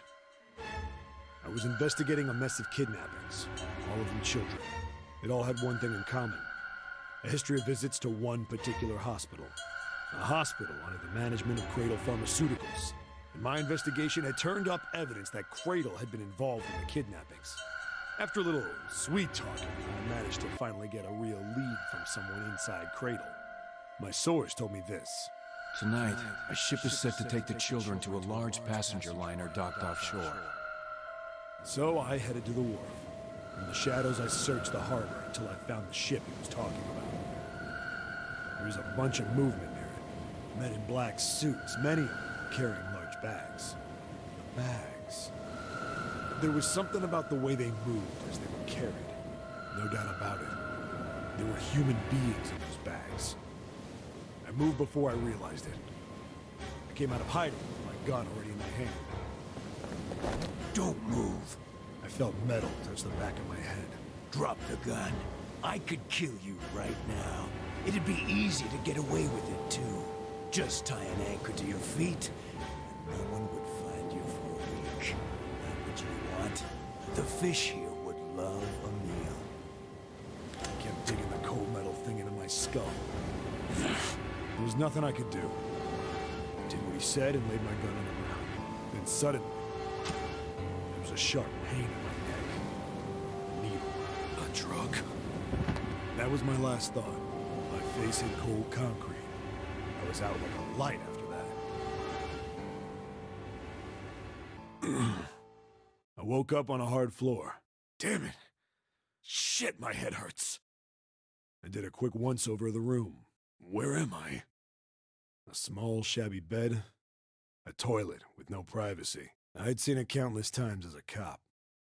I'm in a cell. Facing the toilet was a door set into the wall. I was still pretty woozy, but I made my...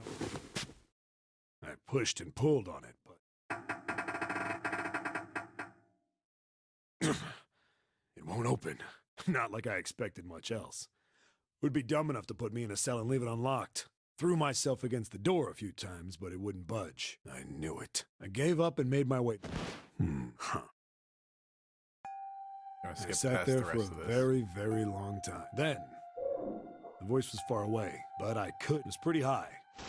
Huh? No. Where? I pressed my ear to the wall and tried to listen through it. No, that's not it. Left. It's coming from under the bed? I hauled on the metal frame and flipped.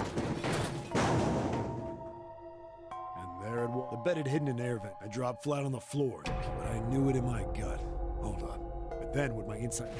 Tonight, a ship is set this to is take another the case where children they to could a have just large skipped it. passenger liner docked off... Whoa, whoa, whoa.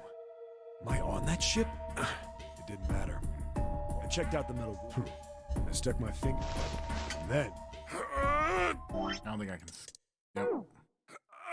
Oh, fuck. I fucked up the music.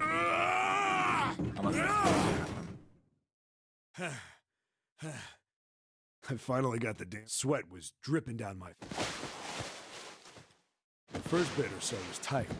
Wind up eventually, and there was space for me to crawl along on my hand. I went from crawling like a worm in dirt to skittering like a bug. And when I'd been in the thing long enough to start wondering where it... A massive sound nearly scared the piss out of me. It was like a heavy metal door had just been slammed shut. Then, there was a voice.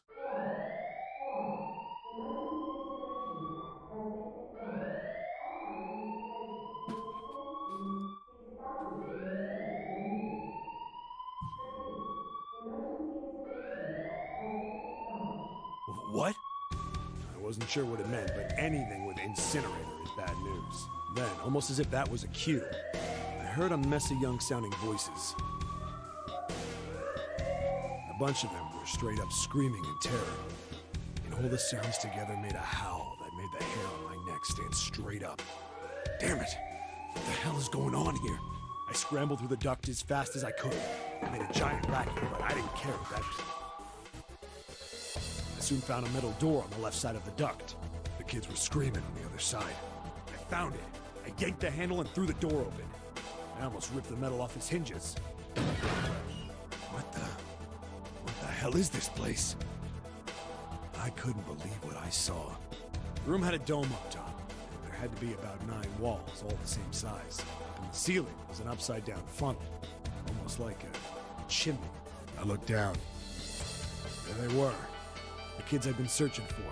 They all gawked up at me, suddenly silent. For the moment, from surprise and fear.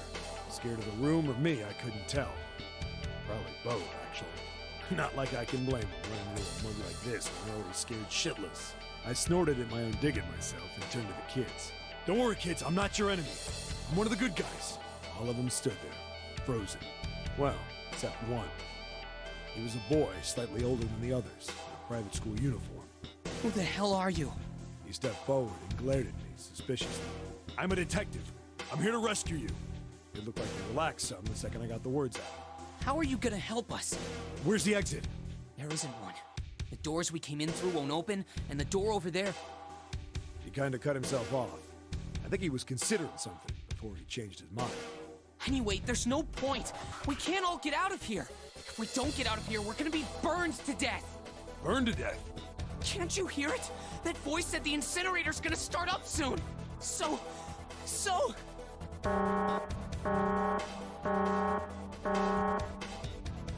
The voice spoke again.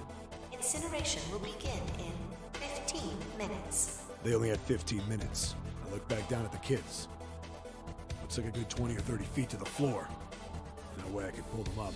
Too big of a distance for any of us to reach. What the hell was I gonna do? But then I got an idea. Wait right there. I'm gonna be right back. What? Where is he going? Are you just gonna leave us here? They just got frightened again. I'm not the best at that kind of thing, but I tried to reassure them with a smile.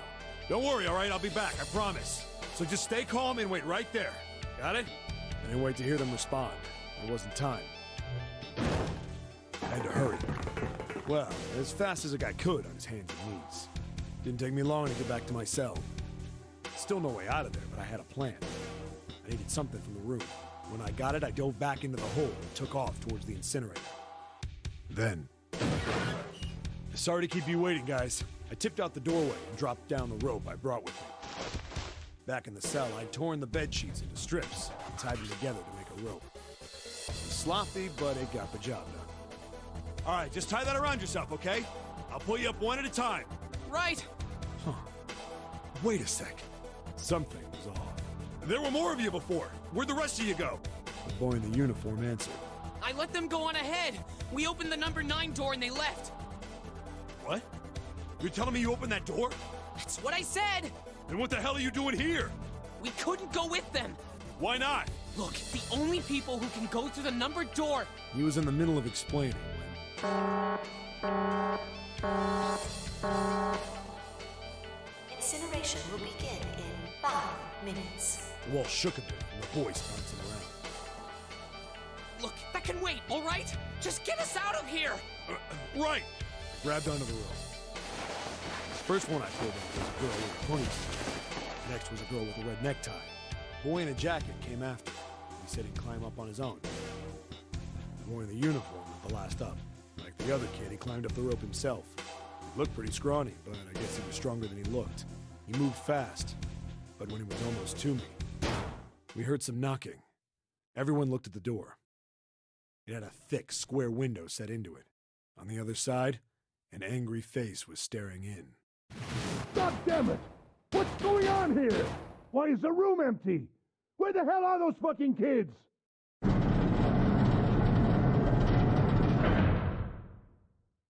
The door opened, and a man stepped in looking half mad with fury. I recognized his face. I saw him many times in photos during my investigation. The man's name was Gintaro Hongo, the CEO of Cradle Pharmaceuticals. Hongo saw the boy hanging from the rope. Yeah! It was like he was an animal. He lunged for the rope. Hurry! I know! The boy in the uniform booked it up the rope. You son of a bitch! Get back here, you little shit! 15 feet. 10. The second I could reach the kid, I grabbed him. I hauled him up and tossed him into the duct behind me. No! No! Hongo had lost it. His face didn't even look human. It was like the bastard pulled off his fake face. He was really a terrifying devil or some kind of damn monster. I quickly reeled in the rope, leaving a furious Hongo yelling at me from the floor. You fucking bastard! You won't get away with this! How dare you compromise this experiment! Experiment? What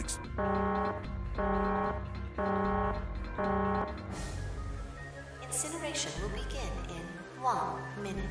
Hey, old man! What the hell are you doing? Hurry up! The boy in the uniform was trying to get my attention. I may have thrown a salute in the raging asshole's face before I closed the door behind me. I was going back to the cell, so we went down the other direction instead. After about 30 feet, we came across another duct on the left. This one was heading down. Everybody nodded and took turns sliding down it. The duct emptied us out into a narrow hallway. There was a door on either side. The one on the left was a normal double door. But the one on the right was familiar. It had black and yellow stripes. A device next to it on the wall. A plate on it read, Incinerator. Incinerator? Yeah, that's where we were. It was the girl with the red tie who answered me. We were inside an incinerator? Yeah, Hongo might still be there. It looks like it's been shut off, though. Wait, what? If he's still in there... Yeah, that's not good. That meant we better. We gotta get out of here. Go to the other door, hurry! The kids started running, and I was close on their heels. On the other side of the door was a large spiral staircase. Run! Didn't need to tell them twice. Up, and up, and up. Feet pounding the steps. Our arms pumping fast. We went round, round, round. The devil was on our tail. The stairway kept going. We passed a couple of landings when the boy in the uniform suddenly spoke. Something's up. Akane's not catching up to us. Akane? My kid sister. The girl with the red necktie. Akane. Oh shit, what? Oh shit, what? I didn't remember seeing that name on the list of missing kids. Hey! Akane! He kept his hands around his mouth and yelled. Maybe we outran her. The boy in the uniform skidded to a stop. I stopped too. So did the other two kids. When did we do that? Well, we passed a couple big rooms on the way here. Maybe she took a rest in one of them? No, that's impossible. Sorry, Grandpa. You keep going. I gotta go look for her downstairs. He turned to go. Hey, kid, wait! God damn it, I said wait! I don't think the kid even heard me. Fuck! I spun around to the boy in the jacket and the girl with the ponytail. I'm going after him. You two keep going, all right? You got it? The girl nodded and ran up the stairs. But the boy... I'm going with you. I didn't have time to argue. I just nodded and took off down the stairs. I could hear him following me. He ran all the way to the bottom floor, calling for her. Akane was nowhere to be found. God damn it, where the hell did she go? I could tell the kid was frustrated. And then suddenly... Help me! Somebody help me! We heard a girl's voice. Akane! The boy in the uniform threw open the door and leapt into the hallway by the incinerator. We rushed in after him. I couldn't for the life of me believe what we were seeing. That bastard Hongo had Akane by the arm and was forcing her into the incinerator. Come on, goddammit, move! No, I don't want to! Let me go, please! Let go of me! She planted her feet squarely on the floor and was struggling to get away. But Hongo was bigger and stronger. She wasn't gonna win. My brother roared with anger and charged toward Hongo. Help me! Ah! You're too late, idiot! Hongo lifted Akane bodily into the air and threw her, still fighting him, into the incinerator. Before we could even blink, Oh shit, it said Hongo Connie. leapt through the door after her. We saw him land inside.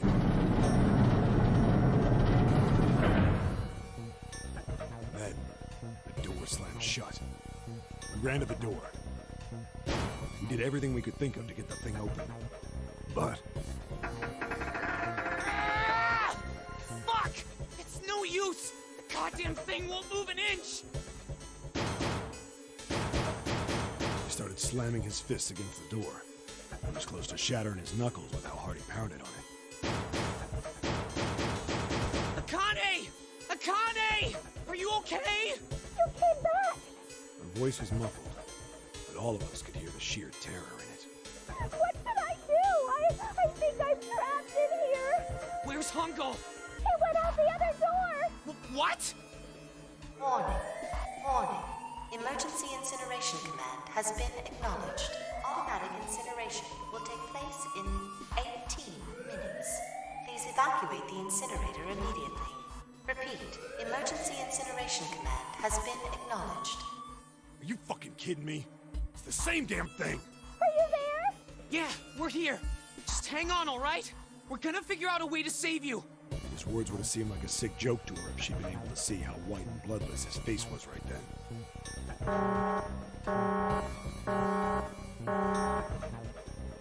Incineration will begin in 17 minutes. Please help me! I'm really scared! I don't want to die! I don't want to die! I don't want to die! It's gonna be all right. I'll figure something out. I promise. I promise, okay? You Oh shit, I accidentally clicked off the game. Hang on. hear me? I promise. It was torture listening to her sobbing on the other side of the door. Her brother was nearly crying himself. He could only stand there, fists clenched so tight his knuckles were white.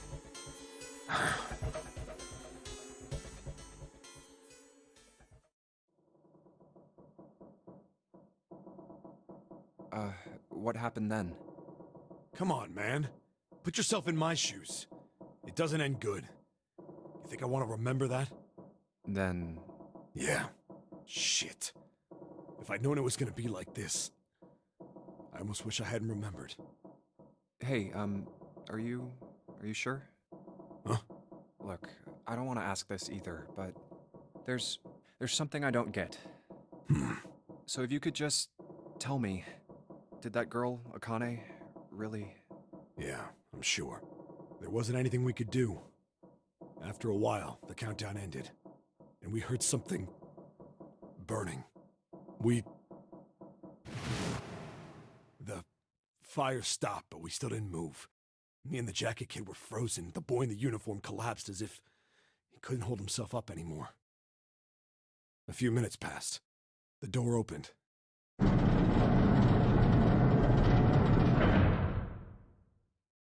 The boy in the uniform tripped over his own feet running in.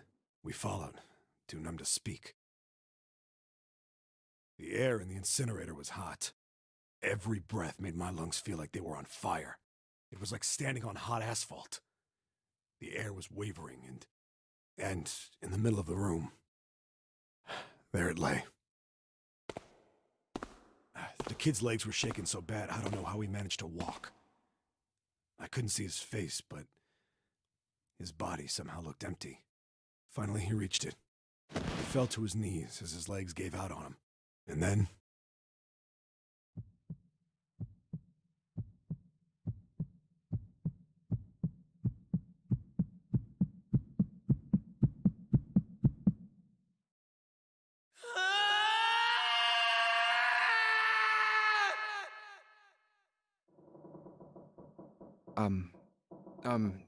Can I ask you one more thing? What's that? The girl, Akane. What was her last name? What does it matter to you? Just tell me, okay? Please? Kurashiki. Her name was Akane Kurashiki.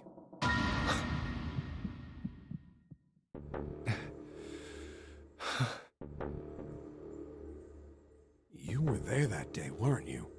The tall kid in the jacket. That was you, wasn't it? Yes, it was. You are correct, Detective. Don't misunderstand me. I told you before how Zero threatened me. There was nothing I could do. I couldn't say anything about what happened 9 years ago. So you're saying you're not working for Zero, right? Of course not. Clover, what about you? Hey, come on! You really think I'm working with Zero? I told you before, you idiot! I was in Nevada, in Building Q. I did hear that a detective rescued the kids on the boat, but I didn't know it was you. Well, I guess I believe you. Alright, let me ask you another question. Santa's real name is Aoi Kurashiki. He's Akane's brother. You know that? No, I didn't. Did you? Well, yes. I know Aoi Kurashiki was her brother. But I didn't know he was Santa. At least not from the beginning. 9 years ago, he was in the middle of puberty. His voice is entirely different now. I'm ashamed to say that even my exceptional hearing wasn't able to make that connection. As such, I had no reason to think Santa was Aoi. When did you figure it out? Clover told me that Santa might have been one of the subjects of the initial experiment. It was only a short while ago, while we were leaving the library. When she told me that, I had a feeling. Santa is Aoi? Akane Kurashiki, June's brother? There's still a lot we don't know. I mean, like, a lot. But there is one thing I think we can say we know. What's that? The body we found in the shower room. It had to be Nijisaki, dressed up to look like Snake. What? Come on, man, what kind of detective are you? You didn't figure that out already? Hey, go easy on me, man. I just got my memory back, all right? Cut me some slack. Well, if he is, the 3 murders make sense then, don't they? Yeah, that's right. Murder. Kubota blew himself up, but that was murder too. So why did these murders take place? If Junpei is correct, and the body in the shower room was Nijisaki's, that means all of the people who were murdered were involved with the creation of the Nonary project. Kubota, the person who conducted the actual experiments. Nijisaki, Hongo's assistant. Musashido, the man who financed the project. You mean this was all just revenge? Santa is Zero. He's getting revenge for the death of his sister. That's why he killed them. Who's Akane? No, I don't Unless think she's a Santa twin actually sister. murdered anyone. If I'm right, then it's not hard to figure out who the next victim's gonna be, is it? I'm pretty sure I don't have to tell you. Yes. Yep. Right. The next target will be Gentaro Hongo. The person who planned the Nonary project. In other words, Ace. What? What the hell's going on here? It must be 6 a.m. Our time is up. Shit! Come on, we need to get out of here. How? I'm betting this sucker opens the exit.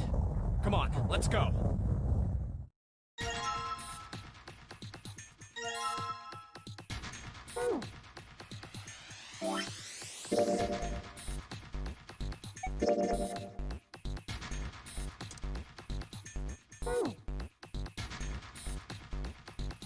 Pretty sure that's it.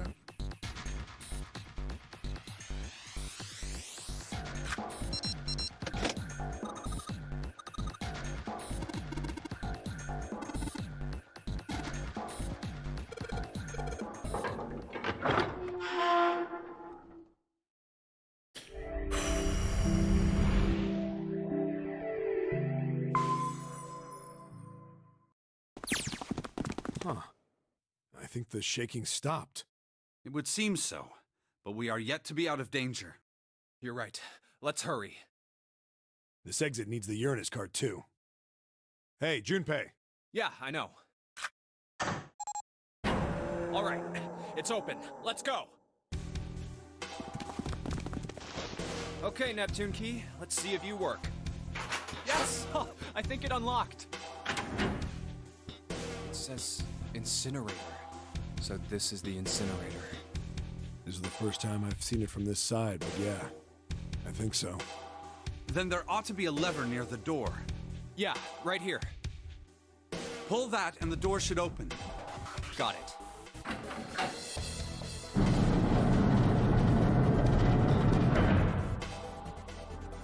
Let's go.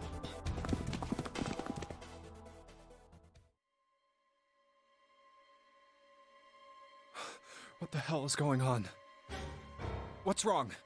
Are you okay? Jumpy, you came to get me. Of course I did. I made a promise. I'm so glad you're here. So glad.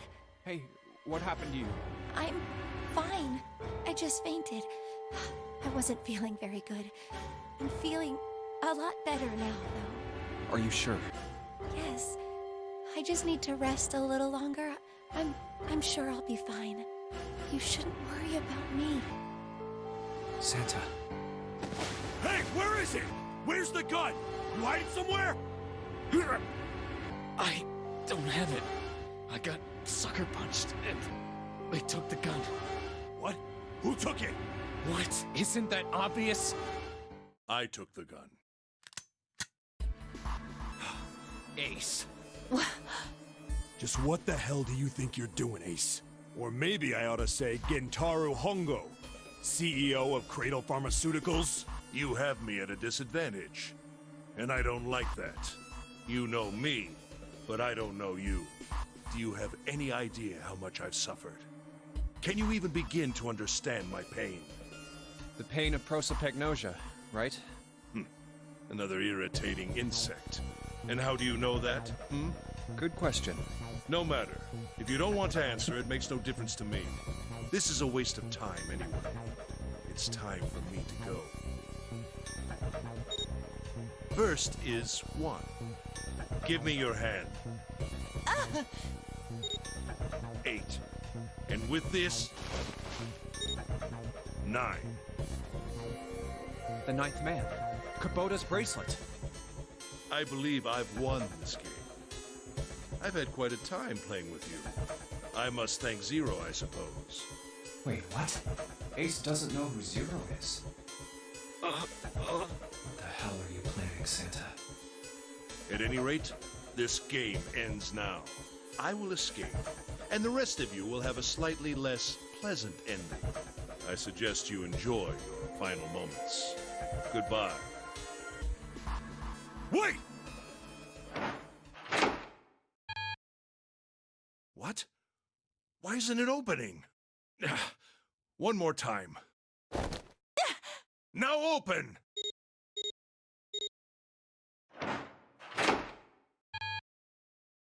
No!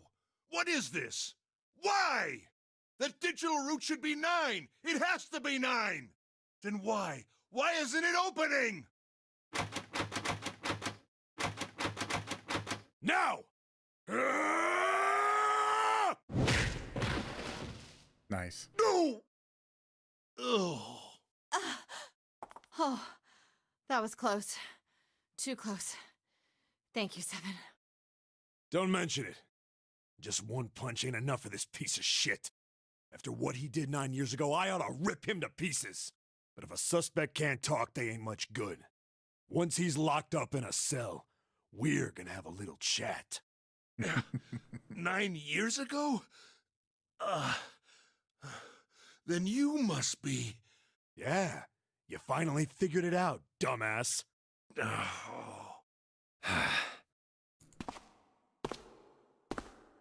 Ace, you killed Kubota, Nijisaki, and Musashido, didn't you? Wait, Nijisaki? Oh, right. You don't know yet. All right. We'll just go through them in order then. Let's start off with Kubota. You talked to Kubota and managed to convince him to go into door 5 alone. You killed him without making it look like you killed him. The way I figure it, you had 4 motives. 1.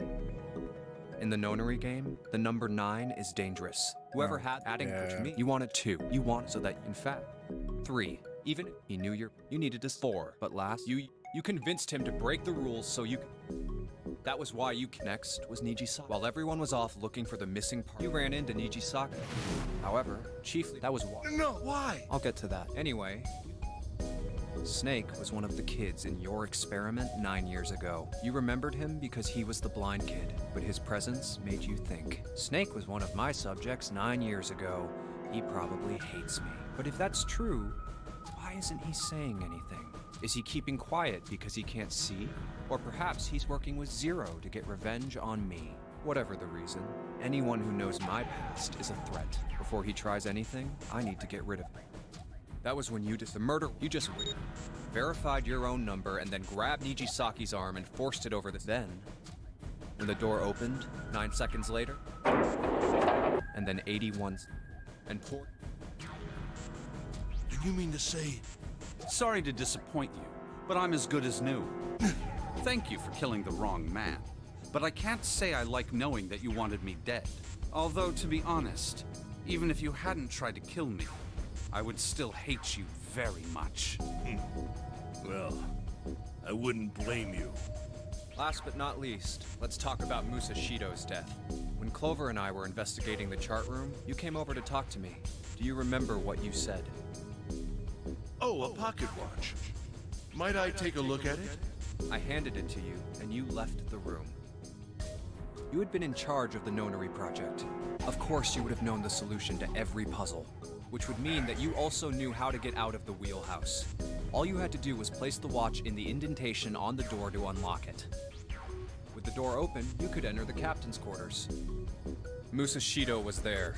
Conveniently placed next to him was an axe that practically begged you to kill him with it. You picked up that axe and buried the blade deep in the other man's chest. One blow was all it took, and then you returned to the chart room as if nothing had happened. There was something I wanted to speak with you about, Junpei. I had no reason to say no, so I followed you to the wheelhouse. When we stepped inside, remember how you slipped your hand into my vest? You pulled out a piece of paper, the one I used to cheat during the vote. But that wasn't really what you were after. Your true purpose had been to slip the watch into my pocket. It wasn't a very... Shit, I didn't want to fucking skip that. It wasn't a very good plan. It had too many holes, and someone saying the wrong thing could have brought it all down around you. You must have been desperate, but what made you willing to risk it all to do it?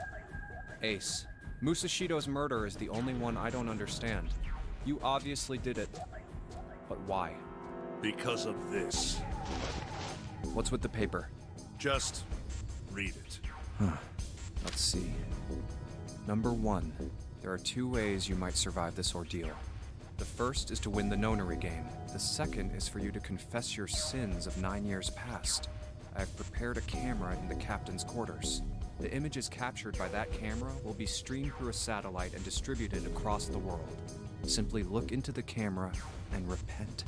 Once you have confessed everything, I will release you from this ship. To make your confession more credible, I have left you a witness in the captain's quarters. Perhaps he will confess with you. The decision is yours. Do as you please. 0. When I awoke in that room on D-Deck, I found that in my pocket. That was why I chose door 1 when we voted. If I went through that door, I knew I could get to the captain's quarters. As you said, I knew how to enter the wheelhouse. My plan was to find the pocket watch before anyone else. If I could, then my alibi would be set. At least, that was the plan. Unfortunately for me, you got to it first. That sleight of hand was the best I could manage on short notice. You meant to kill him from the beginning then? Musashido, I mean. I only knew Musashido was the witness after I reached the captain's quarters. I asked him, and he answered. He seemed groggy. Perhaps he had only just awoken from sedation. I suppose Nijisaki was in much the same state.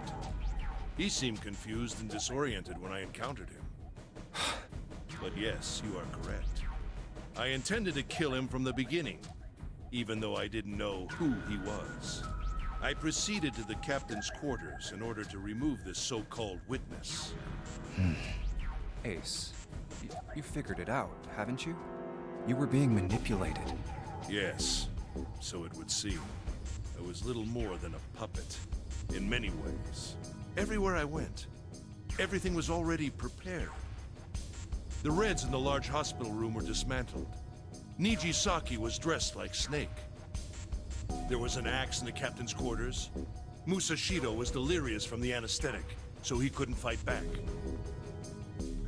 Nijisaki as well. In retrospect, I can't understand how I could have fallen into such a simple trap. But yes, this was a trap. It was Zero's trap. And I fell for it, hook, line, and sinker. I did everything he wanted me to do. Yeah. By manipulating you, Zero was able to kill 3 people and keep the blood off his own hands. All of this was revenge for what happened 9 years ago. That's why this Nonary game happened. Am I right, Santa? Huh? What the hell are you talking about? I don't know any... Ain't no point trying to play dumb anymore, Santa. Actually, I guess I should call you Aoi Kurashiki, huh? My memory came back to me, kid. You're Aoi Kurashiki, no doubt about it. Never thought I'd be back in this room talking to you. But hey, I guess this was all part of your plan, right? After all, the person who planned the Nonary game this time around was Zero. And Zero's you. Looks like you really do have your memories back, huh? Well, I guess there's no point in hiding it then, huh? Yeah, you got me. I'm Aoi Kurishiki. I was one of the kids in the Nonary game 9 years ago. I made it out. So did Snake over there. But there's one thing... No, I guess there's two things you got wrong. Number one, I ain't Zero. What? Wait, what? Sure, I was helping Zero out, but I'm really more of an assistant, like a secretary. But an assistant's only an assistant. I didn't come up with all this. All I did was follow Zero's orders. Then, if you're not Zero, who is? Calm down there, Junpei. Didn't I say two things? You made one more mistake. Junpei, you just said, all of this was revenge for what happened 9 years ago. That's why this Nonary game happened. But that's not it. Revenge isn't the only purpose. There's another reason you guys were playing the Nonary game. To save someone. Save someone? Right. What the You hell? were brought here to help my sister. To save Akane. What? What the hell are you talking about? Akane Kurishiki died 9 years ago in this room. I was there. I saw... What? What the hell? Where is she? Where's Akane Kurishiki? Ugh! Oh, my head! My head, it feels like it's gonna pop. Seven! What the hell is going on? I don't know. I just... Oh! I swear to God, my head feels like it's about to explode! What was the Nonary Project? I'm sure you know already, but I'll tell you one more time. It was a project designed to test a particular phenomenon. And what was that phenomenon? For two organisms to communicate with one another in the absence of physical contact. The morphogenetic field theory. Could human beings use these invisible fields to exchange information? That was what this experiment was conducted to determine. There were two separate locations. One was the Gigantic, and the other was a building in Nevada called Building Q. The 9 children trapped in Building Q were faced with numerous puzzles, copies of identical ones in the Gigantic. Okay, I think I know what's going on, but this is just a theory before it happens. I think that Akane was frozen with Ice 9 because he got scared, and that's how she survived. Either that, or because of morphogenetic transmission, I think is what it was called. Or, anyway, I think potentially because of that, I don't know, it seems like it has to do with timelines as well. I don't know. Again, just a guess. Let's see if I can... Let's see if it explains it and if I can figure it out with the explanation. They were told to send the... Shit. I want to see if I can... Morphogenetic field, that's what it was, sorry. Send their answers in the morphic field set and then transmit them to their brothers and sisters on the Gigantic. The transmitters were put in Building Q, and the receivers were put on the Gigantic. Each sibling pair was supposed to be split up, but there was a mistake. Akane was a transmitter. She should have been in Building Q.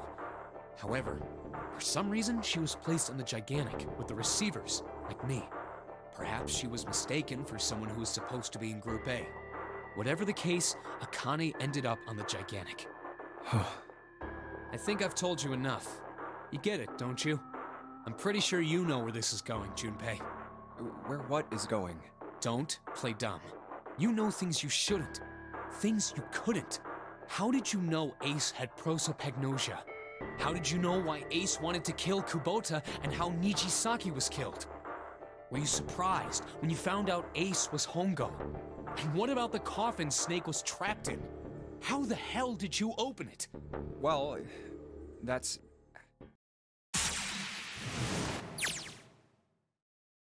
He knew because I knew. Junpei was receiving information that I sent to him through the morphic field set. It's simple, really. How do I know the alternate futures, then?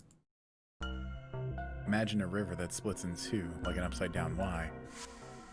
The river flows from the top to the bottom, from a single stream into two branches. It only flows in one direction. It can never flow backward. Information is the same way.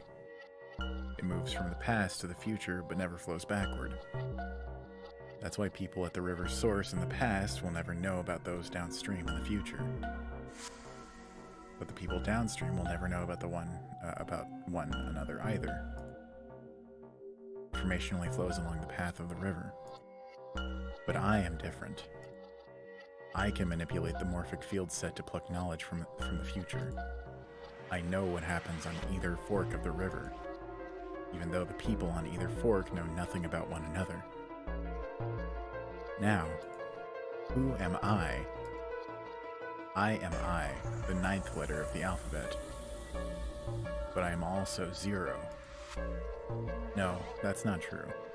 I'm not really 0. Not yet. Perhaps you could say I am less than 0. 0 is my future. In 9 years, I will be 0. What the fuck? Where did she go? June. No, Akane. Where did you go? Santa! Why is Clover... Oh, shit. Freeze. Santa's got the gun. Guess he picked it up when we weren't watching. Looks like he's turned the tables on Ace, though. Wonder how he likes having a gun to his head. Get up. Sure isn't about to take that gun off him for a minute, is he? Ace isn't putting up any kind of fight. I mean, I don't think I would either. But he just looks drained. Guess he's going for the door, huh? He doesn't need to verify to go through that door, but... Hey, what's your plan, Santa? What are you doing? He can't get through any numbered doors with just 2 people. What the hell is he thinking? Didn't I tell you? I'm Santa Claus. It's time for me to go make a wish come true. That's it? That's all he's gonna give us? What the hell does that even mean? Shit, they're out.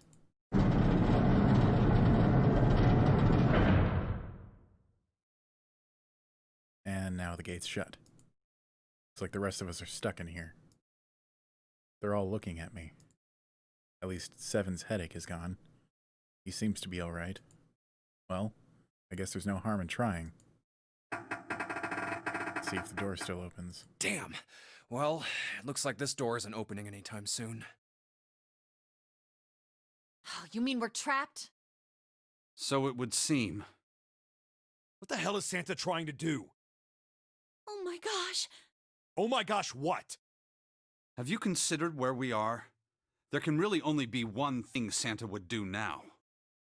No. No, you can't be serious. Oh, but he is. Shit. We've got to do something. Maybe we can still get out through door 9. There's the red. Yeah. Alright, we can do this. I've just gotta... No. It's not gonna work. There's no way. The 5 of us can't open this door. 2 plus 4 plus 5 plus 7 plus 8 equals 26, and the root is 8. Is there any combination that'll work?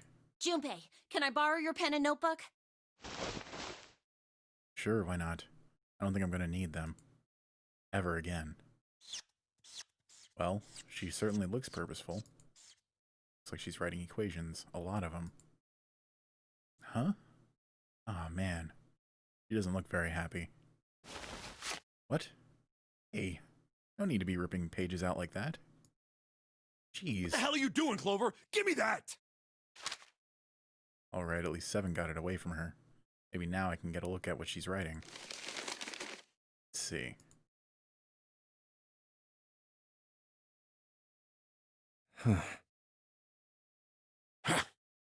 What? And there's no other way? We have to leave Lotus. Looks like she'd figured it out, though. Man, this is just too cruel. It's okay. Go. Lotus. Come on, you know we can't do that. Don't give me that. I'm sure you'd love to get rid of me. God damn it, you idiot! Whoa, where the hell did that come from? Looks like she expected that about as much as I did. Without, if you're not... Look, it'd be bad, all right? For a cop, he sure doesn't have much confidence. Bad? Yeah. If there weren't assholes like you around, I'd be out of a job. What? Uh-huh. Look, I'm just not leaving you behind, all right? End of story. 7. He's right. I'm not leaving you either. Me too. You didn't honestly think I'd abandon you, did you? You're all idiots. Act as tough as you want, Lotus. We can all see you're about to cry. That being said, however, I doubt we would be able to open the door anyway, even if we were to leave Lotus behind. Huh? Why? I trust you remember what happened to Ace? I couldn't, see exactly what happened, but I was able to guess what he was attempting to do earlier at the Red. Oh, yeah. No! What is this? Why? That digital route should be 9! It has to be 9! Then why? Why isn't it opening? Just to see, why don't we give it a shot? Give it a shot? Yes, that is what I said.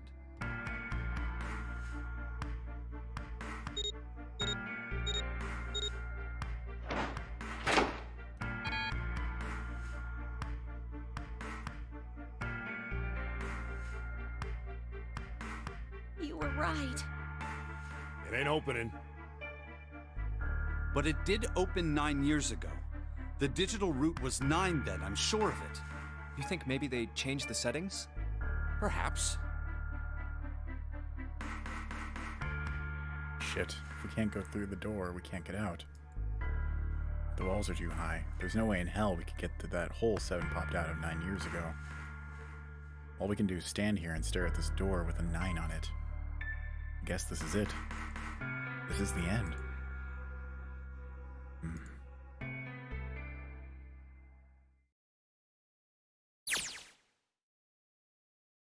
Akane vision. I didn't even realize that it said that.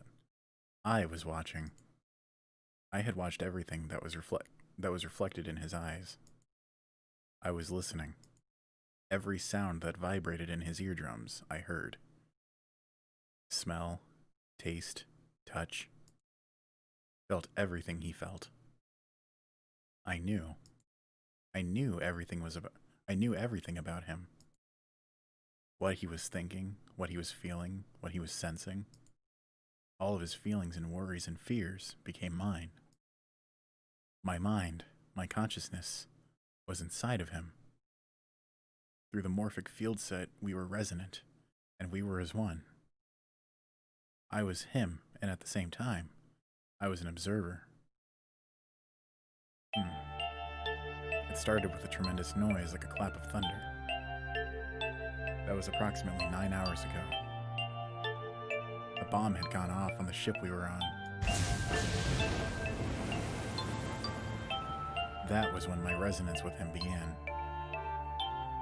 My resonant event melted into him, and we became one, inside of Junpei. Somehow I found myself in Junpei's mind, 9 years in the future. But I didn't lose myself. I was living in 2 realities at once. One was the present, and the other was the future. Perhaps you can think of it as 2 movies showing on the same screen at the same time. Eventually, it becomes difficult to separate them and determine which movie is which. However, if I concentrated, I was able to focus on one or the other. That was why I was able to grasp what was happening in front of me. Come on, over here! That was my brother, Aoi. He was yelling. I followed him. Around me were 7 other children. They all looked like they were about my age. Come on, hurry up! We ran down a long, straight hallway and burst into the large hospital room.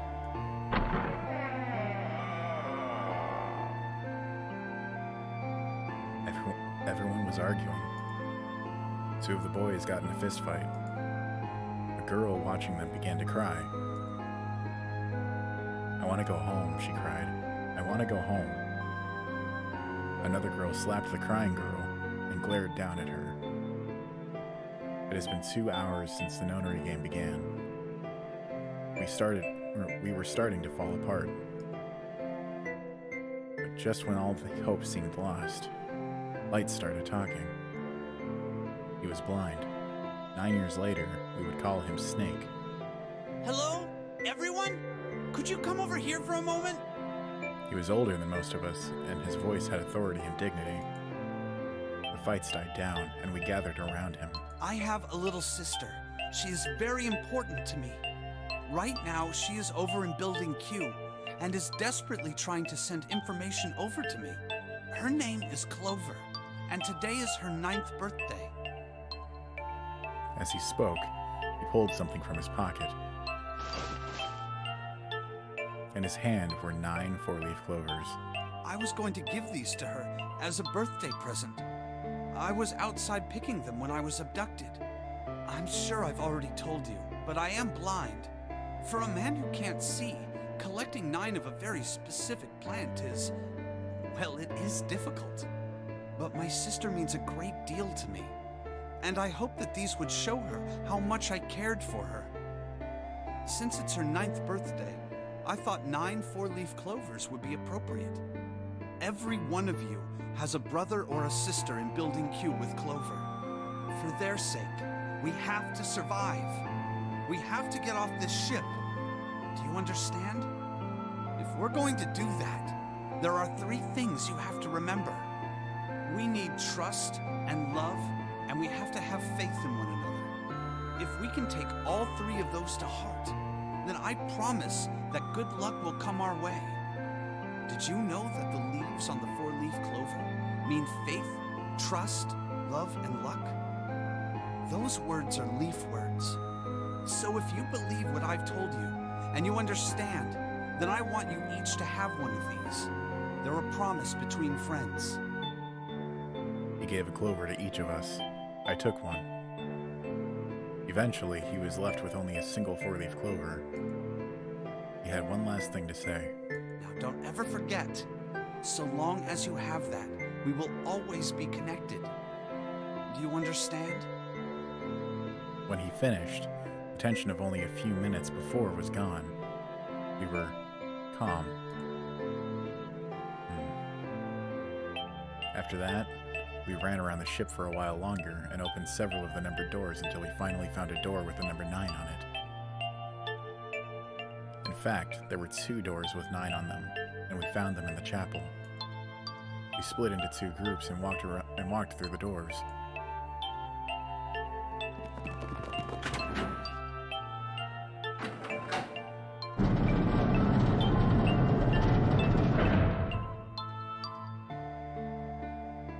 Before long, we all found ourselves in a room with a ceiling that looked like an upside-down funnel.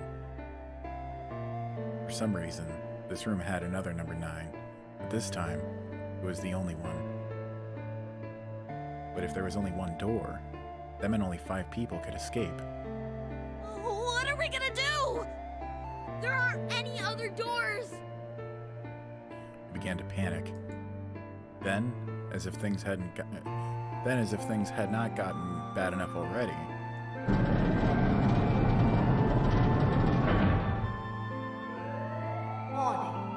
Warning. Emergency incineration command has been acknowledged. Automatic incineration will take place in 18 minutes. Please evacuate the incinerator immediately. Repeat. Emergency incineration command has been acknowledged. What? What's happening? What did that thing say? That didn't sound good. my brother Aoi swallowed hard and answered, I think it means this room is gonna burn. Burn! The plaque on the door says incinerator, and that voice said that the incineration is about to start. And incinerate means to burn. No! Help me! Abject terror filled the room as everyone began to scream and cry. Every pair of eyes were filled with despair. Then, high up on the wall, a door opened and a man appeared. It was a huge, frightening mountain of a man, as large as a bear. 9 years later, we would call him 7. Don't worry, kids, I'm not your enemy. I'm one of the good guys. I'm a detective. I'm here to rescue you. The rest happened just like 7 said it did. 4 of us who had stayed behind were saved by 7. We crawled through the vent, away from the incinerator, and slid down into the hall. We came out on the other side of the door 9. On the wall opposite the door was a set of double doors. We went through those and began to run up the spiral stairs. As we ran, I led the way. Behind me were Nona, my brother Aoi, Snake, and 7. The other children, the ones who'd gone through door 9 before us, were up ahead. I could hear them cheering each other on. We ran and ran and ran. We leapt across as many stairs as we could and kept running. The stairs spiraled upward like a tornado. Eventually, I pulled ahead of the rest. Perhaps Nona had slowed them down. I didn't want to lose them, so I slowed down as well. I didn't stop, but I glanced over my shoulder from time to time to see if they had caught up. That was when I realized... Oh no, where is it? Did I drop Jumpy's present? I knew I'd had it with me when we passed through the vent. Then, I had dropped it as we slid out. I had to go back. I had to. But I knew I couldn't tell the others. They would stop me. I was sure of that. I didn't stop to think. I simply moved. I ran to the central hall, the room that connected to all the other areas of the ship. I hid in the shadows, and moments later, I felt a rush of wind as they ran past me, up the staircase.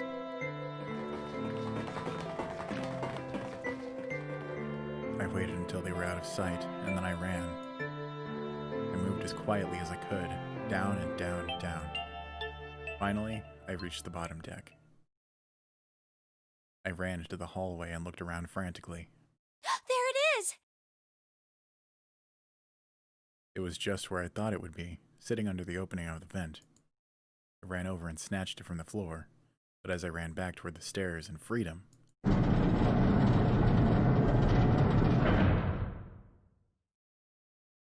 the door to the incinerator opened, and a man stepped out. It was Hongo. Gentaro Hongo. 9 years later, we would call him Ace. Ah, how wonderful to see you decided to come back. His smile made my blood run cold. It looked mechanical, as if someone had simply pulled up the corners of his mouth. Come with me. We must continue the experiment. I shook my head, eyes wide. Slowly, I began to walk backwards. 1 step, 2 steps, 3 steps. Then I spun around and broke into a run. I felt Hongo's hand close over my left wrist. I said, come with me. There was an edge of insanity to his voice now. I pulled as hard as I could. No! Stop!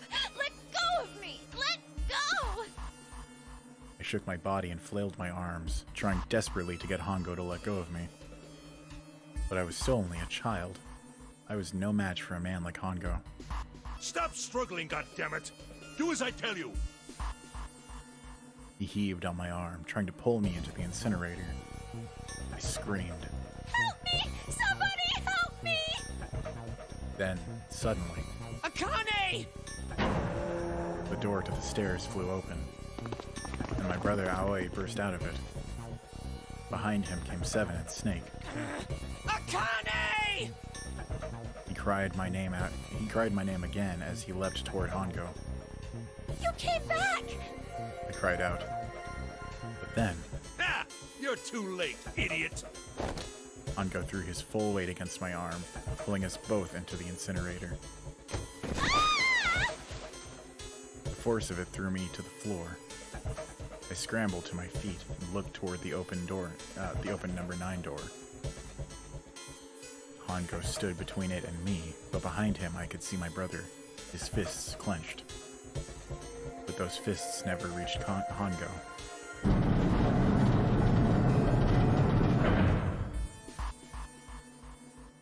with the cold, heartless screech of metal on metal, the door slammed shut. Ango glanced at me mechanically, his face registering that there was an object there, but not anything he would consider a human being. Then he turned away and walked to the red that sat next to the door. He reached into his pocket and removed 2 bracelets. He waved them both over the scanner panel. 2 asterisks appeared on the red. He checked the screen, then tossed the bracelets carelessly onto the floor. What was he doing? What was the point? He made no effort to explain himself, of course. He said nothing at all, and walked past me as though I were nothing more than a rock by the roadside. A few moments later,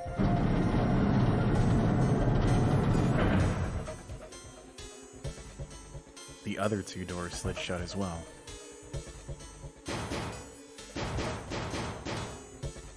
Faintly, I could hear someone pounding on the door behind me. I turned around and ran toward the door with a 9. Akane! Akane! Are you okay? I could hear a voice from the other side of the door. A worried, frightened voice. Help me! My throat was already raw, but I screamed as loud as I could. My voice echoed lonely around the empty room. What should I do? I think I'm trapped in here! Where's Hongo? He went out the other door! What? Then it started again. Warning. Warning. Emergency Incineration Command has been acknowledged. Incineration will begin in 18 minutes. Now we're in Junpei vision. Please evacuate the incinerator Oh, immediately. this is gonna be interesting, switching between them. Holy shit. Man, I knew what it was gonna say, but that is one hell of a creepy voice. I knew it! It's starting. Santa started the incinerator. Fuck! Man, I never thought I'd hear that damn voice again after 9 years. What the hell? What the hell? What in God's name are you talking about? It's 9 years this and 9 years that, and when it's not 9 years something, then you're talking about some sort of fucking experiments. You aren't making any sense. I'm sorry, Lotus, but we really don't have time to explain it right now. I promise, I'll tell you everything once we get out of here. But... Incineration will begin in 17 minutes. You know what that means, right? Incinerate means burn! What kind of idiot do you think I am? I know what incinerate means. Well... God damn it! Okay, fine. I won't ask anything else. Talk about whatever you want. But you have to do something for me. 7, figure this out. What? Why me? Just shut up and stop this thing. How the hell? There has to be some sort of emergency shut-off button. There isn't anything like that. How the hell do you know?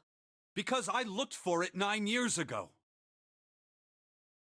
Yeah, Lotus isn't happy about that. Can't really blame her. Wait. The floor. It's moving.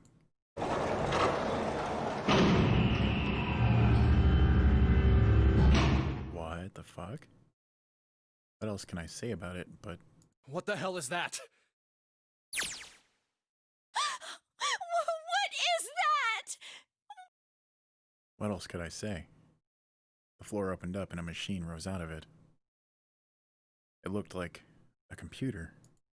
At least, it kind of did. There was a monitor, a keyboard, and a cross-shaped device of some kind. Something about the machine scared me, but I forced myself to walk up to it. I was terrified. Tears poured down my face. I wiped them off, even as more took their place, and forced myself forward. Finally, I reached it. I looked at the screen. It was blank. All I saw was my own frightened face staring back at me from the glass, drenched in tears. All I can see on the screen is a reflection of my own face.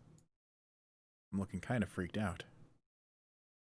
I know I'm sweating like crazy, but seeing it kind of drives it home.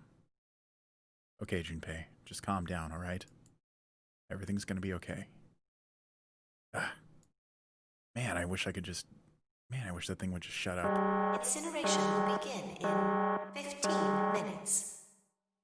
Alright, back to this thing. If it's only showing up now, then it's gotta be important. But what the hell am I supposed to do with it? Hey, move! Hey, we're all tense, lady. That doesn't mean you get to shove people around. Okay, it's turned on. There's nothing on the screen, though. Oh, this is bad. This is really bad. If there's nothing on here, how are we supposed to do anything with it? Sure, I'll just push buttons. I'm sure that'll... Huh. Well, at least now it's on. It's on the screen, though. What is this? What's up? It looks like some sort of puzzle. It's got a bunch of numbers and letters scattered across a 5x5 grid. The numbers range from 1 to 8. Do you think that if we solve this puzzle... the incinerator will stop? Yeah. Well, we can hope, right? Alright, puzzle. How do you work? Ah, man, that goddamn voice again. Incineration will begin in 13 minutes. Shit. 13 minutes. Can we really do this? My heart feels like it's gonna pop. My heart was pounding like it was about to explode. I stared at the puzzle on the screen. I was sure I had to solve it somehow, but I had no idea how. My connection to Jumpy had been gone for a while. His mind was gone. Couldn't get any more information from him. I felt the seconds tick by as I stared at the screen, completely lost. My cheeks felt hot as tears poured over them. Then I heard a voice. Hey, what are you doing? It was muffled. I turned around. Pressed against the window and the entry door was a face. A frightened, evil face. It was Hongo. How long had he been watching? Don't know what to do. He was yelling, but his voice was still muffled. It's simple, really. But I suppose I might as well tell you. Just solve the puzzle on that machine.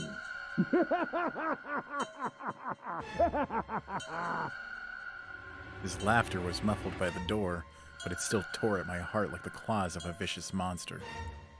I bit my lip and glared at Hongo, struggling to hold back hot tears. You're a terrible person! I hate you! Oh my! How could you call a gentleman such as myself a terrible person? I'm quite fair. I don't use tricks or play dirty. You see? I've even left you a way out. A way out? Didn't you hear me? All you have to do is solve that puzzle. Do that, and you can stop the incinerator. What's the point of stopping it? You'll only capture me and make me do this all again. I'm not going to listen to you.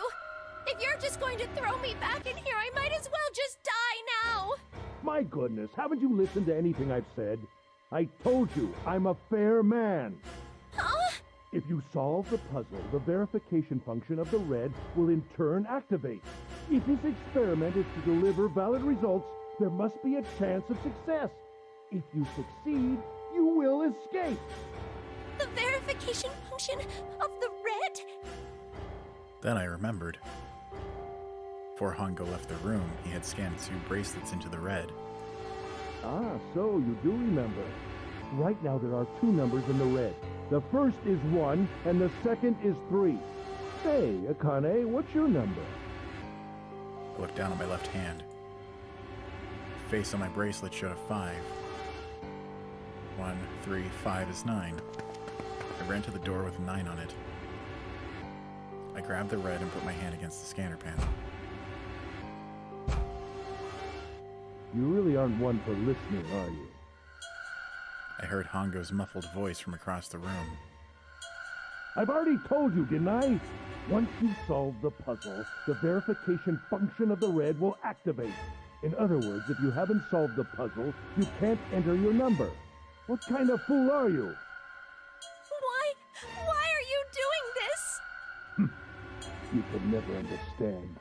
You don't know what it's like to spend every day surrounded by monkeys. Now start the experiment. Solve the puzzle. I can't! I don't know how! Of course you don't. Isn't that the point? You understand, don't you? Access the morphogenetic field and find the solution. I can't! Then you'll die. You'll burn alive. It's gonna be quite hot in there in a few minutes. I imagine it will be very painful.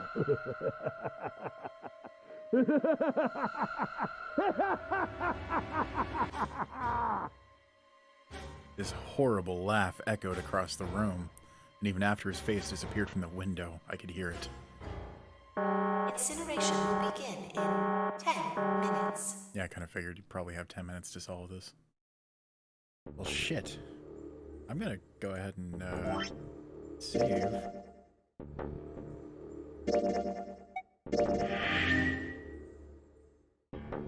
No. I was crying, great gulping sobs broken by hiccups that shook my body.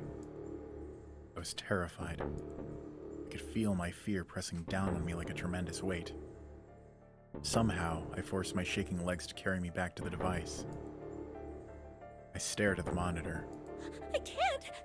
I just can't! There's no way! I can't figure this out! What was I going to do? I didn't know. I didn't even know where to start. Fear scattered my thoughts, and all I could think of was how I was going to die. My palms were sweating, and my blood was boiling in my veins. It was hot. So hot. I couldn't breathe. I felt dizzy. My heart roared in my chest, as if it would pound itself to pieces.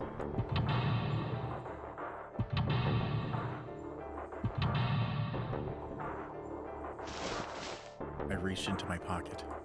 I wrapped my hand around the thing I'd come back to get. The doll Jumpy had given me. At least I had that. I held it tight with both hands and prayed. Help me! Jumpy! Help me! Help me! Help me! Jumpy! Jumpy! Jumpy! Please! Help me!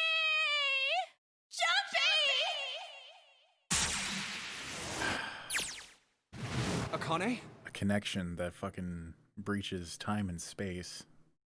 Pretty fucking crazy. Akane! Who the hell is Akane? Shut up! Just shut the hell up! Seven and Lotus don't understand. I think Clover and Snake have an idea, though. Clover's looking at me. And I think Snake may have figured it out. No, it doesn't matter.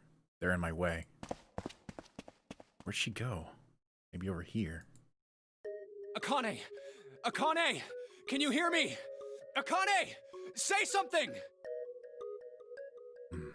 Fuck. Did something break our connection? I swear I just heard her. Shit. Akane! Answer me! Akane! Jumpy?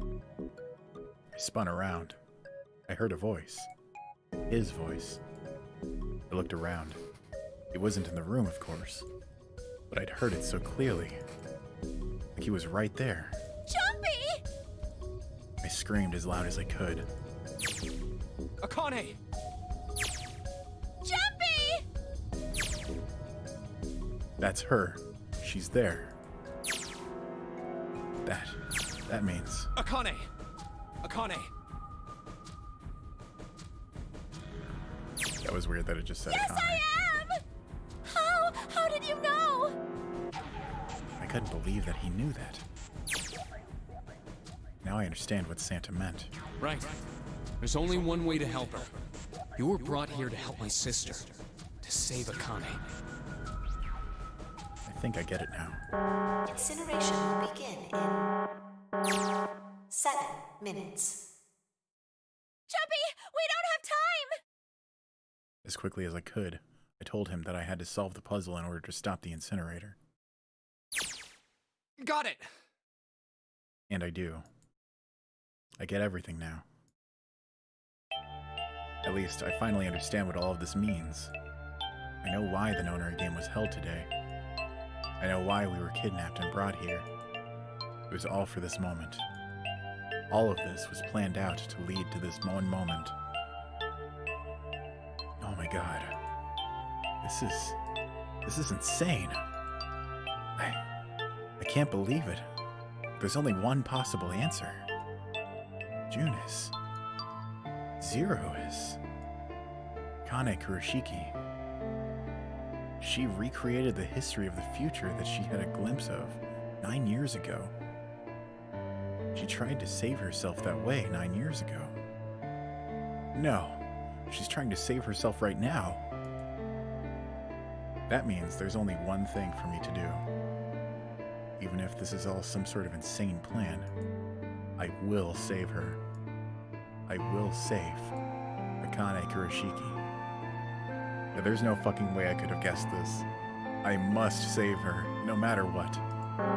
Incineration will begin in 6 minutes. Holy shit. Okay, thinking about this is just wasting fucking time. Can we do the thing? The voice reminded me of how much time I had left. Jumpy! Yeah, I know. Just hang on, all right? I promise I'll get you out of there. I'm not gonna let you die. I promise. So don't worry, all right? Just give me a few minutes, okay? Okay. My voice shook as I answered. It was hot in the room. It felt like my heart was on fire. 6 minutes or not, my heart burned with my feelings for him.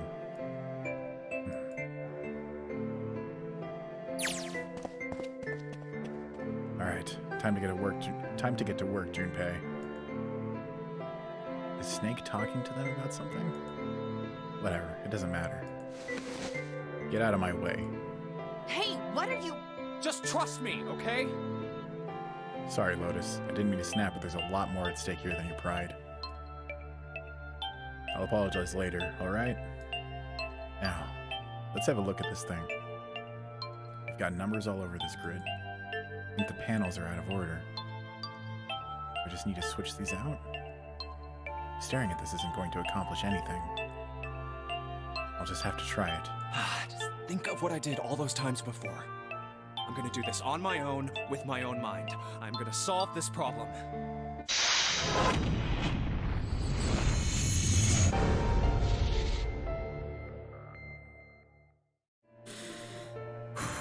Okay, what's the hint? What?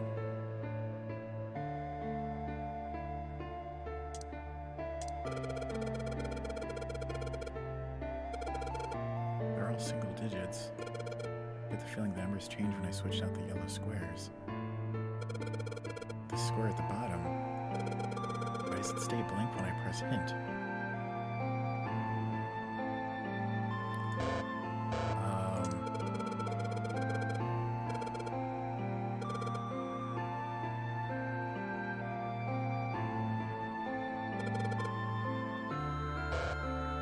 Okay, so one is bolted in place.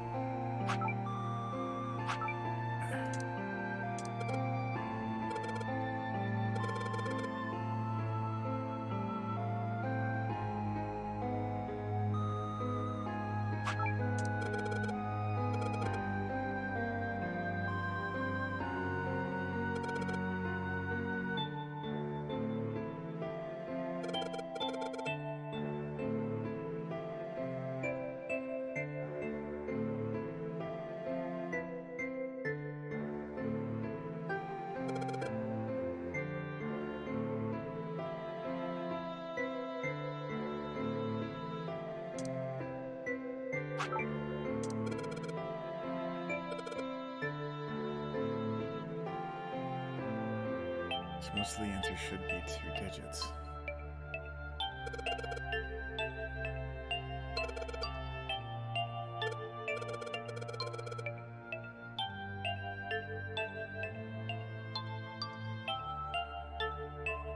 Okay. Fuck.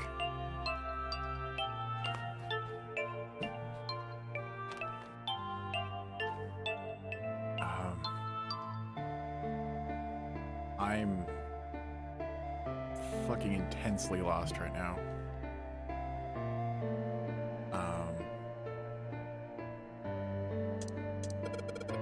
Add the numbers, but there are letters here too. Yeah, it's fucking base 10. I get it.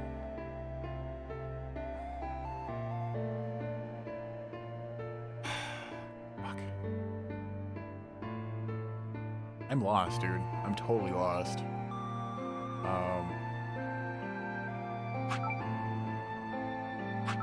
Because that doesn't seem to change them at all, like it said.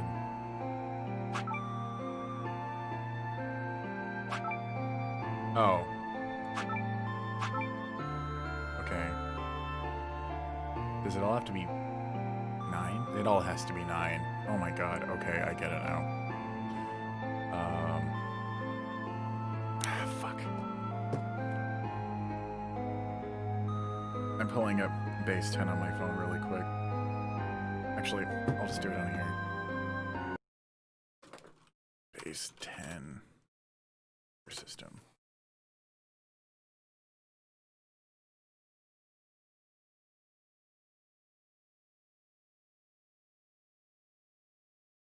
Oh, fuck. That's not what I wanted.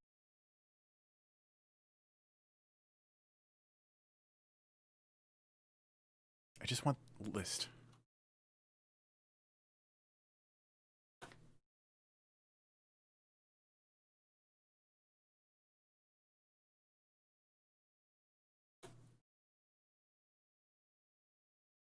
Here we go. Okay, conversion list. Oh, wait, that's not right at all. Fuck. What the shit? Okay, I'll just have to do the math in my head. I really don't want to use the solution on this. Okay, so 4S is... Shit. God damn it. Alright,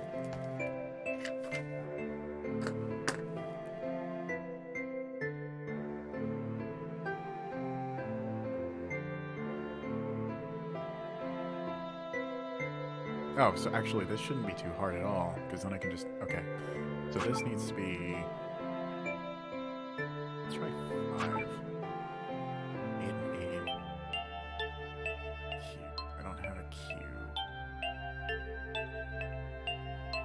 Yeah, I think I get it now. Kind of. No? Okay. So that makes it 0. There's no 9s. Okay.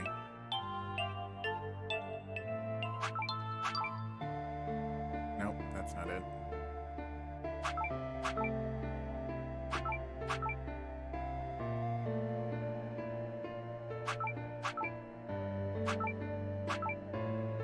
Okay.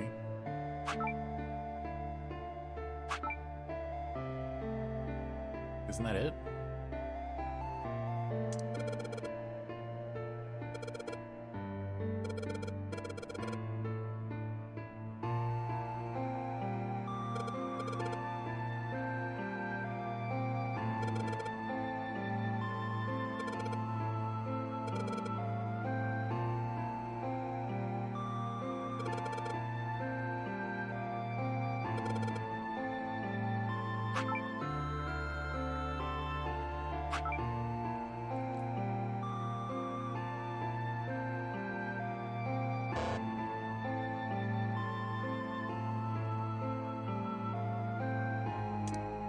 I mean, I would think, obviously, Nonary game, 9.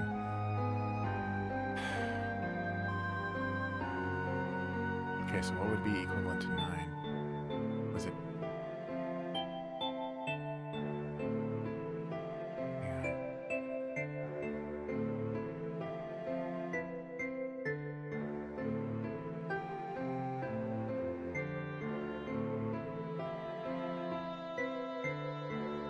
That would be 17. Base 8. So that wouldn't be right. Fuck. God damn it. Is it supposed to be A?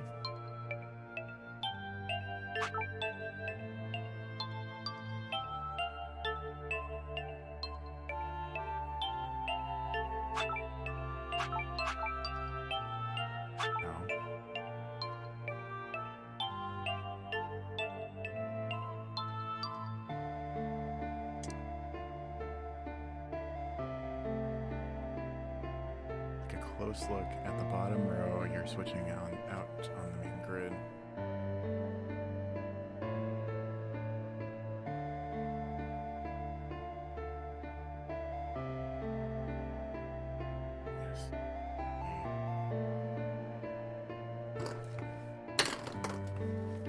So the puzzle has to do with letters, not with numbers, really. E, S, W, R. Give a lead speak. Oh, for fuck's sake. Son of a bitch.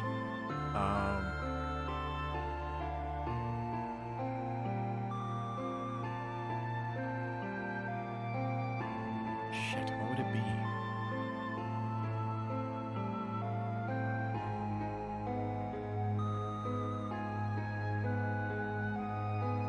Like, my first thought was Akane.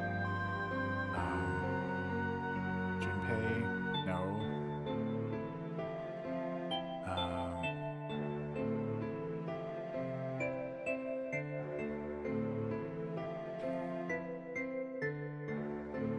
So it's an 8-letter word.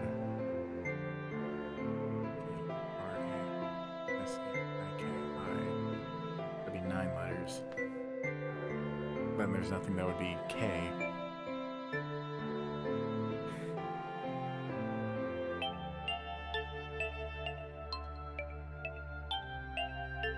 Is it? Don't tell me that. No, that wouldn't work either, because there's nothing that would. Okay.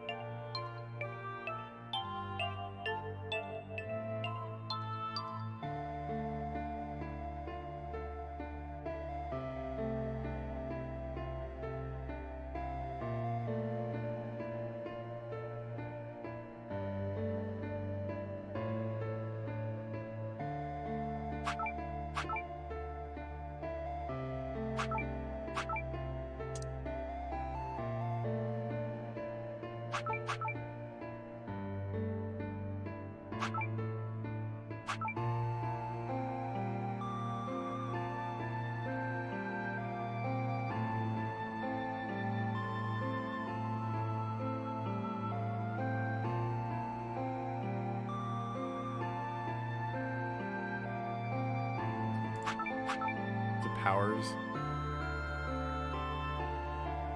Wait, P-O-W-E-R-S. There's still A and D.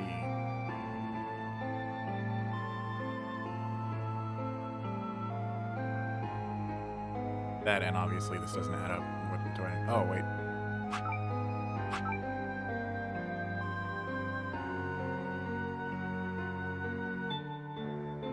Okay, so let's get the 9s ready first.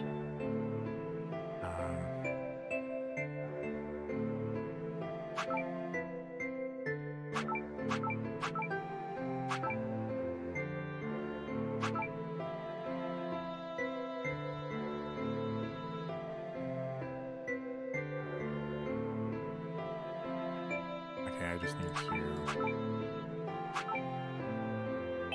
Okay, I know what I need to do. Okay, shit.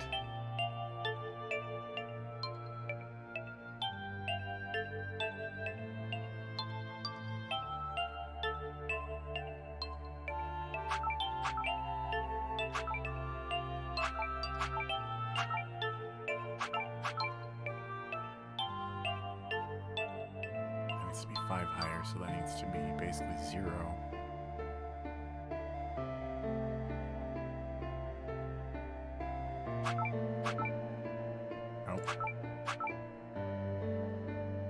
Oh my god, it's password. Fucking, I get it now, why you're saying it's so dumb. Oh my god, okay. This needs to be 6 higher, so that would be 7. Oh shit, I just swapped those out. Okay, so things have to change, clearly. 9, 9, 6, 6. Close. Oh, there's another 7. Shit.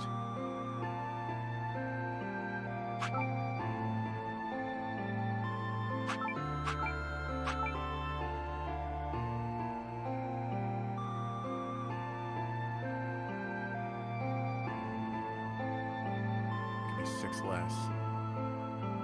6 less would be 2. There's no 2s on here.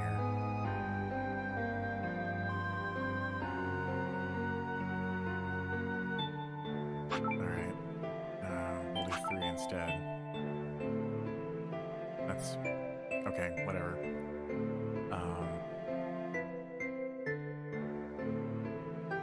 6 needs to be 3 greater.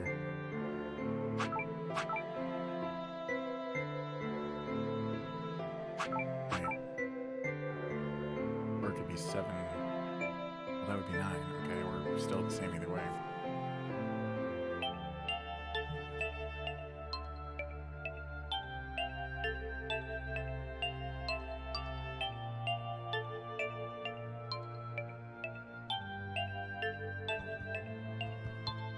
Are the S's 5s?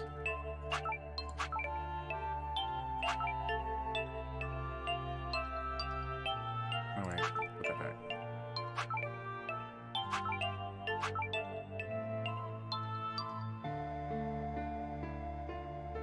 All the letters on the bottom for the solution, okay. God, I wish there was an easier way to swap them out.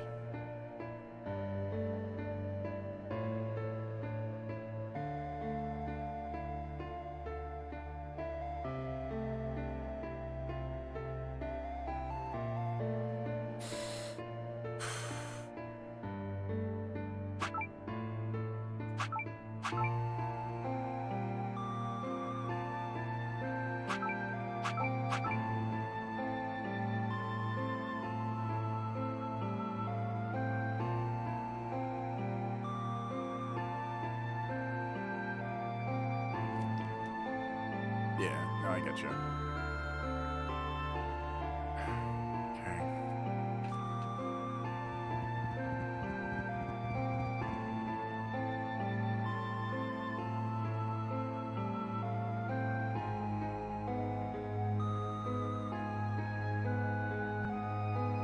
This needs to be 7.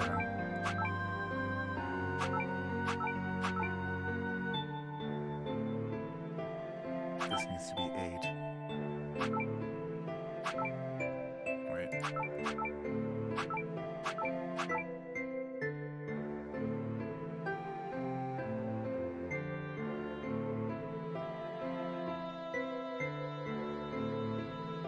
This needs to be 7 as well. Okay, now we got that right. Now we just need to...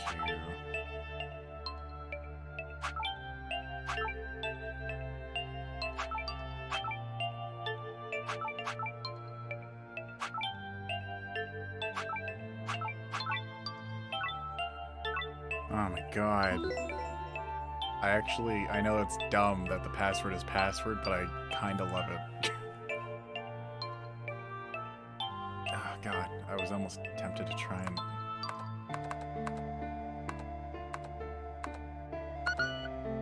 Error, okay.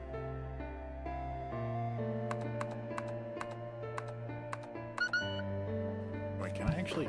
Oh, you cannot actually type.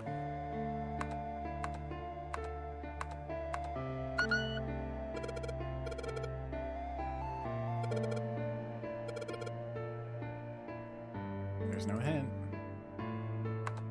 Wait, shit.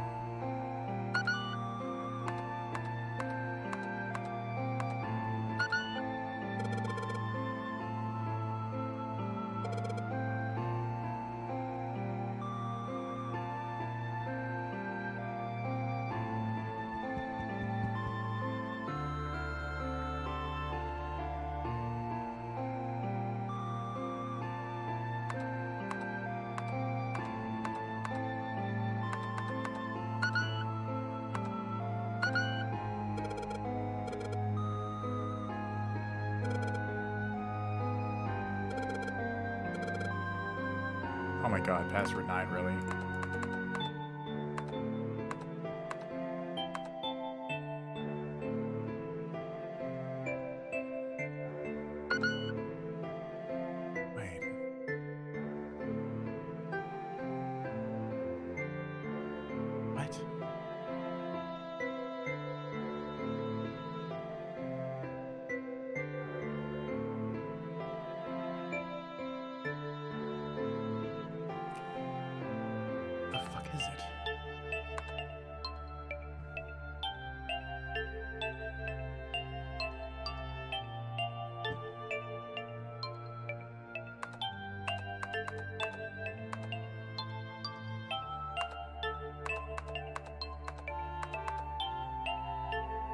That can't be it.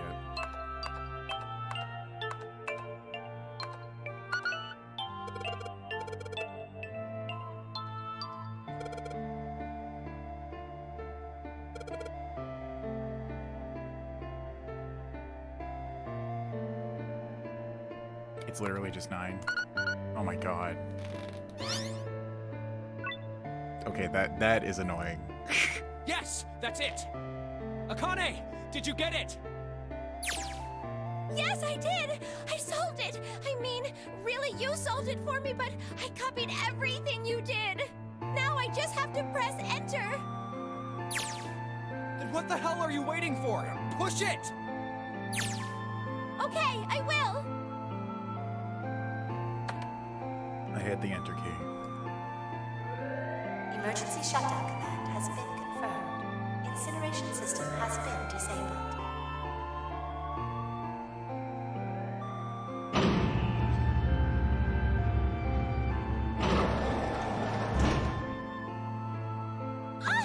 Jumpy! It worked! It worked! The incinerator shut down! It worked! Tears rolled down my face as I cried out to him, but they were a very different sort of tears. A wonderful feeling of accomplishment and relief flooded my body. At the same time, what strength I had left had disappeared, and I collapsed to the floor. For a while, I just lay there, laughing and crying and enjoying being alive. Every time I thought about him, I thought my heart would burst.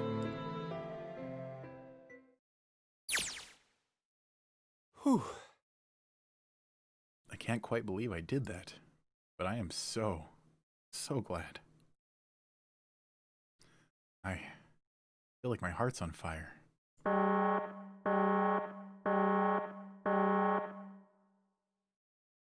No, I don't have time to be thinking about that kind of shit. I need to tell Akane. Akane, sorry, but things are kind of busy over here. I'm gonna have to hang up now, okay? Hang up? What? Oh, of course, that's fine! I wiped the tears from my eyes and nodded vigorously, even though I knew he couldn't see me. Then I looked over at the corner of the floor. There were 2 bracelets Hongo had left behind.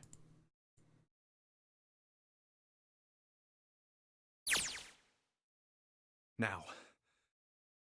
Well, Seven and Lotus don't look particularly happy with me.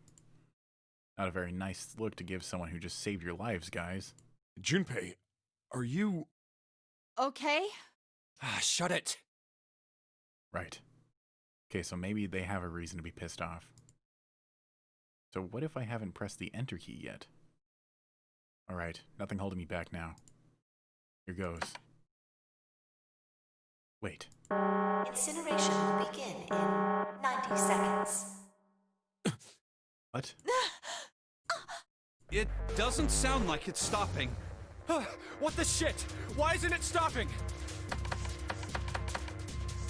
Okay, maybe I didn't hit the key hard enough. Just hit it again. And again. And again. Okay, that's not working either. The alarm's still going off. What the hell is going on? I've got all the right numbers in the right boxes. It's perfect. So why the fuck isn't the thing stopping? Incineration will begin in 60 seconds. Wait, of course. So the numbers showed up after the puzzle would mean. 2 plus 4 plus 5 plus 7 plus 8. Snake, cover me. Or Snake, Clover, me, 7, and Lotus. Then, door 9. No, that's it. That number on the door isn't a 9. Not even a number. It is hidden, but an exit can be found. Seek a way out. Seek a door that... Holy shit. Of course. Then we just have to put the right number into the red. Incineration will begin in 30 seconds. Run, guys! Get to the door! Run! Oh shit, oh shit, oh shit, oh shit. Don't have much time. Man, I sure hope they can just trust me on this or we are all fucked. Alright, no time to explain, just go. Quick! Verify your numbers on the red! Verify? Who? What combination? All of us! We all need to verify! Why? You really think this is a good time to ask questions? Just do it! Hurry, hurry, hurry, hurry, hurry! Incineration will begin in 10 seconds. 9, 8, 7, 6, 5, 4, 3, 2.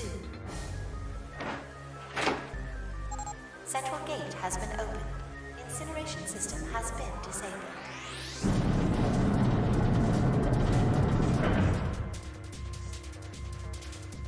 Oh, thank fucking Christ. No time to be happy. Time to go.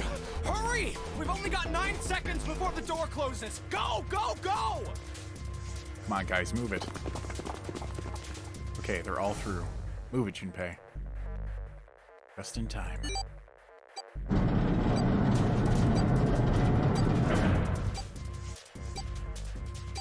And there goes the door. No, don't come down yet. You're not done. You still gotta find the dead.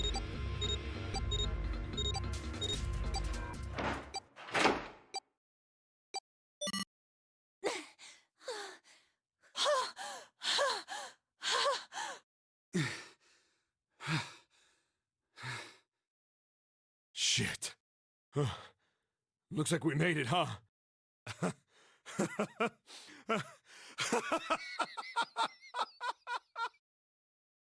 Man, that guy sure can laugh when he wants to. Looks like Clover and Lotus are totally out of energy. Snake is shaking his head wearily. I just want to take a nap, but... Akane? Akane! Can you hear me? Akane! I want to tell her we made it. I want to tell her how good I feel. But... nothing.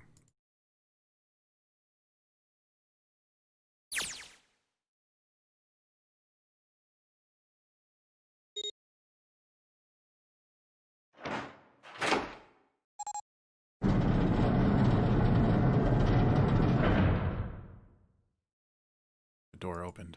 Standing in front of it was my brother. Akane! Oi! I cried his name even though my voice was almost gone from screaming, and leapt into his arms. Oh, oi!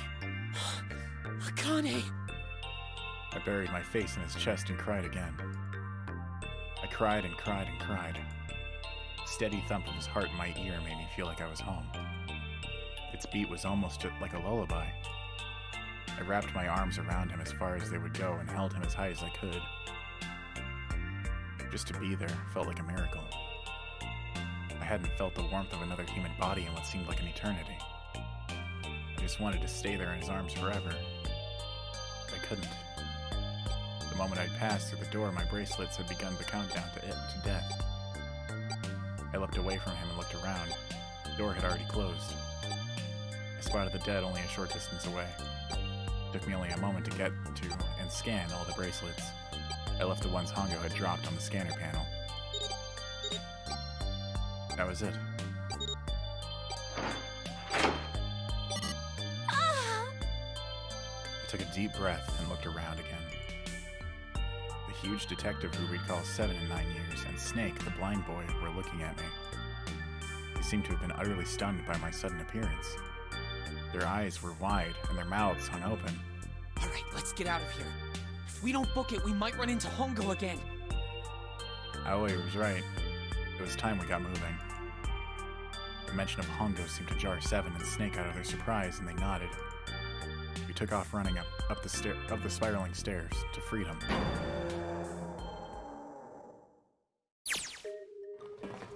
Time for more running. But if they can get us out of here, no wonder we're running so hard. My heart's beating so hard I can barely hear. God, I can't wait to breathe real air again. Huh? 7 talking?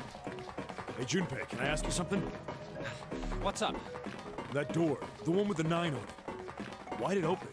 Yeah, all 5 of us verified our numbers on the red. 2 plus 4 plus 5 plus 7 plus 8 is 26. That makes our digital route 8. It shouldn't have opened. That's not like you, Lotus. I thought you would have figured it out already. Huh? Why? Because you were the person who taught me about the idea of bases. Bases? Yeah. What are the 2 numbers in base 2? 0 and 1. How about base 10? That goes from 0 to 9, right? Then how about base 16? 0 through F. After 9, it starts at A and goes from there. B, C, D, etc. You're right. In other words, A in base 16 is 10 in base 10. B is 11, C is 12, D is 13, and so on.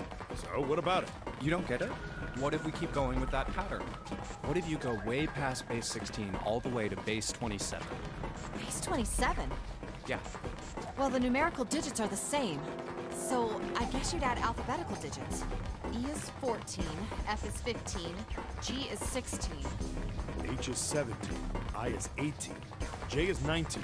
K is 20, L is 21, M is 22. N is 23, O is 20. Yeah. Holy shit. Oh.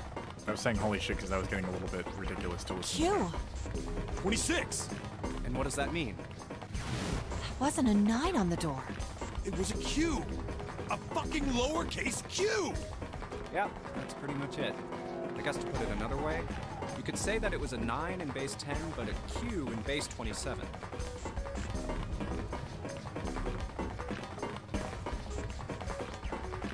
I swear any moment I'm gonna tear a muscle. I feel like every single cell of my body is dying for air. Damn, every breath I take is a chore now. I feel like my lungs are gonna burst. Maybe just a short rest. No, can't stop. Don't have time. Come on, legs. There can't be many more of these steps left. Let's run. Run. Like a bullet down a rifled barrel. Like a tornado cutting through a sea of clouds. I feel like we're running along the back of a giant coiled dragon. Or giant coiled dragon. I don't know if I just read that right. Finally.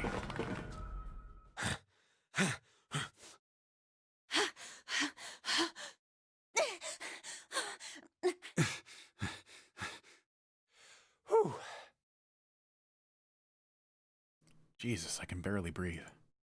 No, Junpei, no time for rest. Pull yourself together. You're almost there. All right, I'm gonna open it. Yeah. Yes, we're finally here! Please do. Sure, you look like a big, heavy door. But you're the only thing standing between me and my freedom. But even more important than that, you're the only thing standing between me and Akane. You're gonna open, and you're gonna open now. My eyes. It is 2 a.m. in a dark room. I felt a hand on my shoulder. It was Aoi's. He gave it a small, reassuring squeeze. I was so happy I felt like I could melt. My heart was at peace. Not only because my brother and I were back together again. Thanks to the huge detective, all 9 of us who had been kidnapped. We were finally able to escape from the gigantic. On the distant horizon, we could see the faint outline of the ship as it sank. It gave a thunderous roar as it finally slipped beneath the waves. Its last cry echoed across the ocean, and then it was gone. It's over. Aoi whispered. Yeah. It was over. It was finally over. Or was it? Was it really? No. That was wrong. That wasn't it at all. I was sure of it. This wasn't the end. It was only the beginning. This is only a prologue to what would happen in 9 years.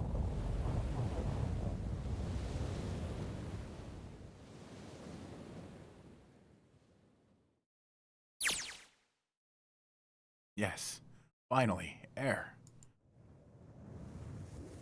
Ugh. Damn, that sun is bright. I can barely see anything. I gotta admit, this doesn't quite look like... Wait. No way. You've gotta be shitting me. What? It can't be. This is...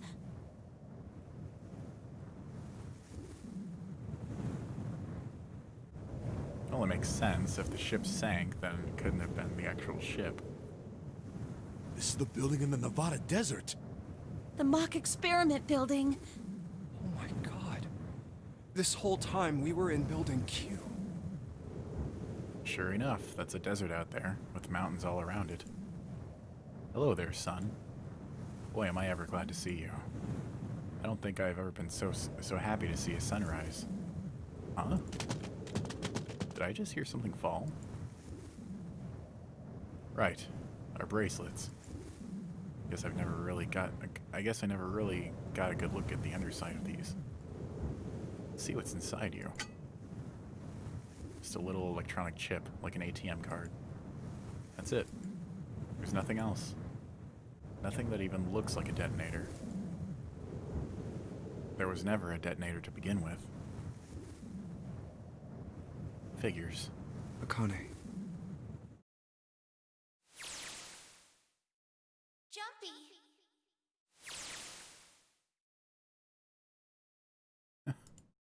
Guess I must be pretty crazy about the girl if I think I'm hearing her voice in the wind.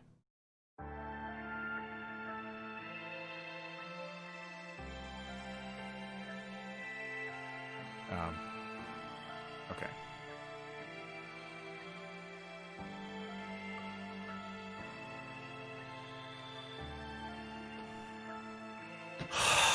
My God.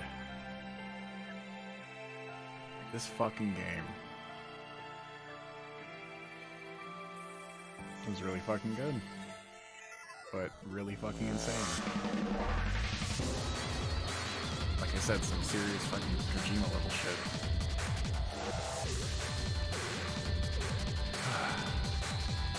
Glad it's over though.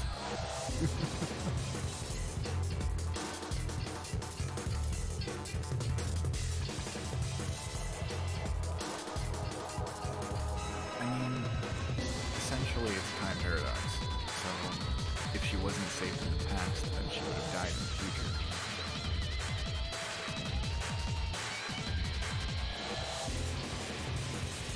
Yeah. Basically.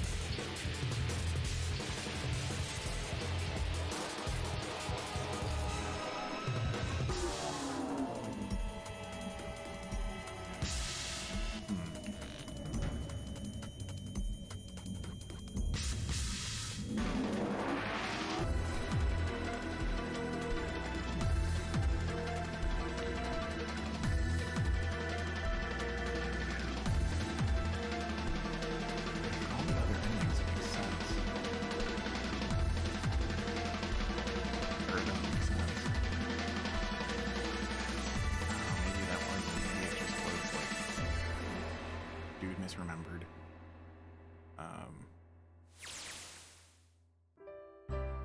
Are you okay? Honestly, the only way it makes sense to me is that, what the fuck's his name? 7. He misremembered. And, same thing goes with fucking, I don't know.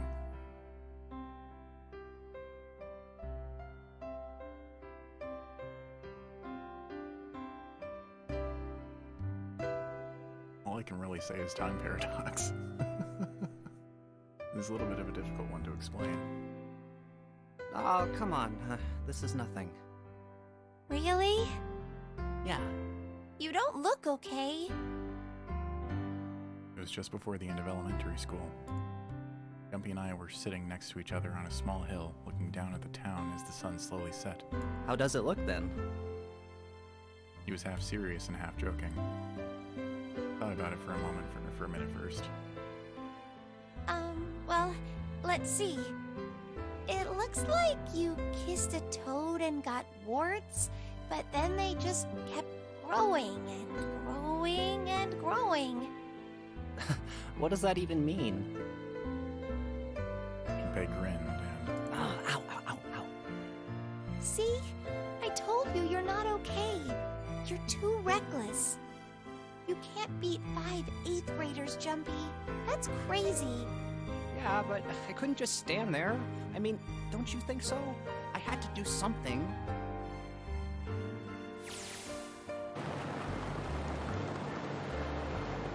Look at the Nevada desert go past.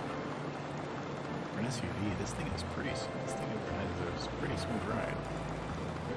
Sure was nice of someone to leave it for us outside the building. Keys in the ignition, gas in the tank. Almost like it was a present, you know? Anyway, we jumped in. Now here we are, screaming across the desert. Lotus is over there in the passenger seat. Snake and 7 are squeezing the backseat. Still can't believe we let her drive. Woohoo! This is so fun! This is so awesome! Driving is so great when there's nothing around, and there's no speed limit. Hey, Clover, watch those bumps, all right? This car jumps even a little, and I think I'm gonna get crushed to death. Hey, shut it. I can't help if I'm big, all right? Suck it up. Why don't you drive, Seven? I'm a cop. I ain't gonna break the law. He doesn't have an international license. Yeah, but you could have sat in the passenger seat. Oh, hell no. There's no way I'm giving this seat up. And Clover, there's no need to slow down. The car Santa and June are in should be somewhere down this road ahead of us. Yeah, I saw some fresh tire tracks going out. There's no doubt about it. Then we've got to hurry if we want to catch them, don't we? Sure thing.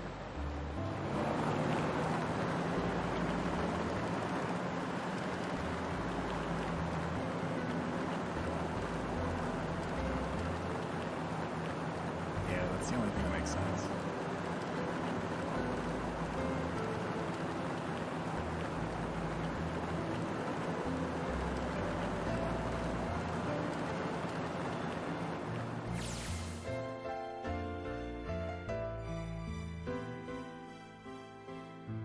It was a couple hours after we'd run into the junior high students. They'd been hiding in the bushes on the back of one of the hills, drenching a kitten in gasoline. The moment we saw what they were doing, Jumpy ran up to them, furious. Hey! What the hell are you doing? Then he jumped on them. He quickly scooped up the kitten and tossed it to me. I caught it and ran for the police station as fast as I could. Help me! Officer, please! You have to come with me! The policeman and I headed back to the hill. All we found was Jumpy, sprawled on the ground with a face covered in big, swelling lumps. You couldn't run away after you threw the kitty to me? I asked him.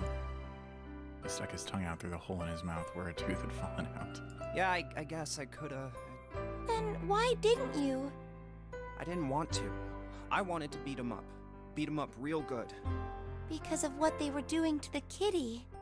Yeah, that too, but I think they were the ones behind those murders our first semester. Remember? Oh, you mean the bunnies. Yeah, the bunnies.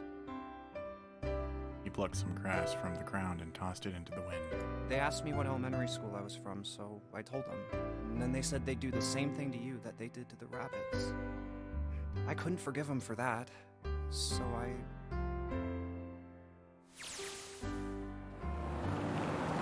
Hey, there's still some stuff I don't get. Which they probably don't know any more than I do. Like Ace. Well, I guess I should say Gitaro Hongo. Why did he create the Nonary project? Anybody? Any ideas? Why don't you ask him yourself? Well, yeah, I guess I could. He's still in the trunk, I assume? Yeah, he is. Still tied up, I'm assuming, with his mouth taped shut. His eyes just look empty. No emotion. Looks like he's just given up. I wonder if he even cares what happens to him anymore. Hey, were you listening to us? Yeah, go ahead and try to pretend you weren't, you little bastard. Let's get that tape off your mouth. Come on, I know you were. Answer me. At least look at me when you talk, man. I only wanted to see the faces. Human faces. I thought if I could gain the ability to access the morphic field set, then perhaps I could see faces. Are you fucking kidding me?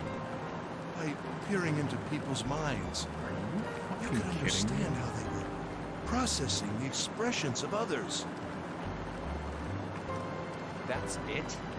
Yes, if you want to put it simply.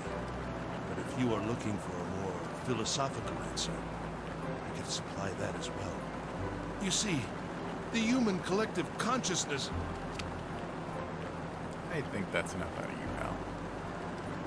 Time for the tape to go back up. All right. So what's your second question? You said there were some things you didn't get, didn't you? Well, somebody's a little nosy.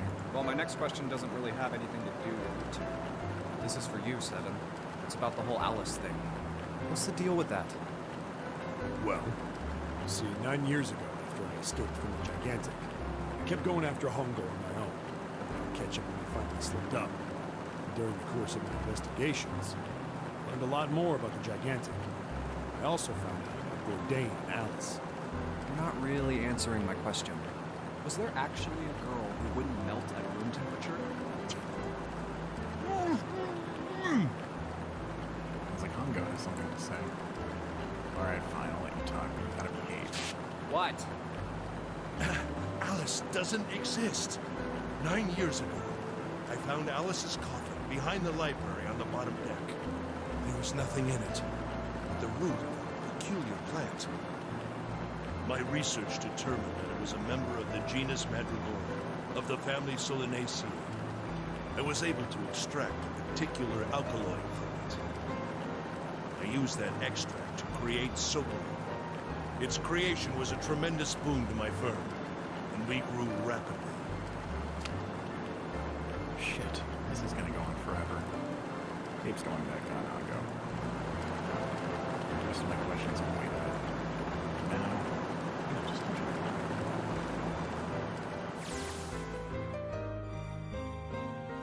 Here, this is for you. What's this? This is, for you, doll. His name is Junpei. Jumpy pulled something out of his pocket and shoved out his arm toward me. In his hand was a doll made of yarn small enough to fit in his palm. Jumpy, are you sure it's, for you, doll? Huh? Yeah, the lady at the shop said so, that means it's for you, right? Are you sure it's not a voodoo doll? Wait, what? That's... Oh, man. Oh. Well, it sure looks like a voodoo doll. I mean, you do know what a voodoo doll is used for, right? Yeah, I guess calling it Junpei isn't a very good idea then. Why are you giving me this anyway? It just seems really sudden. You know how after June, we aren't gonna get to see each other too much? I mean, we're gonna be in different schools, and I just thought I'd, Oh, okay, well, how about we call it June then? Okay. So, I wanted to give you this. You sound like some sort of tribal chief in a bad movie. Yes. I, head of tribe. This doll, traditional charm of tribe. So I give this. It me. So we always together. Oh, Jumpy. If something bad, then hold and pray. I go wherever you are.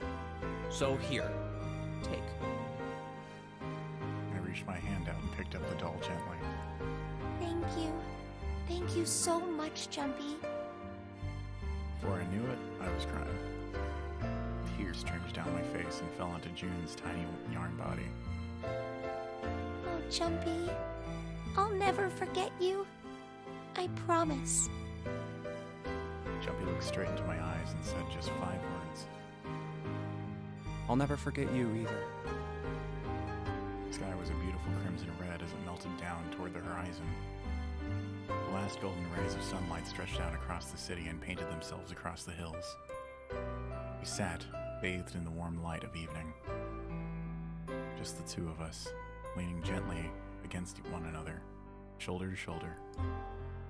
The sun set, and we still didn't leave. We watched in silence as the darkness deepened, and one by one, the lights of the town began to flicker on.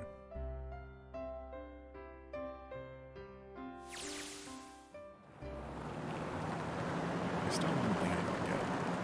To be honest, it's the biggest mystery as far as I'm concerned, and also the one that's really, and also the only one that's really important. It has to do with June. 9 years ago, she died in the incinerator on the Gigantic. But she's still alive now as June. But how? It's because I tapped into the Morphic field set and saved her 9 years ago. Alright, let's say that makes some kind of insane sense. If I did that, then how do I make sense of what 7 remembers? Snake makes sense. He's blind. You know what? I'm gonna fucking say it's basically that phenomenon where it's a topic of phenomenon that's talked about where there's alternate reality bleed through, where like it's actually talked about in a couple of things. Where like there's the Berenstain Bears, there's the Berenstain Bears. We have the Berenstain Bears in our reality, but I swear to God, I remember the Berenstain Bears. And then there's also, I think it was Shazam, some movie with brain is wanting to say Aladdin. I guess it's a genie. Anyway, yeah, so apparently that was misremembered and it was a movie with Shaq instead. That was Sinbad, that's who it was. Shazam, but Sinbad is the lead role. At least I think that's what it was. Hang on. Yeah, okay, I got that right. That's gonna be my explanation if this doesn't have that.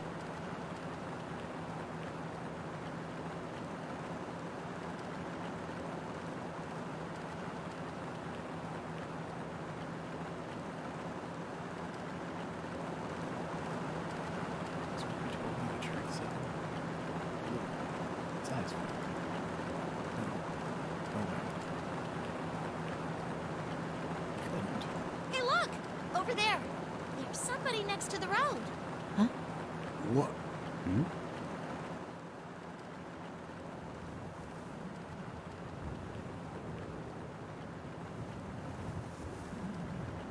What? How does she know to hitchhike if she's a fucking Egyptian priestess or whatever? Pharaoh. Burning gaze of the Nevada sun pounded down on your head. Desert around her rippled with heat. Standing there on that shimmering plain was a woman, arm out and her thumb up. It would not be long before Junpei realized who she was.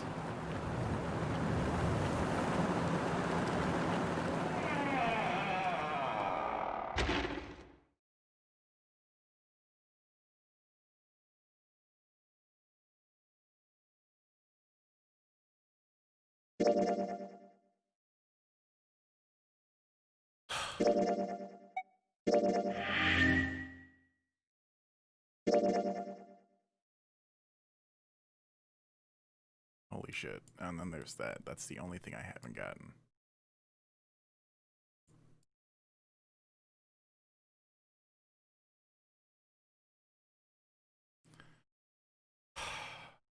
I'm exhausted. I've been playing for almost 10 hours, actually almost 11 hours.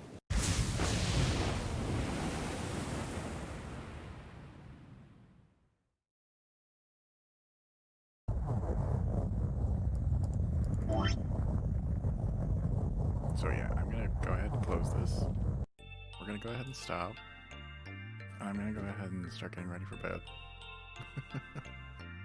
And like I said, I'm pretty damn sure that the explanation is that it's basically reality's bleeding through Schrodinger's cat. And of course the, wow, I already forgot what the fuck it's called. The morphogenetic field. Combination of those three highly unstable things. Oh, I bet. But that's the only explanation that makes sense. At least to me. I don't know. Oh my god. Alright.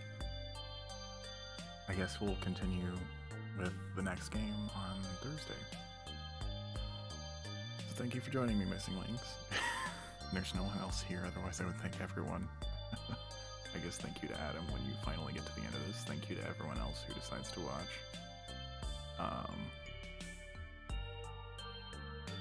I'm gonna leave this series up until I finish the second game. Actually, I'm probably just gonna leave it up until I finish the third game, and then, yeah, I'll point to a playlist if anyone wants to watch. My god. Okay. Yeah. No, this was fantastic. Thank you for helping me through it for the parts that I got stuck. And I hope you had as much fun watching it as I did playing it. And I know that you've already played through the story, but that's part of the appeal of watching people play games in streams or on YouTube, obviously. If you've already enjoyed it, then yeah. Okay, I'm off. And until next time, this is RetroHellspawn signing out. Have a good one.